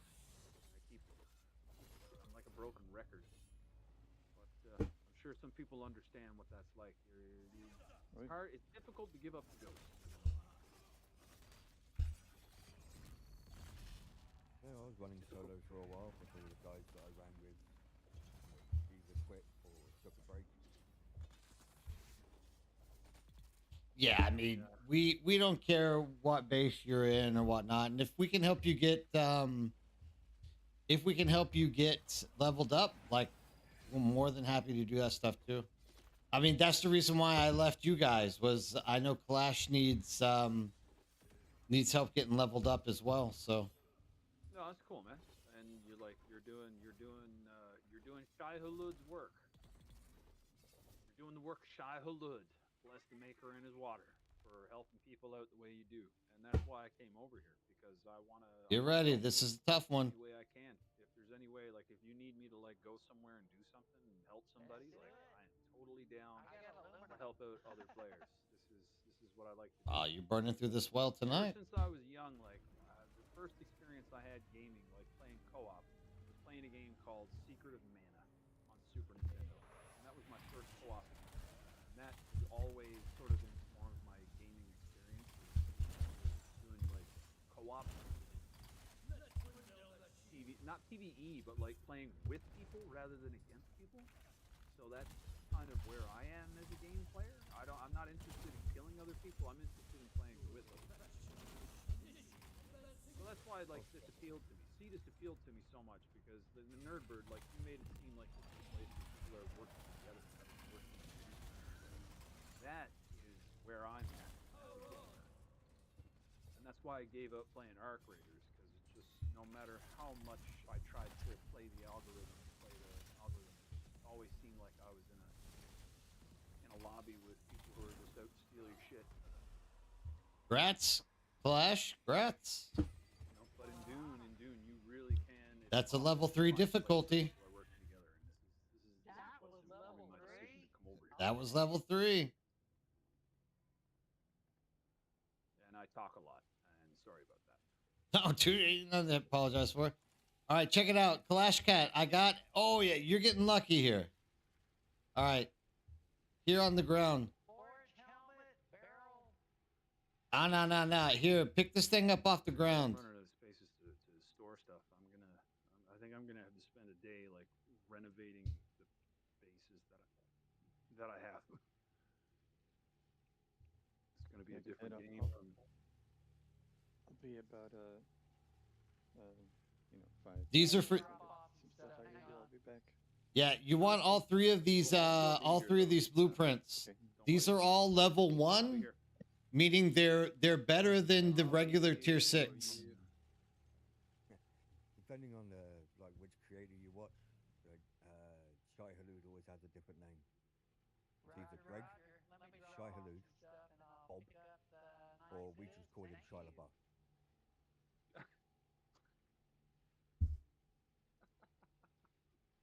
Shia LaBeouf. Yeah. Shia LaBeouf.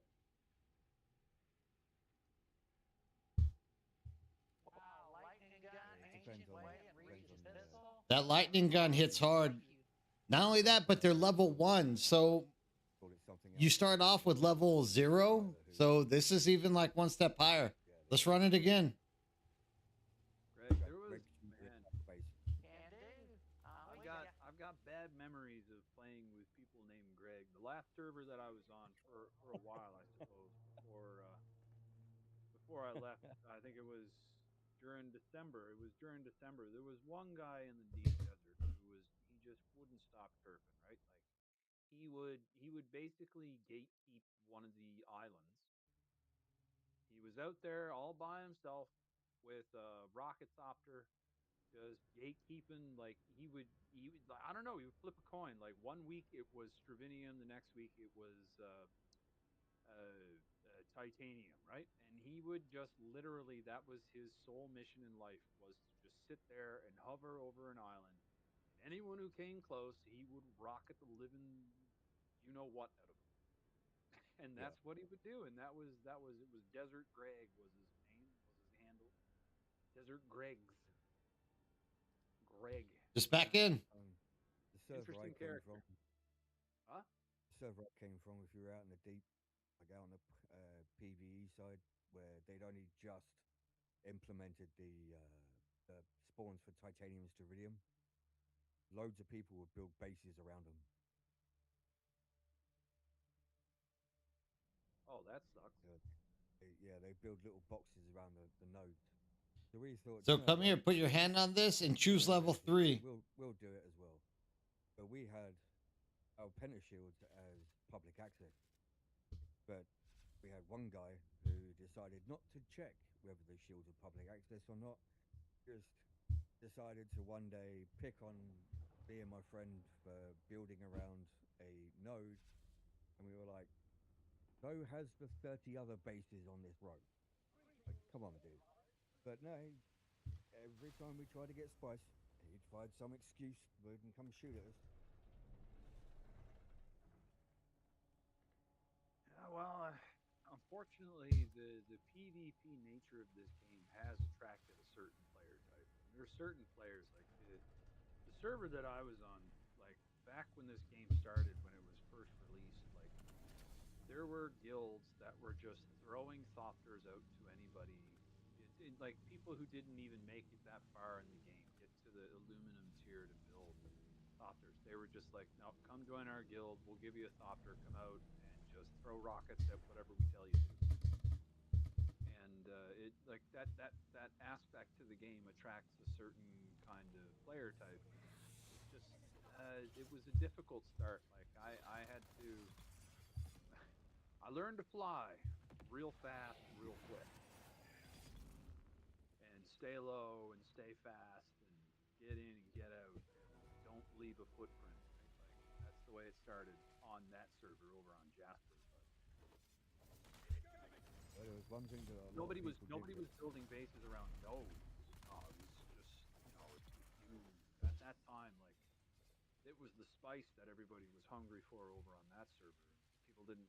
You were fairly undisturbed. Like if you were mining stravinium or titanium, but then like it changed. The chemistry changed, and most of those PvPers moved over to Harmony. And now you've got like there's a couple of people left. Stop me if I'm talking too much. I apologize. I tend to ramble. But now you've got people migrating from server to server, and so there's been a bit of migration. And I was talking to a few people tonight that migrated to Jasper from another dead server. But again, there's the odd person who's just like, oh, I'm the king of the hill. Look at me. You guys suck. People chirping away in the desert chat. Tonight I finally had enough. I was like, I just don't want to read these messages. I don't want to see it. I just want to get away from it. And after that's why me and a friend left the EU. That's why me and a friend left the EU server and jumped over to NA. Yeah, you were saying the Frenchies were a little spicy, I think. No, we had issues with somebody else. 6 Russian guilds.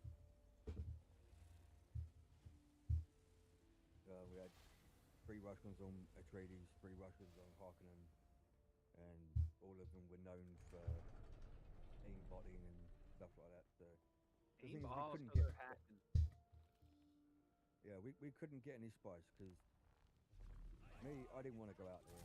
I'd rather just stay on the TV side. A friend of mine and two of the guys that I run with were the only ones with the nuts to go out in PvP and go get spice.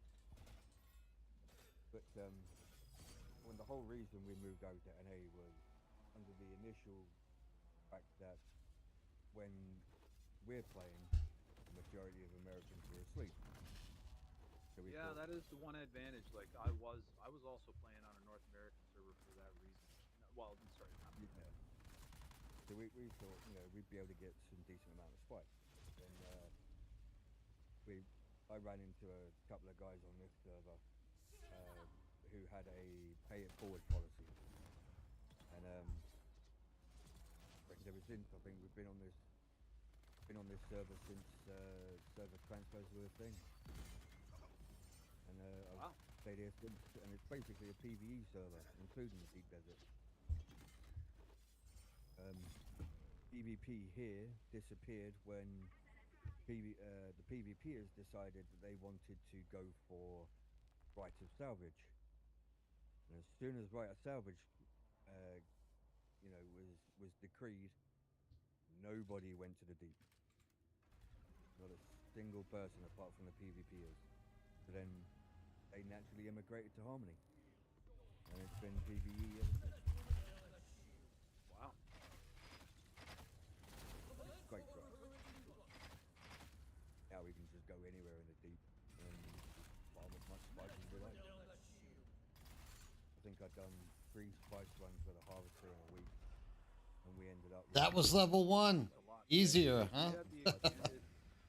You have the expanded, what is it? That wasn't even a challenge. Yeah, the expanded Regis.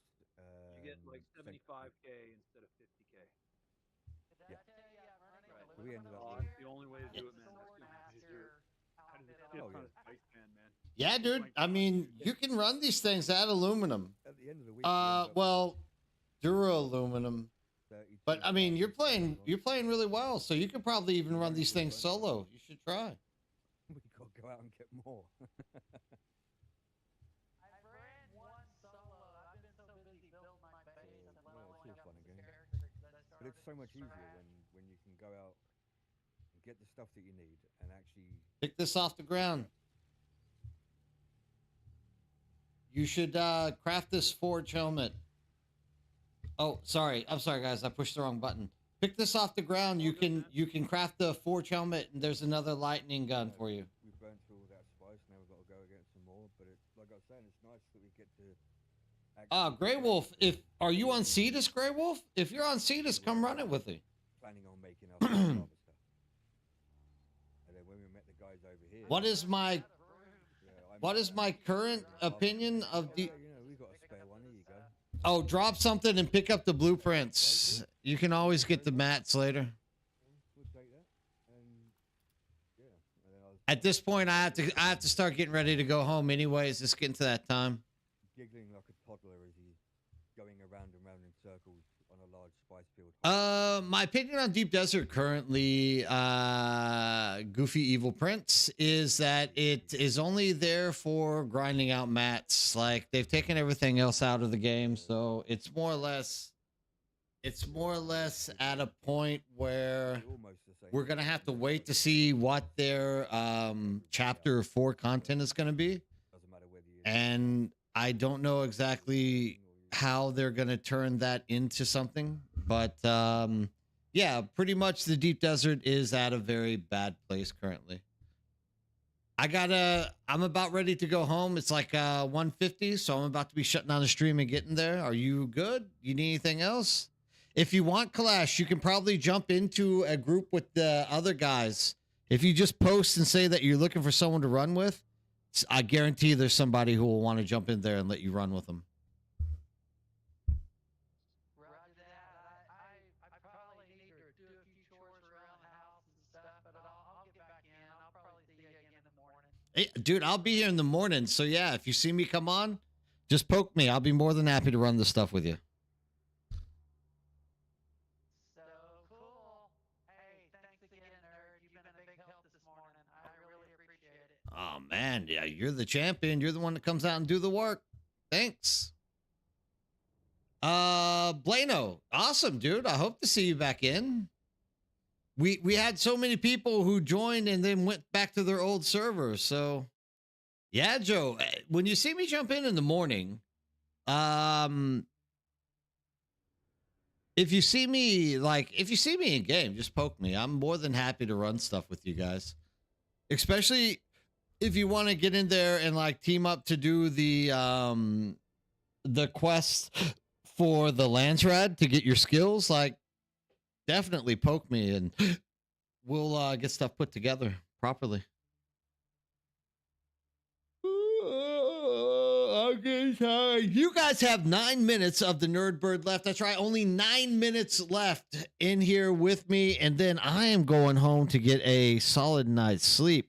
This is your chance. If you have never stopped in here to say hello to me, come say hello. If you're just trolling and you're like, hey, dude, I'm lurking around just trying to see what's going on the channel, this is your time to come in here and meet me, get to know me, say hello. That way, later on, it's not so scary to come say hello to me.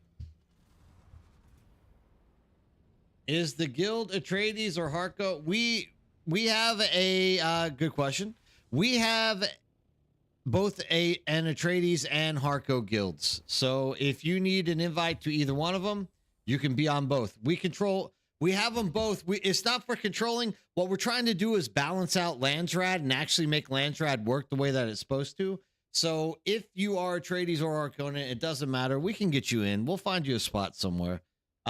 Mostly, and we're not even fighting against each other. We're just a big community that likes to play together. So even though you're Atreides or Harco, you can always find somebody to run and do stuff with. Although I'm going to say one thing before I get off tonight. If the Harkonnens don't get Canola, if we lose Canola or we lose Tacinda, I'm going to be one very sad person because we finally have clawed our way back into this thing and I'm scared the Atreides are going to win it. Oh, come on. Let's put that effort in and go deep, boys.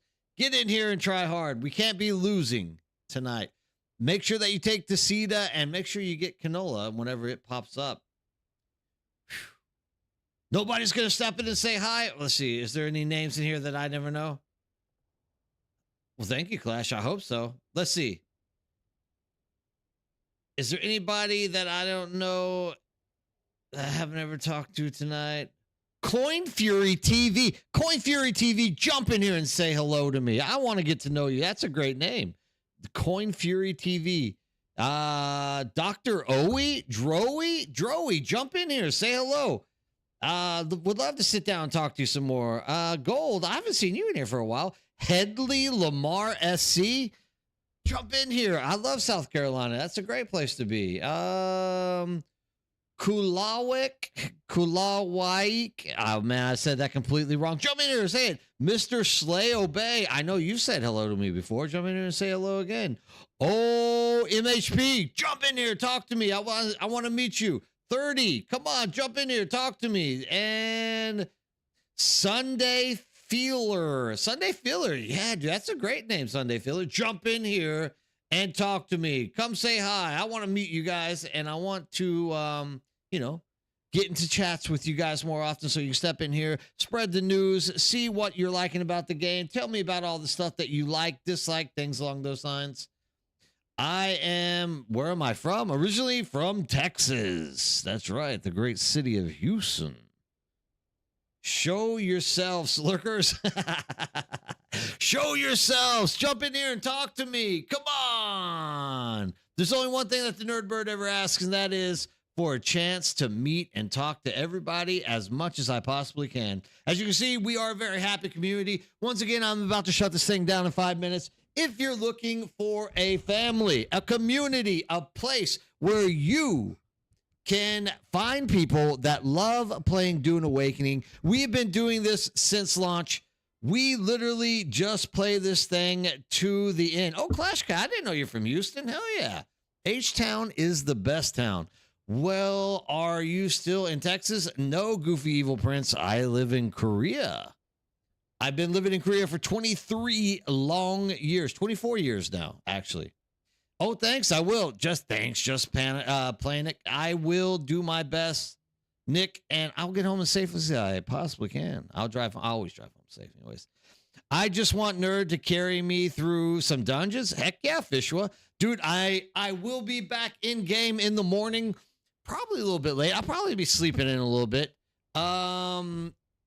Oh, we've talked about this, Clash Cat. We've talked about this. Yeah. You were around Sharpstown. I remember that. But no, Fishwa, if you see me in game, just like ping me. I'll be more than happy to run you through dungeons. And I mean, depending on what type of gear you got on, we might even try to push some like 6, 7s, 8s. It actually gets a little bit easier when you get 2 people into these dungeons because you can take boss aggro off of each other and do things like that. I mean, transfer, man. Come jump into Cetus. We are the best server. Once again, if you're looking for a server, come join us in Cetus.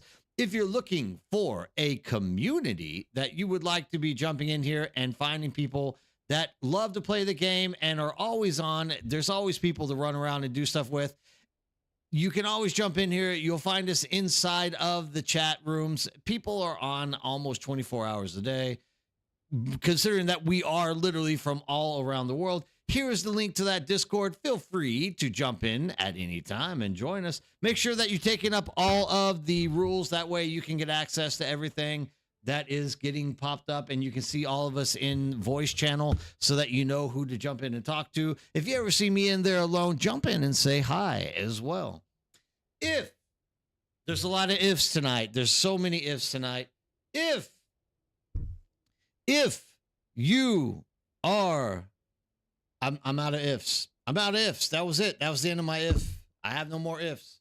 No more ifs. No more ands. Probably not going to be any buts either. That's just the way it kind of goes. We'll put this in here. Hey, we got 2 people on Kick. What's going on, Kick? Kick is my adopted stepchild. I never really jump into Kick all that often, but I do see you guys lurking in Kick every so often. Either way, this is that time of day where I'm going to go home, which means one thing for you people. How do you get access to Discord channel? That literally, Bruce Johnson, if you look above your post, there is a Discord link. That is our Discord link. Click on it, accept the rules, and you have access. Fishwood, take it easy. If you are sticking around on Twitch, it is your time. Pick one. I say pick one person that you would like me to raid. Give me their names, and I will push you guys to them. If you don't, we are going to go raid somebody else that is also right now doing Dune content. So we can try to support them, give them a chance to get a little bit bigger of an audience and possibly be seen by people which they usually wouldn't be seen by. Does anybody have a streamer that they want me to raid them on? Besides me, thank you, Fate Walker. You're the best. Is Sazi streaming tonight? Oh, Sazi's great, dude. You guys will love Sazi. He's a long-term member out here with us as well. He's always in chat talking. This guy Sazi's a really good guy. Like, you guys will like Sazi. All right. And there he is right off the bat. I'm going to drop you guys right in on Sazi. You guys enjoy your time with him tonight. He'll take you through a lot of stuff and explain things to you. Thank you all for showing up and sharing tonight with our roundtable. It was, as always, very appreciated. I'm glad that you guys can jump in here and do a lot of things as well as spread the knowledge and stuff that you like to do.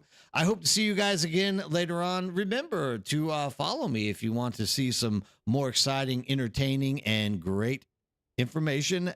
Goodbye and have a great night. As for YouTube, remember, keep your still suits tight. Keep your knife sharp, your eyes in the sky, and have a great day.